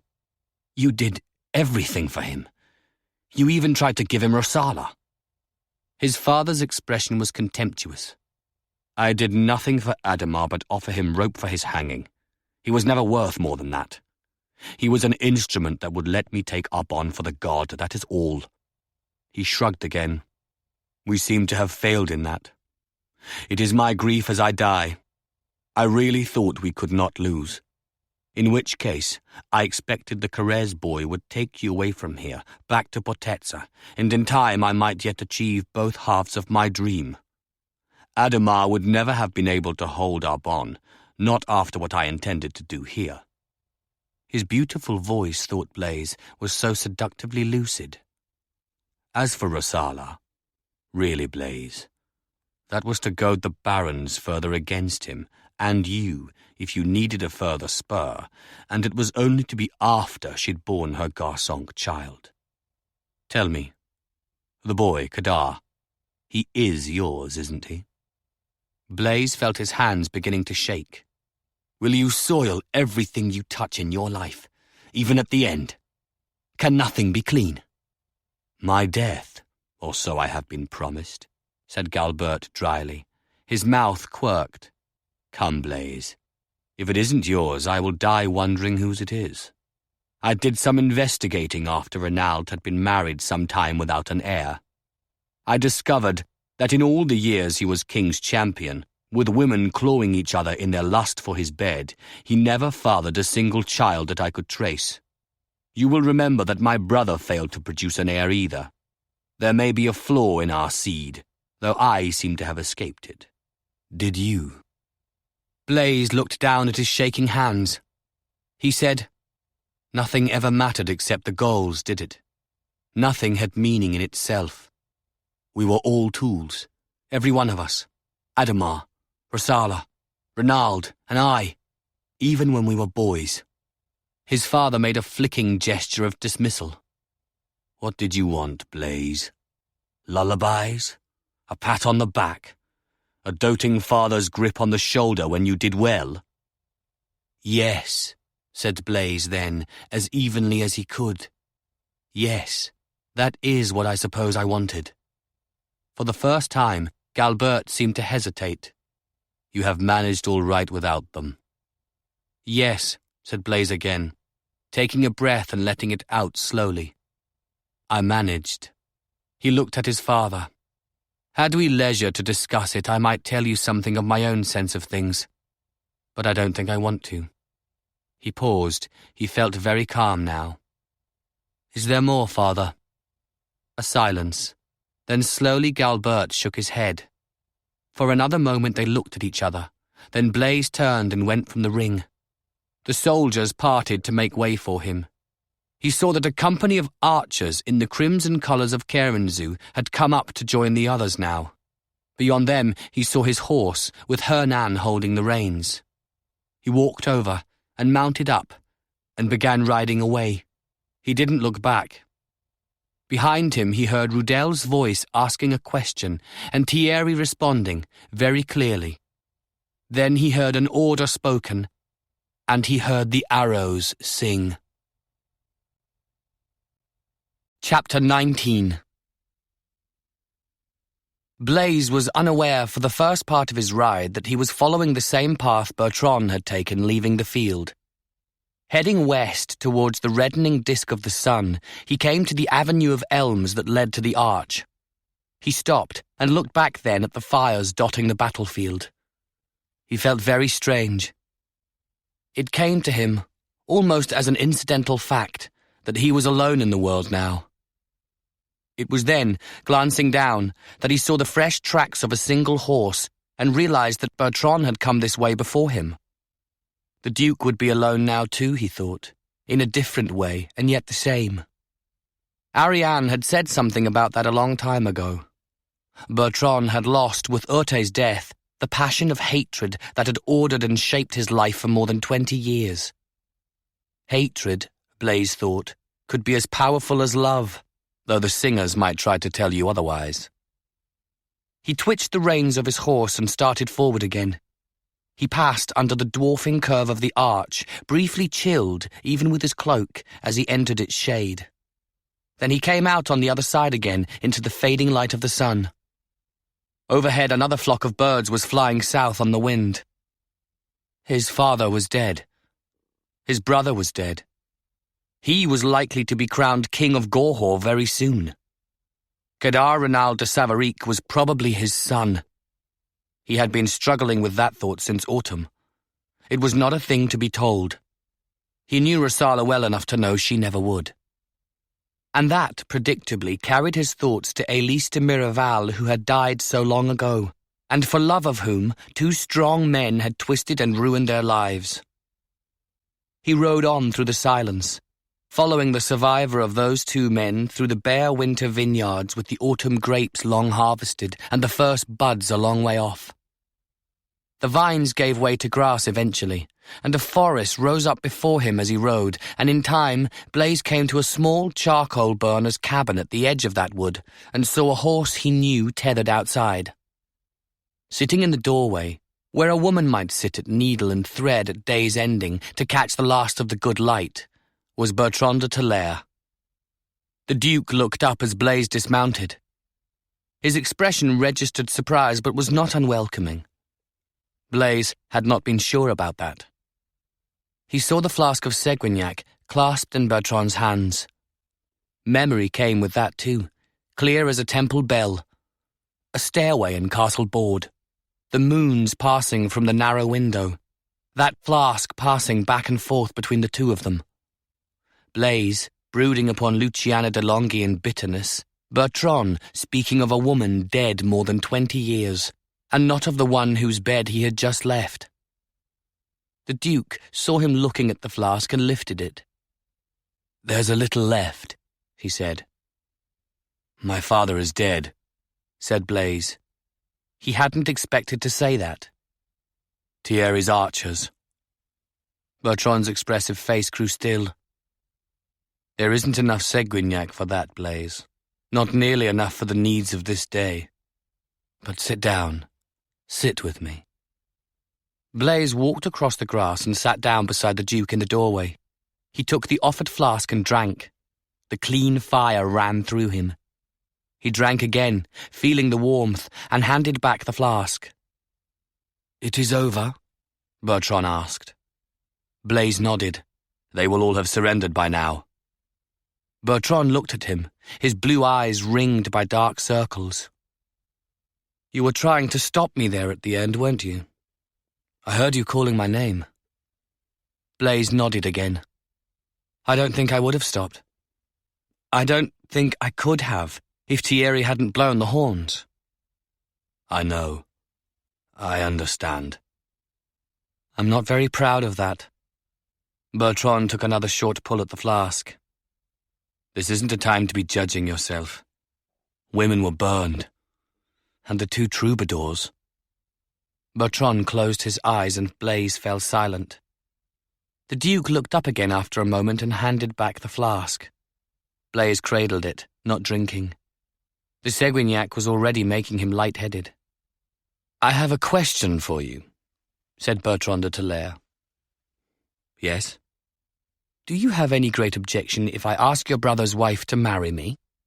If Rosala will have me, I would like to raise Kadar as my own, as heir to Talair." A remarkable sensation of warmth began to spread through Blaise, and he knew it wasn't coming from the Seguignac this time.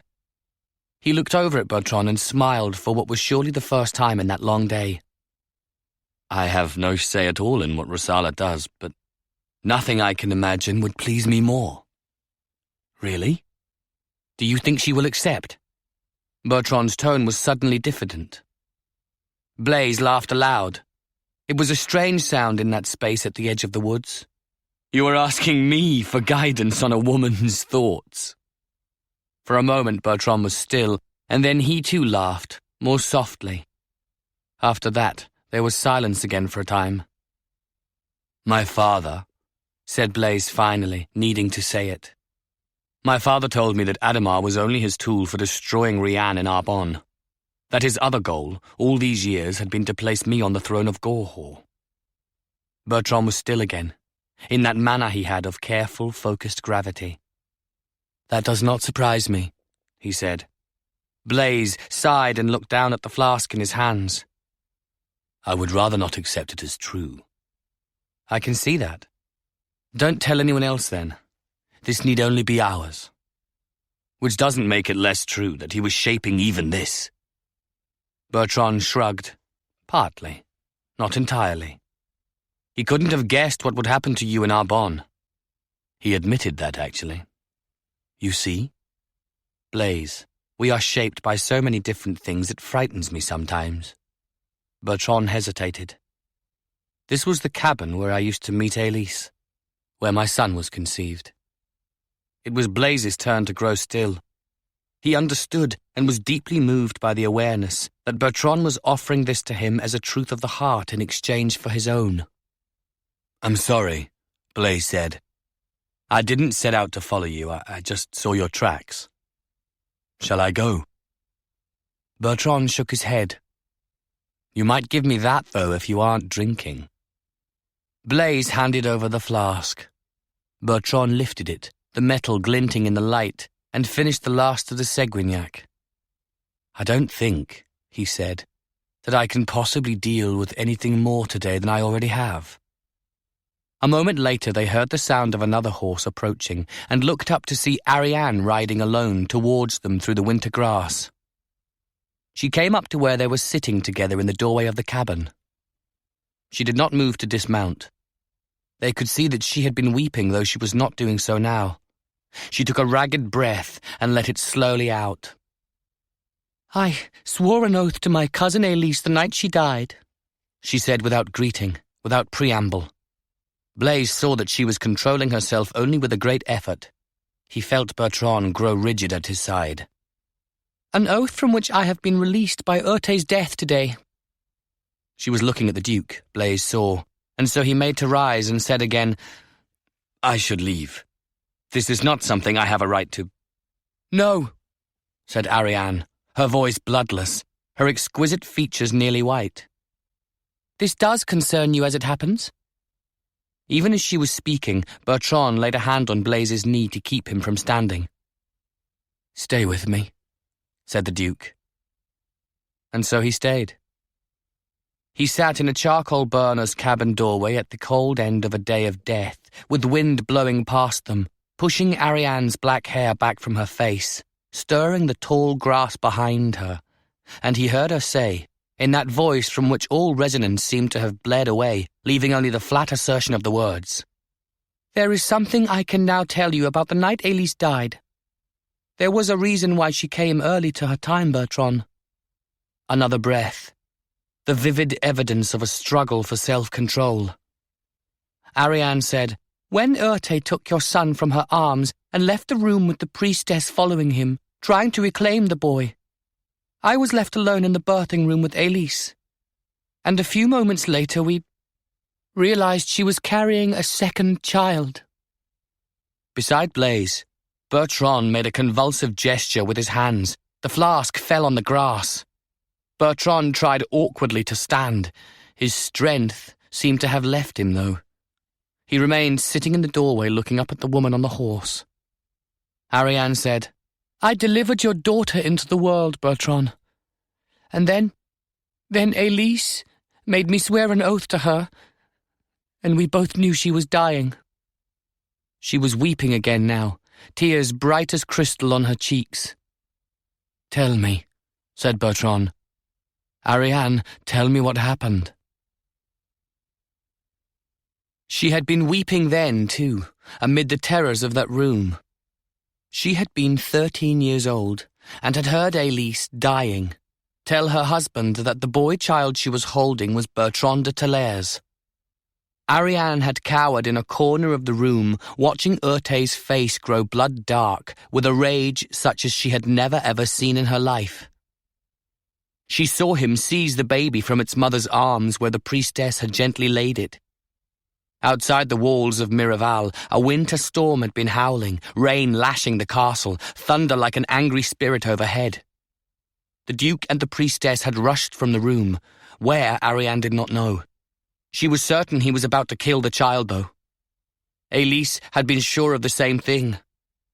"Oh, my dear," her cousin had said, lying amid blood on her bed. "What is it I have done?"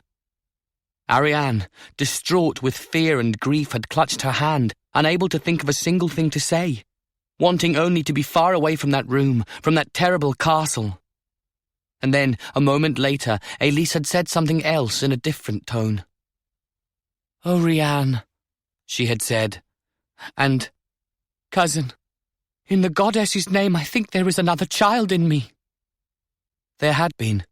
A small babe, though larger than the first it seemed to Ariane, and this one was a girl, with her mother's dark hair and long limbs, and a strong voice when she raised her first cry amid the storms of the world she had entered. It was Ariane who took her from Aelis's womb. Ariane who bit through the cord and wrapped the infant in the warm cloths that had been readied by the fire. Ariane who gave her with trembling hands to her mother. No one else had been in the room. No one else had heard that second cry. And Aelis de Miraval de Barbentane had looked upon the dark-haired daughter in her arms, knowing that her own life was passing from her, and had said to her cousin, who was 13 years old that year, "I am binding you to something now as an oath to me on my deathbed. You must swear to do what I ask of you." Ariane had looked at the two of them, mother and child, and she had done so. Had sworn to take the baby from that room by the back stairway, wrapped in those swaddling clothes, hidden within her own cloak, and to bear it from Miraval into the wildness of that night storm. And she swore an oath that night to tell no living soul, not even Bertran, of the existence of a second child, for so long as Urte de Miraval was alive. "After Urte dies," her cousin had said, "if you are alive and she is, I leave it to you. Judge what she has become, if you know where she is. I have no gift of foreknowledge, Ariane. Judge the needs of the time. It may even be that this child, my daughter, will be heir to Miraval or Talair, to Arbonne itself. I need you to become the sort of woman who will be able to make that judgment one day. And now kiss me, cousin, and forgive me if you can, and go." And Ariane had bent and kissed the dying woman upon the mouth and had fled, alone down the twisting back stairway, wrapped in a dark cloak with a baby next to her heart. And she met no one at all on the stairs, or in the corridor, or passing out of the castle into the rain by the postern gate. At the stables, the ostlers were nowhere to be seen in the storm, and so Ariane had taken her mare from its stall herself and had mounted up awkwardly from astride a bale of hay, and she had ridden bareback from the yard with only her cloak and hood to shield her and the child from the cold and the driving rain. She never forgot that ride for the rest of her days or nights. It would come back to her in dreams, or with any sudden crack of thunder or flash of lightning in a storm. She would be back in the vineyards of Miraval then, riding east towards the lake, the twisted shapes of vines showing around her when lightning shredded earth and sky. The child had cried and cried at the beginning, but had fallen silent after that. And Ariane had been terrified the baby was dead, and had been afraid to open her cloak in the rain to see. And she had been weeping all through that ride. She never knew how she managed to find the hut by the lake, where they kept the wood and kindling dry for signalling the isle. She remembered dismounting there and tethering the horse and hurrying inside to stand in the doorway, dripping wet, unable to stop crying. A vivid sheet of lightning had lit the whole of the sky then, and for a moment in its dazzling flash she had seen the Arch of the Ancients looming nearby, huge and black in the night, and she had screamed in fear. But then, as if in answer to her own cry, she had felt a stirring of the child next to her heart, and had heard her begin to wail again, a precarious, determined assertion of presence amid the terrors of the world. Ariane had held her close, rocking back and forth, crooning wordlessly, watching as lightning flashed again and again and finally moved on, as the peals of thunder gradually grew fainter to the south, as, after what seemed a span of time without measure or end, the blue moon named for Rianne showed briefly once and then appeared again through the swift racing of the clouds, and the rain stopped. She had laid the baby down then, wrapping it as best she could on the blessedly dry floor of the cabin, and she took wood and kindling and flint for flame and lit a flare on the mound outside to summon the priestesses to come. And they came. She saw a white sail running up on the near shore of the isle and watched as one small boat slipped across the now calm waters of the lake towards her. Ineffably beautiful and strange in the blue moonlight, something graceful and delicate in a world from which those things had seemed to her forever gone. Her robe was soaked and stained and torn. In the night, they would not know it for a garment of wealth or privilege. She kept her hood up about her face. When the boat had almost reached the shore, she unwrapped the baby, grieving, from the rich clothes of the castle and brought it out to them in a scrap of rag she found in the cabin. Then she gave Elis's child to the priestess who stood, tall and grave, beside the prow of the boat on the strand. She made her voice quiver and stammer with accents of the farmyard, and told them it was her own child and her father would not let her keep her, and, oh, would the good servants of sweet Rianne shelter and guard her baby all her days? She had been crying then too, Ariane remembered. It was not a rare thing, her request. It was one of the ways Rianne's isle and the goddess's island in the sea received their necessary complement of servants and priests and priestesses through the turning of seasons and years. The two women asked no questions other than of her own health. She had reached out, Ariane remembered, and had taken the child in her thin, tired arms for a last time, and had kissed her farewell full upon the mouth as she had the mother. She told the two priestesses she would be all right. She had told herself the same thing as she watched the boat going back across the stilled waters of the lake under the one moon and the thin, high drifting clouds and the emerging glitter of the stars, carrying Aelis's daughter and Bertran's. Aelis had said nothing to her about a name. Ariane, on that stony shore, had looked up at the blue crescent of the moon and had told the priestesses that the child was to be named, if they found her worthy, for that moon and so for the goddess. She lived, Ariane de Carenzu said, 23 years after, astride another horse before the cabin where that child and her dead brother had been conceived. The tears had dried on her cheeks during the telling of the tale. I have kept watch over her all these years, whenever I could, as best I could. She remained on the isle, of course. They usually do. She is beautiful and clever and brave, Bertran. She looks very like her mother, I think. Her name is Renette. She was to become High Priestess of Rian's Isle one day soon. Was? Bertran's voice was so low, the one word was almost inaudible. His hands were clasped together before him. They had been through the length of the tale. Blaise could see that they were trembling. I spoke to her before coming to you. I thought that was proper. I told her who she was and how she had come to Rian's Isle, and I explained some other things as well. I said that because of who she was, she might be more dearly needed now away from the Isle, in the world of men and women, but that it was her own choice to make and that I would ensure that that was so. And? Bertran looked older now, Blaise realized. He wanted to put an arm around the other man, but held back. She said that if what I had told her was true, it was obvious that she was indeed more important to Arbonne among the castles than among the sanctuaries. Those were her own words. She is very strong, Bertran. She is really quite wonderful. Her voice broke a little on the last words. I have seen her then, the Duke said, his tone holding wonder like a chalice. I must have seen her so many times, and I never saw the resemblance. Why should you have? There was nothing you were looking to find. Bertran shook his head. It must have been so hard for her, learning of this so suddenly. It must have been terrible.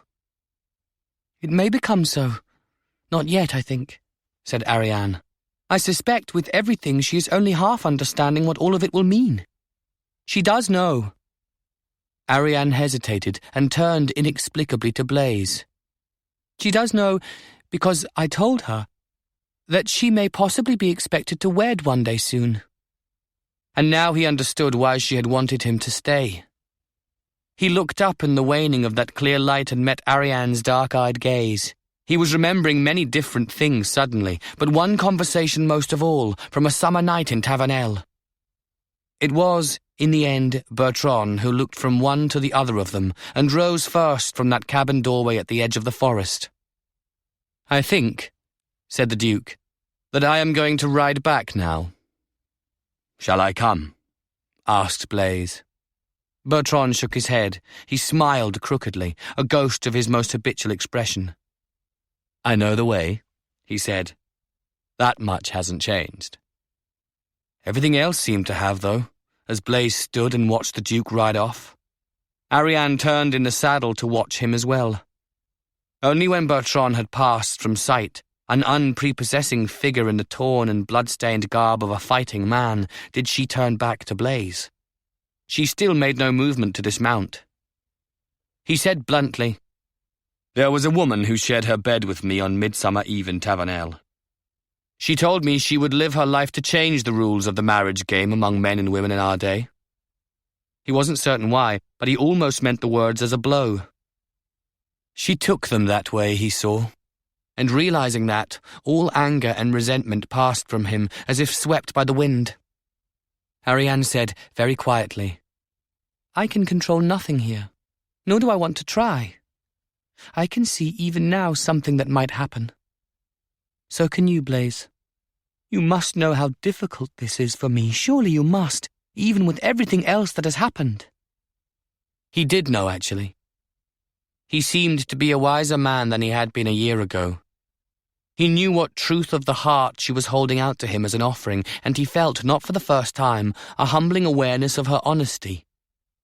This was the woman, he thought suddenly, who had freed him from Luciana and the bitterness he had carried from Portezza. "Ariane," he said roughly, "you are the reason Arbonne must never be allowed to die." "There are a world of reasons," she said, but something flashed briefly in the darkness of her eyes. "And you are the symbol and the heart of them. You are the queen of the court of love." "I thought you regarded that as folly." "I thought many things here to be folly that have turned out to be more true than anything I knew before." He stopped, and then, because it absolutely needed to be said, added steadily, "Ariane, your husband is the reason we were able to win this battle, whatever we might say about Urte and Bertran and Fulk de Savarique. And Thierry is also the reason we were able to prevent a slaughter of surrendering men." "I think I know this," she said gravely. "I cannot tell you how much respect I have for him." "And I," she murmured. "I told you as much in Tavernel. What are you saying, Blaise?" He forced himself to meet her level gaze. Her eyes were so dark, deep enough for a man to lose his way in them. "That I am still enough of a man of Gorhaut, and I think I always will be, to have a world of trouble speaking words of love to the wife of such a man." He saw her lower her head for a moment. "I know this too," she said, looking up at him again. "I also know, to my sorrow, that we are what we are, and so are the times into which we have been born. And those words I spoke at midsummer to you about freedom of choice are truly the only real folly either of us has ever offered to the other. You are about to be king of Gorhaut, Blaise, in the midst of a world turned upside down. The heiress of Arbonne will be waiting at Talair even now." "And you think I must take her, to begin the righting of the world?" For the first time, Ariane showed a flash of her old authority. "I told you that I have no control over anything here. It is too soon in any case. I do think, since you ask, that any man who shares his life with that one will be blessed beyond deserving all his days. Even you, Blaise." He had seen her, of course, twice, Renette. Had exchanged hard, haughty words by the lake in spring after he'd killed 6 Corans of Miraval. "We have been waiting for you," she'd said to him, self-possessed beyond her years, and he had feared those words. Perhaps, he thought now, perhaps they had meant something other than what either of them had understood or guessed that spring day. Perhaps the goddess truly did work in ways men and women could not comprehend. He thought suddenly of the red arrow that had killed Ademar.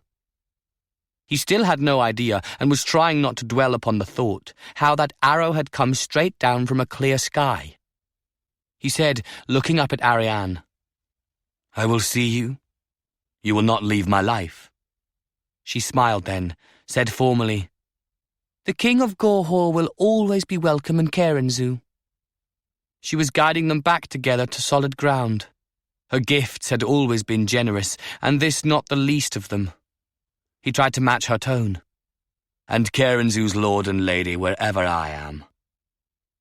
There was a short silence. She bit her lip. "There were other words that were part of that midsummer night. A song sung in the tavern where we met. I wonder if you remember the ending of it." He shook his head. Lissoa Vizet had sung that song, he remembered, but the words were lost to him. Ariane smiled then, with tenderness and sadness and a returning hint of the wise, worldly awareness that had always seemed to be hers. "Let me ride back alone, Blaise, if you don't mind. I don't think I'll be by myself very much in the next little while." He nodded his head. What else could he have done? Bring her down into his arms in the fading light? Not in this world, he thought. She touched a finger to her lips, still with that same smile, and turned away. She was as beautiful as any woman he had ever known. She would have offered so much comfort, he knew. Comfort and passion and wisdom. offered and taken whatever he had to give in return, had he but asked. His heart full, Blaise watched her ride slowly away from him at sunset through the tall grass. He was thinking of her at 13, with a newborn child in her arms. That child had grown into the woman it seemed the world and his own growing understanding of it might have him wed. Nothing would or could be done swiftly, and indeed it might never be done at all. There were so many layers of complexity to this world he had entered now. She was waiting in Talair, Ariane had said. He let his mind move forward toward such a meeting. Only his thoughts, though. Blaise remained where he was for a long time, sitting quietly in the doorway as the sun slid down in the west, and the colours of sunset gradually suffused the fields and the bare vineyards and the trees, and fell gently, like a late benediction, on that small cabin by the forest. Blaise looked back once through the open doorway before he finally left, and he saw how that muted crimson light slanted through the western window to fall upon the small, neat bed against the wall. He stood there for a moment, motionless, and then he gently closed the door, that the wind and rain might not enter in after these years. It was dusk, the first faint stars shining in the east, when he rode back towards Talair. And because it was so nearly dark, and he wasn't really thinking about his path, his thoughts ahead of him and far behind, he rode straight past the woman standing quietly beside her horse in shadow under the elms on the far side of the arch. Lisseau had meant to call out to him, but in the moment he actually appeared and went by, she found that her voice would not obey her. She could not say his name. She had seen the Duke ride past earlier, and then Ariane de Carenzu, and she had remained out of sight beneath the trees, holding her thoughts close to her as the sun went down and the shadows grew deeper beneath the looming arch. Her thoughts. No comfort there at all. The man she had followed, as she had followed him once before, was the King of Gorhaut, or would be before many days had passed. He was already wearing the cloak of royalty. She had seen it from the isle. In the moment Blaise appeared, she was thinking, actually, of her mother and father and of home, of sunrise seen through the window of her own small room, morning light filtering through the grey-green leaves of the olive trees, the air carrying the scent of the sea from below. She had always been impetuous, always found herself pushing hardest when she thought inwardly that it might in fact be no time to push at all. Her mother had told her, endlessly, that it was a trait that could lead her greatly wrong one day. Perhaps it was because of that memory of her mother's words, with the heartbreaking lucidity of that image of home, that Lisseau kept silent as the man went by, riding away from her, from the arch and the winter elms, back to the world that was waiting for him. She lost sight of Blaise in the darkness where the avenue of elms ended and the path curved east towards the shore of the lake. She remained where she was. It had become curiously difficult to move just then. She clung to that image of home for a while yet, and then that too seemed to leave her. After a time in the deepening shadows, Lisseau found that her thoughts had turned elsewhere again, and then it seemed that her voice had come back to her, and that, perhaps not surprisingly, there were words she needed to offer to the twilight and the empty path before her where she had watched him go. Thy table set with rarest wine, choice meats, sweet ripened fruit, and candlelight when we dine in Fionvar. On we to the high stars will shine, and the holy moon lend her light. If not here, you will be mine in Fionvar.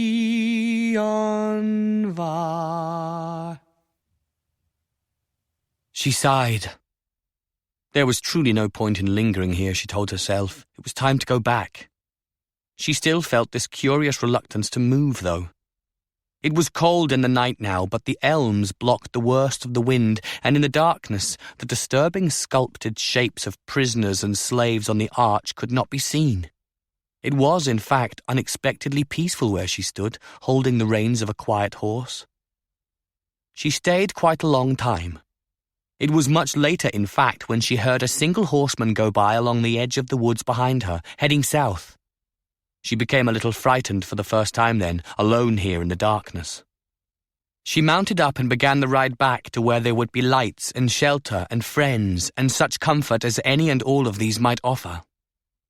On the way, as she came up to the shore of the lake and rode alongside the water towards the distant castle, carrying loss and love, remembering home, trying to comprehend the shape of the future opening up before them all, Lassault found herself thinking of a song. Not an old lullaby this time, its origins long lost, not a tune by Anselm of Covas, the first of all the troubadours, nor of Count Fouquet, or Alain, or Bertran, nor even of lost Remy or Aurelian. This tune and its words belonged to none of them. This, for the first time ever, as she passed beside the shore of Lake d'Yerne in the starlit wintry dark, riding towards the castle lights, was a song of her own. It was cold here outside, but Renette had felt awkwardly enveloped within the warm, firelit rooms of Talair Castle. She had asked them where the garden was, and someone had escorted her there. Then, when she'd walked into the walled enclosure, she had asked if she could be left alone, and they had done that for her as well. Everyone was being extraordinarily obliging, even beyond what could be expected by a ranking priestess of Rian. But she was more than that. And less. She had left her owl behind, on the isle. That had been actually the first of the very hard things. This is, Renette thought, walking at twilight among bare trees and evergreens and bushes and shrubs and flowers that would be glorious come spring, my own castle. One of her castles. Barbentane itself was another, and even Miraval was part of her legacy, if one stretched a point only a little. It was cold, but she did not mind the cold. Winter was something she could deal with. She was still wearing the robes of Rian under her grey cloak. It wasn't as if she'd had a great deal of time to change her garb, or her sense of where she belonged in the world. When she had arisen this morning, she had been a priestess of Rian on her holy isle, the named successor to the high priestess there, though wondering, with the fear every one of them had felt, if their lives would stretch beyond this winter, or if their destiny was fire in the name of Gorhaut and the god it claimed to serve. Then battle had come today, screaming horses and men, blood and chaos in the valley, and at the end, unlooked for amid helpless terror, a victory so complete the mind and heart could scarcely absorb it. She had gone into the sanctuary to help the high priestess lead them through the ancient holy ceremony of thanksgiving, and had come out from under the dome to find the lady Ariane de Carenzu waiting for her with a story that changed her life forever. It was hard. It was very hard. However, she strove to deal with this as she had always tried to deal with everything, calmly and with as much clarity as she could command. The Lady of Carenzu had ended by telling her what was obvious to any thinking person from the moment the story had begun to grow clear. That her place was almost certainly away from the isle now. That the blindness and inner sight of a high priestess of Rian was not what Arbonne needed from her after this. Everything had changed. Ariane had said something else, though, something unexpected. That she would defend with all her own power and honour any choice at all that Renette made. She had been near to weeping as she said that, Renette remembered. It was a deeply generous offer, but it actually didn't matter very much, not really. Renette would not have been what she was had she been unable to see for herself the clear truth of what all of this meant. She was heir to Arbonne. There was no one else. With the offer of her hand in marriage, the future of her country, of the worship of Holy Rian, could be safeguarded for a time, perhaps a very long time. It was not an awareness from which one could turn away for the familiarity of the small isle that was all the home she'd ever known. The paths of holy blindness and the inward sight it might offer were not to be hers anymore. She was not going to follow the high priestesses after all, neither the one here, nor Beatrix herself on the island in the sea. The high priestess on Rianne's island, the goddess's most holy servant, Renette thought suddenly, putting her mind around this for the first time, was her mother's older sister. She shook her head. It was going to be very hard. She could see them lighting torches in the garden now. They were being careful of her privacy, keeping at a distance from where she walked. The light in the west had become quite beautiful, crimson and purple, and a softer range of dusky hues low down where the sun was nearly gone. The garden, she could see, was nowhere near its best in this depth of winter, but Talair was far enough south that there were still hints of colour all around, and the wind was gentler here, with the walls and the trees for shelter. She heard the sound of splashing water, and walking a little further down a path of small stones, she came to a fountain. The servants had been here before her. There were torches burning in brackets set into the soil. She stood close to one, holding her hands out for warmth. She was heir to Arbonne. Heir to this castle of Talair as well, for Bertran had never married and never named anyone to succeed him. Bertran. The Duke of Talair was her father. She had seen him, of course. Growing up on the isle so near this castle, she had seen him so many times across the water.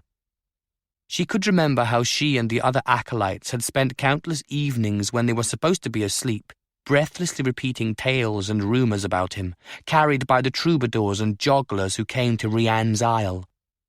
She knew all about Bertran de Talair and Duke Urte, and the beautiful lady who had died, Aelis de Miraval. She even knew, everyone knew, the old song Bertran had written for his beloved beside the springtime shores of this same lake. What she had never known was that the song was her father's for her mother, that she was a part of that tale. She seemed to be, in fact, the ending of the story. There was the other man as well, the one who was soon to be made king of Gorhaut. He had fought for Arbonne today against his own people. She had seen him, too, twice. Once last spring, and again this morning when they had come across the lake to take the Countess from the parley. He was a tall man, that one, bearded as the northerners all were, grim-looking with that. But a message had come from Rianne's island last spring that he should be watched for, that he was coming their way and might be important to them. And only a little while ago this afternoon, Ariane de Carenzu, who ought, Renette supposed, to know about such things, had said that he was a good man, gentler than he looked, and wiser, carrying burdens with which he would need someone's help in the days and years to come. She wondered if he would come to her here, if it would begin already. She wondered if her father would come. Abruptly, she sat down on one of the stone benches by the fountain, ignoring the cold. Cold was easy to deal with. What had overtaken her today was not, despite the self-possession she had managed to preserve with Ariane. It had been an overwhelming day. She wished she could hide, sleep, not dream. She didn't really know what she wanted. She suddenly felt, and could not remember feeling this way since she'd been a small child, that she might even cry. It wasn't Ariane's fault. It wasn't anyone's fault. She was sitting in the walled garden of her father's castle, and all she knew of her father were the endlessly traded stories about a duke who wrote the finest music of his day and had fought in wars in many countries, and who had spent more than 20 years pursuing women all over the world with a flamboyance that everyone knew was a lifelong attempt to deal with the death of the one lady he had ever loved, her mother. "I am afraid," Renette said to herself suddenly, and the admission, curiously, seemed to help her gather her self-control again.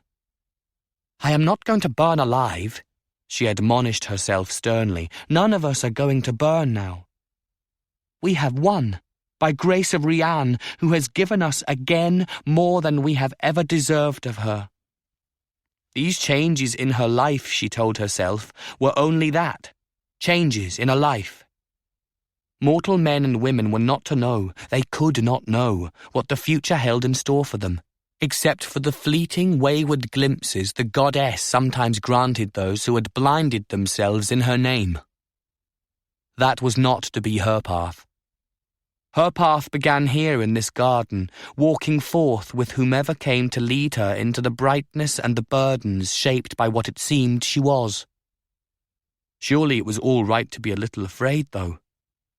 Surely that could be allowed of someone sitting alone at dusk in a winter garden, dealing with the loss of every expectation she had ever had of her life. It was then that she heard a footfall on the walkway, from behind her, the way she had come. She looked up at the torches for a moment, and then, a little blinded, beyond them, until she could see the stars again. She drew a long breath and pushed her dark hair back from her face.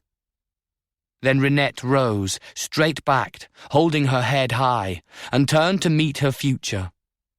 There was a solitary figure standing at the end of the path that led to this foundation. It was not the northerner who had come, nor yet her father after all. She knew who this was, of course. She sank to her knees on the cold ground. "Oh, my dear," said Signe de Barbentane, the Countess of Arbonne. "I am so desperately happy to see you, and so very sad just now. So many years we have lost, you and I. There is so much I have to tell you. About your father and your mother, and then about the grandfather you never knew, who would have loved you with all his heart." The Countess came closer then, moving almost hesitantly into the light of the torches, and Renette saw that she was crying, tears streaming down her face in the cold. Renette rose quickly, instinctively, a queer feeling overtaking her, a constriction of the heart and throat. She heard herself make a sound that was very like a child's cry, and she moved forward, almost running, into the haven of her grandmother's arms. It was full dark now in the valley where the battle had been. He had waited patiently, even happily for this.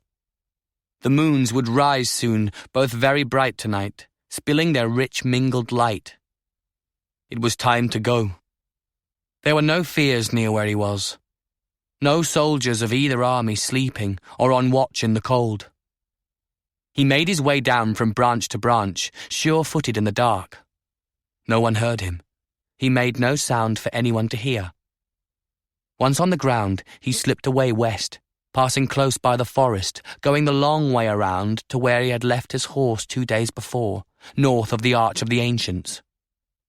The stallion was hungry, of course. He was sorry for that, but there had been nothing to do about it. He had left food in a sack nearby, and he fed the horse now, patting and rubbing its long neck, speaking tenderly. He felt deeply at peace, as one with the night and the murmuring trees all around him. He knelt on impulse and prayed.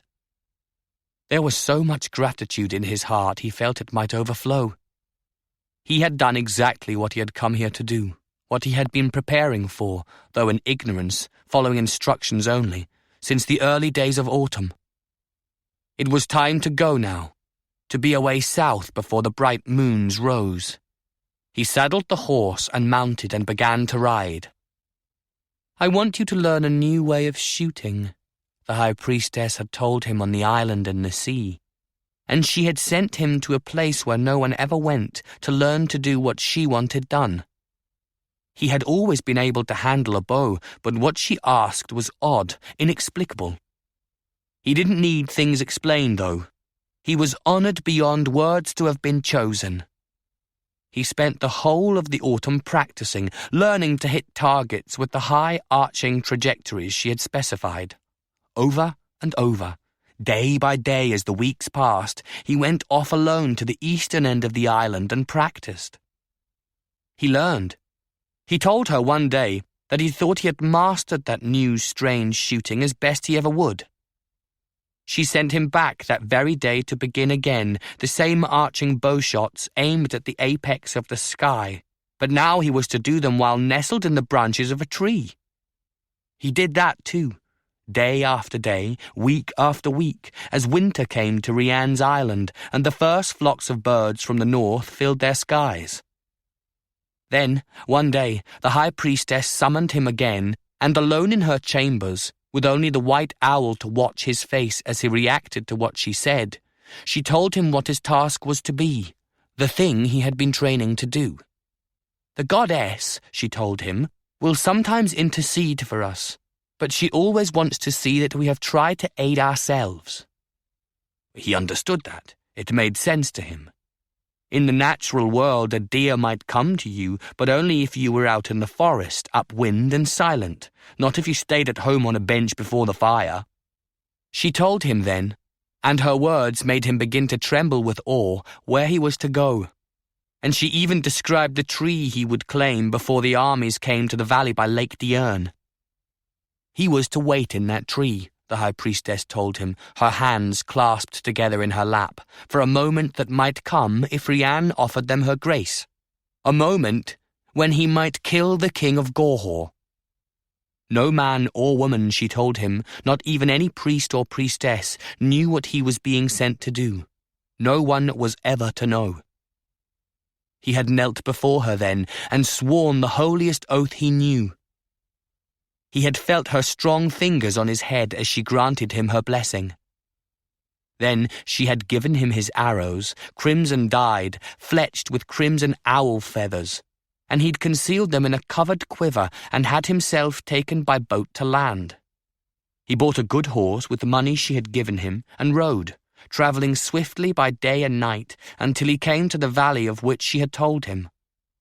Arriving at twilight before either of the armies had come, he saw the tree she had so clearly described to him, and he climbed it in the darkness and settled in to wait. The soldiers had come the next day. Battle began that afternoon.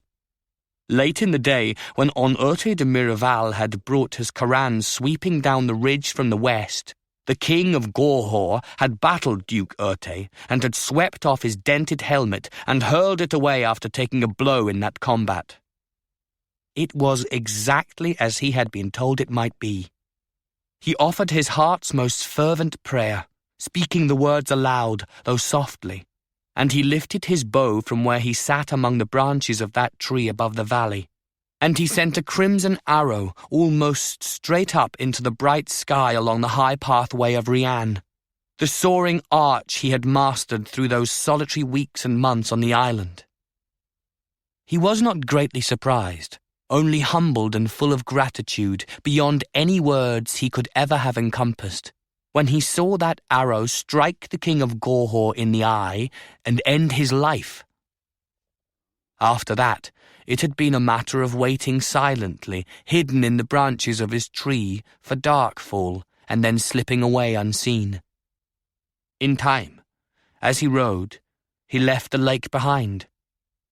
Not long after, white Vidon rose in the eastern sky, lighting the road that stretched away before him to the south. There was no one else in sight. He was not weary at all. He felt exalted, blessed. I could die now, he thought. The wind had lessened with the rising of the moon. It wasn't even cold anymore, and he was heading south with a full heart to where it was never truly cold, where there were flowers throughout the year by the sweet grace of Rianne. When the blue moon also rose, following the white one up the sky, he could restrain himself no longer. Luth of Borde, who was Luth of Rianne's island since being taken in exchange for a poet last spring, and who thought he might even be found worthy now to be consecrated a priest of the goddess in her sanctuary, began to sing. He was not a musician, not a very good singer at all, he knew that. But songs were not only for those who could perform them with artistry, he knew that too. And so Luth lifted his voice without shame, feeling a deep richness, a glory in the night, as he galloped his horse down the winding, empty road to the south, past farm and castle, village and field and forest, under the risen moons and the stars above Arbonne.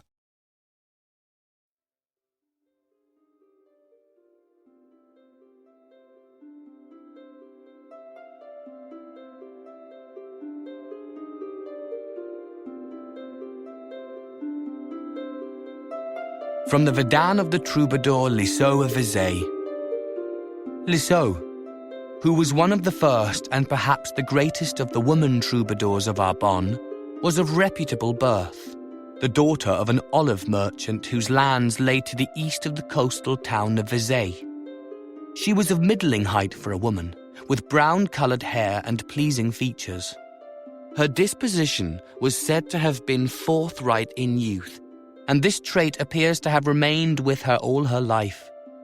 Her mother's brother was himself a juggler of some small repute, and it was he who first noticed in the young Liseau a purity of voice that led him to take her under his tutelage and train her in the craft and art of the jugglers. It was not long, however, before Liseau had greatly outstripped her uncle in renown.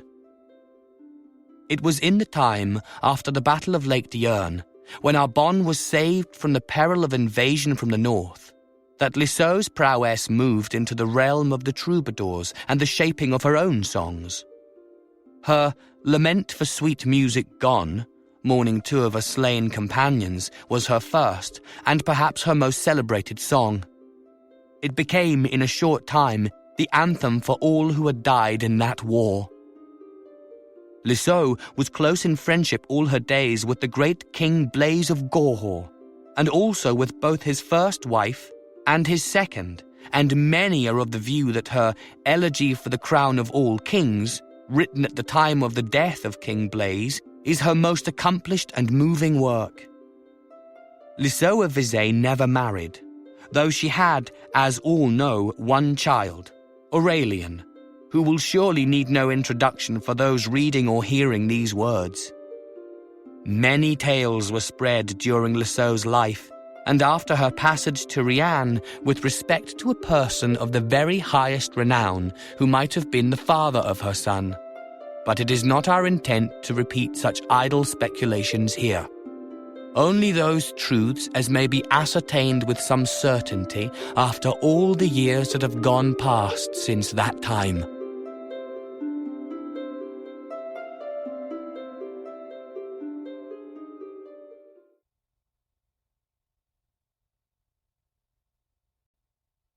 The End. You've been listening to A Song for Arbonne by Guy Gavriel K., narrated by Ewan Morton. If you've enjoyed this book and this performance, Sci-Fi Audio recommends The Dragons of Babel by Michael Swanwick, narrated by Dan Butler. A war dragon of Babel crashes in the idyllic fields of a post-industrialized fairy, and dragging himself into the nearest village, declares himself king and makes young Will his lieutenant. Nightly, he crawls inside the young Fae's brain to get a measure of what his subjects think. Forced out of his village, Will travels with female centaur soldiers, witnesses the violent clash of giants, and acquires a surrogate daughter, Esme, who has no knowledge of the past and may be immortal. Evacuated to the Tower of Babel, infinitely high, infinitely vulgar, not unlike New York City, Will becomes a hero to the homeless living in the tunnels under the city, rises from underling to politician, and meets his one true love, a high elven woman he dare not aspire to. You've heard of hard sci-fi. This is hard fantasy from a master of the form. You'll find a wide selection of titles in the Recorded Books catalogue, including bestsellers, mysteries, classics, histories, and more. Call us toll-free or log on to recordedbooks.com to learn about our latest releases and special offers, order another recorded book, or to read author interviews and narrator profiles. Don't forget to ask about easy 30-day rentals by mail. And thank you for being a Recorded Books reader.